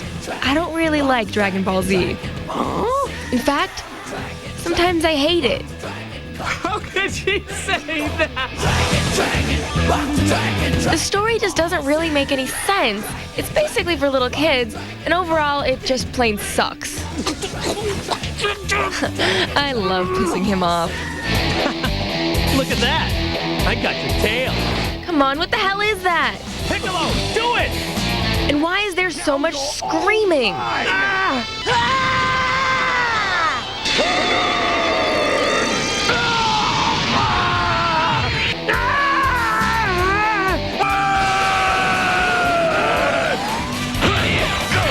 Now, we have to review the game that wasn't very good for the PS2, and that's now not any better for the GameCube. Okay, maybe the graphics are a bit improved, but does it really matter? Other than that, Dragon Ball Z Budokai is the exact same game that we played and disliked on the PS2. There's nothing new here. For the die-hard fan, Budokai has plenty to offer. The story mode is set up to feel like you're playing through a few episodes of the Dragon Ball Z TV show. Let's go to Namek! The music, the voices, and the cutscenes all remain very faithful to the source material. You big ape! Sometimes, between agonizingly long cutscenes, they even let you pick up the controller and play very short battles. That's where the trouble starts, because this game isn't very deep. And most of all, it really isn't a very good fighting game. The variety of moves is severely limited. Lots of generic punches and kicks. Sure, there are a few special moves, but most of them are rehashed over and over between the different characters. You've seen one beam of light, you've seen them all. Unless you're devoted to Dragon Ball Z. He is playing the game, folks. Trust me. There are plenty of gameplay modes. Playing through the story modes and the tournament mode will unlock new things in the game. The most interesting of these are the skill capsules you earn and purchase while playing. These allow you to customize your character to better fit your playing style. This is a nice touch, but because the fighting feels the same no matter what skills you use, it's pretty much useless. I'm too smart for the tricks. Dragon Ball Z Budokai gets points for style. That alone will get legions of fans to buy this game. We think it would have been nice for the developers to have included a reasonably good fighting game, but since they didn't, we give Dragon Ball Z Budokai for the GameCube a 2 out of 5. Forgive me, Dad. All right, and let the deluge of angry mail begin. Or instead of sending us angry mail, you could try to beat our new Flash game, X-Play's Ultimate Flip-Off. You can find it at our website, techtv.com/xplay. That way you can flip us off all day long. You flip. Oh, that's flip, new. Flip, flip.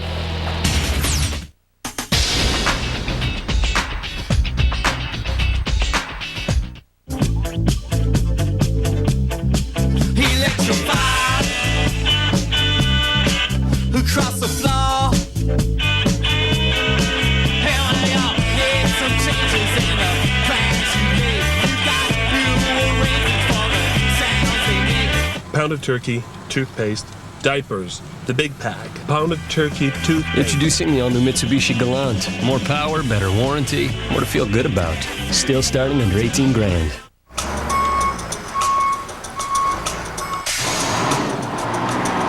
Any company can promise you lots of resumes.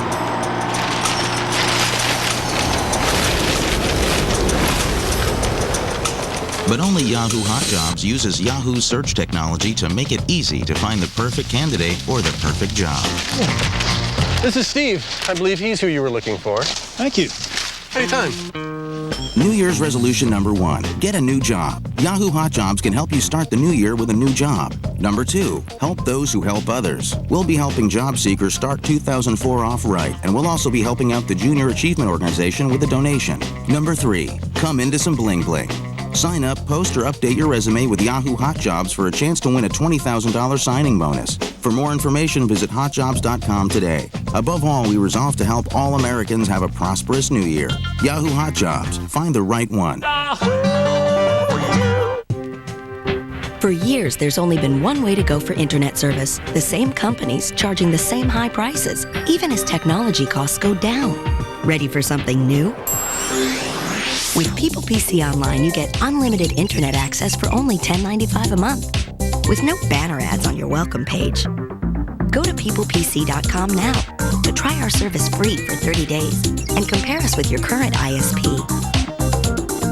People PC Online has more local access numbers than AOL, plus a smart dialer that automatically chooses the fastest, most reliable number, so you always get the best connection. That's why so many of our members recommend us to family and friends. People PC Online gives you a better internet experience at a lower price. To compare us free for 30 days, visit peoplepc.com for a 3-minute download of our easy-to-use software, or call 1-800-PEOPLE-PC. People PC Online, a better way to internet. Lower your standards. It's Adam Sessler and Morgan Webb. Well, lower them a bit. Not that low. Welcome back to X-Play. Okay, so if you play online, you may have already heard the rumors about our guest. Yes. Dark tales of a bad seed who enjoys the suffering of others. An anonymous gamer who plays not to win, but to torture everyone else. His name is the Griefer. We've masked his identity for his own protection, and actually he's kind of nasty looking. Welcome to X-Play, Griefer. Yeah, just get on with it. Okay, well, when we last spoke, you were wreaking havoc in Battlefield 1942 games. Now, what game are you ruining for people now? Well, actually, I've decided to give something back to the gaming community and the rest of you losers.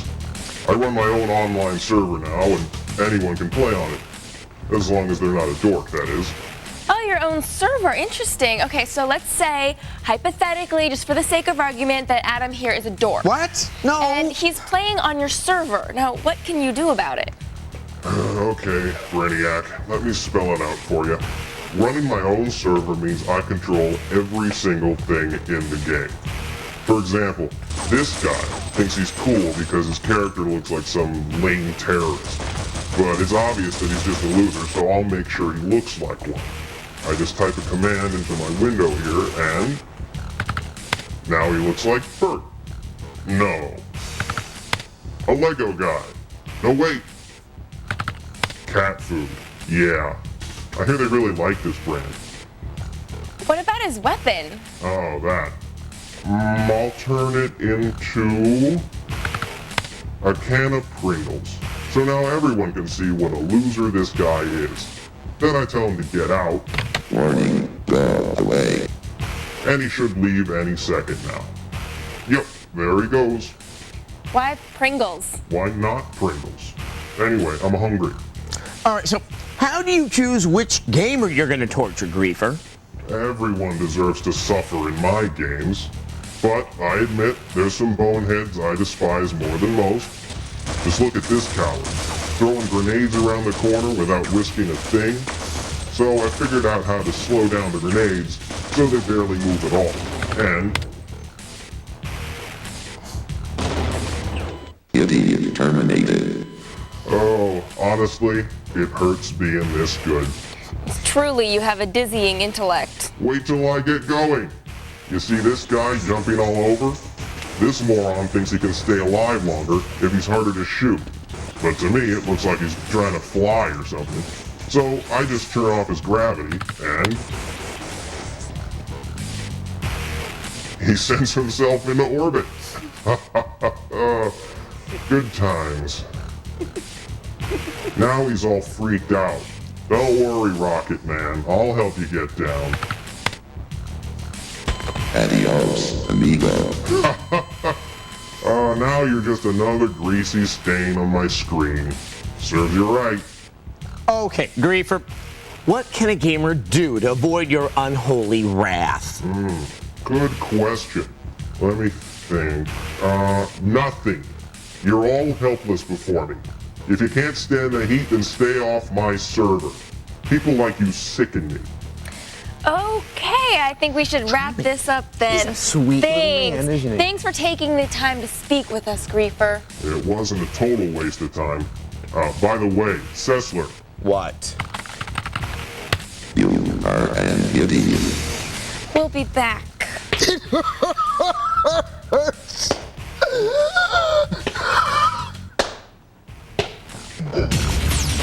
Coming up, this just in, Disney ran out of things to franchise. No, wait, it's the Haunted Mansion game. Yo, Pete, check it out, man. I'm so ready for the game. Chips, dips, this sub's bigger than your head. You ready for the game? Yeah, you could say that. Get ready for the game at Gateway. Our plasma is the #1 selling in the country because of people who have more brains than money. They start at under $2,500 after purchase of wall mount kit and mail-in rebate. Get into Gateway now for 0% financing on select plasmas. What if it had DVD navigation and laser-assisted cruise control? What if it had a rear-view monitor to see what lies behind it? And one of the most advanced all-wheel drive systems in the world to propel you ahead? What if has become what is? The FX from Infinity. Circuit City's the place for DirecTV. Stop by today and get up to 3 rooms free, including installation and a $75 Circuit City gift card after mail-in rebate when you activate any Total Choice programming package. And right now at Circuit City, make the most of DirecTV entertainment when you upgrade any receiver to a DirecTV DVR for just $99.99. Circuit City, we're with you. Hidden below the belt. Wow! Going for the jugular. What about that for an attack? Dirty pool. Look at the damage caused by the fluffy blade. In this arena, it's all part of the game. Google's tail's on fire! Robot Wars, where sportsmanship takes a backseat to one rule. Survival of the baddest. Matilda's caused real damage there! Tricked out killer robots smash, slam, spin, and burn. Robot Wars. Weeknights at 10, only on TechTV. Can I get some music, please? Haven't seen Unscrewed lately? Take a look at what you're missing. I'm like a Greek god, an Adonis. You gotta turn off the stove, Billy. Quit coughing, Billy. Do you think the aliens from outer space wear a lot of doodads on their heads? No! Besides dressing up as a blue bunny, do you have any skill? This is awkward. Unscrewed. Weeknights at 11:30, 10:30 Central, only on TechTV. You're back! Pringle, Pringle, show us what you got. And you can bowl them right down Santa Claus Lane. TechTV presents Super Elf Bowling. Download the game now and go for the perfect score. Super Elf Bowling. It's all new and available only at TechTV.com and Instorm.com. Because we know someone out there must be watching, it's Adam Sessler and Morgan Webb. Welcome back to X-Play. We have a game based on a ride at Disneyland. And I know you're all squirming with anticipation. Is it a Country Bear Jamboree dating sim? A twirling teacup fighter? A Mr. Toad's Wild Ride RPG? No. It's the Haunted Mansion. And blissfully, the game has almost nothing to do with the craptastic movie. Still not looking forward to it. Here's our review.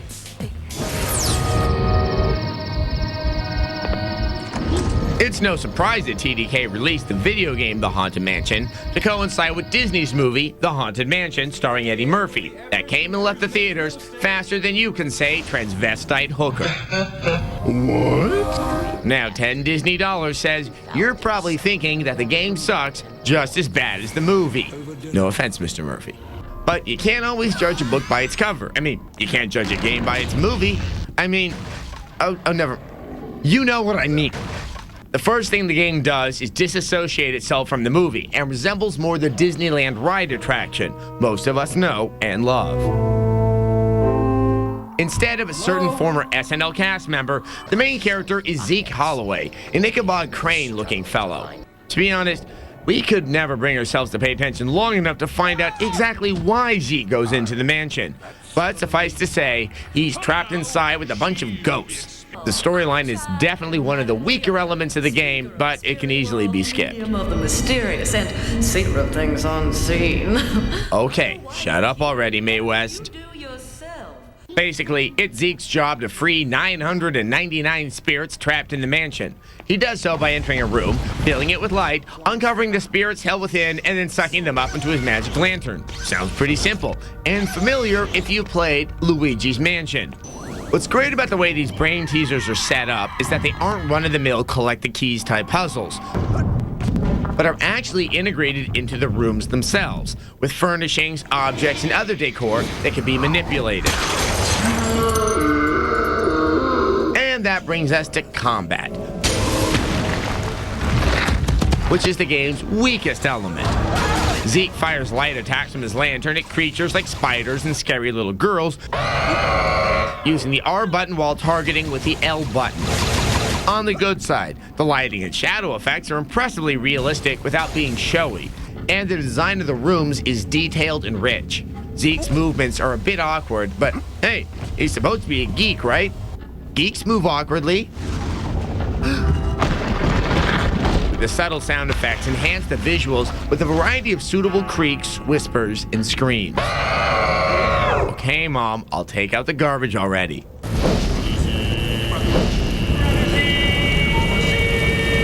And although the game is rated for teens, it's hard to see what wouldn't be appropriate for all but the youngest children.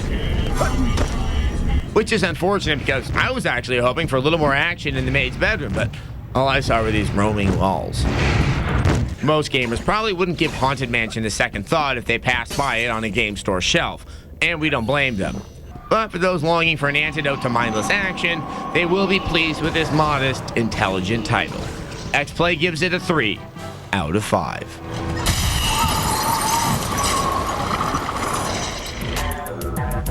All right, well, that is Disney's Haunted Mansion. That may not be the most enthralling game that we showed you on the show, but if you need to refresh yourself, you can find all the reviews at our website, which is TechTV.com/XPlay. And we have our brand new, exciting X-Play original game. Yes. It's a game made by us for you, people who watch the show. It involves flipping us off or around or over or something, and it has me in a purple ooh la la wig.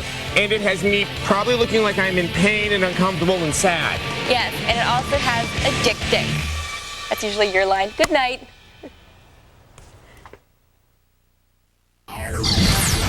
Today on X-Play, Batman tells Adam off in Rise of Sin Tzu. Now you're just a common thug. Mario and Luigi get itty-bitty in Superstar Saga. And creepy personal hygiene in Bloody Roar 4. Stop your grooming. It's game time.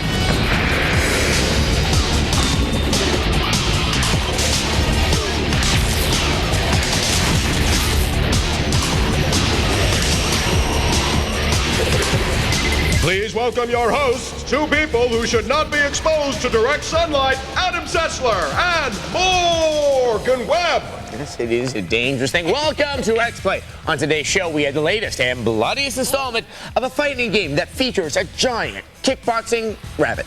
We also have a Batman game that wholly lowered expectations. Batman is actually fun. I know, I can't believe it either. Plus, because no one demanded it, the return of Frogger. And an RPG that scores an absolutely perfect 5 out of 5. And later, we find out what the cool people are really doing.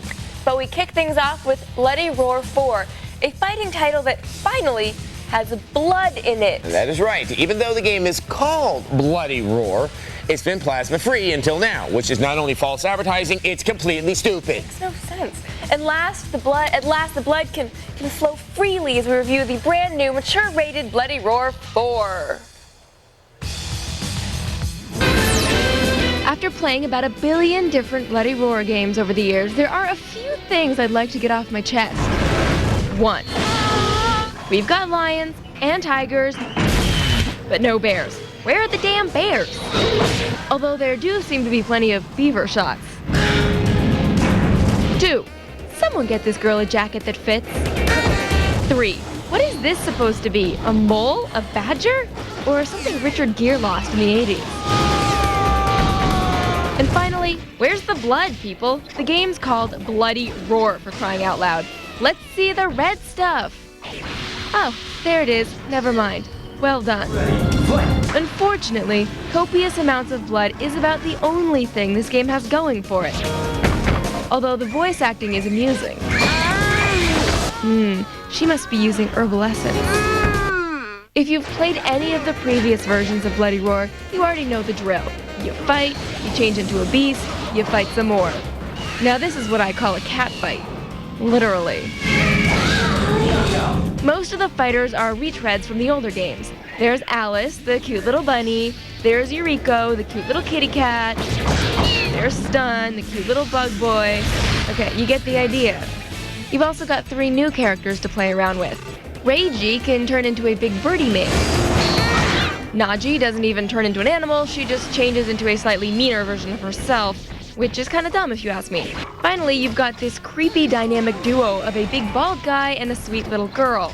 No! Yeah, big guy, can't you at least go behind a car or something? Not here in the street! In all fairness, the developer did try to mix things up a bit. For one thing, the health bar and the beast bar are tied to one another more closely now. This is fine if you want to enjoy the ridiculously over-the-top attacks. There's still plenty of that in Bloody Roar 4. But what if you want to use, I don't know, technique? Forget it. Bloody Roar 4 is the ultimate button masher. In the hopes of adding a little more depth to the game, Bloody Roar 4 has a brand new career mode. Now listen to me very carefully. This is the worst career mode ever put into a game. It's boring with a capital S-U-C-K-S. Don't tell my mommy, okay? It's safe to say that the Bloody Roar franchise has gotten a bit long in the tooth. Long in the tooth, get it? What? I made it funny. It's okay, you can laugh. I don't understand at all. Anyway, diehard fans of the series might want to pick it up and then put it right back down again. Everyone else should just stay away. XPlay gives Bloody Roar 4 for the PS2 a 2 out of 5. Even the anthropomorphic rabbit has lost its charm. I just never thought killer bunnies could fail to entertain me. Never. But today I learned to never say never. It's a learning thing. Thanks, Bloody Roar 4. You know, here at XPlay, we have weekly meetings where we assign game reviews to various staff members. Now, sometimes you do get the good games. Yeah, sometimes you get Barbie Horse Adventure. But nobody, and I mean nobody, wants to review a superhero game. I'll give you 3 reasons why. Aquaman, Superman 64, and Batman Dark Tomorrow. Now, as you'll see, eventually someone has to do it. Here's a review of Batman: The Rise of Sin Tzu. All right, finally we've got Batman: Rise of Sin Tzu.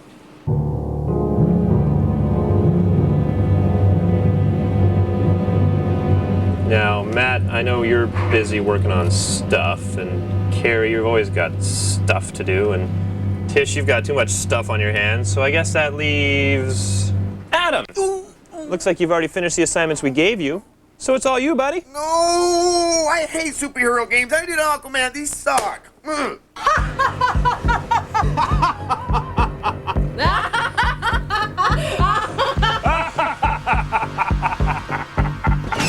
Heartless bastards! Adam, you like wearing tights and capes now, but you play a superhero game.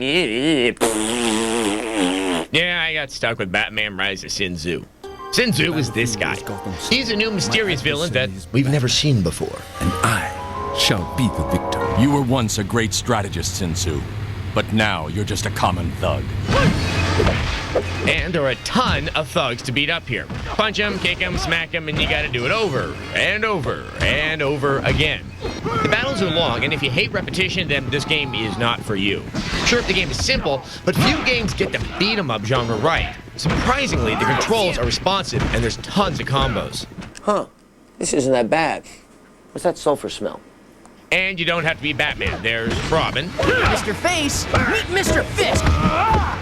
And here's Nightwing. He used to be Robin, but he got tired of being a sidekick.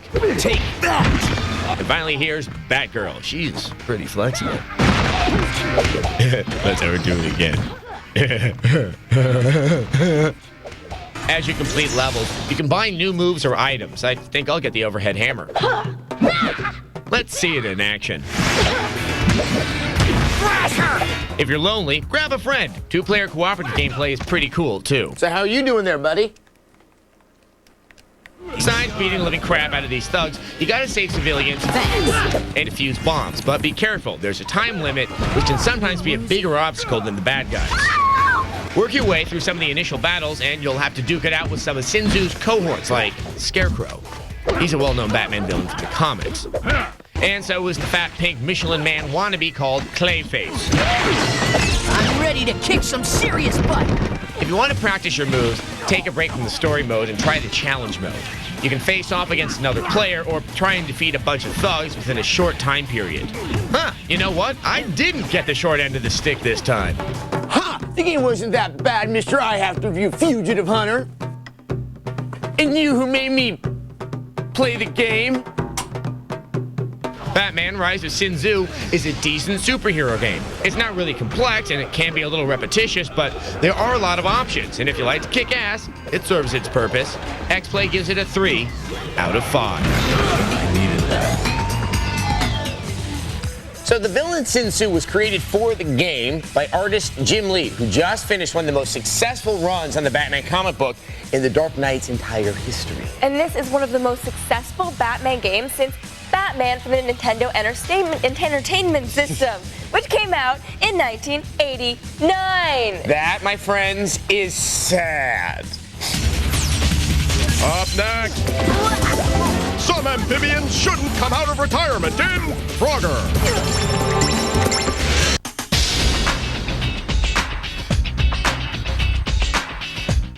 Can you imagine what life would be like without the internet today? I can't. In fact, here's a website that could quite possibly change your life.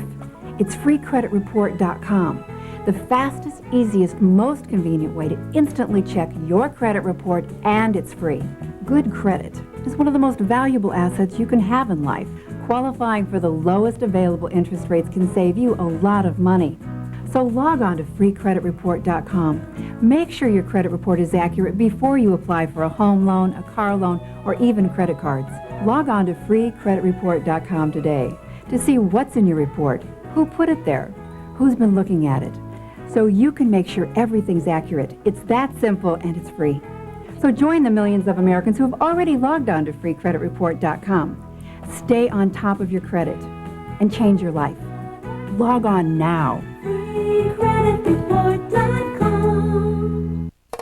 3 people are staying at the same 3-star hotel in identical rooms, but one of them is paying 40% less. Can you guess who?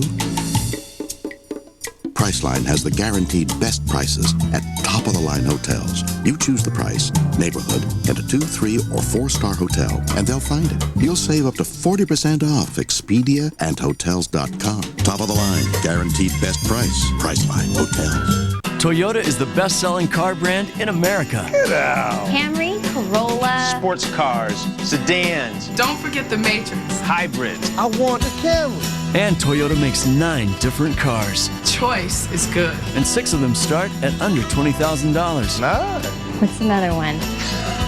Solara. Oh, yeah. Toyota has a great car at a great price, just for you. The stage is set. The players are ready. And weeknights at 11, the battle begins. Don't just watch X-Play and Unscrewed. Play along live with TechTV's Hyperactive. To play, register at TechTV.com/hyperactive. Then watch X-Play and Unscrewed weeknights beginning at 11. Log on and play. Answer the questions, chat with other players, win cool prizes, and look for your name on the leaderboard live on TV. TechTV Hyperactive, coming soon to TechTV. Now loading, it's Adam Sessler and Morgan Webb. Welcome back to X-Play. It's now time for Trip Down Memory Lane. Oh yes, back in 1981, a big green pixel hopped across a road and into our hearts. And then it was crushed to death. And that pixel's name was Frogger. Okay, now since then, we've seen the hapless amphibian return in Frogger's Adventures. Frogger Advanced. Frogger 2, Swampy's Revenge. And Frogger Beyond. Beyond what, I ask you? Oh, beyond boredom. Oh. Here's our review of Frogger's Adventures, The Rescue. Let's face it, who gives a crap about frogs? As Konami resuscitates another tired franchise, we scratch our heads and wonder whether or not some slimy things should just be left in the bogs of yesteryear. The barely beating heart of Frogger's adventures is found in the shallow reaches of the story mode. All we have to do is find Dr. Frog, right? Most of the inhabitants of Firefly Swamp have that anesthetized Barney-like permagrin pasted on their green mugs. I brought you a special little something from my trip. This, of course, reflects the game's target audience. Mr. Frogger, sir, can you hear me? Let's face it, the story in this game would insult the imagination of even the smallest of game-capable children. One weird cutscene follows another with random characters flying in and out, performing odd tasks that really have no bearing on gameplay. What's this strange frog in a frog saucer doing? The game's space is really a forward and back grid. Side to side, watch the bee, avoid the robot, stick out your tongues. The controls took some getting used to. Since Frogger only super jumps 2 spaces forward, he must be put in the direction he will go with the shoulder buttons. On time-sensitive traps, this will definitely rub your rhubarb the wrong way. Boss fights displayed a Pennsylvania Dutch-like simplicity, revealing an extreme lack of imagination. You won't find any special moves or power-ups here. What you see is what you get when you finish a level, and you simply move on to the next one. As the candy-colored Save the Swamp mission gives way to the candy-colored Kidnapping mission, you'll move Frogger into some familiar story territory. Check those grill marks that truck just left on young Frogger's back. Don't tell me you've been taking it easy the whole time I've been gone. We say ditch the story and just let Frogger free in his old inner-city turf.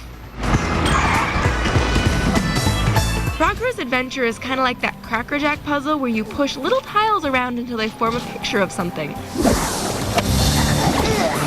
At times, some of the puzzles were charming and challenging. We give it a 2 out of 5. The frog can't catch a break. After a while, you have to ask yourself, why keep crossing the road when I'm only going to die horribly trying? Frogger is like Sisyphus. He's destined to fail, and yet he keeps on keeping on. Kind of like us. Exactly like us. Go, Frog. Coming up, Morgan goes undercover to find out what the cool people are doing. I don't know about that new coffee house.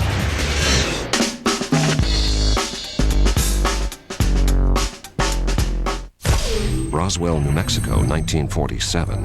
UFO wreckage is discovered and seized by military personnel. It is speculated that the alien technology recovered has been applied to modern-day innovations. To this day, the government denies any existence of alien technology. Financing available on Alienware Systems. If you're a business migrating to IP telephony, you might think you need one of these to scrap the old and schlep in the new. But not in the state of a bike. Here, your IP rollout is smooth sailing. With our technology and services, you keep what you have. The forklift stays parked. Come on, you're a business. Do what 90% of Fortune 500 companies do. Reach via a higher plane of communication. Well, that's it. Thank you, everyone. Really great loan offers. Remember, no points. Okay. Bye.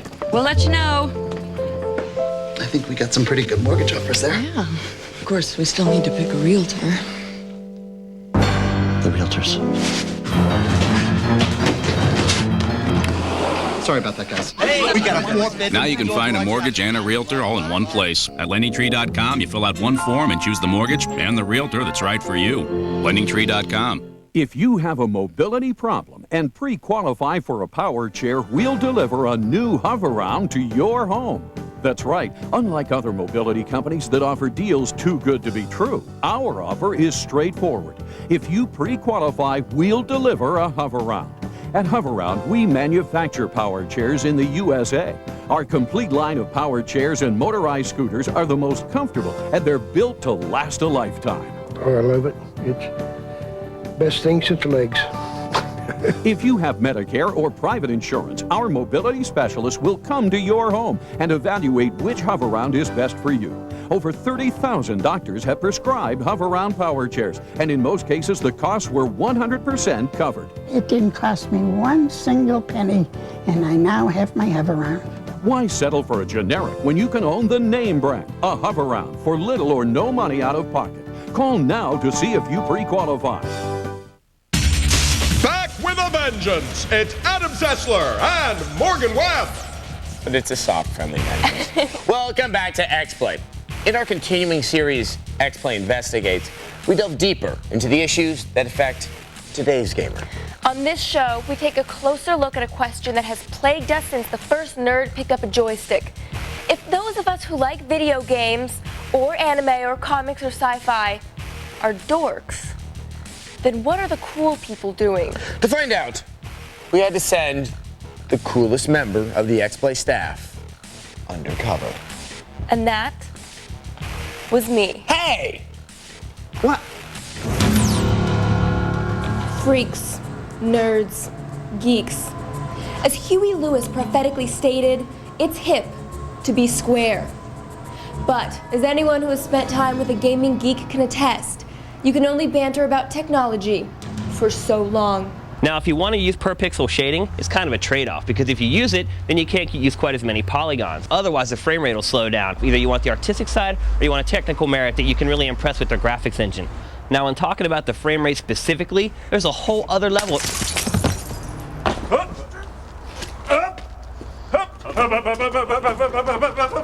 Wait, I forgot to talk to you about vertex shaders.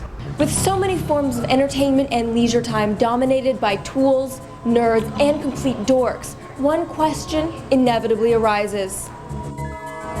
What are the cool people doing? For the answers, I went straight to TechTV's cool expert, Chris Leary. So, Chris, how long have you been cool? Most of my life, really. I mean, I was always the kid who knew the trends before everybody else. As a matter of fact, here's an example. Remember pegging your jeans in the 80s? Yeah. I did that one early in my career. Also wore members-only jackets, hyper-color clothing. I believe I was the first one to actually realize the potential of a hat that dispenses beer during sports events. Wow, that is quite a legacy. So, what's the secret to cool? Oh, it's easy. All you gotta do is do the exact appropriate thing all the time.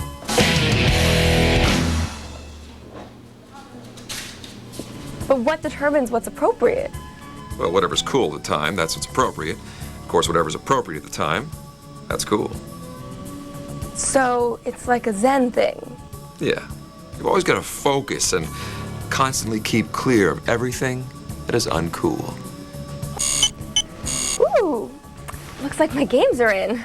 I'm sorry? Well, I have my Palm Pilot set to beep when my new games come in, because, you know, some of them are on back order. And... Okay, I believe this interview is over. Wait, no, Don't touch me, don't touch me, don't touch me. No, I'm sorry, don't touch me. Okay, time for plan B, infiltration. The only way to truly see what the cool people are doing is to become one of them.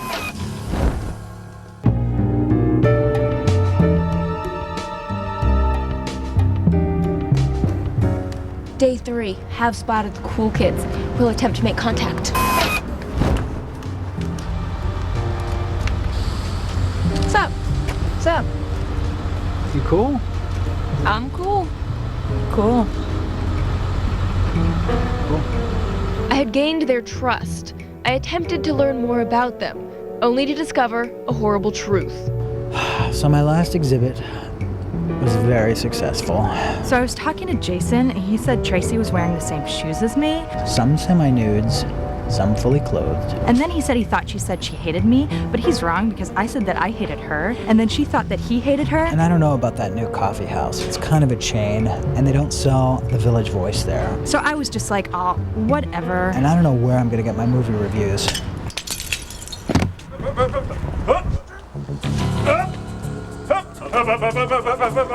Yeah, she's into me. Definitely. Yes, gentle viewer, the cool people are as boring as us.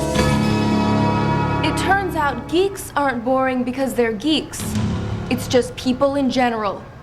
At least when I'm bored with Adam, I get to shoot things in the head. Good job. It gives a whole new meaning to the phrase, hitting the bottle. It's lines like that keep us from being the cool people. Webb, thank you. Now, if you'll excuse me, I just got a limited edition transformer from eBay that requires my attention. It is called Unicron, and it transforms into a planet. Ooh. What's the latest from Gateway? It's our cool new notebook with an Intel Pentium 4 processor for only $899.99. That's right, it might just be time to get into a smart Gateway notebook. This one's got all the power of a desktop and the space-saving portability of a laptop. It has a CD burner DVD combo drive and 256 megabytes of RAM, all for under $900. Call 1-800-555-2081 to save $250 on a great Gateway notebook.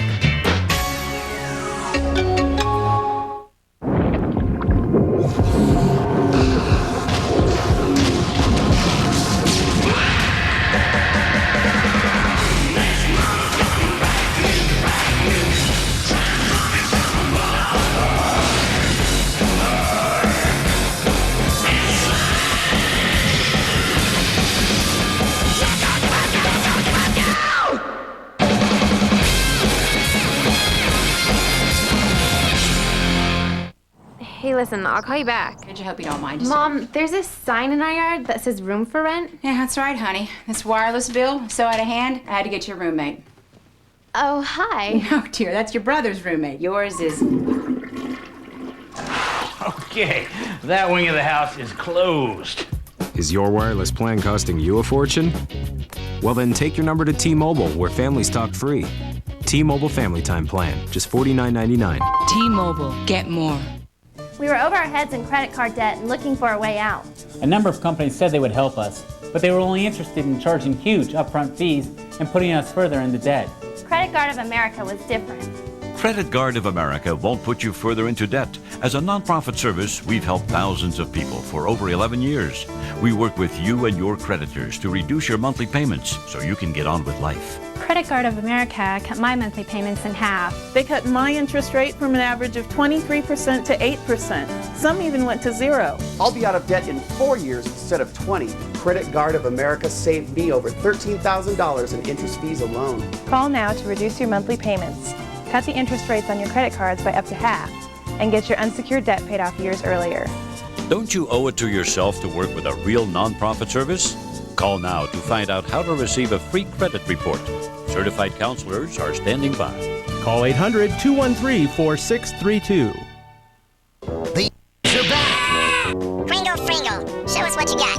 And you can bowl them right down Santa Claus Lane. TechTV presents Super Elf Bowling. Download the game now and go for the perfect score. Super Elf Bowling. It's all new and available only at TechTV.com and Instorm.com.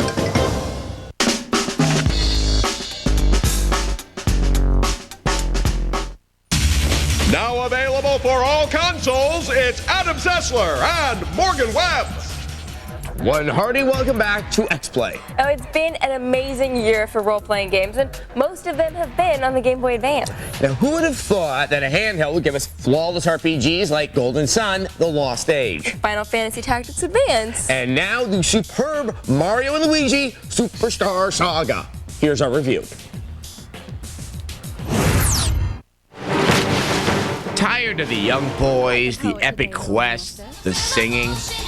Well, grab your Game Boy Advance because the ambassador from the Bean Kingdom has stolen Princess Peach's voice and replaced it with a litany of explosive icons. In need of a less incendiary damsel to capture, Bowser must team up with Mario and Luigi to rescue Peach's dulcet tones and return her to the art of non-lethal conversation. It's an adventure that takes them to Hoo Hoo Mountain, Stardust Fields, Teehee Valley, Bean Airport.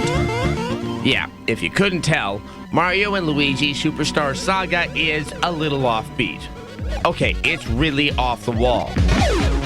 When you play it, you can't help but wonder how exactly did the developers come up with this? Huh, what do you think this interesting fungus is? I don't know, let's try it.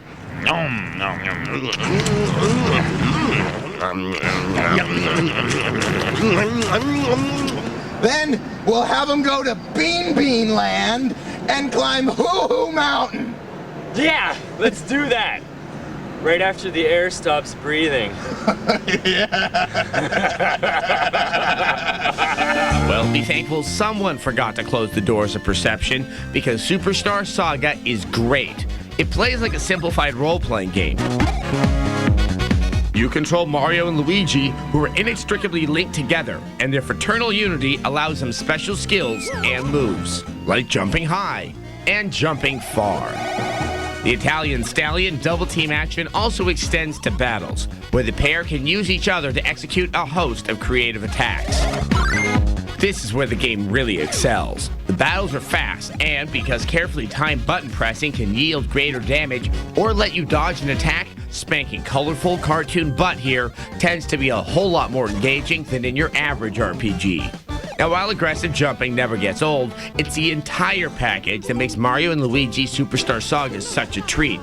The typical RPG quests in the game feel fresh, because the animation and screwball story is just so unique and inventive.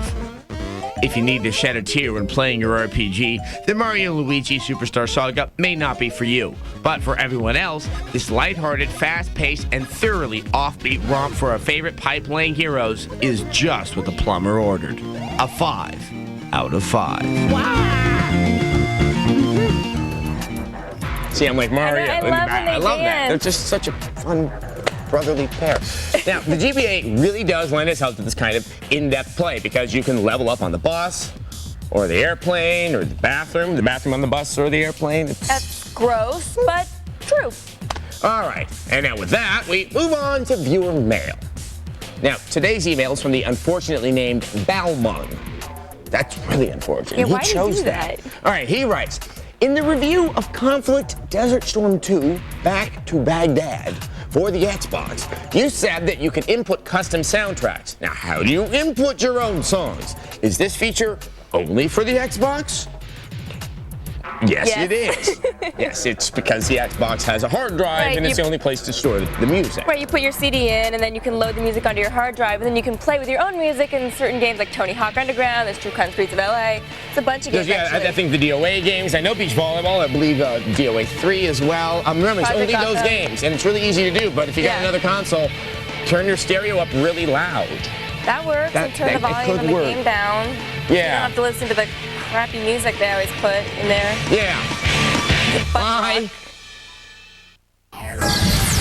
Today on X-Play, stuff explodes in Spellforce. High sticking in NHL Rivals. And quality anime dialogue in Air Force Delta Strike. How many years must you call me a freak? Blah, blah, blah. It's game time.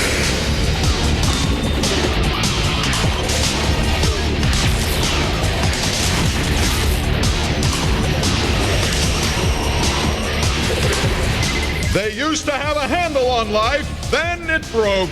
It's Adam Sessler and Morgan Webb. Actually, I just have to jiggle mine. Yeah, and it works.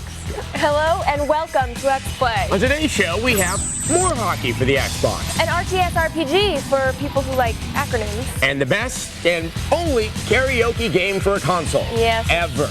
Not really hard to be the best, I guess. Or when you're the only one. Right. Like me. And we find out about Counter-Strike culture. Plus, one of today's titles scores a perfect 5 out of 5. Stop making fun of my delivery. Let's start things off with our review of Air Force Delta Strike.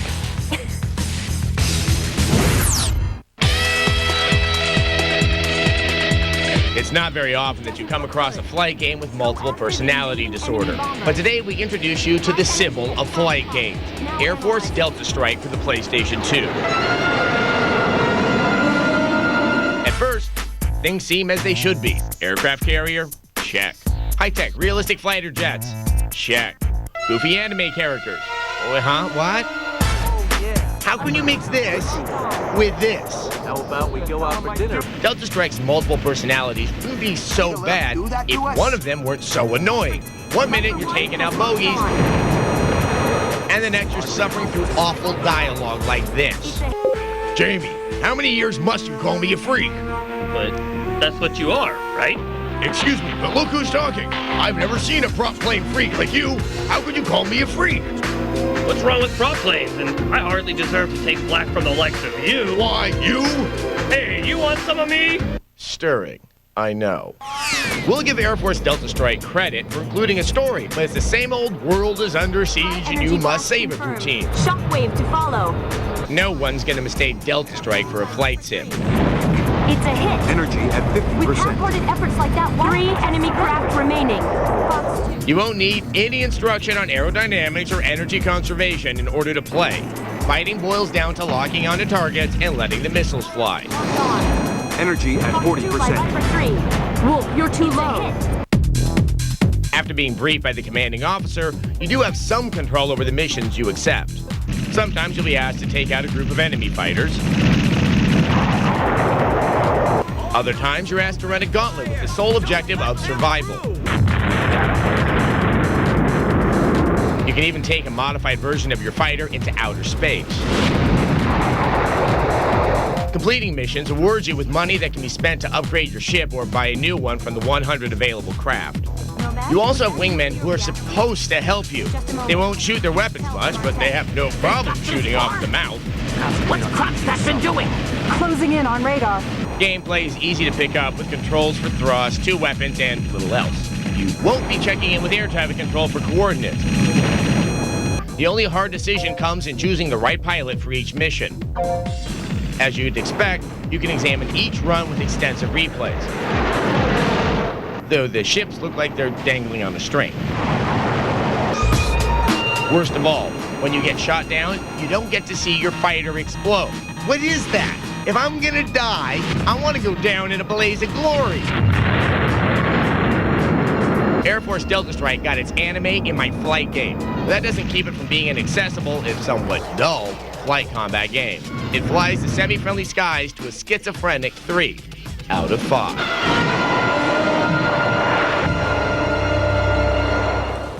There's just nothing special here. In the anime part of the game, it's weird and distressing. You know, but if you have an Xbox and you're looking for a great arcade-style flight shooter, buy Crimson Skies. It's on our best of the year list. It looks great. And it's actually fun to play. Enough said. Next game. Okay, we all know Microsoft is working on a series of in-house sports titles made especially for the Xbox and the XSN Sports Network. Now, sometimes the results are good, like Top Spin. Yes, and sometimes they are very, very bad, like NBA Inside Drive. Which one will NHL Rivals be? Find out in this review.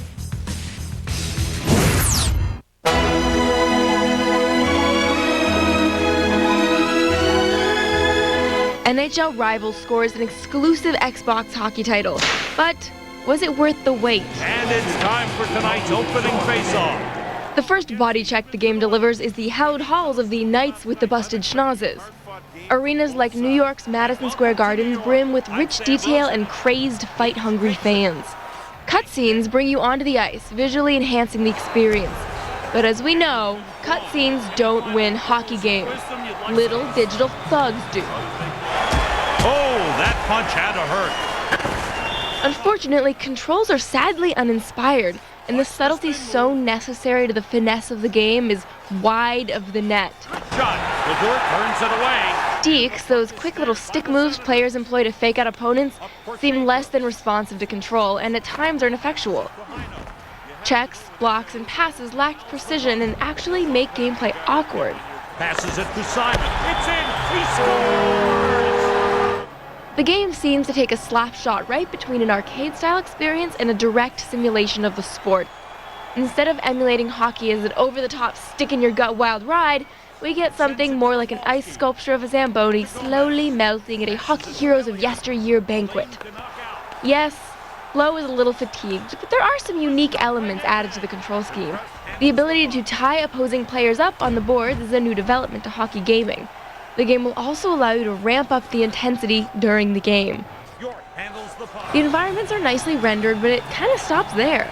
Some players bear a slight resemblance to their real-life counterparts, but others are simply carved out of a predictable pile of polygons. Is it me, or does this guy get traded a lot? The complexion of the ice is perfect, but much of the action it reflects is blocky and clumsy. Goal replays, saves, and penalties are barely representative of what they're meant to depict. With so many other positive graphic details, this left us scratching the stitches over our eye. I mean, look at that. Is that a penalty? He certainly earned the penalty. Hey, what would hockey be without the inevitable punch-out?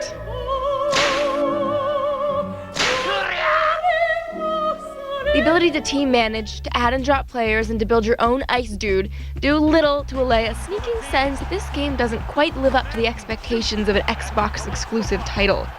We'll sit this season out and wait for what the 2005 rivalry has in store. For now, the Squids are on the ice. We give it a 2 out of 5. Nice. It's in. He scores. Bosch just... You know, there's just something magic about watching a guy get punched in the face while Lava Wem is playing. Yeah, I wish Lava Wem were playing right now. Oh, no hurting. Up next, this guy reminds me of my father. The hoot around here isn't bloody good. In Spellforce.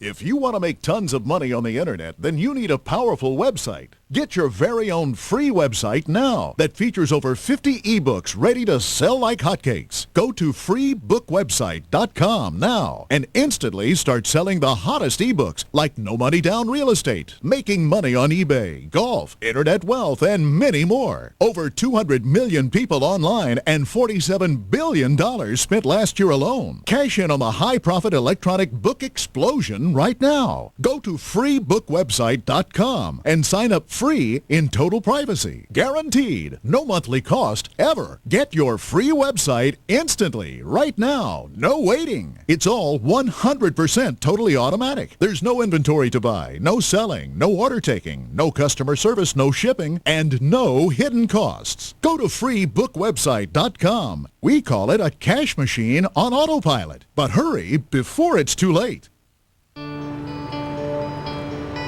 I moved to Earthlink because I only want the internet that's good for my kids. Because I like being the guy you can always reach. Because an Earthlink address makes a good impression. I moved to Earthlink high speed because my life moves fast. Because access should come with choices. Different people, different passions, different reasons for moving to Earthlink. Whether you choose dial-up, high-speed, or wireless, make the internet your internet. Call 1-800-827-0142. We're currently offering 6 months of dial-up service featuring Earthlink Accelerator at half price. I moved to Earthlink because they hate internet pollution as much as I do. I moved because they block pop-ups. And I'll take all the help I can get. Because Spam Blocker keeps my inbox neat and clean.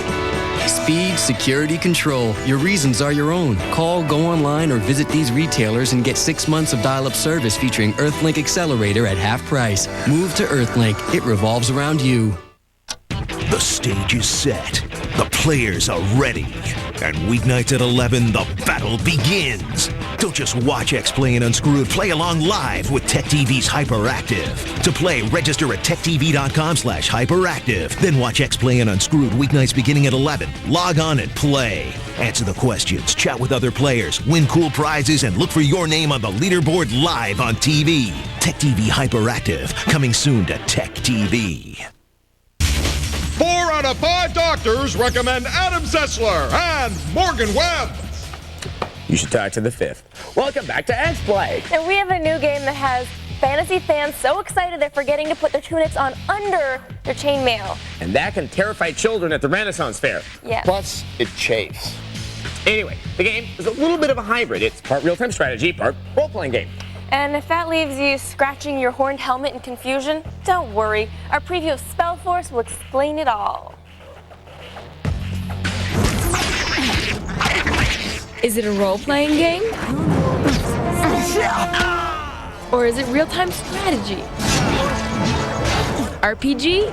RTS? Well, Spellforce is kind of both. It has all the classic RPG elements. Elves, orcs, you know, the usual. Your task is to reunite the world after a magical cataclysm. Okay, so it's pretty much fantasy on the straight and narrow. You pick your character, their attributes, and their specialization. This is Morgan. She specializes in elemental magic. Yeah, she's from my blonde period. Whom do we have here, huh? Then you wander around the lands, talking to drunks. You wouldn't happen to have some liquor in you.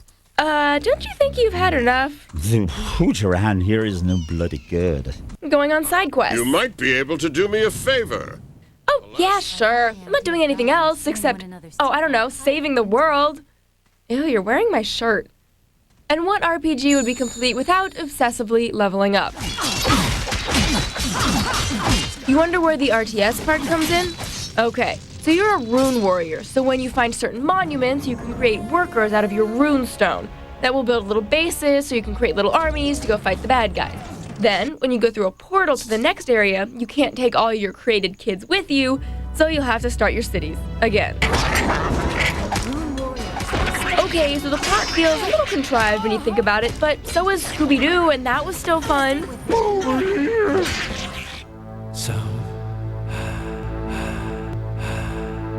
The real-time strategy interface is refreshingly simple. It's easy to find and assign idle workers to jobs, and you can hire and fire them with just a click. You can also create heroes from the hero monuments, stronger warriors to fight on your side. Okay, loincloth man, here's some clothes. Alright, I'll go to the merchant and get you a sword, but only because you're cute. If you weren't cute, just pants. You can get remarkable detail from all the different views, from RPG-style third person to RTS-style bird's eye. And we never experience slowdown, even when close up on large battle scenes. The final version of Spellforce even boasts a promising multiplayer component. We look forward to this hybrid in winter 2004.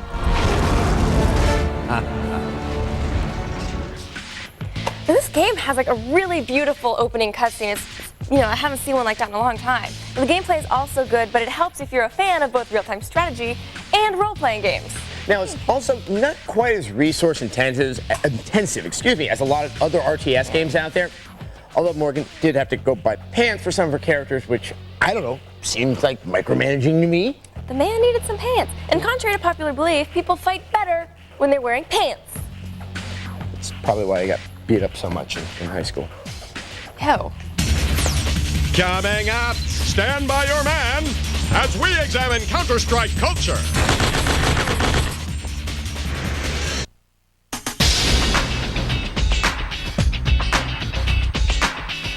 Toyota is the best-selling car brand in America. Get out. Camry, Corolla. Sports cars, sedans. Don't forget the Matrix. Hybrids. I want a Camry. And Toyota makes 9 different cars. Choice is good. And 6 of them start at under $20,000. Nice.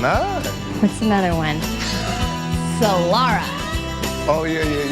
Toyota has a great car at a great price, just for you. We're extending our amazing 5 free CDs giveaway. Even we couldn't believe how popular our Video Professor Software Savers offer would be.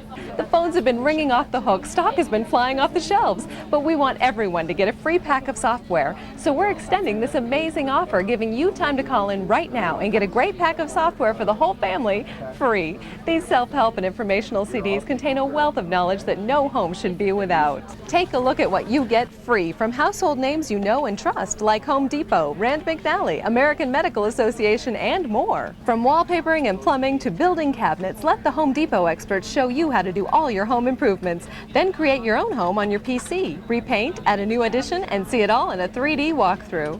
Create customized, printable travel maps of anywhere in North America. Plan trips ahead of time, add points of interest, restaurant stops, and more. You'll never get lost again. Research almost anything in seconds. History, maps, nature, science, geography, trivia, and more. And for medical help for your family, turn to the Family Medical Guide, covering everything from minor scratches and burns to emergency assistance with CPR, shock, bleeding, and heart attacks. It's essential for any home. That's over $100 in free software that turns all this into this. All you pay is $6.95 for shipping and processing. It really is free. Video Professor gives you all this free because we know once you see how these CDs improve your life, you'll come back to us for more great software. You have no contracts to sign and no commitments. Plus, as an added bonus, if you call right now, we'll also throw in an extra free gift. This free typing tutorial uses fun games and tests to improve your typing skills. This special extended offer can't last forever, so make sure you don't miss out. It's free, it's risk-free, risk-free.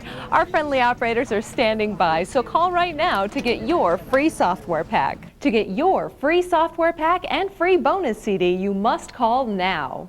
Call 1-800-478-5028. Oh man, I just stepped in Adam Sessler and Morgan Webb. Thanks a lot. Yeah, it smells better than poop. Welcome back to X-Play. In 1999, a team of amateur game designers known as the CS team, they made this little mod of Half-Life. Yeah, that mod was the first-person shooter Counter-Strike, and it remains the most popular online shooter, period. Now we're talking about something that was made in the garage and has since spawned a huge subculture of gamers, tournaments, and people actually play it to win money and some great prizes. And now there's an independent documentary about Counter-Strike culture called Gamers. And with us today is the director of Gamers, a documentary, Kiyosh Monsef. Welcome to X-Play. Congratulations on the film. Thank you. Now, can you tell us why people are so obsessed with Counter-Strike still? Well, I think that the success of Half-Life was a big factor, and I think that the fact that it was one of the first team-based first-person shooters to really focus on strategy and stuff like that. Right, it really uses the team. Now, does that attract a different type of gamer? Did you notice anything with the people you interviewed? You know, what is the Counter-Strike player, would you say? Well, I think that you have to be very social, you have to be very communicative. I mean, I certainly noticed that a lot of the people I spoke with were very well spoken, and I think that that's really essential. You need to be able to communicate with your fellow players in order to have a good team. You need to be a good guy. Yeah, but I realized when I was watching your documentary, not everyone who plays Counter-Strike is nice. For example, there's the cheater who seems to enjoy just kind of ticking people off. Yeah, no, I mean, there's definitely that element in the game, and unfortunately, because of the way the game came out, there's been a lot of cheats developed over the years, and you know, they try to, you know, Valve and everybody tries to keep up with them, but new cheats keep coming out and people keep using them. Well, let's take a look at our cheater friend. Okay. Somebody out there has to be the one looking for the bugs, looking for the exploits, looking for new ways to take advantage of the game, you know, whether it's Counter-Strike or EverQuest, you know. There's always going to be someone like me within the game, and it only makes it a better game, really, in the end, whether you like what I'm doing. Oh yes, it's a tough job, but someone's got to do it. I love the way that he turns into like he's bettering society. Thanks, guy. Now, I've noticed that one of the big cheats is people who can look through walls. And I see people, even on the same team as a cheater, really turn against them. How are cheaters usually regarded by Counter-Strike players? Oh, nobody likes them. Nobody likes them. But again, it's like one of those things that's almost inevitable. If you go on a public server, you're going to, odds are you're going to encounter somebody who's running a cheat, and you'll know immediately who it is. And there's just nothing you can do about it. It's just there. Do you think some people are obsessed with Counter-Strike, perhaps a little bit? I think there are certainly extreme examples. Yeah, for sure. You know, but I think that the majority of people are, you know, they managed to balance their time very well and you know, played in moderation. But some of them also, you know, it affects their family life. I think we have a clip from your film that shows marriage and Counter-Strike. First, when we were married, he was on the computer quite often, and being the setup, he was sitting on the computer and the TV was over here, so I'd be just pretty much sleeping on the couch. It's a lot different now. I think he's grown, like, realized the sacrifices that I've had to make maybe, and kind of rearranged and, you know, realized that he does have a family, and he's definitely balanced it out a lot better now. Oh my. She's a very patient woman. I understand, you know, you got to play games, but Right. It's a lot like EverQuest. 8 hours a day, you know. Now, are they still together? Yes. That's good. So, you know, you would say, oh, after the movie, they went and they broke up. No, still happy together. Yeah. I guess they kind of knew what they were getting into, though. I think so. Yeah. So, what do you think has been the one thing that you learned about Counter-Strike that you didn't know before you made the film? What has been your lasting lesson? I think that what I've learned most of all is that this is really an amazing and vibrant community, and that there's really a lot of positive things that have come out of it. And I mean, I knew that, but I didn't really realize the scope of it. I mean, there's like these, you know, amazing friendships that have been formed and strengthened by the game. You know, I interviewed a father and son, you know, 16-year-old son and his father, who've really bonded over this game. Which, and of course, that it's good to learn that because most people who haven't played the game just see it as a violent thing. They just see the violence. Well, I'm glad you're able to show that in your documentary, and congratulations once again on making it. Thank you very much. Right, thanks very much for coming out with us, and you can find more information about Counter-Strike or Gamers, a documentary. You can go do that by visiting our website, techtv.com/xplay. This is the movie right there. This is it. I'm holding it in my hands. We'll be back. Look at me. Coming up, if Karaoke Revolution is supposed to be fun, then why are my ears bleeding? Yaw, yaw, yaw, yaw.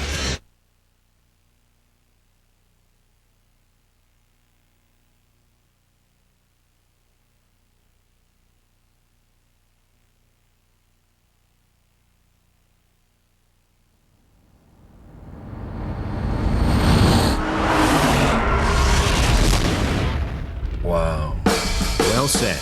The 260 horsepower SRX V6 performance utility. Cadillac. Breakthrough.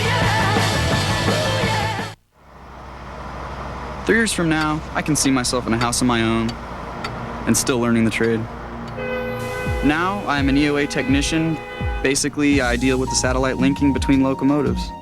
I got my associate's and bachelor's degree from ITT Tech. At ITT Tech, they took me through everything from basic components, electronics, all the way through software programming very quickly.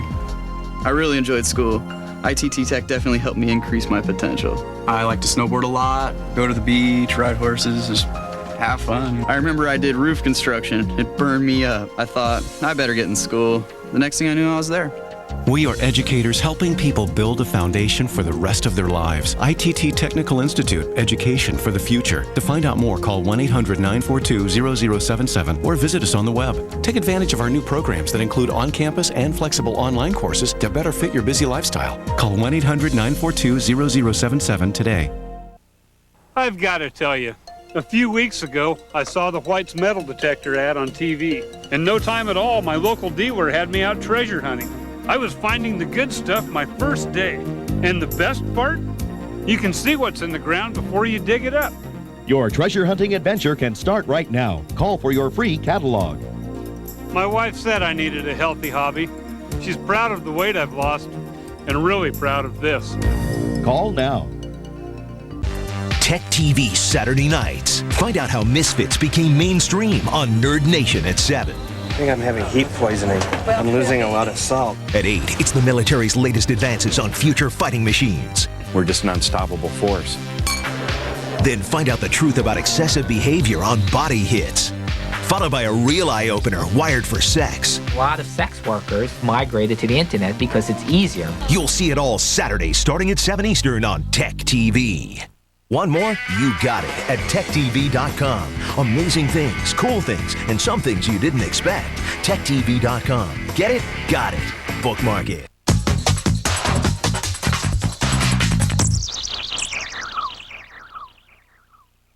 And now for something completely different. It's Adam Sessler and Morgan Webb. Yeah, that's a big change. Welcome back. Time and time again, we've learned one important lesson here at X-Play. No one, that is, no one on our staff should sing. We're not very good. So when Konami made a karaoke game for the Xbox, we knew we were in trouble. I am so very sorry about this, but here's our review of Karaoke Revolution. Me. We here at X-Play love a good challenge. Yikes.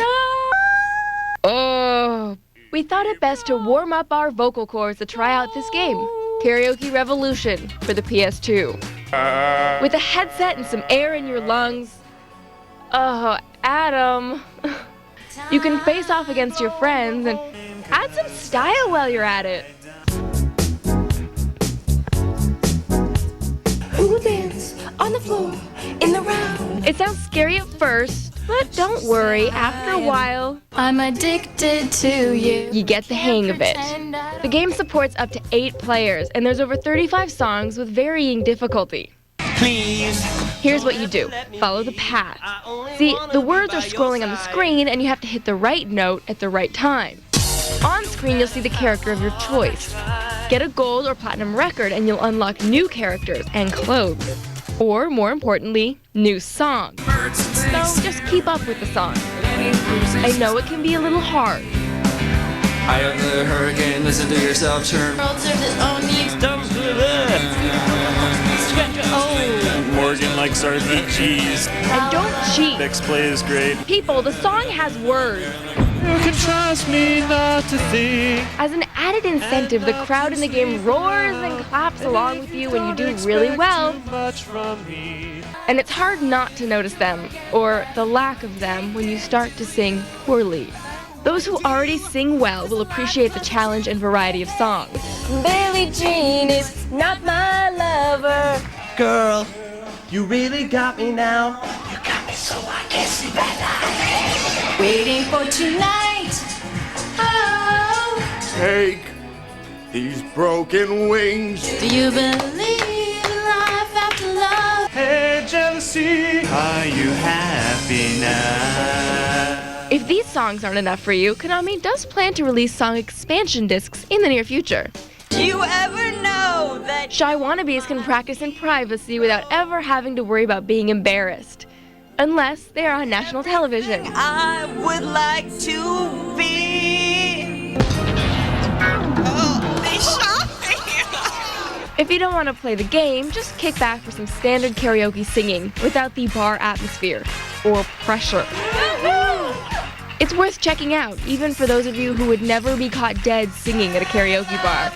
Good times, come on. It's a completely different kind of game experience, and trust me when I say, it's tons of fun. We give the Karaoke Revolution experience stellar 5 out of 5. Well, it is a great game, and we soiled it with our vocal stylings. Speak for yourself, Mister. I'm the one who had to sing a Michael Jackson song. You know, somehow even off-key, it's less frightening when you sing it. In retrospect, though, the line, "the kid is not my son," it's kind of ominous. Oh. Okay, now on to viewer mail. Today's email is all about Adam. It is? Really? Oh, yes. It's today's viewer mail from Jessie G. She writes, "Dear Adam, you are so adorable and funny, so cute, and I loved it when you dressed up as Robin. That was so hot. What is your favorite old game system and your favorite game for it? P.S. Will you have my baby?" Well, if she gives me her baby, what am I supposed to do with it? I don't know. All right, my favorite game system, it's probably a toss-up. It's probably Genesis and the Super Nintendo system because they had so many platformers, and any night I could just be running and jumping and doing stuff like that, except for the really tough ones like Super Ghouls and Ghosts, which caused me the vein. Yeah. That's how I got the vein, was from actually playing that game. But those are definitely my sister. Are you going to call her? Call her what? He'll call you. Go to our website, techtv.com/explain. You can write us love messages of your own. Thank you. Good night.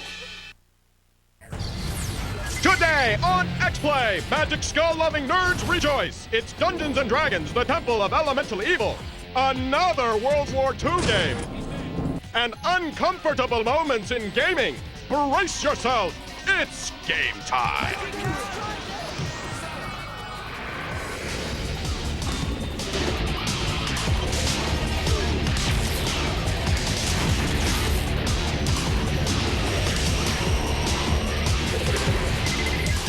Please welcome your host. Wait for it.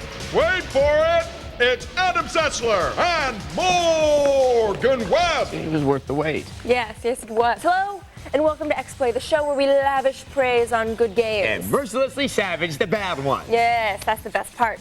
On today's show, we have Dungeons & Dragons for the nerds. Pokemon for the young, or the stoned. Yes, and a game in which tough inner-city gangs resolve violent turf wars by playing soccer. Yeah. Yeah.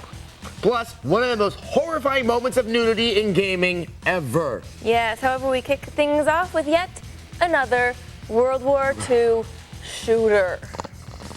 It's also squad-based. Here's our review of Hidden and Dangerous. March 4th, 1941. The whole world is caught up in the frenzy of war. The world's powers are amassing their armies, and they're expecting our team to inflict damage to the German operations behind enemy lines. Yes, It's time to return once again to the war-torn fields of Europe in Hidden and Dangerous 2. This squad-based tactical shooter brings new, the varied and detailed missions let you... Okay, folks, mark this day on your calendars. This is a day that will live in infamy. The day X-Play finally ran out of ways to describe World War II games. That's it. We're spent. He's dead. Just look at the pretty pictures of your grandfathers shooting at each other and hear me out. Now, I know that World War II was terribly, terribly important. Tom Brokaw keeps telling us that it was the greatest generation, and I just can't say no to his puppy dog eyes. But it seems like there have been enough games to feature every single member of that generation. Enemy sighted. And there are other wars, good wars, wars that would make great games. How about the Spanish-American War? Teddy Roosevelt's Rough Rider charge up San Juan Hill would make for a fabulous squad-based tactical shooter. Or the invasion of Grenada. You want real-time strategy? You can fight the whole war in a couple of days. Stop chatting, we need this frequency clear. Yeah, I know, this is supposed to be a review of the game, not a rant about the genre. But this game is the perfect example of a blindingly average World War II shooter. Stop me if you've heard this before. Hidden and Dangerous 2 focuses on the daring exploits of a small band of elite British soldiers. Okay, stop stopping me. Your plucky squad must face the challenging tasks that so many plucky squads have faced before. The facility above ground could be just a decoy. It may be that it's a top-secret research facility whose main part is built underground. No, really? You think so? Those Nazis, they're so sneaky.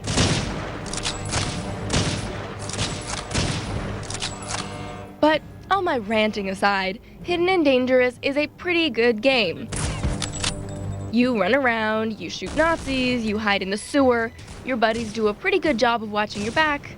They don't have the best AI we've ever seen, but they're far from the worst. Squad combat fans will find a lot to like in Hidden and Dangerous. People who don't like complicated team management won't. We give Hidden and Dangerous 2 a 3 out of 5.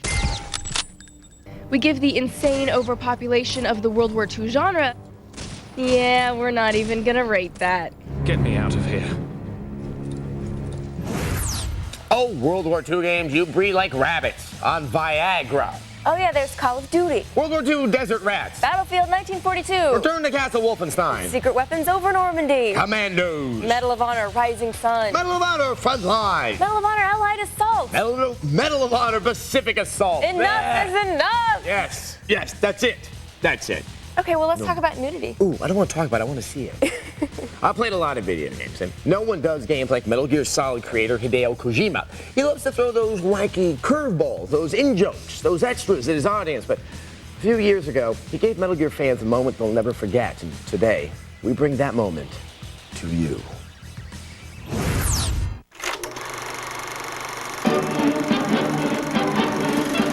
And now, X-Play presents Uncomfortable Moments in Gaming. Today's story, Naked Raiden. The year, 2001. The game, Metal Gear Solid 2, Sons of Liberty. Fanboys across the globe jumped at the chance to once again play manly Metal Gear badass Solid Snake. This is Snake.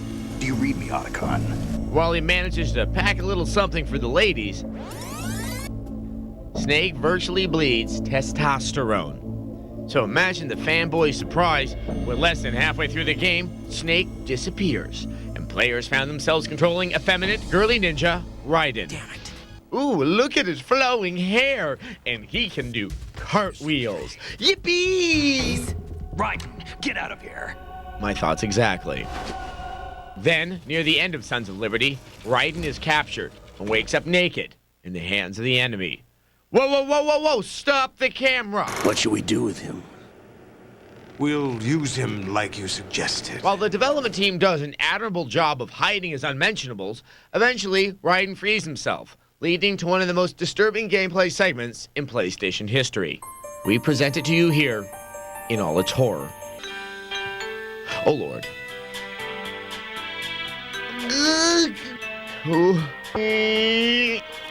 I'm really uncomfortable with this. Oh man, this is one of the least dignified things I've ever seen. No,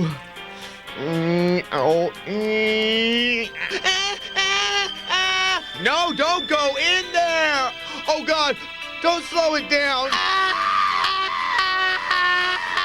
Well, you get the point. Eventually, Snake finds Raiden some clothes. Snake! They both go on to win the game, but by then, the damage is done.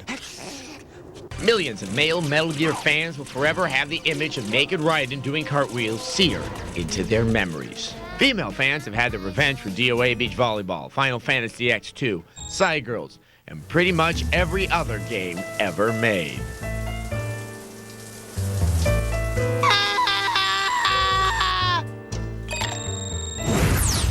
Okay, sure, in this day and age, the sight of a naked man doing gymnastics should fail to shock and titillate. But somehow, back in 2001, it seemed kind of freaky. You know, it doesn't really bother me. No, most of the games I've played have women with enormous chests and skimpy armor and breast physics. And you know, my guy friends talk endlessly about the breast physics. Ooh, so welcome to my world, Sessler. Welcome to my naked, cartwheeling world. Thanks for having me. Up next, hitting ye old bottle in Dungeons & Dragons, the Temple of Elemental Evil.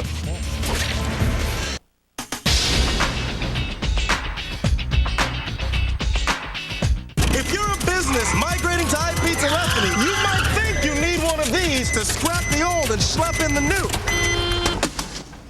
But not in the state of a bike. Here, your IP rollout is smooth sailing.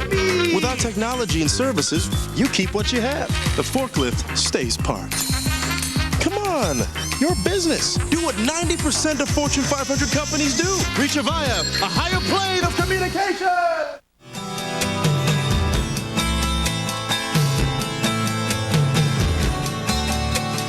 Do you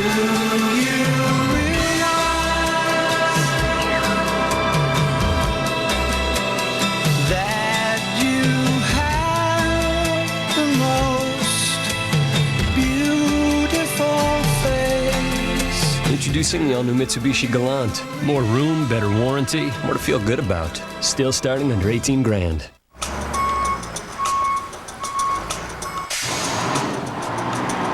Any company can promise you lots of resumes.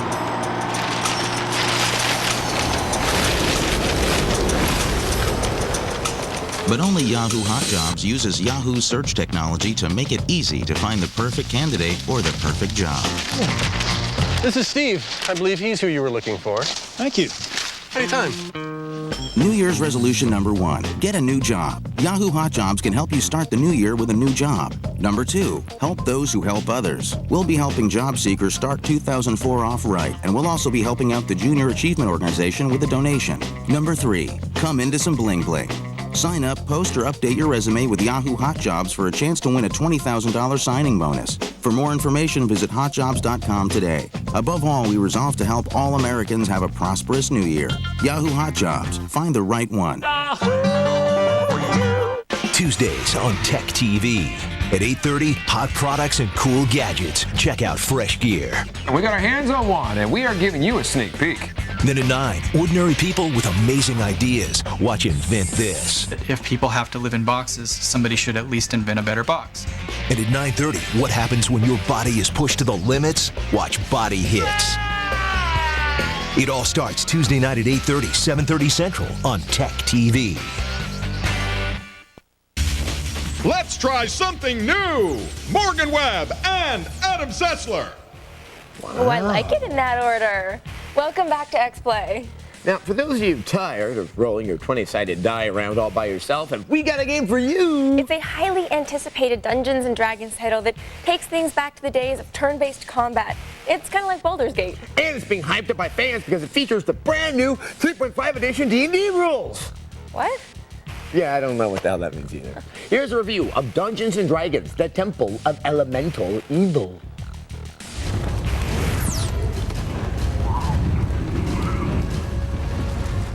Well, well, well. Could this finally be the Dungeons & Dragons game that eager nerds have long hoped for?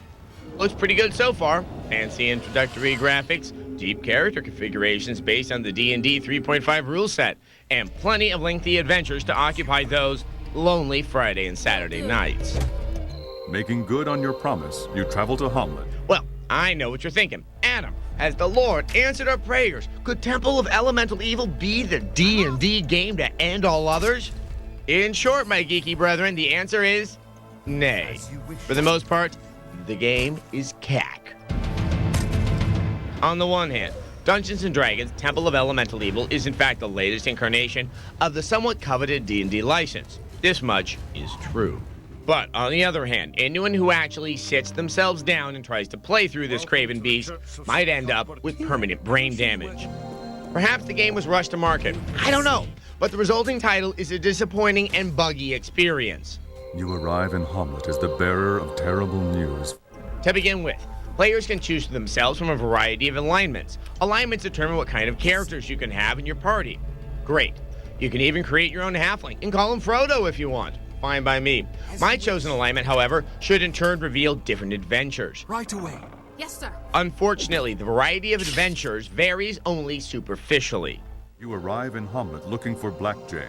No matter what type of quest you try to immerse yourself in, you still ended up talking to the same drunks. No, I'm not. Hello there. Sorry to have bothered you, ma'am. This guy smells like he bathed in Jack Daniels. Additionally, you'll find yourself stumbling across items that, for no apparent reason, you're unable to use.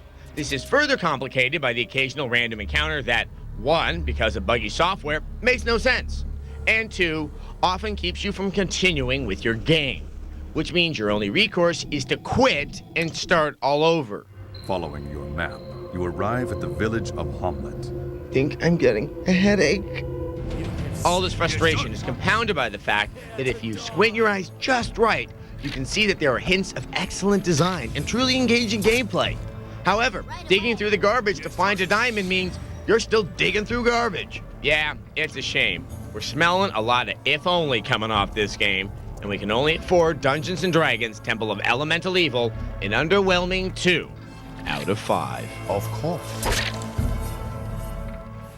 This game is pretty buggy. I suspect this is a case of a highly anticipated title getting rushed out before the end of the fiscal quarter. For now, D&D fans, stick to the pen and the paper and the dice, the pewter figurines, the stacks of rule books, the loneliness, and the suit of chainmail armor you made for yourself out of old pull tabs. What are you looking at? What? You don't have one of those treetop apple juice? Oh. In a moment, this is your brain. This is your brain on the Pokemon Channel. Any questions? Smooch him.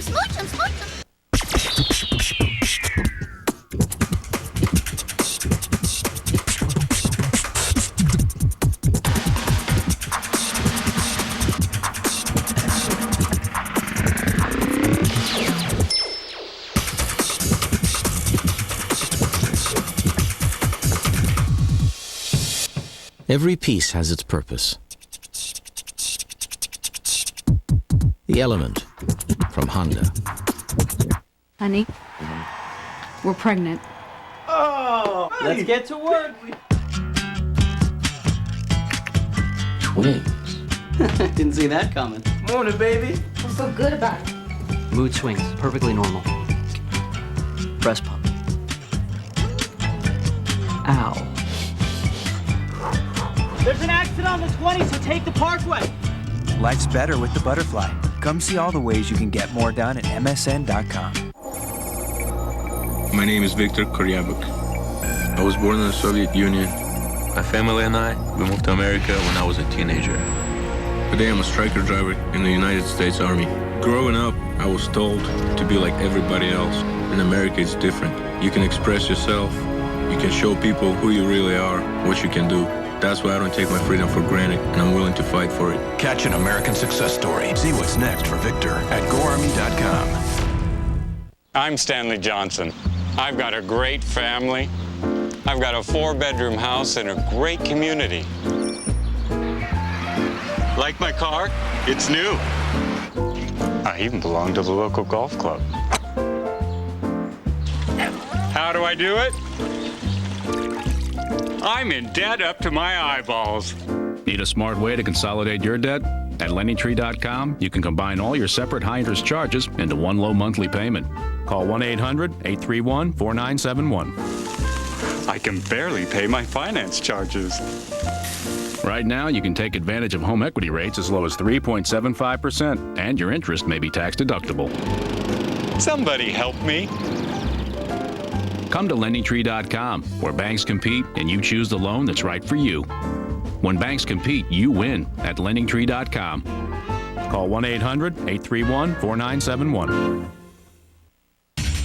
I'm running out of stupid things to say, so here's Adam Sessler and Morgan Webb. It's still stupid. Welcome back to X-Play. You know, every time I think to myself, Adam, what would you enjoy less than a knife in the kidney? And I always say, reviewing a Pokemon game. Yeah, well, Pokemon may have jumped the shark, but don't tell developers that because they just released a new Pokemon game, and it's aimed at 5-year-olds. So, of course, I gave it to Adam, and he threw it back at me. So I tried to tap into my inner child to review Pokemon Channel. Now my inner child is whimpering. Mine isn't. I'm here on the scene. Welcome to Pokemon Channel, Nintendo's newest Pokemon game. You play a crack television tester. The good folks down at the Pokemon Channel sent you a TV, and your job is to watch it. Actually, your job is to watch your Pikachu watch TV. The thing is, there's not really that much on. There are episodes of an insipid cartoon called Pichu Brothers in Party Panic. Smooch 'em, smooch 'em, smooch 'em. I think the pink one's horny. Since Pokemon only say their names ad nauseum, you spend the whole time reading subtitles. Well, at least the kiddies are learning to read. There's the quiz channel, though I didn't seem to know any of the answers. Can I get a lifeline from the 8-year-olds in the audience? This is the egg hatching channel. You watch it for 5 minutes until the egg hatches. No, I'm not kidding. On this channel, you wait until the weather changes. May I point out that at no time are you required to hit any buttons? Oh, and for those of you who don't know, hitting buttons is what makes something a video game. This is the relaxation channel because I'm not bored enough. You have to watch these boring, ridiculous shows all the way through. Then you have to wait until the next day to get new shows, which is also known as resetting your system clock. In case you're wondering where the game part comes in, it doesn't. You literally watch your Pikachu watch TV. The shopping channel could count as slightly interactive. Ooh, a turd doll. God, Pikachu's gonna want it. Pikachu wants you to buy him everything he sees on TV. He's like having a bratty child. Squirtle. Squirtle sounds like he's on the losing end of a 40-year smoking habit. Squirtle. You can take screen captures and color them in, then sell them at auction or have them discussed on the art show. Or you could buy a coloring book and some crayons. That would be funner and cheaper. Yep, that's about as interactive as it gets. You can go outside with Pikachu and meet other Pokemon. You can make Pikachu water your garden or look at certain landscape features, but mostly, Pikachu wants to watch TV and buy things. The whole experience of watching something watch TV feels like some bizarre comment on society that needs further study.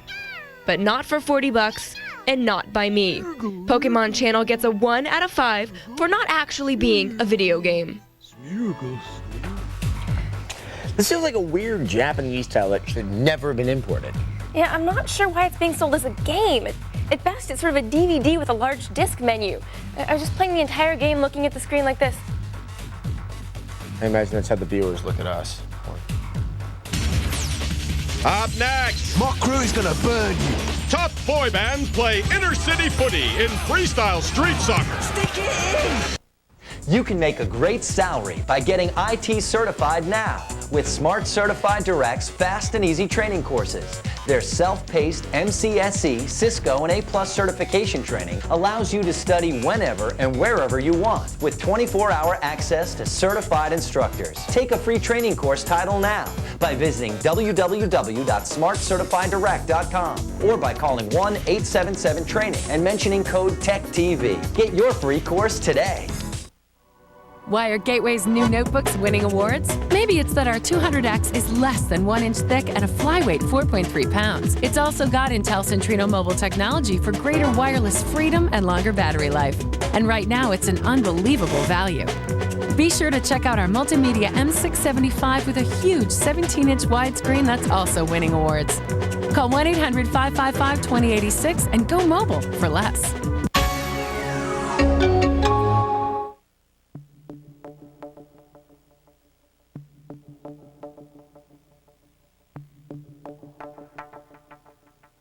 Introducing the first SUV with a power-sliding rear roof. Whoa. The revolutionary Envoy XUV, found only at your GMC dealer. Professional-grade engineering. It's not more than you need, just more than you're used to. We were over our heads in credit card debt and looking for a way out. A number of companies said they would help us, but they were only interested in charging huge upfront fees and putting us further into debt. Credit Guard of America was different. Credit Guard of America won't put you further into debt. As a nonprofit service, we've helped thousands of people for over 11 years.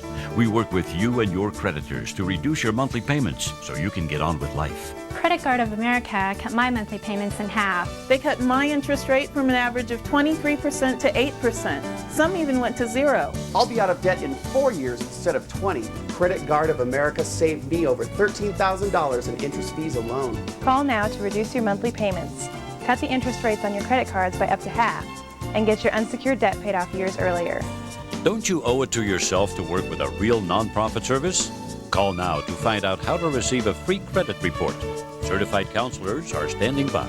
Call 800-213-4632. The are back. Pringle, Pringle, show us what you got. And you can bowl them right down Santa Claus Lane. TechTV presents Super Elf Bowling. Download the game now and go for the perfect score. Super Elf Bowling. It's all new and available only at TechTV.com and Nstorm.com. Striking fear into the hearts of interns everywhere, it's Adam Sessler and Morgan Webb. Welcome back to X-Play. Today's game developers often tackle timely social issues. Oh yes, for example, angry and disaffected inner-city gangs. Now, the people at Acclaim thought they came up with a way to deal with this important socio-economic problem in an insightful and unflinching manner. They made these street gangs play soccer. Yeah. Here's a review of freestyle street soccer.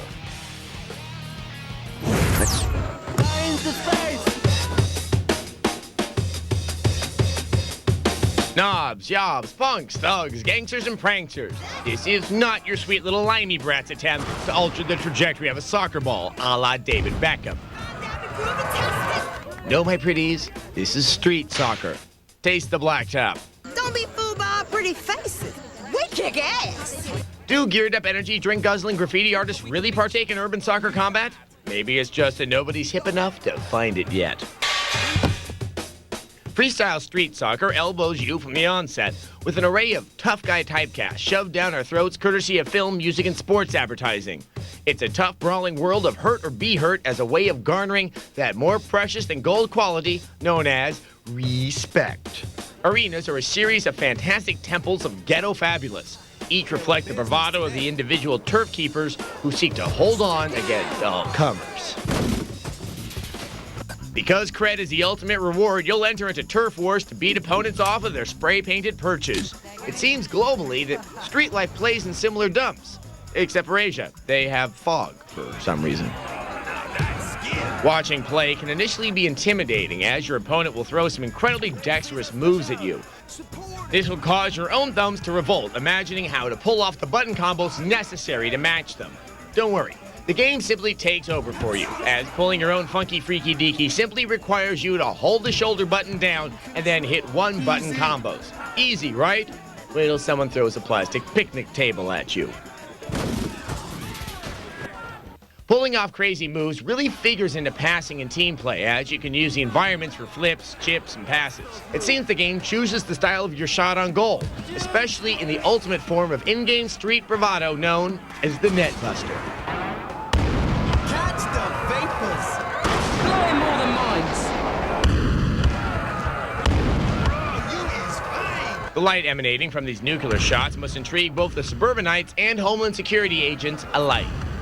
Gameplay can be difficult and frustrating to control with a decided lack of refinement for intricate play. Couple this with some rough rendering during action-packed moments, and the quality of the game drops to the chest-poking bravado of a gangsta 8-year-old. Whoa, it suddenly got dumber in here. Your goalie is pretty much beyond your control, and a fairly porous target at that. Conversely, your opponent's goalie is like the Berlin Wall, able to stop pretty much anything you throw his way. There's also elements that lead us to believe that the old nemesis, the rubber band AI, may be in play here. You start winning, the game redoubles its efforts, and beats your binky right off of your body. Challenge my posse, you get this. Dudes, vatos, rosses, and blokes, a world just wide of the net. We give it a 2 out of 5. I'm looking forward to freshen you look. The premise of Freestyle Street Soccer sounds like, it's the plot of one of those bad 80s movies where the gangs do something utterly ridiculous, like breakdancing for turf. It's like, please stop doing the moonwalk. Let's just use knives to settle this.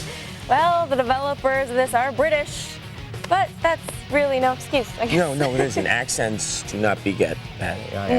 No. All right, now instead of viewer mail today, we have Yoshi from the Screensavers. Hey! Hi, Yoshi. Welcome. So, Yoshi, thanks for bringing a video game system by. We're not really aware of this. Well, this is inspired. See, my roommate's the laziest man on the earth. And you're not talking about yourself, though, now. You're talking about your roommate. See, he claims this was his idea, so I got to give him full credit for this. Okay. He didn't want to get up to turn his Xbox on and off. Neither did I. So he just took a little experimenter's, kit like you do with your garage door opener, real simple, and put that in there. So we don't have to get up now. If we look inside here, we just pop that bad boy right here at the end, and it's real simple. Took me about, half hour to do the mod. So what happens now? So right here on the controller, and right in the middle of the logo there, that is actually the button. It's kind of hard to tell. Wow. Angle there, you can see an angle on it. And so you can actually turn your Xbox on and off remotely with... Yeah, and the really fun part, if someone doesn't know you have the Switch and you're playing with them and you're losing the game, you just, lost power. I don't know what happened. Now we would do this ourselves. What is this that you put in there? That's a little development. You can go to like electronics supply store and get like an experimenter's kit to give yourself a remote control garage door or anything really. So and that's the receiver part of that. Yeah, and then inside the controller here, after I drop everything pieces apart. are falling everywhere. That right there is just the transmitter that would be normally on your keychain. Now you're using the Logitech, and this is the wireless controller. Now, do you have to use this? Make it work? Well, wireless. I just didn't want wires. Right. Oh, wow. Yeah. You don't want that to get There's actually a mod you can do with the wired controller. Okay. So it is available. Obviously, there's some. And you actually don't even need this kit for that one. Great. So we can find out about this at the website. Yeah, there's more information there. I'm guessing you write up little articles about everything. I wrote a good little detailed article, pictures, all the whole shebang. Nice. And you can find that at techtv.com/xplay. Watch this. This is why it's bad. My sciatica! Thank you, Yoshi. You'll prevent that from happening. Yeah. That's important. Yes. Society. Encouraging sedentary behavior. Looking out for the old man out there. Laziness is the necessity of all things. Today on X-Play, hello, nurse. It's our racing evolution. Inappropriate use of a shiv in The Suffering. And anime porn of the highest quality in Sexy Beach 2. Get ready to pander to the lowest common denominator. It's game time.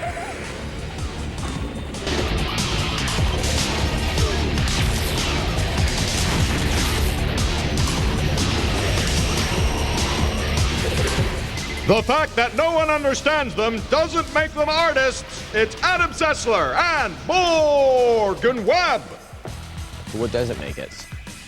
Confusing. Hello and welcome to X-Play, the show where we give the people what they want at least 2% of the time. And what the people want, judging by our message boards, are sex and violence. So today we grant your wish, you joystick twiddling Caligulas.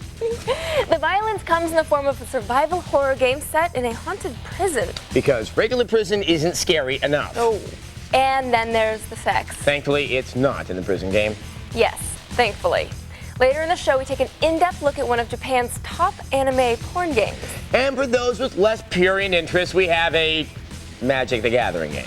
It's an expansion pack for Dark Age of Camelot. But we kick things off with our review of R-Racing Evolution, a title for people who like a little sex in their racing.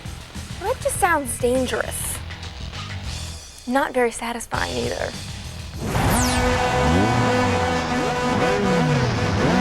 The sound of roaring engines, the smell of burning rubber. This must be a racing title. Oh, goody, it is.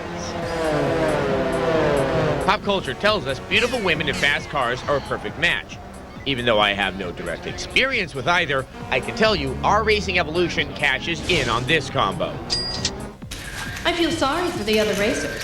You'll take on the role of Rena, an ambulance driver turned race car driver. Just because she can drive an ambulance, this means she's a great race car driver? Oh, hello. The trip to the ER never looked so good. I wonder who the developer was targeting here. Could it be male adolescents? Someone, please tell me, who are these women? The name's Rena. R-Racing Evolution comes from the same folks who made the arcade-friendly Ridge Racer.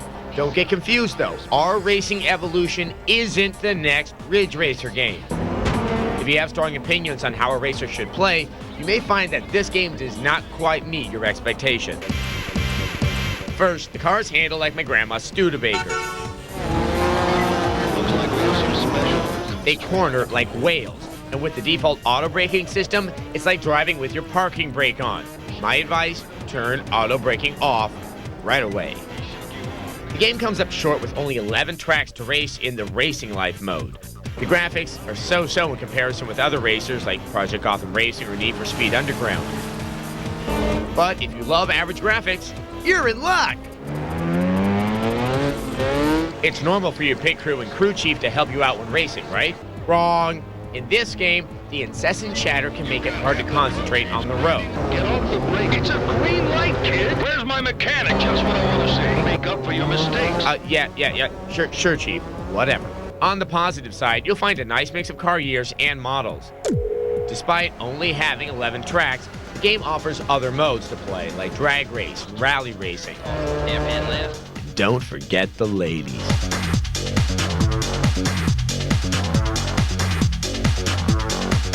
R-Racing Evolution walks the line between a simulation and an arcade-style racer. Car upgrade options on the sim side and features such as auto braking make it accessible like an arcade racer. The developers did try something that sets them apart from the rest of the pack.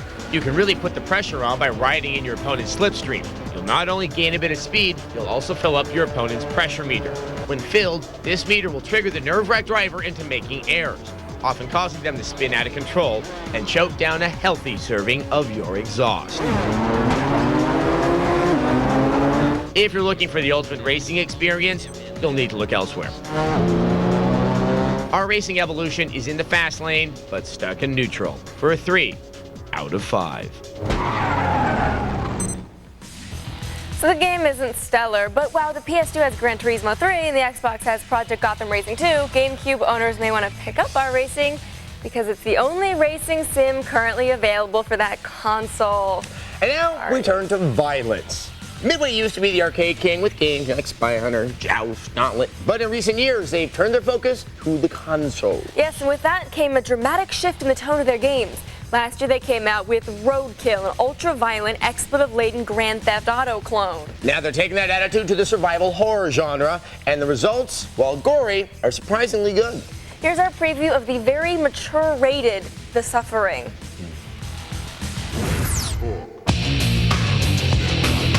After spending some hard time in solitary confinement with Midway's upcoming horror shooter, The Suffering, we can now tell you what life is like on the other side. These kids, too.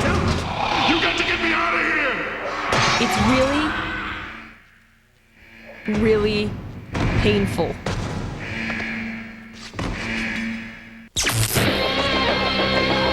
Things are pretty bad for Torque.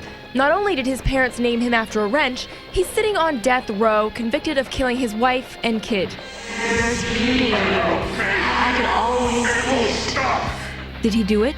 The scary thing is he can't even remember. We gotta get out of this shit before it collapses. Shit. It's in here! That's Morse code for we're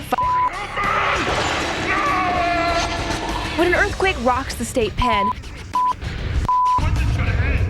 mutilated freak monsters run loose. jamming their sharp extremities into people.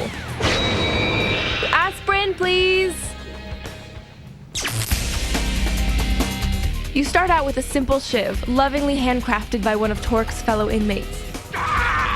Before long, you're able to pick up firearms from recently departed corrections officers.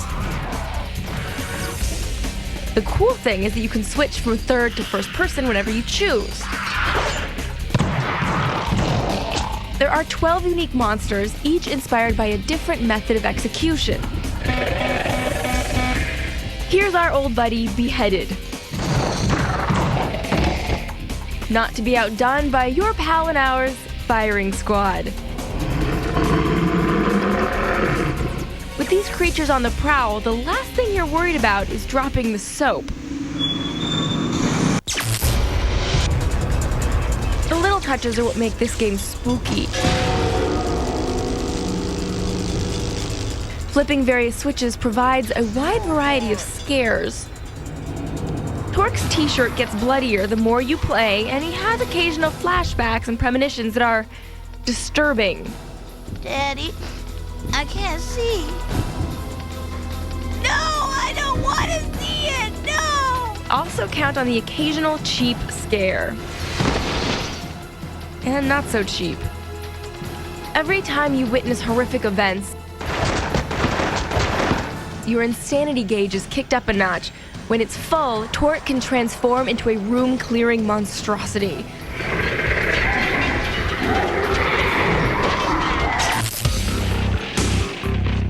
Best of all, the ending is altered depending on your actions. Like a repeat offender who just can't change his ways, will be back in jail in a few months to give you the final verdict. Until then, there is no escape. Wow.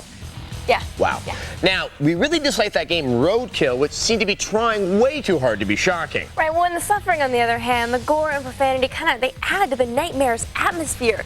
And we'll let you know our final verdict when this one comes out later this year. And if you can't wait that long for a fix of prison-based survival horror, why not rent the classic prison film Midnight Express? It's set in Turkey. Ooh.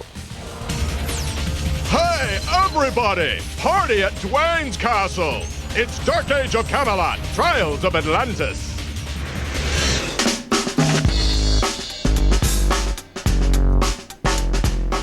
Can you imagine what life would be like without the internet today? I can't. In fact, here's a website that could quite possibly change your life. It's freecreditreport.com. The fastest, easiest, most convenient way to instantly check your credit report, and it's free. Good credit is one of the most valuable assets you can have in life. Qualifying for the lowest available interest rates can save you a lot of money. So log on to freecreditreport.com. Make sure your credit report is accurate before you apply for a home loan, a car loan, or even credit cards. Log on to freecreditreport.com today to see what's in your report, who put it there, who's been looking at it, so you can make sure everything's accurate. It's that simple, and it's free. So join the millions of Americans who have already logged on to freecreditreport.com. Stay on top of your credit and change your life. Log on now. freecreditreport.com. Free? Free?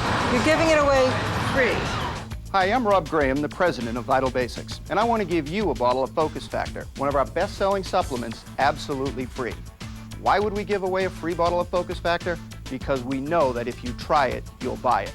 Focus Factor contains nutrients that work with your natural brain chemistry to support focus, concentration, and memory. With satisfied customers in all 50 states, now is your chance to try Focus Factor absolutely free. Simply call the number on the bottom of your screen and we'll send you a full-size bottle of Focus Factor, a $75 value, absolutely free. You simply provide $4.95 to help cover the cost of shipping. They let you try it free? It must be good. You know, I've been taking Focus Factor since we introduced it over 2.5 years ago, and I wouldn't work a day without it. To get your free Focus Factor, call 1-800-600-5764. 1-800-600-5764. Are you ready? Play hard. It's almost as exciting as anime porn. Yay! Go wild. This great job I got here. I say no more! Join the fun. Everybody's feeling good. Woo! All new Tech TV late nights. X-Play at 11, Unscrewed at 11:30, The Screensavers at 12. Only on Tech TV. Coming soon to a rehab clinic near you, it's Adam Sessler and Morgan Webb. Welcome back to X-Play, the show where we always look forward to saying massively multiplayer online role-playing game, because, you know, it just trips off the tongue. It's the worst. I hate that term. I mean, can we come up with something better, like SLS for Social Life Simulator, or EWE, Escapism with Elves? How about RFWTS? What's that? Renaissance Festival Without the Smell. Oh, I like that one. Okay, Dark Age of Camelot was an MMORPG that came out in 2001. People liked it, but felt it was a little short on content. So developers released an expansion pack, Shrouded Isles. And now, there's a second expansion pack. Yay! Except to play it, you have to be a high-level character, or else you are screwed. Yes, plus, a lot of it takes place underwater, so you have a lot of soggy level 40 characters running around. And no one wants to see a half-orc in a clinging tunic. Oh, speak for yourself. Here's a review of Dark Age of Camelot, Trials of Atlantis for the PC.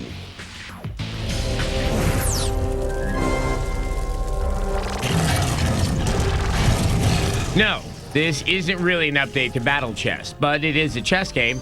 It's just one of the many trials that await online gamers in the Dark Age of Camelot's expansion pack, The Trials of Atlantis. So, with so many massively multiplayer online games available, only a few titles have been able to separate themselves from the rest of the pack. What you need is a sizable player community that enjoys delving into the game day in and day out. To that end, Dark Age of Camelot's new expansion wants to lure people back into the proverbial fold, with a chance to undertake the 9 challenging trials of Atlantis. The Atlanteans are coming! The Atlanteans are coming!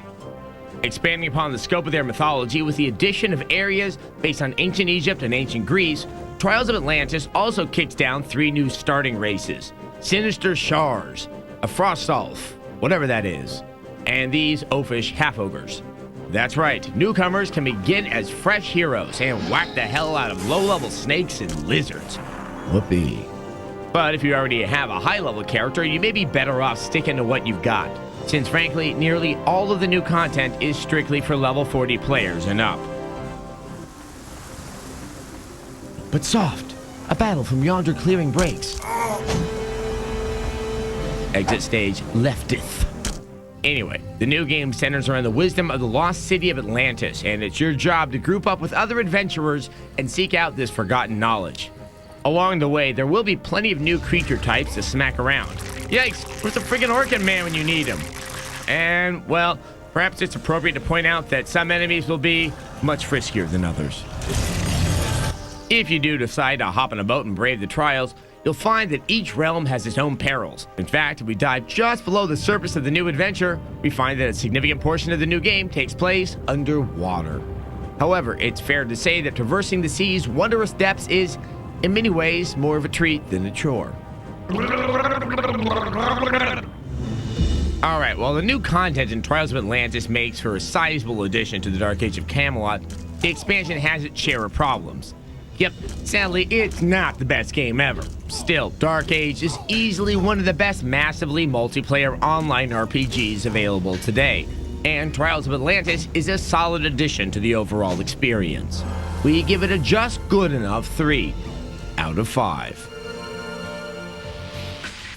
Just good enough. How many times have I heard that? Keep in mind that you have to have the original Dark Age of Camelot game plus the other expansion pack to play Trials of Atlantis, which can get kind of expensive. Right, but the chances are anyone interested in this game already picked up the original. Oh, maybe they just like leveling up by killing small woodland creatures, you know, kind of like Ted Nugent.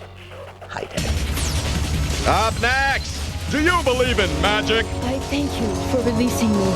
No? How about Magic the Gathering then? Want to take off? Enterprise Rent-A-Car has Takeoff Weekend specials from $9.99 a day. That's Friday to Monday, just $9.99 a day. So take off this weekend. Log on to enterprise.com or call 1-800-RENT-A-CAR. we're extending our amazing 5 free CDs giveaway. Even we couldn't believe how popular our Video Professor Software Savers offer would be. The phones have been ringing off the hook, stock has been flying off the shelves, but we want everyone to get a free pack of software. So we're extending this amazing offer, giving you time to call in right now and get a great pack of software for the whole family free. These self-help and informational CDs contain a wealth of knowledge that no home should be without. Take a look at what you get free from household names you know and trust, like Home Depot, Rand McNally, American Medical Association, and more. From wallpapering and plumbing to building cabinets, let the Home Depot experts show you how to do all your home improvements. Then create your own home on your PC, repaint, add a new addition, and see it all in a 3D walkthrough. Create customized, printable travel maps of anywhere in North America. Plan trips ahead of time, add points of interest, restaurant stops, and more. You'll never get lost again. Research almost anything in seconds. History, maps, nature, science, geography, trivia, and more. And for medical help for your family, turn to the Family Medical Guide, covering everything from minor scratches and burns to emergency assistance with CPR, shock, bleeding, and heart attacks. It's essential for any home. That's over $100 in free software that turns all this into this. All you pay is $6.95 for shipping and processing. It really is free. Video Professor gives you all this free because we know once you see how these CDs improve your life, you'll come back to us for more great software. You have no contracts to sign and no commitments. Plus, as an added bonus, if you call right now, we'll also throw in an extra free gift. This free typing tutorial uses fun games and tests to improve your typing skills. This special extended offer can't last forever, so make sure you don't miss out. It's free. It's risk-free. Our friendly operators are standing by, so call right now to get your free software pack. To get your free software pack and free bonus CD, you must call now. Call 1-800-327-1464. Want a takeoff? Enterprise Rent-A-Car has takeoff weekend specials from $9.99 a day. That's Friday to Monday, just $9.99 a day. So take off this weekend. Log on to enterprise.com or call 1-800-RENT-A-CAR. Now with 0% down payment, it's Adam Sessler and Morgan Webb. I don't want the Dietech guy to show up. He's kind of freaky. Welcome back to X-Play. We have a strategy game based on a card game. Now, normally this is a recipe for disaster, like the Yu-Gi-Oh games or Pokemon Stadium. Yes, but this is based on Magic the Gathering card game, so at least it doesn't have Pikachu. Instead, it has attack birds. Ooh! Here's our review of Magic the Gathering Battlegrounds. Attack pig? I am blessed by the heavens. How can you win? There's no way for you to defeat me. In Magic the Gathering Battlegrounds, the somewhat nerdy card game has been replaced by somewhat nerdy real-time combat. For the uninitiated, Magic the Gathering involves dueling wizards. It's a winner-takes-all scenario where each sorcerer can summon up an assortment of creatures, and every second counts. Defiant Elf. Raging Goblin. Actually, it's very nerdy. Once a match starts, it's basically a race to collect mana, the stuff that powers your spells. And then you'll want to spend your stash summoning monsters to maim your opponent. Yeah, and that's about it. Suntail Hawk. Suntail Hawk. The spells themselves vary between summoning creatures to fight on your behalf and enchantments that can fortify your existing armies. Run wild. Carnophage. For example, let's say your opponent summons up the King of Pop. Wait, I don't really want to go there right now. I am defeated. Let's say your opponent conjures himself Saddam. You could summon up your own dictator like Fidel Castro to cancel him out. You need to get the picture? Does my destiny end here? So beyond the basics, there's a one-player quest peppered with arbitrary plot points. I thank you for releasing me. Yep, so that's that. And, oh, you can also customize your own spellbook. Lefty. And finally, you can take your sorcerers online. This aspect of the game is probably the most fun. In all, what you see is what you get. The game's not unfun, it's just sort of bland. We can only afford Magic the Gathering Battlegrounds a middle-of-the-road 3 out of 5. Avatar of Might, Venerable Monk. Oh, I could just conjure all day long. Stick around. When we come back, we have sex. No, on the show. No, oh, God. Coming up, yes, we're stooping to this. It's Sexy Beach 2. Mr. Shatner, please have a seat. We have to let you go. But I'm the voice of Priceline. But now it's the new Priceline. What's new about it? You can actually choose your flights, times, even airlines from a selection of very low fares. Or you can still name your own price and save even more. But who could possibly replace me? Hi, guys. Hey, Bill. Hey, Leonard. The new Priceline. Now there's a choice.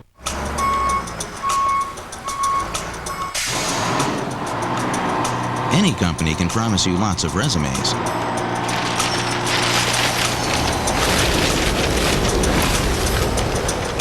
But only Yahoo Hot Jobs uses Yahoo search technology to make it easy to find the perfect candidate or the perfect job. This is Steve. I believe he's who you were looking for. Thank you. Anytime.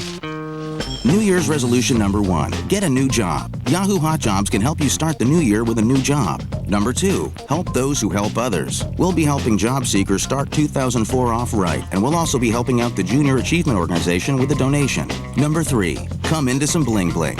Sign up, post, or update your resume with Yahoo Hot Jobs for a chance to win a $20,000 signing bonus. For more information, visit hotjobs.com today. Above all, we resolve to help all Americans have a prosperous new year. Yahoo Hot Jobs. Find the right one. Weeknights on TechTV. It's the Screensavers. Patrick and Leo tackle your toughest problems. I've got a teenage son and a DSL line. Uh-oh, you got trouble, my friend. Turn you on to cool new stuff. We got tech news. We got the real deal. We got a win thing. And bring you special guests making and using technology today. I'm going to take a little hammer. Why do a screwdriver when okay, I'm out of here. Help, how to, and ha-ha-ha. It's all on the Screensavers weeknight at 7, 6 Central on TechTV. Can I get some music, please? Haven't seen Unscrewed lately? Take a look at what you're missing. I'm like a Greek god, an Adonis. You gotta turn off the stove, Billy. Quit coughing, Billy. Do you think the aliens from outer space wear a lot of doodads on their hats? No. Besides dressing up as a blue bunny, do you have any skill? This is awkward. Unscrewed. Weeknights at 11:30, 10:30 Central. Only on TechTV. Want to get your game on? Well, viewers, we've granted your wish. Turn to TechTV for the best in gaming, gadgets, and fun. Let Adam Sessler and Morgan Webb show you how to turn it on. X-Play, weeknights at 11:10 Central, only on TechTV. It's 11 p.m. Do you know where your Adam Sessler and Morgan Webb are? Hint, we're right here. Yeah, that was weird. Welcome back to X-Play. When Morgan and I went to Japan, we brought a lot of things back with us. Yeah, like those decorative memory cards and like Camo and Hello Kitty. Well, I had a one-handed controller, which left my other hand free. Oh, that's nice. Well, I got a crippling addiction to pachinko. That's great. Well, you know, we also brought back anime porn. Lots and lots of anime porn. For professional reasons, of course. Okay, but mostly these games use 2D images to tell their sordid little stories, or so Adam tells me. But one of the few porn games out there to use polygons is Sexy Beach 2. And it makes the girls of Outlaw Beach Volleyball look like nuns. Here's the first installment in our new series that examines the steamier side of gaming. We like to call it games that make you feel funny. Warning, the following review has been shown to cause feelings of funniness in adult males. The level of funniness will be measured in X-Play's patented 5-point scale. What happens when you take DOA beach volleyball and remove all the boring volleyball-related parts? You get the pure intellectual stimulation of Sexy Beach 2. The premise of Sexy Beach 2 is simple. Your mission is to go on a series of dates with a scantily clad virtual woman. Your ultimate goal is a night of hot, sweaty...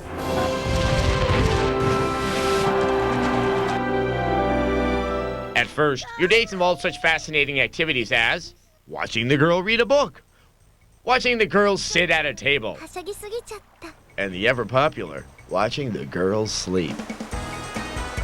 Sexy Beach 2 is only available in the original Japanese.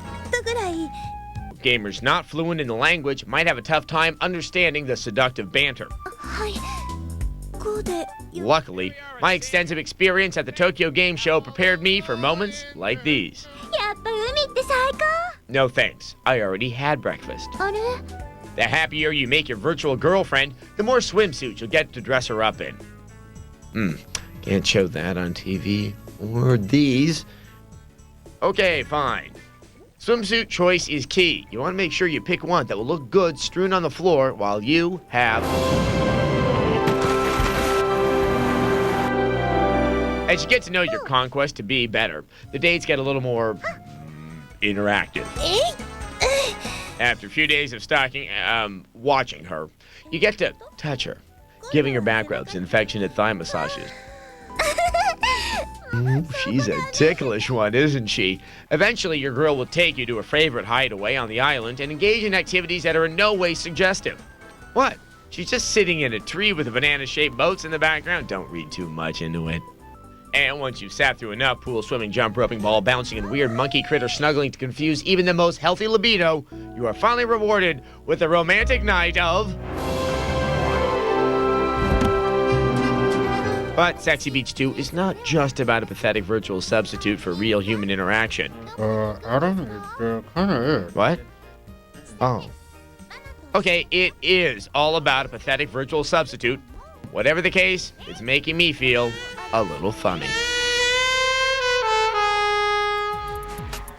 Well, thanks. That was a really rewarding experience. You know, I'm kind of over this. You can have your little boy show. Bills? Hey, Morgan, wait. I have to do the viewer mail by myself. Oh, yeah. All right, today's email's from Lisa in Michigan. Lisa writes, I belong to the small but growing class of the hardcore gamer girls. I wonder if you can do a show dedicated to gamer girls or just do a gaming from a woman's standpoint. Well, Lisa, that does sound like a great idea. And as soon as I finish playing Sexy Beach 2 in its entirety for the third time, Out of the way, find all the nuances in it. Lisa, let me put it this way. Being a girl gamer can be an exercise in cultural masochism, as the gravity-defying breast physics of Sexy Beach 2 demonstrate. The gaming world doesn't present the most accurate picture of either women or men. Or of zombies. The Resident Evil zombies strike me as a little over the top, you know. They played all those zombie stereotypes. The groaning, the brain eating, the shuffling, the moping. Lisa, is that someday, maybe not now, maybe not even next year, but sometime, our day will come. And until then, we have this. What? No! Make that stop! Make that stop! It's so It's so cold right now! Oh, God. You can almost see it! Visit our website, techtv.com/xplay. You can download Naked Riding there. Or you can see more of Sexy Beach 2. Or Naked Riding. He does cartwheels and stuff, and then he gets next to the guy. With the jiggle, and then he, like, and the shake, and the jiggle. He does, like, cartwheels and stuff. Really? Go to our website there. Well, let us know what you think of either Naked What's-His-Face or Sexy Beach 2 by coming to our message boards, which are at our website, along with all the reviews for the games you saw on today's show. Yes. Yeah, they're all there. They are all there. That's techtv.com/xplay. Download Naked Riding. Justify. Just don't send it to preference. me. All right, Sexy Beach. Hot top. Good night. Today on X-Play, the Governator presents his budget to the state legislature in Terminator 3. Tasteful fall fashions of ESPN College Hoops. And sexual harassment 101 in Metal Gear Solid, the Twin Snakes. You got a great butt. Why, thank you, Snake. It's game time.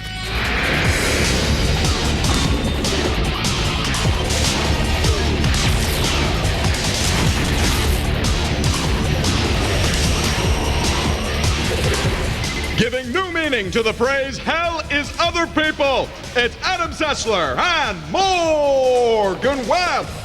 I love it when we start the show off with an existential quote. Welcome to X-Play. On today's show, we have a brand new Metal Gear Solid game. College basketball. And a Dungeon Siege expansion pack. Plus, because people keep buying it, Railroad Tycoon 3. There are 3 of them? Yeah, baffles me too. But we kick things off with a review of the new Terminator game. It's based on the T3 movie, and it's the first game to use Arnold Schwarzenegger's voice and likeness. Here's a review of Terminator 3, Rise of the Machines.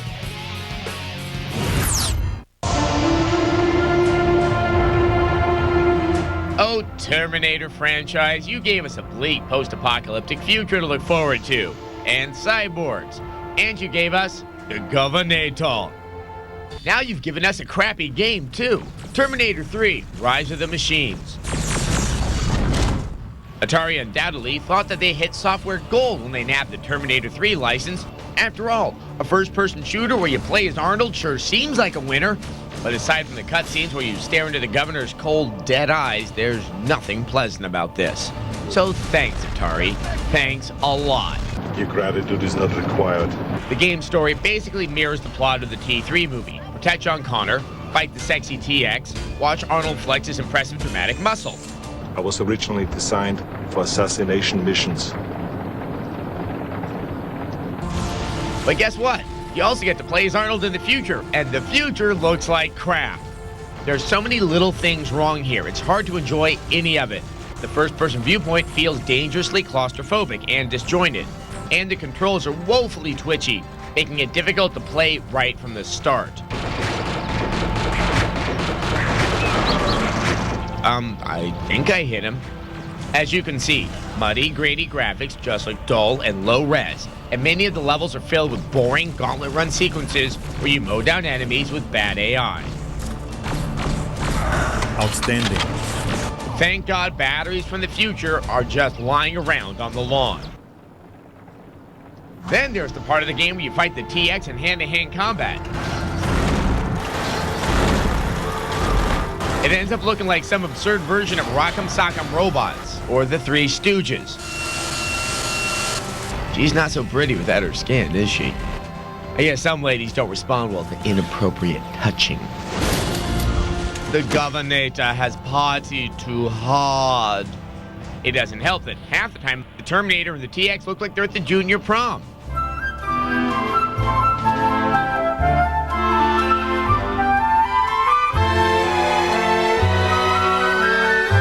This game is so bad, it made John Connor nauseous. But why not watch some more T3? Here's the governor pointing a gun at an old lady. Here's the governor punching a woman. Here's the governor shooting police officers in a church. And now he's blowing up police cars with his fists. Who thought this was a good idea? I'm not authorized to answer your question. Okay, what the heck was Atari thinking? I'm not authorized to answer your question. Can you tell me anything? I killed you. What the hell is he talking about? Despite its star power, we give Terminator 3 Rise of the Machines an apocalyptic 2 out of 5.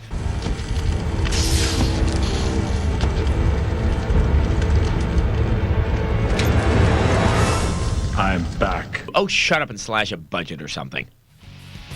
Now, Claire Danes should trademark that look. Yes, that sort of confused. Rise of the Machines was made by Black Ops Entertainment. Those are the developers behind the dreadful Fugitive Hunter. So they're really making us suffer this year. Thanks! And to add insult to injury, publisher Atari inexplicably included a demo level of Terminator 3 Redemption. It's a third-person shooter that also uses Arnold, and it comes from an entirely different developer. And that one actually looks good. I'm convinced that the Rise of the Machines game escaped a 1 out of 5 because the cutscenes are pretty, and we get distracted by pretty things, like the camera's kind of tiny. Yeah. Okay, moving on. We have another college basketball game. Yes. Yeah, we already took a look at EA's excellent March Madness and 99 Sports' atrocious NCAA Final Four 2004. That was awful. Now, will ESPN College Hoops wind up somewhere in the middle? Here's our review.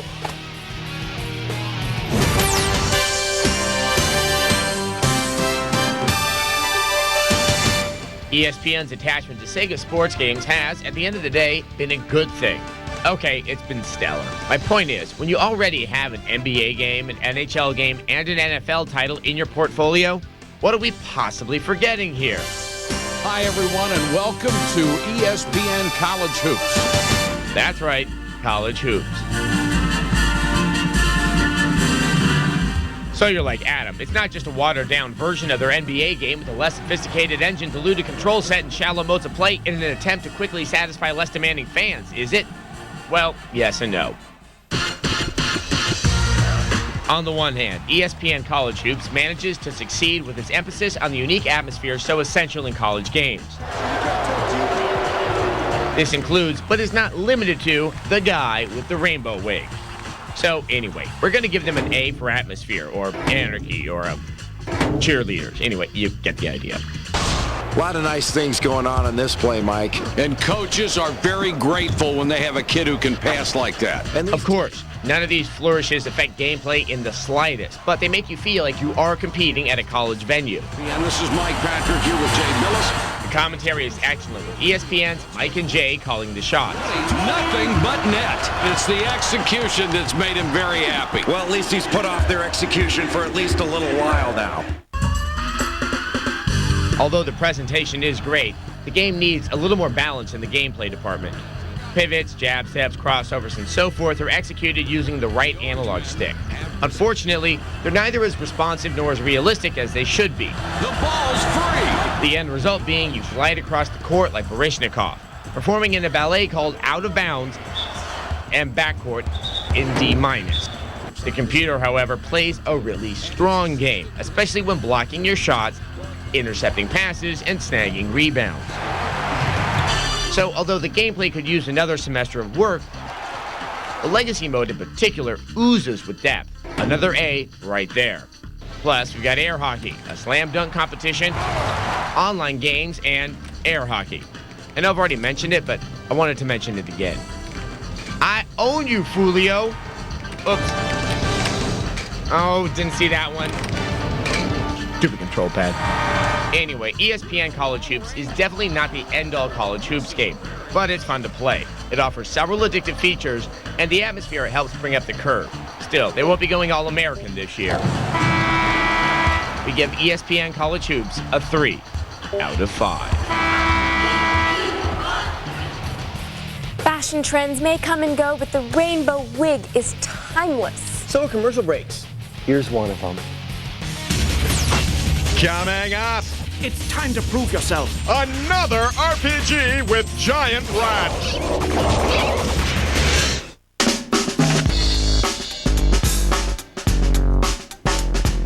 Free? Free? You're giving it away free. Hi, I'm Rob Graham, the president of Vital Basics, and I want to give you a bottle of Focus Factor, one of our best-selling supplements, absolutely free. Why would we give away a free bottle of Focus Factor? Because we know that if you try it, you'll buy it. Focus Factor contains nutrients that work with your natural brain chemistry to support focus, concentration, and memory. With satisfied customers in all 50 states, now is your chance to try Focus Factor absolutely free. Simply call the number on the bottom of your screen and we'll send you a full-size bottle of Focus Factor, a $75 value, absolutely free. You simply provide $4.95 to help cover the cost of shipping. They let you try it free? It must be good.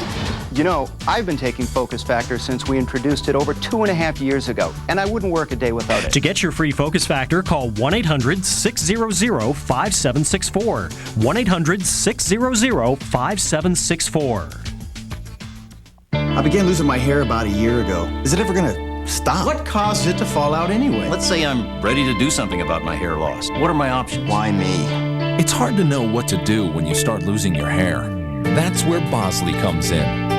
For over 25 years, people have turned to us for answers to their questions about hair loss and hair restoration. So what is natural hair restoration? Where does the hair come from? Is it permanent? Does the hair actually grow? To find out, just call this toll-free number. We'll send you this free video and comprehensive guidebook that give you the real facts about hair loss and the choices you have for dealing with it. Financing is available. So call now and discover how Bosley has advanced the science of natural hair restoration, how they use your own living hair to fill in the thin spots. You'll also meet people who were once losing their hair and see what they looked like then and now. But here's the big question. Do you think my barber will remember me? Learn about all your options. Call now and get the information you need to determine if hair restoration is right for you. Weapons, sex, intrigue. And that's just the first 5 minutes. TechTV's explosive Friday nights. Learn tricks of the spy trade on Spy School. Then get up close and personal with military weaponry, future fighting machines, and controversies and cover-ups. Uncover the truth on conspiracies. 3 hot shows, 1 cool network. explosive Friday nights. Starting Friday night at 8:30, 7:30 Central, only on TechTV. Now tax deductible in 37 states. Adam Sessler and Morgan Webb. Welcome back to X-Play. When Dungeon Siege came out in 2002, it sold well because it was an accessible RPG that made it easy for you to control multiple characters. And now there's a new expansion pack for it. But don't worry, if you're new to the game, it comes bundled with the original title so everyone can enjoy the new content. If you enjoy killing giant spiders, that is. Yes. Oh, yes. Here's a review of Dungeon Siege Legends of Arana. Arana, an ancient land. Life is tough if you live in a fantasy land. Oh yeah, things might be okay for a little while, but then of course some big evil shadowy thingy comes along and everyone's at risk. But wouldn't you know, the great heroes happen to be elsewhere. Maybe they're at Gen Con. Who knows? So, in order to emphasize how desperate things are, they come to you to bail out the world. And he's looking for someone to clear out the monsters. It's time to prove yourself. That's how the expansion pack, Dungeon Siege Legend of Arana, begins, and it's safe to say it won't carve new territory in the fantasy writing department.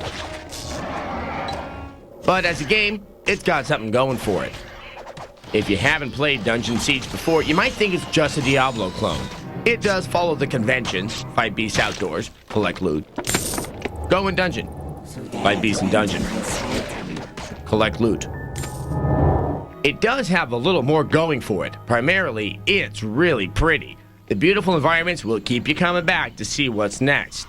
Also, the game has no loading screen, so once you start playing, all you do is play. Although, how you play might bother some people. Rather than clicking on the enemy to attack like a twitching idiot, you just select your hero and set them upon an enemy. From that point, the game just automates and you primarily monitor health. You can adjust how aggressive your characters are and the formation of your party, but if you like a little more interactivity in your games, you may need some tiddlywinks on hand to keep yourself busy. Though the biggest issue with Legend of Arana is the lack of variety of monsters. There are a good number of them, but at any given time, there's only a handful of types. Like here. It's some big spiders. Now I'm fighting other big spiders. Okay, now it's big green spiders. Holy crap, it's small yellow spiders! And it's half man, half spider spiders. But hold on, it's a really big old spider that farts out small purple glowing spiders.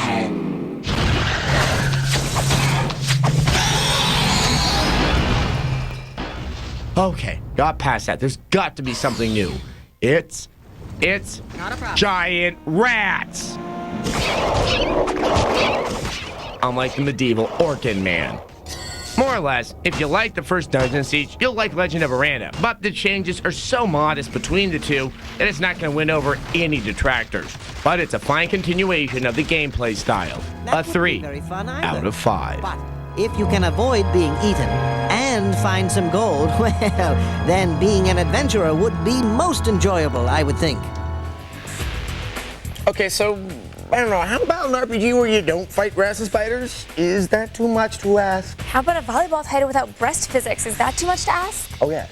Yes, it is. In a moment, it's Railroad Tycoon 3. All aboard! Want to take off? Enterprise Rent-A-Car has takeoff weekend specials from $9.99 a day. That's Friday to Monday, just $9.99 a day. So take off this weekend. Log on to enterprise.com or call 1-800-RENT-A-CAR. We're extending our amazing 5 free CDs giveaway. Even we couldn't believe how popular our Video Professor Software Savers offer would be. The phones have been ringing off the hook, stock has been flying off the shelves, but we want everyone to get a free pack of software. So we're extending this amazing offer, giving you time to call in right now and get a great pack of software for the whole family free. These self-help and informational CDs contain a wealth of knowledge that no home should be without. Take a look at what you get free from household names you know and trust, like Home Depot, Rand McNally, American Medical Association, and more. From wallpapering and plumbing to building cabinets, let the Home Depot experts show you how to do all your home improvements. Then create your own home on your PC, repaint, add a new addition, and see it all in a 3D walkthrough. Create customized, printable travel maps of anywhere in North America. Plan trips ahead of time, add points of interest, restaurant stops, and more. You'll never get lost again. Research almost anything in seconds. History, maps, nature, science, geography, trivia, and more. And for medical help for your family, turn to the Family Medical Guide, covering everything from minor scratches and burns to emergency assistance with CPR, shock, bleeding, and heart attack. It's essential for any home. That's over $100 in free software that turns all this into this. All you pay is $6.95 for shipping and processing. It really is free. Video Professor gives you all this free because we know once you see how these CDs improve your life, you'll come back to us for more great software. You have no contracts to sign and no commitments. Plus, as an added bonus, if you call right now, we'll also throw in an extra free gift. This free typing tutorial uses fun games and tests to improve your typing skills. This special extended offer can't last forever, so make sure you don't miss out. It's free. It's risk-free. Our friendly operators are standing by, so call right now to get your free software pack. To get your free software pack and free bonus CD, you must call now. Call 1-800-327-1464. Want to take off? Enterprise Rent-A-Car has takeoff weekend specials from $9.99 a day. That's Friday to Monday, just $9.99 a day. So take off this weekend. Log on to enterprise.com or call 1-800-RENT-A-CAR. Do not mix with alcohol. Adam Sessler and Morgan Webb. How does he know? I don't know. Who's the voice? Welcome back to X-Play. Like the little engine that could, the Railroad Tycoon franchise keeps chugging along, like me. Huh. Now it's pulling into the station for its third installment. And I'm tired of all the damn train metaphors, so let's just watch this review of Railroad Tycoon 3. Ooh. My parents died when I was just a boy. Okay, I know, awful song, but Railroad Tycoon 3 is actually an incredibly addictive game. Yes, in the modern world, trains may be going the way of the horse and buggy, but damn, they're still fun to play with. To start, you can pick from different scenarios with lists of tasks to complete, such as laying track from Boston to Buffalo, earning a certain amount of cash, or dropping miles and miles of railroad by a certain date. And the brand new 3D engine lets you pan around the action. I still can hear the steam escaping. No, stop. No more of that whiskey-soaked country crap. Whew, okay, back to the game. As a business tycoon, you have a great deal of input, and a lot of your success rests on fate. Simply put, when the economy is up, you do well. When it's down, you don't. You'll get daily newspapers to tell you how things are going, and you can keep an eye on your stocks and the market as well. This game is basically a crash course in Econ 101. Everything from the cargo to the passengers makes an impact on your bottom line. For instance, people won't use a train that goes between Dallas and Fort Worth if they just need to get to Wichita Falls. You'll have to drop a line in a station there or hook up to an existing railroad system run by another player to make your customers happy. The gleaming of the engines took my breath away. Not again! Send that singer home to his cousin/wife. Thank you. Anyway, as for cargo, you need to follow a set of rules that determine which delivery points make the best dollar cents for each train. You can tell the manager to pick up freight, express, a specific cargo, or a little of them all, and also set the maximum number of cars on your train. You can even choose to include a caboose or dining car, which passengers love. Your true job is to finish your mission while making the passengers happy at the same time. If they suffer, your bottom line suffers. Easy as that. If all that biz nonsense turns you off, you can go to the sandbox and have a little fun without worrying about your finances. But now my blood is of the railroad. Fine, just finish, will you?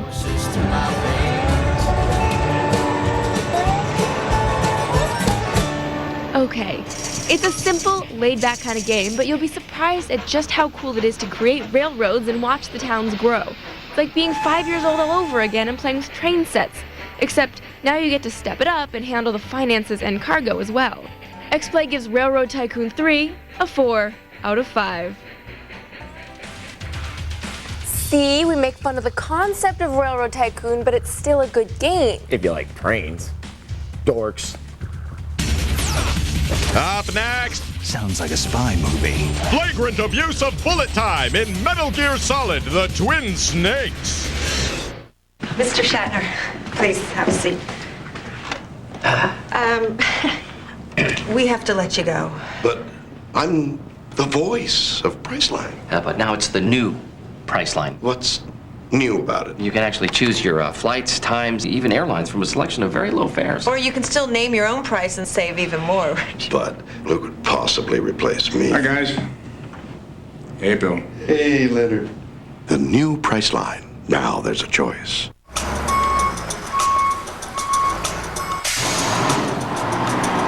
Any company can promise you lots of resumes.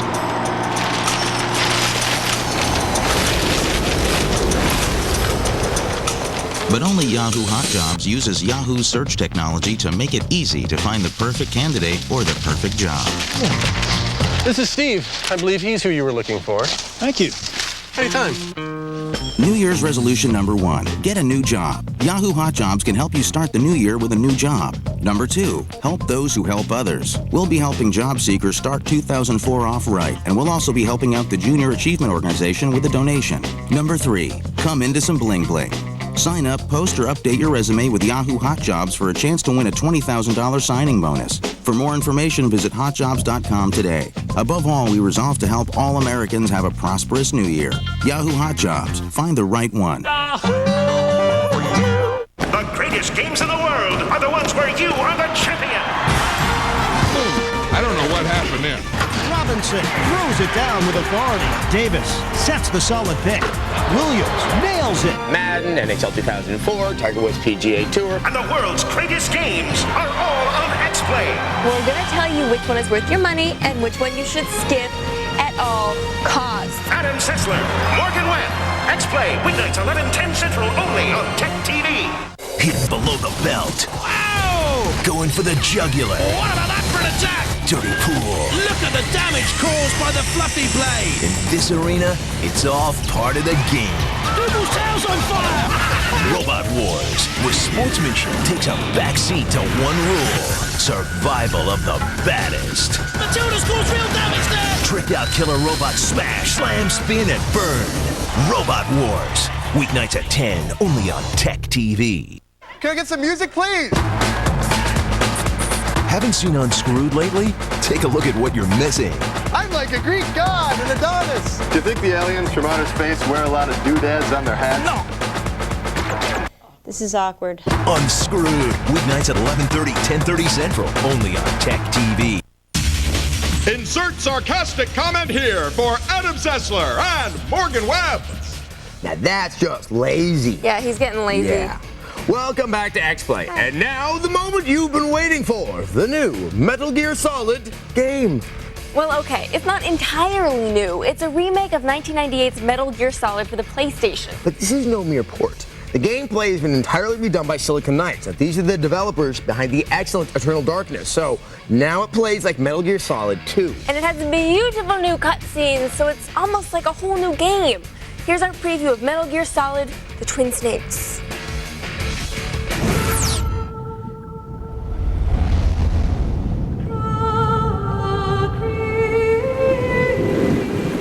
If you're feeling a twinge of deja vu right now, well, congratulations on your competent levels of perception.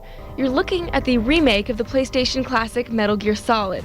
It's had a hefty facelift and a name change, but Metal Gear Solid: The Twin Snakes is a nostalgia trip made new all over again on the GameCube. Obviously, it's much prettier than the PlayStation version. Check it out, Snake has eyes now.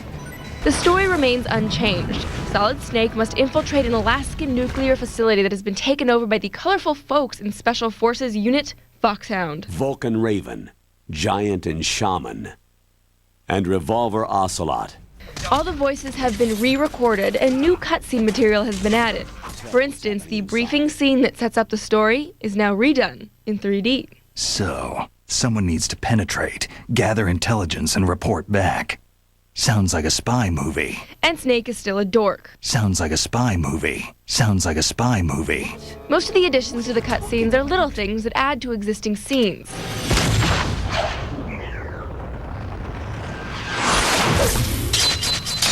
Whoa, that's new. They also spiced up the fight choreography. Hope you like bullet time, folks.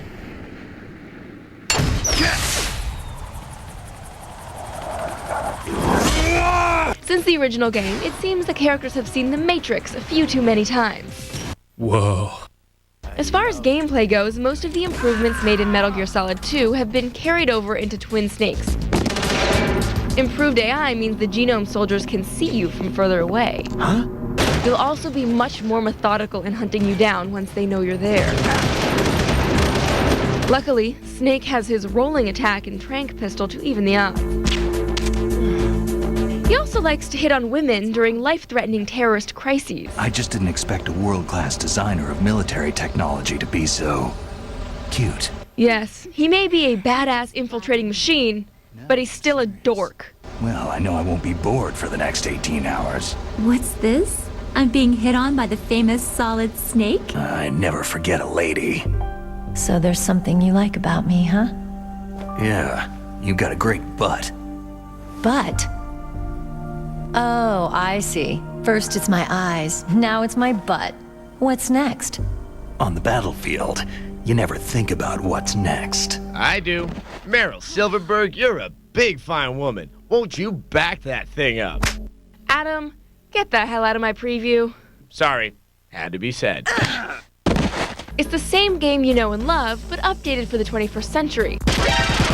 Slated for a spring 2004 release, Metal Gear Solid: The Twin Snakes is set to be the Star Wars Special Edition of gaming. Sounds like a spy movie. And that would be the equivalent of Greedo shooting first. Sounds like a spy movie. Dork! Sounds like a spy movie. Sounds like a spy movie. Sounds like a spy movie. Sounds like a spy movie. You know what it sounds like? What? A spy movie. No. Yeah, I know. You know, that's Solid Snake. He just has a way with the ladies. There's just something about sexual harassment just turns the ladies on. Yeah. Well, the game also has polygonal pants wetting and a naked crouching man. Now, to me, that is a turn off. And of course, the Twin Snakes is a GameCube exclusive, but fans waiting for the new Metal Gear Solid 3 Snake Eater will have to pick up a PS2 because it's only going to be available on that console. And if that game has as many extras and Easter eggs as the other Metal Gear games, we'll be playing that one over and over again as well. And we have just enough time for viewer mail. Wow. Yes. Today's email is from Hobbyman Chris. Hey, Hobbyman. He writes, I heard a rumor that there was going to be another Legend of Zelda game, Wind Waker 2, coming out for the GameCube this year. Is there any truth to this? Well, Chris, the scoop in Hollywood is that there is a sequel to Wind Waker tentatively scheduled to come out this year. It's based on in the same Zelda universe and uses the same art style as Wind Waker. What channel is this almost having? It's like E. Though the title hasn't been announced yet, good news is that Nintendo says it'll be playable at this year's E3. Yes. And you can rest assured that we'll be there to bring you the details as soon as we get them. Yes, I'm going to play it first, though. I'm going to steal it from Adam. Okay. Yay! Okay, dibs. That's fine. I get dibs. So just be warned, since this is Nintendo, it may not necessarily be coming out this year. We just hope it will. Yes, and we don't actually know what it's going to be called yet, so we'll see. Or anything like that. Right. But if you want more information on any of the reviews you've seen here today, you can always go to our website, which is at techtv.com/xplay. You know, maybe they'll call it Windbreaker. You think so? I don't know. Yeah. That like might the be jacket? Good. Like a jacket or flatulence right. or something like that. Right. I wasn't going to say that, but thanks for just those wacky guys making them Zelda games. All right. Yes. You Come can to the website. download, Naked Raiden. Oh, that's right, awesome. Naked Raiden. And we have some naughty porn games. Yes. All right, yes, we love do. those. And we have reviews of nice games, too. Good night. Today on X-Play, fun with ragdoll physics in Silent Storm. Pac-Man inexplicably grows legs, and we suffer through this stellar acting in Maximum Chase. What the hell happened? My thoughts exactly. It's game time.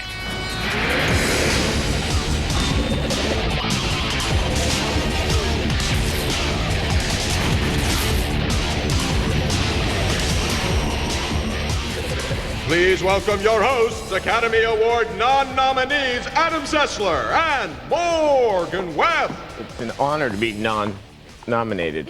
Hello and welcome to X-Play. Today we have a real-time strategy game that is hoping to be the next Age of Empires. Yes, and we take a trip to Oddworld. Ooh. And a driving game packed with live-action video because no one learned anything from Night Trap. And Pac-Man. Pac-Man, really? Yeah. I thought he was dead. No, you're thinking of Qbert. Qbert's dead. Anyway, we kick things off with a review of a very cool turn-based strategy game. It's set during World War II. And it uses ragdoll physics. And the environments are totally interactive and, more importantly, totally destructible. Yeah, so sit back and enjoy this explosive review of Silent Storm. 1943, World War II. Madness engulfed the planet. The future was uncertain, and I was there. Now I have another mission. Mission in the eye of a silent storm. Right.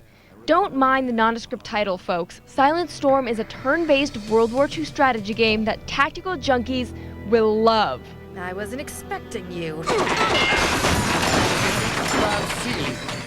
First off, this isn't just another World War II game.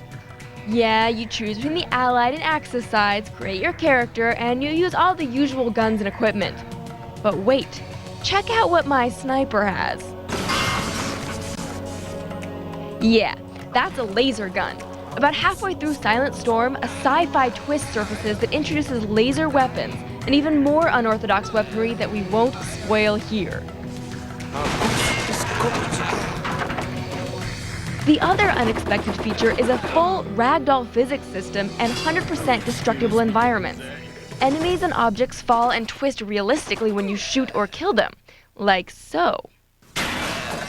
See, that makes all the planning and strategy worth the effort. It's like Max Payne 2, with thinking. Locked out and don't have a lockpick handy? Attack the door! Good use of ammo! I could kill all these guards and then break into the warehouse here, or I can just shoot this barrel and blow half the wall off the building. Subtle, yet effective. I am inflicting wound on my enemy. You may want to just turn the character voices off. They tend to skew toward the weird. I am getting a bad feeling. Christmas! They got me. Christmas? The lad may have more experience than I, but he ain't ever experienced me. I don't want to hear about it. On a related note, this is the first game in which I've had my existence questioned by a fictional Scotsman. Are you real? Unfortunately, there's no way to turn off or speed up the enemy's turns. The AI takes way too long to decide what to do sometimes. The way health and damage works is a bit odd. When you get hit, you'll lose health, then bleed, and lose more health over time. I bleed like leaky sink. It's better just to not get hit at all. That way you can avoid dealing with the creepy doctor back at home base. Actually, I'd prefer to be called Susan. Sure. Susan it is. Please, don't feel the need to be bleeding in order to visit. Okay. However, if you are in need of my care, just give me a word, and I will attend to you personally. I am so out of here. From home base, you can tackle missions all over Europe. Each mission has certain objectives to be met. Usually it's finding information or rescuing a VIP and escorting her out of the war zone. Apparently, my rescue wasn't a priority. Yes, my apologies. We ran into a war along the way. The conquest or liberation of Europe will take you a while. Silent Storm is one of the better strategy games we've played in a long time. It's surprisingly visceral and action-packed for a turn-based game. Plus, it has laser weapons. And an angry Scotsman. May flowers ignore ye, grave. We give it a 4 out of 5. A Silent Storm proves that not just Japanese imports are badly translated. Now, for every all your base or belong to us, Silent Storm provides us a Christmas, they got me! You know, I don't know if you have the doctor's number, but if I really want it, because I'd like her to attend to me, personally.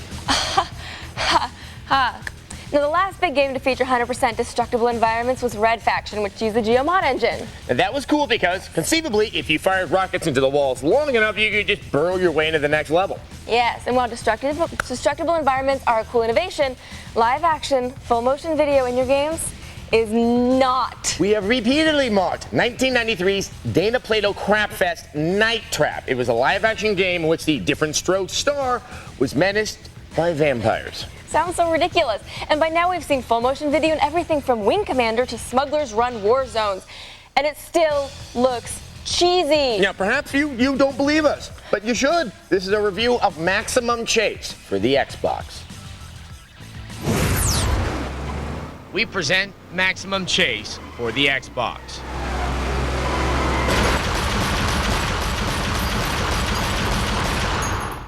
Whew. Dang. Wait, is that full motion video? I'll take the ticket. Whatever. Next time, I'll be getting your Camaro, man. Did he say Camaro? In Maximum Chase, you play a young LA cop saving a tawdry little number from bad guys who, as far as I can tell, all have a buddy that can get a great deal on a Cadillac. The first level, and we eventually learn half the game, focuses on driving and nothing else. The object is to find the exit, identified by big yellow arrows. If you slow down, the Cadillac men will shoot you. If you stop, oddly enough, a helicopter starts shooting at you. Strategy: drive as fast and as far as you can. They're gonna catch us! Damn, we'll take the hours. Exciting? Yeah. I mean, the game starts out with a fast pace. Couple that with the rousing submarine action movie soundtrack, and right out of the gate, your blood starts flowing. The question, though, isn't so much if the game is great as a weighing of opportunities. For example, I don't see any reason why I shouldn't help this troubled girl lacking in moral center. Let's meet our main characters. I'm Rick. What's your name? Catherine. Catherine Stanfield. Hello, Catherine. What the hell happened? All I know is I got home and they were there. Here we go again. Stubborn little... And it is at this point that buyer's remorse sets in. The high that is generated at the outset is, as is the case with heroin, short-lived. When you're not driving, you're shooting. You're shooting enemy cars until they explode. Or barrels.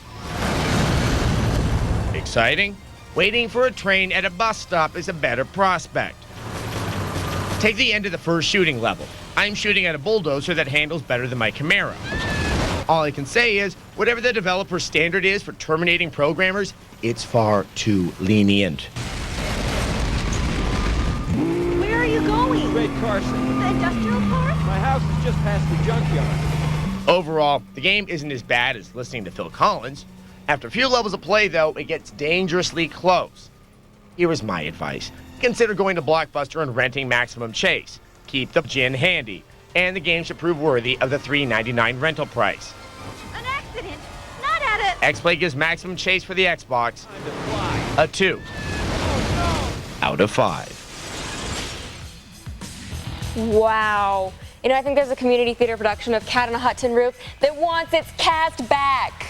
I have seen better acting in low-budget porn films, and believe me, I've seen a lot of low-budget porn films. Now, if to say something to the thespians in Maximum Chase, and when computer-generated characters turn out to be better actors than you are, it's time to let the dream die. Yes, go back to waiting tables at Chili's.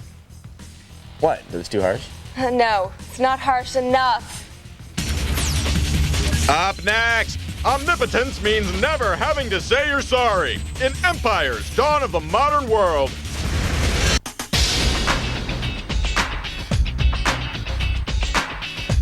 How's your credit? In the next 60 seconds, I'm going to show you an easy way to instantly check your own credit report for free. So the next time you need credit and apply for a home loan, car loan, or even a credit card, you won't have to imagine what your credit report looks like. You'll know. To learn how to get your free credit report instantly and online, just log on to freecreditreport.com. It's that simple. At freecreditreport.com, you can instantly see what's in your report, who put it there, who's been looking at it, so you can make sure everything's accurate. Staying on top of your credit can make it easier for you to qualify for the lowest available interest rates, which could save you a lot of money. So don't wait. Join the millions of Americans who've already logged on to freecreditreport.com. Got a minute? Just log on to freecreditreport.com. That's freecreditreport.com. freecreditreport.com.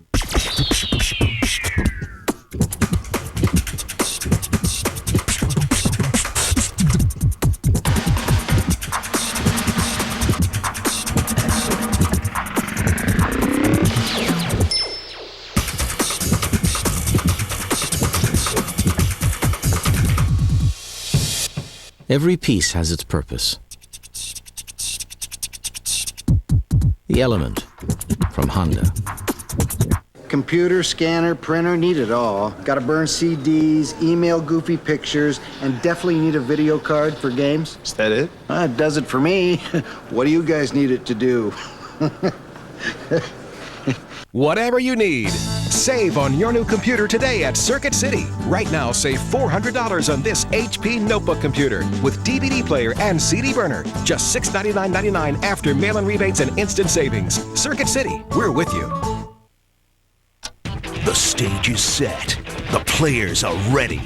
And weeknights at 11, the battle begins. Don't just watch X-Play and Unscrewed. Play along live with TechTV's Hyperactive. To play, register at techtv.com/hyperactive. Then watch X-Play and Unscrewed weeknights beginning at 11. Log on and play. Answer the questions, chat with other players, win cool prizes, and look for your name on the leaderboard live on TV. TechTV Hyperactive, coming soon to TechTV. Wait, announcer sense tingling. It's Adam Sessler and Morgan Webb. Stop the tinkling. Ew, I don't want to know. Welcome back to X-Play. Now, last year, Rise of Nations became the historical real-time strategy game to beat. Everything about it was nearly perfect, and it delighted critics such as us and fans like you alike. We were delighted. But now a new game is trying to claim this year's strategy crown by taking players through 15 different time periods, from the ancient past to the distant future. Here's a review of Empires: Dawn of the Modern World. I just don't think Frednall has what it takes. Grumpy generals. That is not true. Conniving kings. Drunken swordsmen.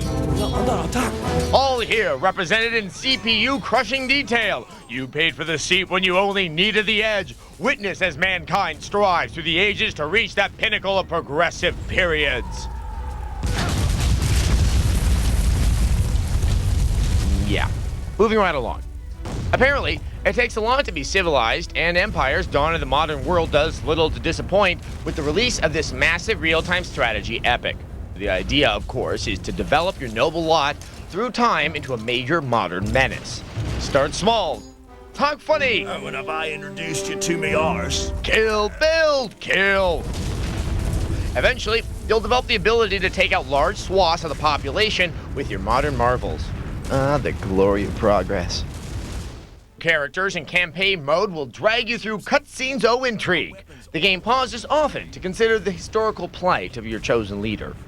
Some of the accents are truly hilarious, and the French seem to be constantly betraying people. Most likely it was someone near to the king. Time for a good old-fashioned barbecue. Have a freedom fry, Frenchie.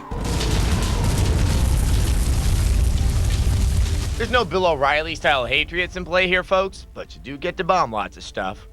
Civilizations reveal great detail in terms of the social and military development of a culture. Some societies reveal an enhanced ability for nation building, while others head right for the shock and awe of it all, invading everything in sight, including bears. The in-game camera is extremely fluid and reveals great character detail. In the heat of battle, you pull yourself up ringside, kick back, and watch the carnage. Weapons of mass destruction, we discover, are not really a new concept, as we witness the onslaught of the medieval BWMD, the bovine weapon of mass despair. The ability to embark on instant battles allows you to recreate classical historical matchups, like the ground-pounding Cold War rematch of the Miracle on Ice, the Soviets versus United States. Nukes ahoy! You can also take part in this shuddering matchup as World War I France takes on the Sleepy Stags of Winnipeg. The horror. The horror. This game shines brightest online, as single-player modes really only touch on the game's significant depth. We ride a tank in a general's rank while the blitzkrieg raged and the bodies stank. We give it a 4 out of 5. I like the catapult. Now, this game is intended for experienced RTS players, so if you're looking for your first real-time strategy experience, this game may not be the game for you. You know, I remember my first real-time strategy experience. Oh, what, was it totally hot? No, it was Command & Conquer. Oh. I couldn't get out of the box. When we come back, I don't know what the hell I'm looking at either.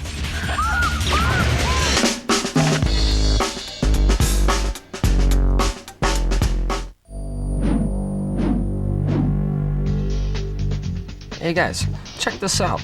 Look at these competitive numbers. Speed and reliability. That's what makes a winner. You're right. You can't argue with great performance. You guys talking about me?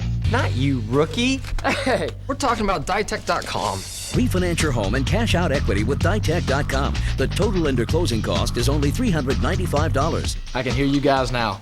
Lost another one to Ditech. Log on or call 1-800-DITECH-1.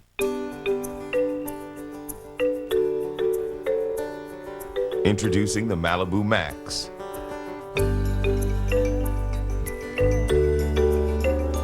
The only car that offers all of this. Remote start, sliding reclining rear seats, a 200 horsepower V6, and rear DVD. The new Chevrolets, an American revolution. My PC just doesn't excite me anymore. I need one that knows how to perform. Oh, you're gonna love this. Gateway presents the Boost Your Performance with a Hot New PC sale. Call now to get our powerful 310T desktop for just $499.99. With the Intel Pentium 4 processor, 2.6 gigahertz, a 40 gig hard drive, and 17-inch monitor, it's the whole package at a great price. But hurry, this offer ends soon, so call Gateway now to take home your hot new PC. For years, there's only been one way to go for internet service. The same companies charging the same high prices, even as technology costs go down. Ready for something new? With People PC Online, you get unlimited internet access for only $10.95 a month, with no banner ads on your welcome page. Go to peoplepc.com now to try our service free for 30 days and compare us with your current ISP. People PC Online has more local access numbers than AOL, plus a smart dialer that automatically chooses the fastest, most reliable number, so you always get the best connection. That's why so many of our members recommend us to family and friends. People PC Online gives you a better internet experience at a lower price. To compare us free for 30 days, visit peoplepc.com for a 3-minute download of our easy-to-use software, or call 1-800-PEOPLE-PC. People PC Online, a better way to internet. To learn more, click on Adam Sessler and Morgan Webb. Welcome back to X-Play, everybody. Way back in 1997, way back then, the first Oddworld game came out on the PlayStation. You know, since then, there have been several Oddworld titles featuring weird heroes, Abe and Munch. And that leaves two unattractive protagonists make their way to the Game Boy Advance. And the results are pretty unattractive, too. Here's our review of Oddworld, Munch's Odyssey.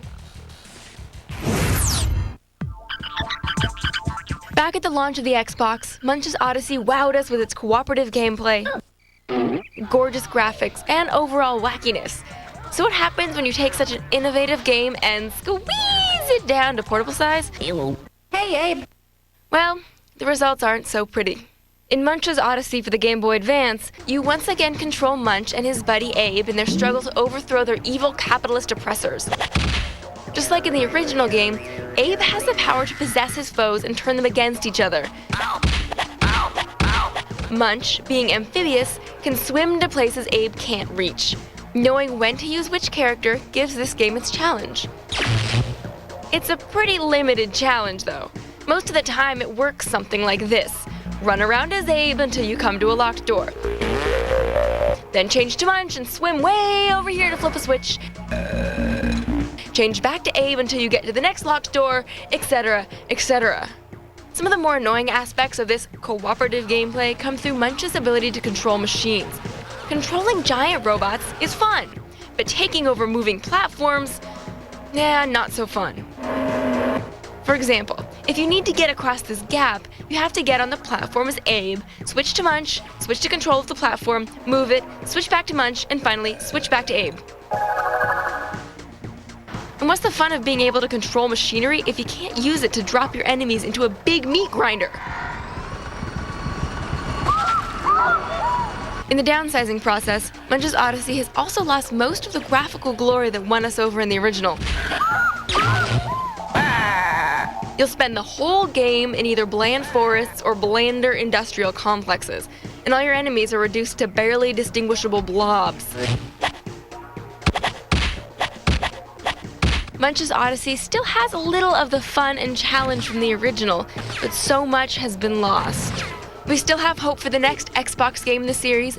I'll be back, don't you worry. But this one only deserves a 2 out of 5. You help me out here? Now the color palette here is so bad. It's all like brown things on brown backgrounds, or brown on gray, or gray on gray. It's just barf. Yeah, it's that color too, the barf color. The real interesting thing about this game is that it's made by Microsoft and it's on the GBA. I'm gonna say that again. It's made by Microsoft and it's on Nintendo's handheld. And you know, if those two can work things out, there is hope for peace in the Middle East. At least until someone releases a competing handheld. Coming up. Pac-Man, Pac-Man! Yeah, we know who he is. What's the latest from Gateway? It's our cool new notebook with an Intel Pentium 4 processor for only $899.99. That's right, it might just be time to get into a smart Gateway notebook. This one's got all the power of a desktop and the space-saving portability of a laptop. It has a CD burner DVD combo drive and 256 megabytes of RAM, all for under $900. Call 1-800-555-2081 to save $250 on a great Gateway notebook.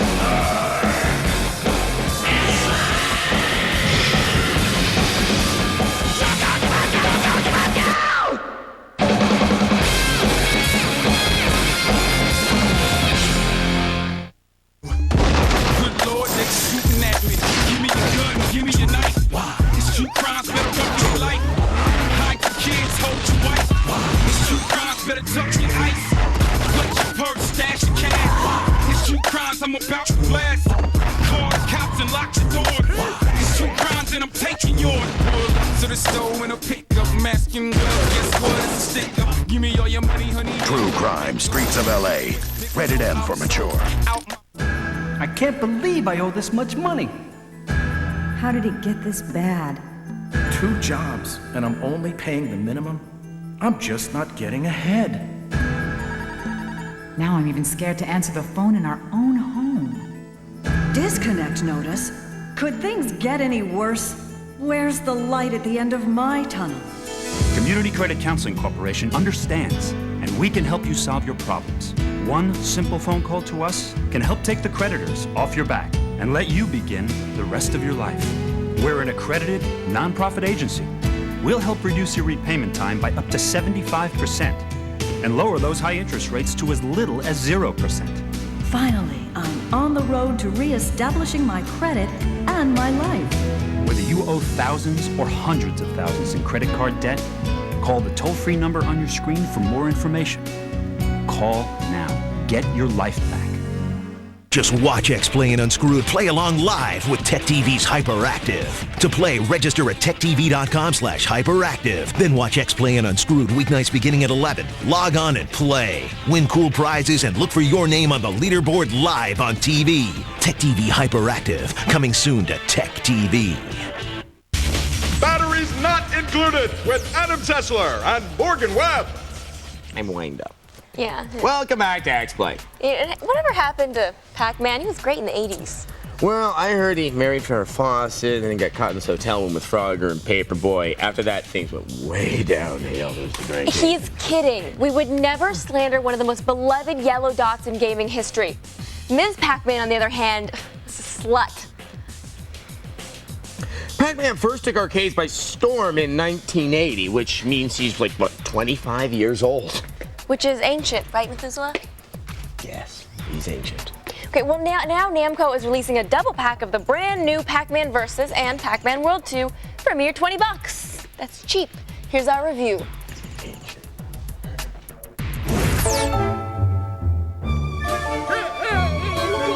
Pac-Man is back. Why do you care? That's an excellent question. Pac-Man, Pac-Man! Well, now you can get a 2-disc set of Pac-Man Versus and Pac-Man World 2. Now, we've already seen Pac-Man World 2. It's been out for a while and is a strange mix of Pac-Man and platformer. You can jump, bounce on enemies, and of course, chomp, dodge. So it skirts the edge of a complete rehash, but all in all, it's a surprisingly good game. It just still freaks me out that Pac-Man has legs. Pac-Man shouldn't have legs. He's supposed to be a ball with a compulsive eating disorder, for God's sake. A ball. Oh well, maybe I'm being a little too much of a fangirl. The real draw of this new duo is Pac-Man Versus, which is really the old arcade classic with a new multiplayer-only twist. And someone in the mix has to have a Game Boy and a link cable. The player with the Game Boy plays Pac-Man just like normal.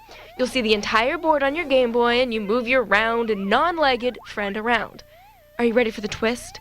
Okay, the other 3 players control the ghosts, who don't know where Pac-Man is, so they must work together to find him and scare him. Excellent! Red! Or do whatever the ghosts do to Pac-Man when they catch him. I'm always unclear on that point. The best part of playing Pac-Man Versus is listening to Mario's excited commentary. Pac-Man ate a power belly! Louis champion! Woohoo! Okay, so Pac-Man Versus is not exactly complex or intense, but it definitely has some party potential. You guys cornered me. That's not face, Yeah. Sessler. You're just like a bunch of campers. And it has the added advantage of replacing our old games of live-action Pac-Man. Now we just chase him around in the game. At least the poor thing can get some rest. And some revenge. I am so good. I am so good. Basically, this is just a budget re-release of Pac-Man World 2 with the bonus game thrown in. If you're a Pac-Man fan with a Game Boy and friends who like to party, I can't think of a better way to blow $20. Though I don't see it driving anyone else to the store. Follow me if you want to get rid of these Pac-People forever! The Pac-Man Versus and Pac-Man World 2 Double Pack gets a dot-chomping 3 out of 5.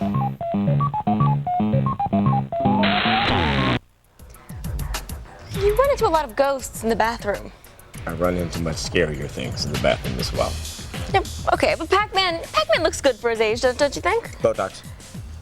Okay, well, I think that we all know that he got his legs done, and by done, I do mean that he stole some other guy's legs and he had them grafted on. You know, it is so sad when aging video game characters feel that they need to mask their real age. Could we get a little more Vaseline on that camera lens right there? Might be a good idea.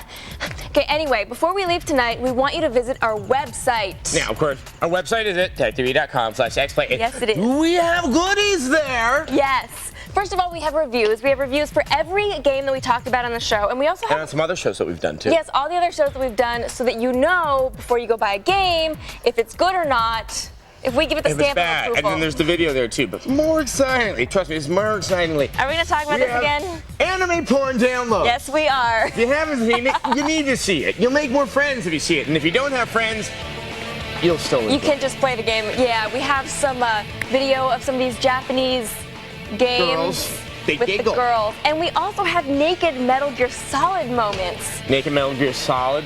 We have... Which have boys in it. Naked boys. You want the naked girls. Trust me. And we have much more. Good night. Today on X-Play, learning about the reproductive system in R-Type Vinyl. Saying what's really on your mind in spy fiction. What a loser. Plus, this guy. Oh, shut up. It's game time.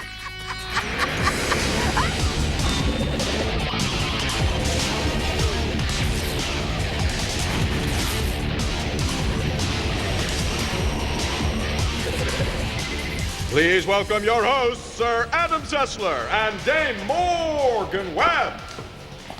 Dame Ooh, I like that.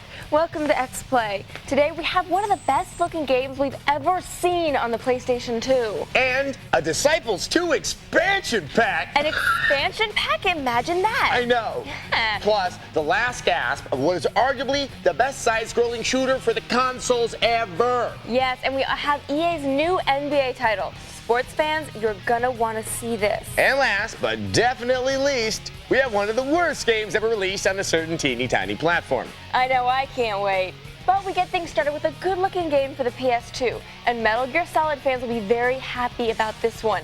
Here's our preview of Spy Fiction.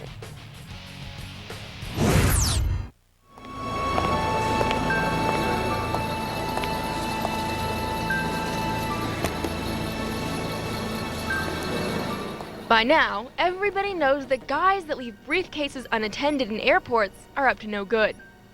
Everybody but this kid. Ooh, look at the pretty blinking lights. Yeah, I think we know where this is headed.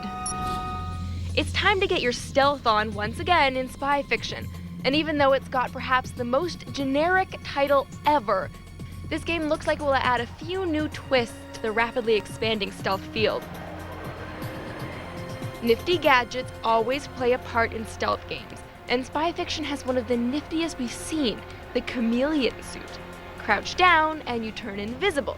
Nya, nya, nya, you can't see me. But that's not all. The chameleon suit also lets you morph into anyone whose picture you take. Need to sneak past a guard post? Just suit up and use the old I gotta pee ruse. The bathroom? What a loser. Works every time. Taking the pictures of high-level villains also makes for some creepy stalker fun. Damn, missed him. Ah, there we go. La la la la la, it's just me, the head of a major terrorist organization, just out for a brisk stroll in a blizzard. Oopsie, this can't be a good thing. How does it feel to meet the real one? Spy Fiction also has our early favorite for existential psychopath of the year. The game starts with a mysterious videotape delivered to your international espionage agency. Does the hero always show up? And the terrorists always lose. They are drugged on amusing metaphors. Nothing but the lie of messianism. Obviously, this guy has a master plan to, kill us all with the lulling power of pop philosophy. In heaven, everyone dreams of the sea. Yeah. Back to the nifty gadgets. You also get these bitchin' spider grips that let you crawl along the ceiling, safely avoiding any pathos-spouting baddies along the way. Of course, if you want to, you can whip out your 9 and just try your hand at mowing down the enemy troops. Just make sure you're not standing above a big pile of explosives. Yeah, you should probably stick to these standard super spy techniques. Crawl through a few ducts, sneak up on the enemy, and try not to yawn as the arch-villain rants on about whatever the heck he's on about. Humans, so utterly incomprehensible. Sometimes we do things that are completely irrational. You can say that again. Utterly incomprehensible enemies aside, Spy Fiction looks like it will be a worthy addition to the world of stealth when it comes out later this year. Did you like it?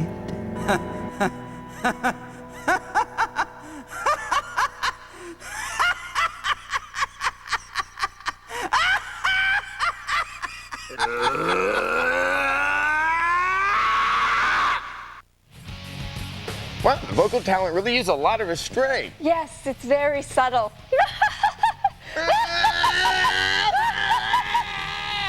The graphics do look really good for a PS2 title. Yeah, well, part of that is because the characters were designed by Renji Murata. That's the guy who did the anime series Blue Submarine #6.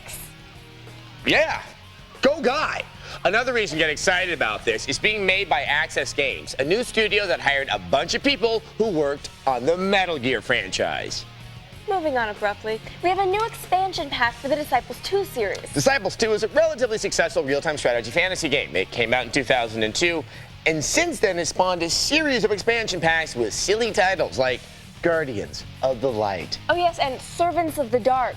just so no one feels left out. But now we have a Disciples 2 expansion pack with the silliest name of all. Here's a review of Disciples 2, Rise of the Elves. No, not the elves! Yes, the elves!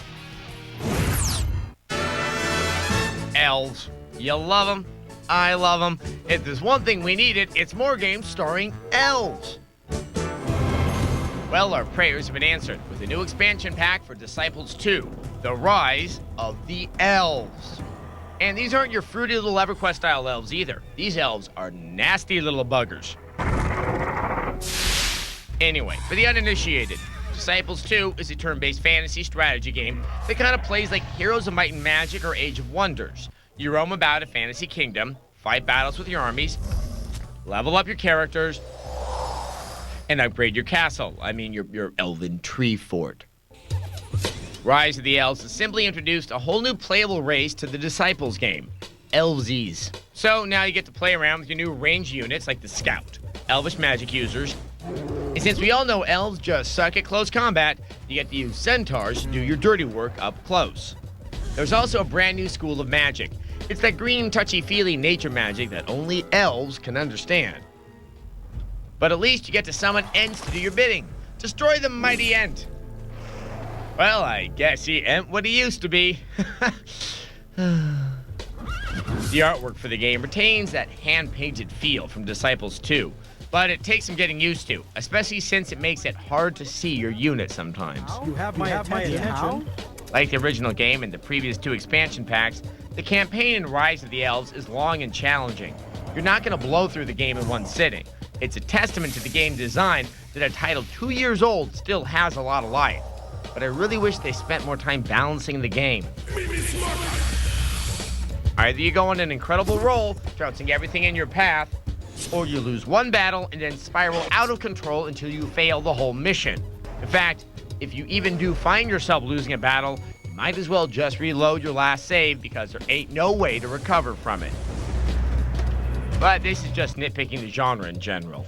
Disciples 2 is a thoughtful and fun strategy game, and Rise of the Elves is by far the best expansion pack they released for it, since it includes all the campaigns from the original game and none of the suckiness from the previous 2 expansion packs. This is the one to get if you're ready to give this game a try. We give Disciples 2 Rise of the Elves a not too shabby 3 out of 5. Okay, I'm officially elfed out. Well, Legolas excluded. From now on, fantasy titles are not allowed to have elves, giant rats, or wolves that help you level up. Yeah, you know what? And no chainmail bikinis either. They just aren't really functional. Go nude.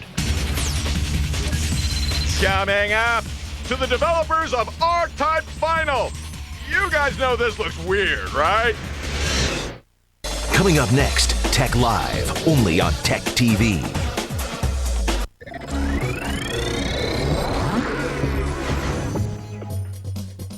It revolutionized fuel-efficient driving, and now it's even better. The new Toyota Prius. It's bigger, more powerful, and even more stylish.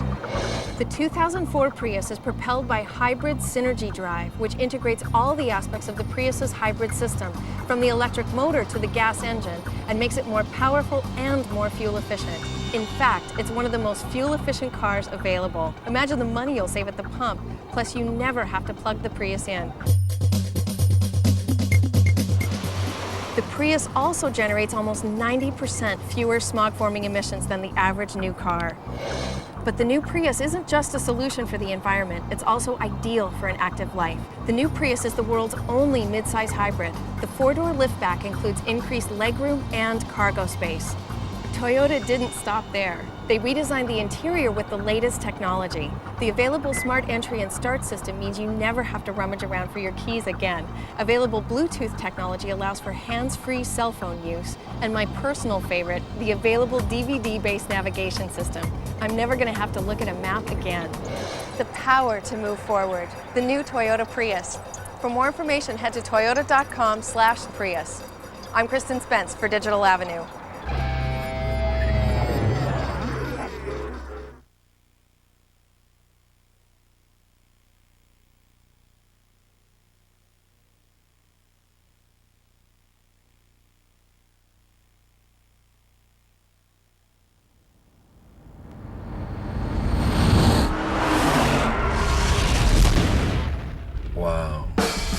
set.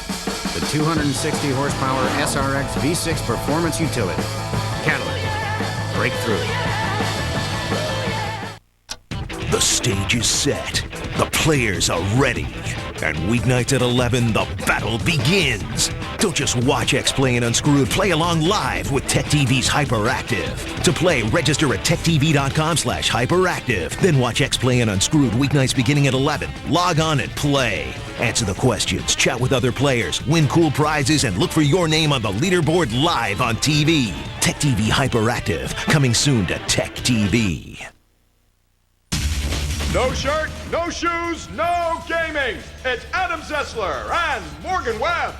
Welcome back to X-Play. Fanboys and fangirls, we have reached the end of an era. Today, we have a review of the last R-Type game. Now, does this mean anything to you? Well, it should if you were a fan of the old side-scrolling shooters. R-Type was the best of these shooters, but since side-scrollers are going the way of the dodo, the folks behind the R-Type franchise decided to put out only one more installment in the series. Yes, that is the R-Type to end all R-Types. Now wipe a tear from your eye as we review the aptly titled R-Type Final.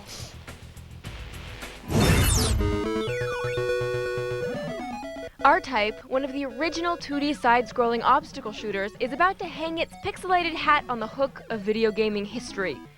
It was a nice run and will undoubtedly be missed by a few nostalgic fanboys. Fittingly, R-Type Final goes out with a sonic boom bang. The farewell release of R-Type inundates you with new ships, weapons, environments, and game modes, along with some of the oddest boss challenges this side of a Ron Jeremy reality show. More on that later. Ship customization is key to strategy, and thankfully the game supplies a Reverend Moon marriage-sized portion of ships and armaments to confront the challenges ahead. As the game pummels you from the front, back, top, and bottom, your tiny vessel will need to adapt quickly. The behavior of repeat baddies can be learned and countered quickly, but the game throws changing landscape and new threats your way, challenging any false comfort. When you enter a new level, a cryptic message with a haiku-like simplicity hints at the impending dread ahead. The game pays homage to its side-scrolling past and then literally turns things upside down. As you crane your head trying to figure out where you are in relation to your target, you realize perspective is one of the main adversaries in the game. Boss attacks are frequent and challenging, requiring a trial and error period as you begin to understand the combat sequence you're being assailed by. You'll confront massive machines with constantly mutating weapons systems, ever-changing landscapes and torture gardens, odious labs, glittering cities, mangy mutants, and this, a trip to Viagra Falls. Here the game whips out a bonus and hits you with the beauteous moment from the miracle of life. Here it comes again. Don't be too glad to see me, we only just met. Of course, if your ship is inadequately protected, you'll have to deal with this randy-looking thing. The dorm nurse doesn't have a pill for this one, kids, so be careful. It goes without saying that R-Type Final requires an ocean-sized amount of patience. Game levels include the insulting, chiding baby level to the near-impossible fanboy R-Typer. Other play modes challenge gamers to strive for statistical superiority and for the ability to unlock unique content. A few downsides are a lack of cooperative mode and an extremely high difficulty setting, which will give limited lifespan to lazy players. As R-Type rides off into the Technicolor sunset of video game history, X-Play bows farewell. We give it a 4 out of 5. It's so sad. Let's observe a moment in memory of R-Type.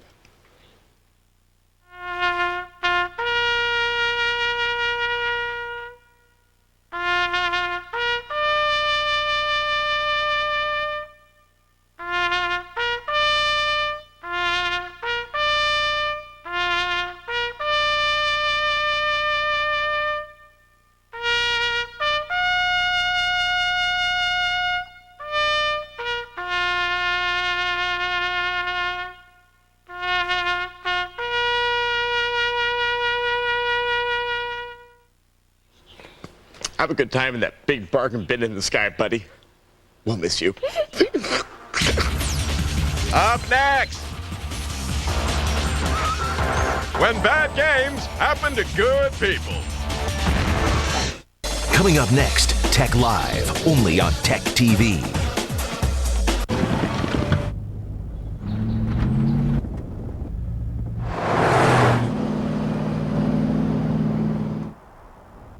This is it. What is this? Introducing the full-size 5.6-liter V8 Nissan Armada. Where are we?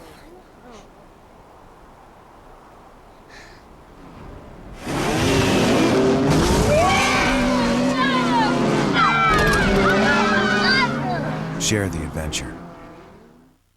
We're extending our amazing 5 free CDs giveaway. Even we couldn't believe how popular our Video Professor Software Savers offer would be. The phones have been ringing off the hook, stock has been flying off the shelves, but we want everyone to get a free pack of software. So we're extending this amazing offer, giving you time to call in right now and get a great pack of software for the whole family free. These self-help and informational CDs contain a wealth of knowledge that no home should be without. Take a look at what you get free from household names you know and trust, like Home Depot, Rand McNally, American Medical Association, and more. From wallpapering and plumbing to building cabinets, let the Home Depot experts show you how to do all your home improvements. Then create your own home on your PC, repaint, add a new addition, and see it all in a 3D walkthrough. Create customized, printable travel maps of anywhere in North America. Plan trips ahead of time, add points of interest, restaurant stops, and more. You'll never get lost again. Research almost anything in seconds. History, maps, nature, science, geography, trivia, and more. And for medical help for your family, turn to the Family Medical Guide, covering everything from minor scratches and burns to emergency assistance with CPR, shock, bleeding, and heart attacks. It's essential for any home. That's over $100 in free software that turns all this into this. All you pay is $6.95 for shipping and processing. It really is free. Video Professor gives you all this free because we know once you see how these CDs improve your life, you'll come back to us for more great software. You have no contracts to sign and no commitments. Plus, as an added bonus, if you call right now, we'll also throw in an extra free gift. This free typing tutorial uses fun games and tests to improve your typing skills. This special extended offer can't last forever, so make sure you don't miss out. It's free. It's risk-free. Our friendly operators are standing by, so call right now to get your free software pack. To get your free software pack and free bonus CD, you must call now. Call 1-800-478-5028. Holy Frag Fest, gamers! It's Adam Sessler and Morgan Webb. Welcome back to X-Play. Hey, you know what? We know you guys think we have the coolest jobs ever, but you know what? It means we have to review some of the worst games ever. This is one of those games. Yep. Here's a review of Mission Impossible Operation Surma for the Game Boy Advance. Agent located. Dum dum dum dum dum dum dum dum dum. Mission Impossible, a successful television show that later became a blockbuster movie and a hit action spy game. Identity confirmed. And finally, it has evolved to this. What the hell is this? Atari's mission, had they chosen to accept it, was to convert the decent stealth action title Mission Impossible Operation Surma to this inconspicuous portable format, allowing gamers and wannabe secret agents to conceal the secretive fight against shadowy international terrorist organizations right in their pocket. They failed. As Super Agent Ethan Hunt sifts through his first briefing by the IMF, you might wonder if the benevolent organization has been hit by serious budget cuts. Chunks of white text scroll on a black background while you stare at a very, very modest rendering of a prison in an unspecified camel-inhabited country. Don't worry, we're not going to make any stupid Saddam, Osama, or Ishtar jokes. One can barely make out signature Mission Impossible music due to irritating distortion that completely takes over at higher volumes. The message here is much clearer than the graphics and sound. You're in for a rough mission. In addition to running and pressing up against walls, you can switch between a variety of techno goodies and take out bad guys with your multi-purpose firearm or your lethal karate chop. Karate chop! Karate chop! Your support operative hacker, Luther aka Marcellus Wallaby, will check in regularly with instructions via his still Etch-a-Sketch quality head It also demands that you run through primitive backgrounds lacking any sense of perspective whatsoever while listening to a 30-second loop of terrible quality music and lame sound effects. It'll probably take a while to get used to the awkward controls and properly deal with the enemies. But it's with this stupid dog. Stay away, mudhead! The almost offensive sights, sounds, and effects, if you can call them that, and the incredibly stupid enemies, and the inconsistent rules do their best to sap nearly all the fun out of the game. We would suggest that no agent pick up this wheezing, dying cause under any circumstances. X-Play gives Mission Impossible Operation Surma for the GBA a 1 out of 5. Now, the console version of this was actually good, which makes this game all the more horrible. You know, I've had more fun playing Scrabble by myself. Really? Do you usually win? No, I'm stupid. Coming up, as if there weren't enough basketball games on the market already, it's NBA Live 2004.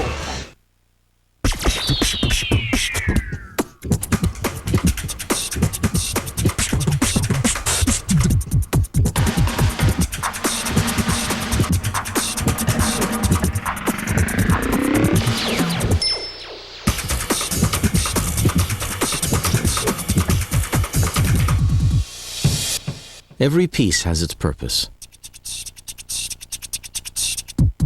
The Element from Honda. How much are you paying for internet service? $21? $23? Aren't you being charged too much? We think so. With People PC Online, you get unlimited internet access for only $10.95 a month. Go to peoplepc.com now to try us free for 30 days and compare us with your current ISP. With People PC Online, you get internet service for less than half of what the big guys cost. And that's just the beginning. You also get more local access numbers than AOL, plus a smart dialer that automatically chooses the fastest, most reliable number. So you always get the best connection. All for just $10.95 a month. Try People PC Online free for 30 days and see for yourself. Go to peoplepc.com for a quick 3-minute download of our easy-to-use software. Or call 1-800-PEOPLE-PC. People PC Online, a better way to internet. There are 3 things you can count on in life: death, taxes, and cable rate increases. Thousands of Americans each day have realized that rising cable rates and poor service are not their only choice. People are switching to DirecTV. Switching from cable has never been easier, especially now that you can get a 4-room system for free. With the DirecTV Total Choice Plus with local channels programming package, you get over 130 channels of your favorite programming with true digital quality picture and sound. And best of all, you get your favorite local channels too. DirecTV also offers premium programming from HBO, Starz, Showtime, Cinemax, plus Sports Pack. Plus up to 55 pay-per-view choices a day. Plus you get your choice of the best sports programming available, including NFL Sunday Ticket, exclusively from DirecTV. Your choice has never been easier. Call now to order your DirecTV system for up to 4 rooms for free. That's a $299 value. And your standard professional installation is always included. Just watch X-Play and Unscrewed play along live with TechTV's Hyperactive. To play, register at techtv.com/hyperactive. Then watch X-Play and Unscrewed weeknights beginning at 11. Log on and play. Win cool prizes and look for your name on the leaderboard live on TV. TechTV Hyperactive, coming soon to TechTV. Open the pod bay doors. It's Adam Sessler and Morgan Webb. I'm lonely. Welcome back to X-Play. And we have a new basketball title from EA Sports. It was the best damn sports game makers, period. It's a basketball title coming out in a very oversaturated market. Not much of a change from last year's edition, but it has the EA pedigree going for it. That's true. Here's our review of NBA Live 2004. Who gon' stop me when I'm dribbling the rock? Even coaches tell they big men to move out the middle when I'm cutting through the key. More dependable than a Shaquille O'Neal free throw or a win by the Chicago Bulls is NBA Live 2004 for the Xbox. Last year's title was a step in the right direction, but could EA improve its basketball franchise, take it to the next level? The answer is yes. I'll start with the visuals. The NBA courts actually look like their real-life counterparts. And look here, just like in real life, lots of empty seats at a Warriors game. Good for 3. The players may seem a little blocky and expressionless, but details like Shaq's Superman tattoo, LeBron's headband, and Nash's greasy hair are pretty uncanny. And on the court, they lean, lunge, leap, and launch with great precision. And watch the steal. You can clearly see the arm reach for the ball. After a block, the ball doesn't magically disappear into the hand of the defender. Someone has to actually get the ball once it's deflected. Nobody able to come up with that loose ball by Iverson. There is one problem. Check out the ice skating / moonwalk footwork here. A little too slick to be realistic. Still, improvements overshadow that shortcoming. Like the computer defense. Come on, come on. Damn! As you can see, the computer defense has a pretty good game plan of its own. You can even use these sliders to customize the action, like game speed to things like fatigue effect. More importantly, the new control scheme is free from delays, and returning to the game is the freestyle control, which involves using the right analog stick to blaze past defenders. Ah, yeah. Also new is a separate dunk and layup button, giving players more options near the basket. Then there's the off-ball play, which I haven't quite mastered yet, but here goes. Okay, Stockton has the ball, and I'm going to choose player B, that's Jordan. I'm moving him around closer to the basket, then toss the ball to him, and bam! Ah yeah, easy too. There's plenty of special options in the game, like a good dynasty mode, and a one-on-one mode against legendary players. You think LeBron could really do that against Dr. J? Anyways, we can't forget that style is important in the NBA. As you meet certain tasks in the game, you earn points that you could use to buy new shoes, jerseys, and accessories like headbands. They're not just for girls anymore. With the laundry list of improvements in gameplay, NBA Live 2004 lives up to its expectations and should prove to be a slam dunk. Steve is the best title in the Hoop series to date. We give it a 4 out of 5. With a tough defense. High brand. Okay, NBA Live is sort of an arcade sim mix. It caters to less hardcore NBA fans who like the pace of arcade-style b-ball, but still want a fair amount of realism in the game. Now, if what you're looking for is a rigid NBA simulator, do yourself a favor, pick up ESPN NBA basketball instead. Yes, and you know what? What? We have just enough time for viewer mail. Oh, glory be, we do! Yes. Today's viewer mail is from Kurt in Charlotte, North Carolina. He writes, I bought a 12-month subscription card to Xbox Live. Apparently, you have to have a major credit card even if you prepaid for a year's subscription card. I called, and they said it was a security requirement. What kind of security is this? Yeah, Kurt, you're right. You do have to input a credit card to sign up for Xbox Live, which, I agree, is a crock of crap. Sure, it's probably so. Microsoft can't get your information, but they claim it's for a proof of identity because we are only our credit cards. Right. So, that way they can have a face to attach to the account and a credit card on file, so maybe they can easily automatically charge you for next year's dues when the time comes. Yeah, sir, we don't really have any solution for you, but we hope that helped. So it probably hurts a little bit. Just sort of commiseration. I don't know, there's a lot of credit ads on TV, so go through those. Anyway, if you want to learn more about NBA Live or Xbox Live or other games, maybe not Mission Possible Operation Serma. You can learn why not to buy it. Yes, go to our website, techtv.com/xplay. Yes, and while you're there, you can download all video of all these other cool little skits and stuff that we've done. You can see Adam hurting himself. Anime porn.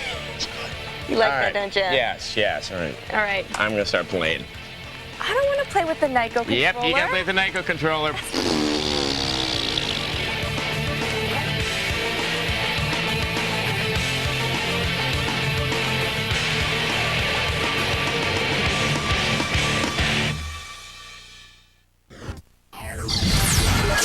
Today on X-Play, a hedgehog and his wacky friends run really fast in Sonic Heroes. America's game gets an upgrade in All-Star Baseball 2005. And meeting nice people in Fallout Brotherhood of Steel. Could you help me find Mr. Pussy? It's, game time.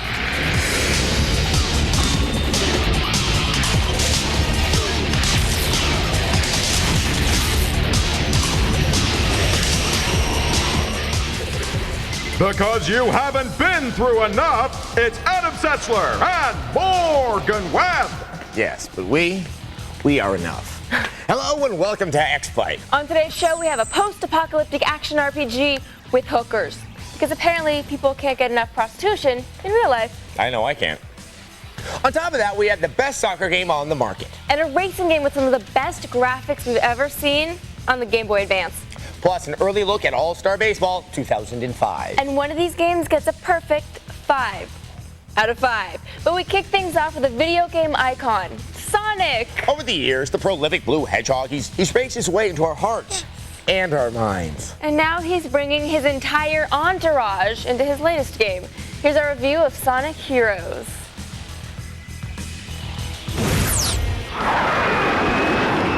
Hey, look! It's Sonic! Sega's latest Hedgehog Fest, Sonic Heroes, is here. And it's got a heck of a catchy theme song.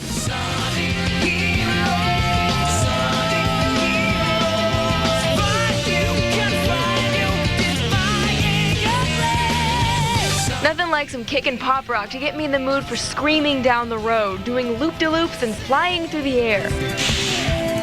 And Sonic Heroes delivers. This is the best 3D version so far to capture the frenzied speed of the original 2D game. But you may have noticed that as Sonic whizzes along, he's bringing his old buddies Knuckles and Tails along for the ride. Yes, it's Sonic Heroes, plural. In a pretty much unnecessary twist to the original, you will control not 1, not 2, but 3 characters simultaneously. Sonic is obviously the speed demon, but he has to rely on Knuckles for the power to beat up enemies and smash through walls. Tails is available whenever you need a little lift or want to swat down airborne enemies. Or feel the need to listen to poorly done voiceover. Eggman's robots are taking control of everything! Let's find Eggman and show him the real power of teamwork! This cooperative gameplay is a nice idea, but mostly it only serves to slow down the glorious breakneck pace the game maintains at its best moments. Also available are 3 other teams of heroes. Team Dark is just like Team Sonic, except with slightly harder levels. Team Rose has easier levels. Almost insultingly easy levels. These things lined up here are what we call rings! Look, if you need the concept of collecting rings explained to you, you're either blind, lobotomized, or still hidden under the rock. Hopefully all 3. Come on, boys! Let's go! Team Chaotix's job is to run around collecting hermit crabs and stuff, and, well... It's here! We've got work! Yeah, these guys haven't seen the light of day since Knuckles Chaotix for the Sega 32X. Which begs the question, why are they in this game? Do we really need 12 starring characters in a Sonic game? I say no. I just want Sonic. Just Sonic. Just have him run around really fast with an occasional jump. That's all I need. I don't need Knuckles whacking the crap out of robots. I don't need Tails flying from platform to platform. And I certainly don't need to stop, push a lever, and stand there waiting for the door to open before I can get back to the fun running around part. There are moments where the teamwork scheme does work, as you flow from character to character, leaving a trail of destruction in your wake. But too often, you have to stop for an instant and figure out who to switch to. That instant of stop, which might not even be noticeable in another game, totally disrupts what could have been an amazing game. And that's what's most disappointing. At its pure core, Sonic Heroes is by far the best 3D version of the series. If the developers had just left that pure core alone, instead of tacking on flying and fighting and 11 characters nobody really cares about, it could have been truly breathtaking. Unfortunately, we could only give Sonic Heroes a 3 out of 5. All right! A lot of people complained that the previous Sonic games lacked the high-speed action that put the blue guy on the map.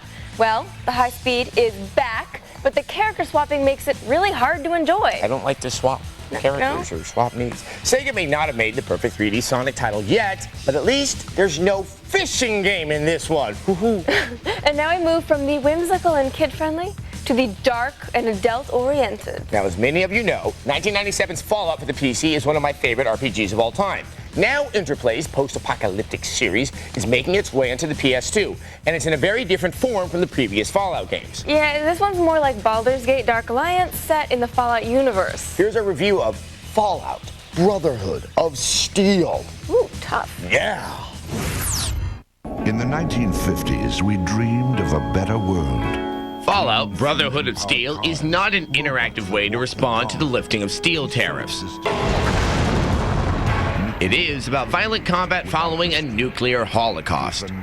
As if combat would somehow get more gentle following the eradication of humans as a viable species. While the original games play like traditional turn-based RPGs, Brotherhood of Steel is far more action-oriented. Whacking away on the buttons means you're whacking on the enemies.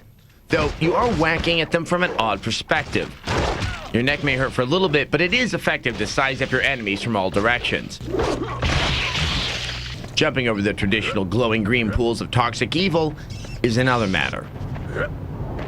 The game is set up to be easy to play.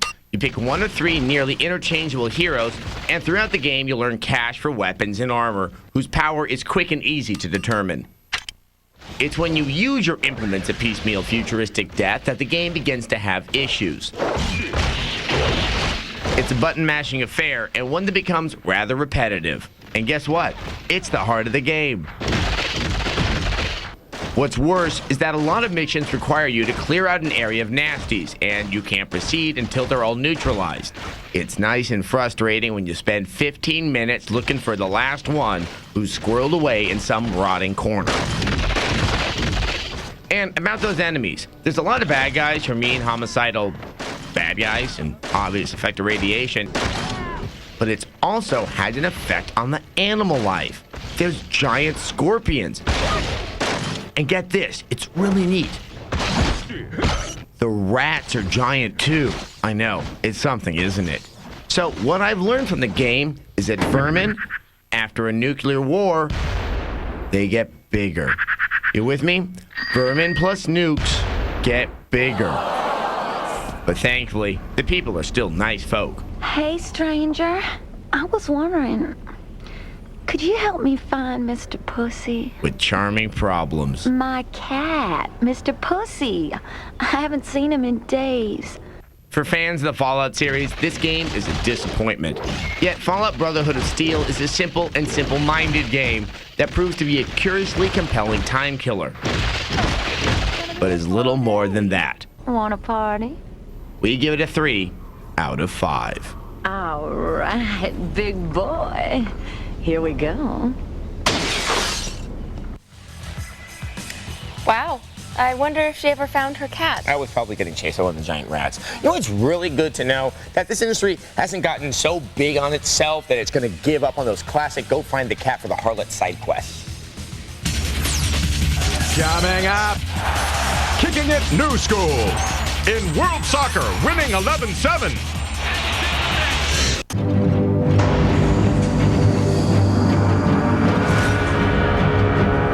All aluminum block.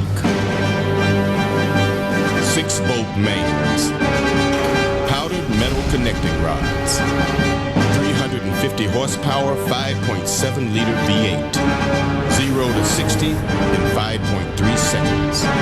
The new Pontiac GTO. Fuel for the soul. Well, that's it. Thank you, everyone. Really great loan offers. Remember, no points. Okay. Bye. We'll let you know. I think we got some pretty good mortgage offers there. Yeah. Of course, we still need to pick a realtor. The realtors. Sorry about that, guys. Hey, we got a 4-bedroom. Now you can find a mortgage and a realtor all in one place. At LendingTree.com, you fill out one form and choose the mortgage and the realtor that's right for you. LendingTree.com. How much are you paying for internet service? $21? $23? Aren't you being charged too much? We think so. With People PC Online, you get unlimited internet access for only $10.95 a month. Go to peoplepc.com now to try us free for 30 days and compare us with your current ISP. With People PC Online, you get internet service for less than half of what the big guys cost. And that's just the beginning. You also get more local access numbers than AOL, plus a smart dialer that automatically chooses the fastest, most reliable number. So you always get the best connection. All for just $10.95 a month. Try People PC Online free for 30 days and see for yourself. Go to peoplepc.com for a quick 3-minute download of our easy-to-use software. or call 1-800-PEOPLE-PC. People PC Online, a better way to internet. The stage is set. The players are ready. And weeknights at 11, the battle begins. Don't just watch X-Play and Unscrewed. Play along live with TechTV's Hyperactive. To play, register at techtv.com/hyperactive. Then watch X-Play and Unscrewed weeknights beginning at 11. Log on and play. Answer the questions, chat with other players, win cool prizes, and look for your name on the leaderboard live on TV. TechTV Hyperactive, coming soon to TechTV. Just when you thought it was safe to make a crappy game, it's Adam Sessler and Morgan Webb. Welcome back to X-Play. We have the best soccer game on the market, and guess what? It is not made by EA Sports. It's called World Soccer Winning 11. It's published by Konami, and it is big in Japan. Like Tom Waits. Last year's installment was marred by subpar graphics, but this year, they are just about perfect. And so is the game. Here's a review of World Soccer Winning 11-7.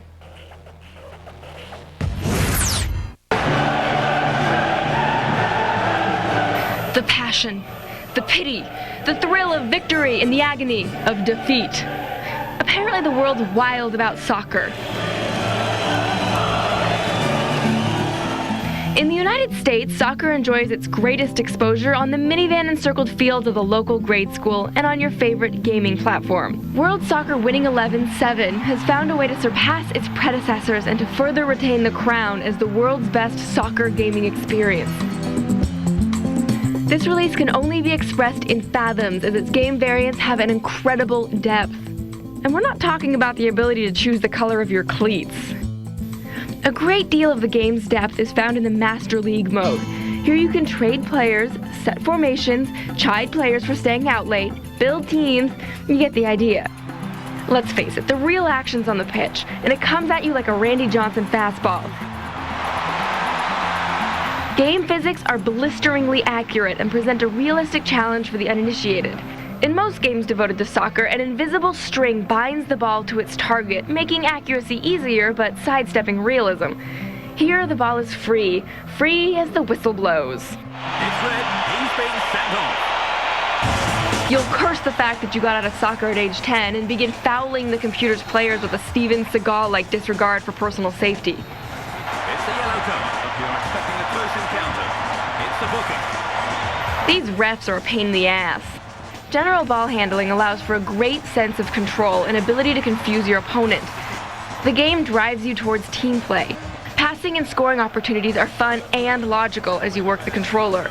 You are playing the game. It is not playing for you.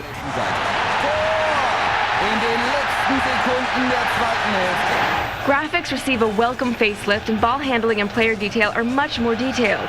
Stadiums and ambient sound are rich and lively, and if you still find yourself pining for a more realistic soccer experience, you can always change the commentator's language. Il tuo giudizio su questo gol, Massimo, che questo mit einem Pass ab nach vorn. Voici les statistiques de la première mi-temps.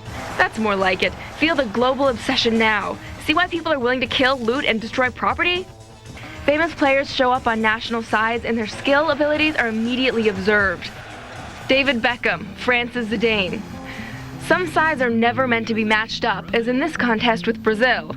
Check out those crazy celestial feet. Winning matches enables purchases at the in-game store, though their value may be tough to imagine. Soccer fans, strap up your laces. The guts and glory of the world's most popular sport is here in stunning detail. World Soccer Winning 11-7 drives, shoots, and scores. We give it a 5 out of 5. Now, in case you didn't know, Maybe I don't. It's called Winning 11 because there are 11 players on each team, but on the field at any given time. Oh, I thought it was like a 7-Eleven type thing. Anyway, on that logic, though, a swimming game would be called Winning 1. Yes, you're a genius. No. Yes. I know. If you'd like to find out more about Winning 11-7, read our full review at our website. TechTV.com/xplay. We'll be back.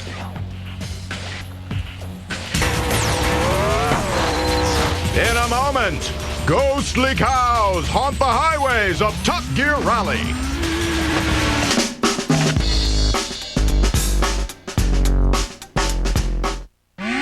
Attention homeowners, lower your monthly mortgage payment before it's too late. Mortgage interest rates have gone up, but you still have time to lock in a new low fixed rate from ditech.com. Whether you're refinancing, cashing out equity, or consolidating your other high interest debts, ditech.com can offer you a low fixed rate loan with no broker fees and no cancellation fees. Apply now before the rates go up again. Call 1-800-DITECH-1 or log on to ditech.com now. We're extending our amazing 5 free CDs giveaway. Even we couldn't believe how popular our Video Professor Software Savers offer would be. The phones have been ringing off the hook, stock has been flying off the shelves, but we want everyone to get a free pack of software. So we're extending this amazing offer, giving you time to call in right now and get a great pack of software for the whole family free. These self-help and informational CDs contain a wealth of knowledge that no home should be without. Take a look at what you get free from household names you know and trust, like Home Depot, Rand McNally, American Medical Association, and more. From wallpapering and plumbing to building cabinets, let the Home Depot experts show you how to do all your home improvements. Then create your own home on your PC, repaint, add a new addition, and see it all in a 3D walkthrough. Create customized, printable travel maps of anywhere in North America. Plan trips ahead of time, add points of interest, restaurant stops, and more. You'll never get lost again. Research almost anything in seconds. History, maps, nature, science, geography, trivia, and more. And for medical help for your family, turn to the Family Medical Guide, covering everything from minor scratches and burns to emergency assistance with CPR, shock, bleeding, and heart attacks. It's essential for any home. That's over $100 in free software that turns all this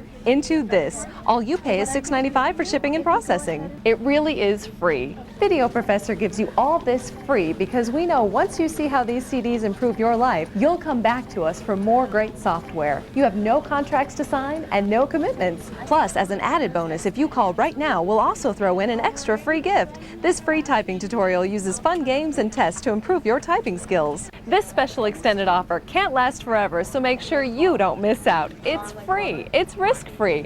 Our friendly operators are standing by, so call right now to get your free software pack. To get your free software pack and free bonus CD, you must call now. Call 1-800-478-5028. Live from somewhere in the North Atlantic, it's Adam Sessler and Morgan Webb. Specificity is a virtue.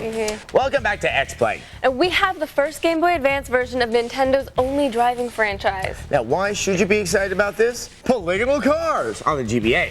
Now, in other words, it looks good for the GBA.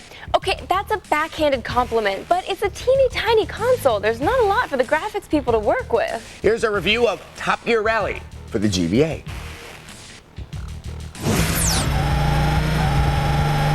Did you ever play Top Gear on the Super Nintendo? Well, when I was a kid, I gave Top Gear a spin. 10 years later, Kemco brings back the look and feel of their classic Super Nintendo racing series with Top Gear Rally for the Game Boy Advance. All you pretty boys looking for those detailed, shiny race cars and virtual race babes will have to look elsewhere. Still, serious GBA players should be impressed with the look of this game. Top Gear is one of the first GBA racers to feature the first-person bumper cam view. Just look at how much smoother the game flows when using this view. The racing is easy to get into, and the competition is closer than the toupee on William Shatner's head. Oh. Players will find more tuning options in this game than most other GBA racers. Top Gear Rally delivers a solid driving experience, but I wanted more. I wanted to feel like I was sliding through the turns, speeding along the countryside with the wind in my face. Intern! Yes, sir, Mr. Sessler, sir! I want you to push me where I tell you to push me. First, get me out of this room. Okay. Left. Faster, faster. Go faster. Come on, faster. Faster. Web producer. Right, right.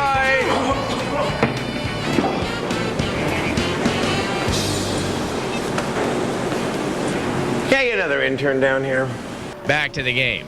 By GBA standards, there are quite a few tracks in a variety of environments, but there are a limited variety of turns.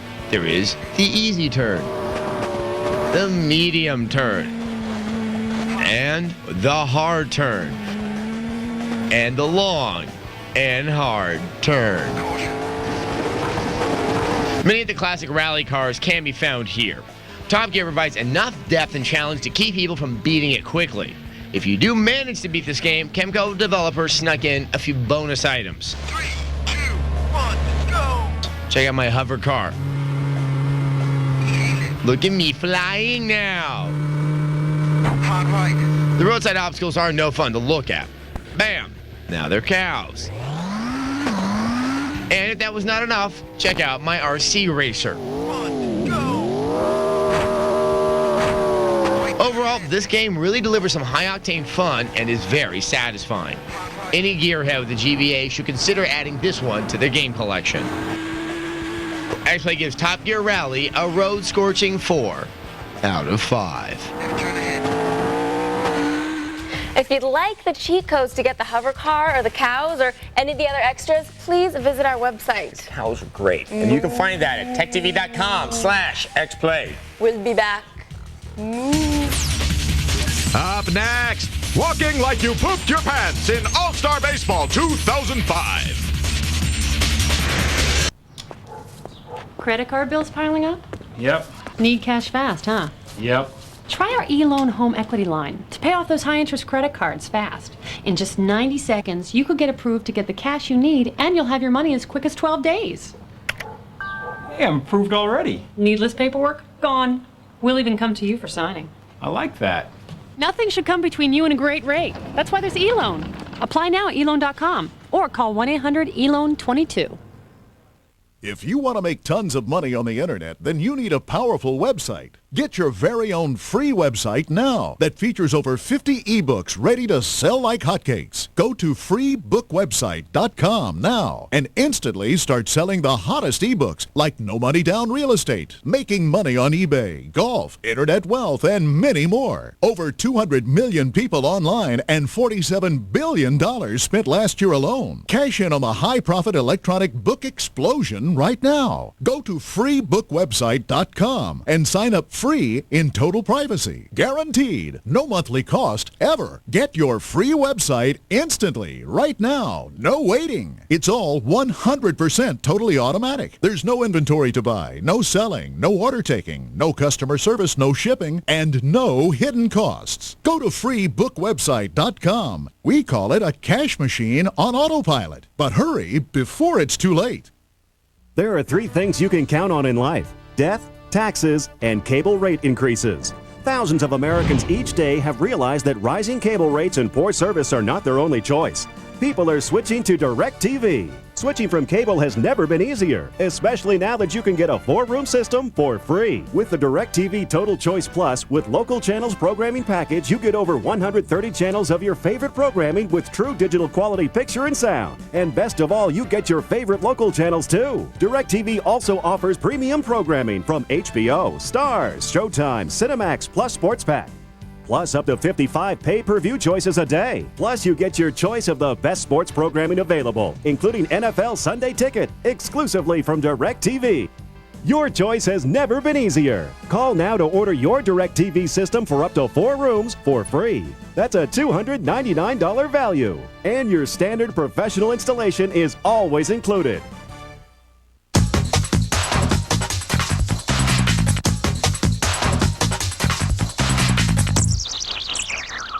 Amazing, engaging, always entertaining. You're watching TechTV. Rated T14 because Adam still thinks he is one. Here's Adam Sessler and Morgan Webb. Well, that way I'll pop up more often on Google searches. Ew. Ew. Welcome back to X-Play. When All-Star Baseball first came out on the N64, it was a huge hit. Well, back then, All-Star had the best gameplay and graphics that anyone had ever seen in a baseball title. Now, recently, however, the franchise confounded fans by using one of the most difficult batting interfaces anyone has ever seen. Yeah, you could literally bat for days without hitting the ball once. And if I wanted to do that, I'd play in real life. Now the batting interface has been reworked just in time for the 2005 installment. Here's our preview of All-Star Baseball 2005. The bottom line is when you compete, you want to win. That's Derek Jeter. I live for this. The Derek Jeter. What's up? Well, he'll be headlining this year's installment of Acclaim's All-Star Baseball. Excited? Well, you might want to sit down. Good baseball games are hard to come by, and while Acclaim series has been hit and miss over the years, there are plenty of cool features to woo gamers with the 2005 edition. A short list includes creating a player, batting practice, tutorials, a home run derby, stadium flybys, and some fantasy fields. Then there's the extremely comprehensive franchise mode, complete with trade deadlines, injuries, player drafts, contracts, and other fiscal responsibilities. Try saying that 10 times fast. Plus, there are Today in Sports scenarios to play through. Tons of bonus media from famous ball players. He's a hick. You should know. Where was I? Oh, yeah. There's even a trivia game to sink your teeth into. However, the crowning achievement for 05 will be the support for Xbox Live. That's right. Now you can bean other players online. Additionally, they've added a few changes to the batting interface. Players will be able to choose from one-button batting, zone batting, batting with the thumbstick, or even stepping up with this newfangled 3D swing. So, no more lame excuses. That's a strikeout by Vasquez. On the fielding side, All-Star Baseball 2005 is trying something new. After a hit, the view changes to the intended fielder. You then follow the arrow in the appropriate direction and try to get to the circle of rings before the ball does. Simple as pie. Similarly, a red dot along the outfield wall indicates where you need to go in order to make the stolen home run highlight reel. The players themselves are looking well animated and acting reasonably lifelike. Hello, everybody. Along with my partner, Steve Lyons, I'm Tom Brenneman. And rounding out the audio support is the two-man commentary from Steve Lyons and Tom Brenneman. What a great-looking play right there. All that said, All-Star Baseball 2005 is shaping up to provide a deep and realistic baseball experience for fans. The game is due for release March 2nd, 2004. So, hungry fans are only 1, 2, 2.5, 3 strikes away from the old ball game. That's a strikeout by Reader. I'm such a singer. Yes, you are. Well, on today's show, we've had baseball, hookers, and giant rats. But what would make this show complete? Why, viewer mail, of course. You're right. Yes. Yes. And today's viewer mail is from Raven. Ooh, like Raven Simone from The Cosby Show. Or Raven from Metal Gear Solid. Either way, you know, he... Or she writes, the game Gran Turismo 4 was supposed to come out last month, but I have yet to see it on store shelves. Could you please tell me when it's supposed to come out? Thanks. She's so nice. Raven. As of now, the developers of Gran Turismo 4, Polyphony Studios, released a preview disc in Japan, but the US release date has been delayed again. Right now, you're looking at June of 2004 at the earliest. Yes, the funny thing with games. Yeah. A lot of times, the publishers promise a release date. Oh, Doom 3? Then, the titles get delayed. Half-Life 2? For more information, you can visit our website. TechTV.com/xplay? You don't have to do the coughing mutter thing. Oh, okay, fine. That would be TechTV.com/xplay. Well, so much more clear now. Yes, that's And you can find all sorts of interesting things on that website. Anime porn. And we have naked cheat from Max Payne 2. Are you okay there? Yeah. Porn. See, it gets stuck in my Right. You're a little embarrassed. A little bit. So anyway, and you can also see the reviews for everything on the show. Plus, we have our message boards where you can share your thoughts. You just need to have thoughts if you're going to share them. That's the most important part. Yes, that was beautiful. All right, good night and take care. You gonna play a game? Yeah, fine. Yeah, I'm gonna play first.